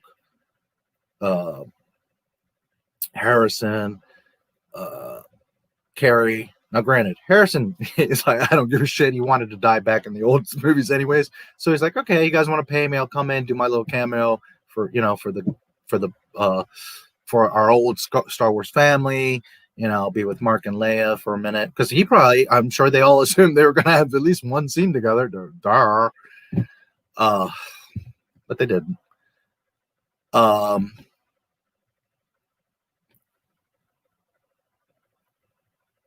And Leia, I think that Carrie kind of knew that her days were ended, and she's been there so much, and like she was just doing it again for the fans. I don't think she was that invested. But I got to tell you something, Mark Hamill, as much as I love you, dude, and you're Luke Skywalker, you of all people, if you would have stood up, not just told us and sent us the messages, if you would have said, Kathleen Kennedy, this is bullshit, I'm walking off the set. And Kathleen, with her little, attitude, and I'm the boss, would have been like, hey, fine, you're fired, get out of here. And guess what? The movie doesn't get made, and the news leaks, and everybody's freaking out. Why did Luke Skywalker, Mark Hamill, walk off the set? So regardless of NDAs or he's got to give the money back, integrity, dude. And that big finger I pointed Dave Filoni to. Integrity, dude. You should not have allowed Rian Johnson to shit on Luke Skywalker. You were on the set there, Dave Filoni. And you allowed that to happen. Come on. Forget your little job. You already got money. And seriously, Mark Hamill or Dave Filoni can't get a job somewhere else. Any studio will hire you guys like that. You had a responsibility to yourselves, to George Lucas, and to the franchise to walk off the set and be like, KK, this ain't happening on my damn watch. And if KK was like, fine, we don't need you, that shit ends up in the news. And the talk of the town would have been that Mark Hamill, Luke Skywalker, walked off the set. And then what happens? Why? And Mark starts spilling the beans. Rian Johnson's shitting all over the franchise and me. And I'm not going to be a part of the destruction of Luke Skywalker. If they're going to do that, they're going to get some other actor and do some other mess. But me, Luke Skywalker, I'm not going to put myself on the screen for kids of future generations to see me shit all over. So God bless Mark Hamill, although he does some iffy stuff on Twitter. But, you know, God bless Luke Skywalker. But, dude, you of all people should have stood up and walked off the damn set or gone to Bob Iger and like, this ain't Luke, and I ain't going to let this happen. Ain't no Jake Skywalker happening on my set or on my watch. So either you course correct or I'm out. And Disney could make a big fuss and an NDA and want money or try to sue them. But when that shit's international news, Disney ain't going to get that far with that one. That rock ain't going to travel too far. So just saying, I know it's a difficult thing. And there's a lot of people that stay at Lucasfilm because they want that old job and because they love Star Wars. And they feel like, well, if I'm here, I can somehow help save it. But guys, by you sitting there, standing by and allowing it to happen, you all should have just walked off the set and been like, that ain't going to happen to Luke Skywalker. Carrie, Harrison, Luke, Mark, all of them should have walked off the set. Even Daisy and John and Oscar, they all should have said, dude, Brian, that's not right. You can't do that to Luke Skywalker. Daisy, Mary Sue herself, should have said, dude, I'm not going to be a part of this. This isn't correct. I am not better than Luke Skywalker. And I am not going to let you shit all over a hero to millions of people for 43 years. So they all are responsible because they all should have stood up and said, no. There's a thing called integrity. And they all say how much they love Star Wars and love George Lucas and blah, blah, blah, blah, blah.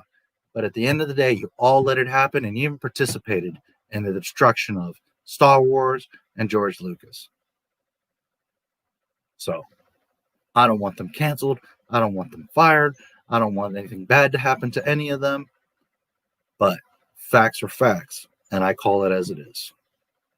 Welcome to Not My Star Wars. You have a great evening. Love you guys. Thank you so much. Padme and Luke, yes. I love you. I love you too. Thank you so much. Idana Dane. Idana Dane, is that right? Thank you. I'm not perfect. I don't pretend to know everything. I don't pretend to be the Star Wars expert, but I know my shit. I research it, and I will always tell you the truth. Harrison Ford was right. Yes. God bless. God bless you too. Thank you so much. Anything for a paycheck, society's fucked. Yeah, it is. It is. All right, guys. Love you guys. Thank you so much. The channel's growing because of you guys. Love you. And hopefully my going on about Star Wars for 8 hours has been entertaining. It's fun as always. You always can reach me at notmystarwars1977 at Gmail. All my social media. Well, I've been so jabbering away today. I didn't show my stuff. But know that every video I put out, all my links are there. All my social media. If you want to donate, if you want to become a member, if you want to send me a message, if you want to mail me something, artwork, a letter, a smile, whatever. The address is there. The email I don't put in the description, but it's simple. Not my Star Wars 1977 at Gmail. I'm all over all social medias. It's all in the description. So if you guys ever want to ask me something, reach out to me. You have an idea, you want to suggest something. Hey, you guys make this what it is, because no matter how much knowledge or how much I'm happy to talk about it, without an audience, it's for naught. So I appreciate you guys. I hope that you enjoy it. I guess you do if you hang around and listen to me jibber jabber.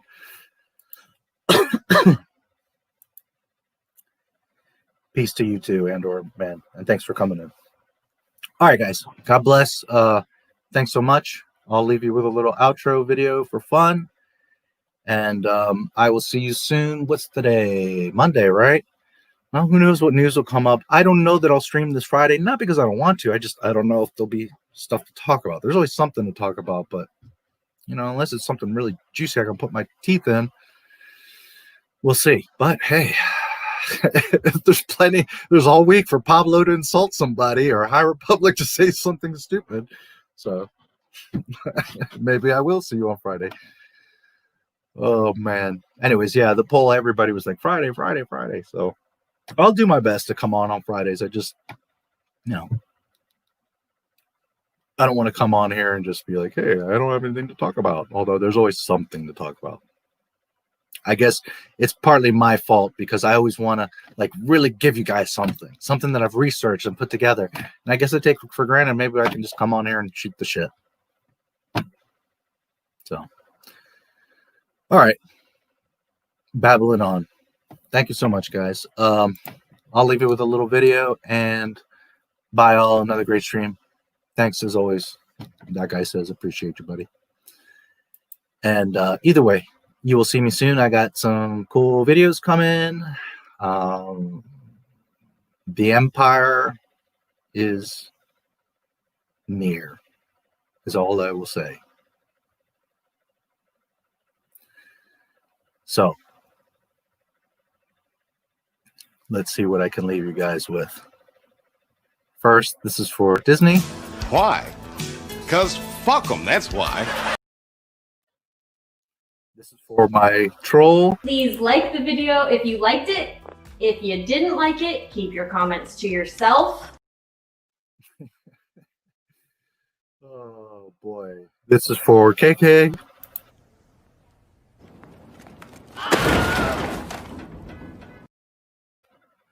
Man, I love that.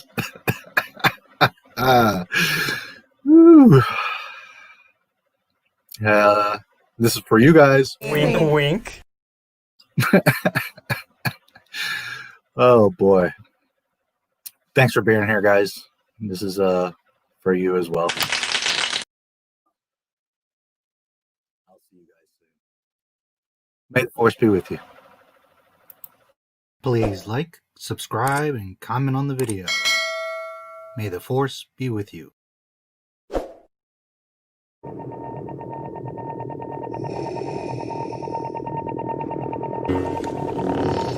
Impressive. The most impressive.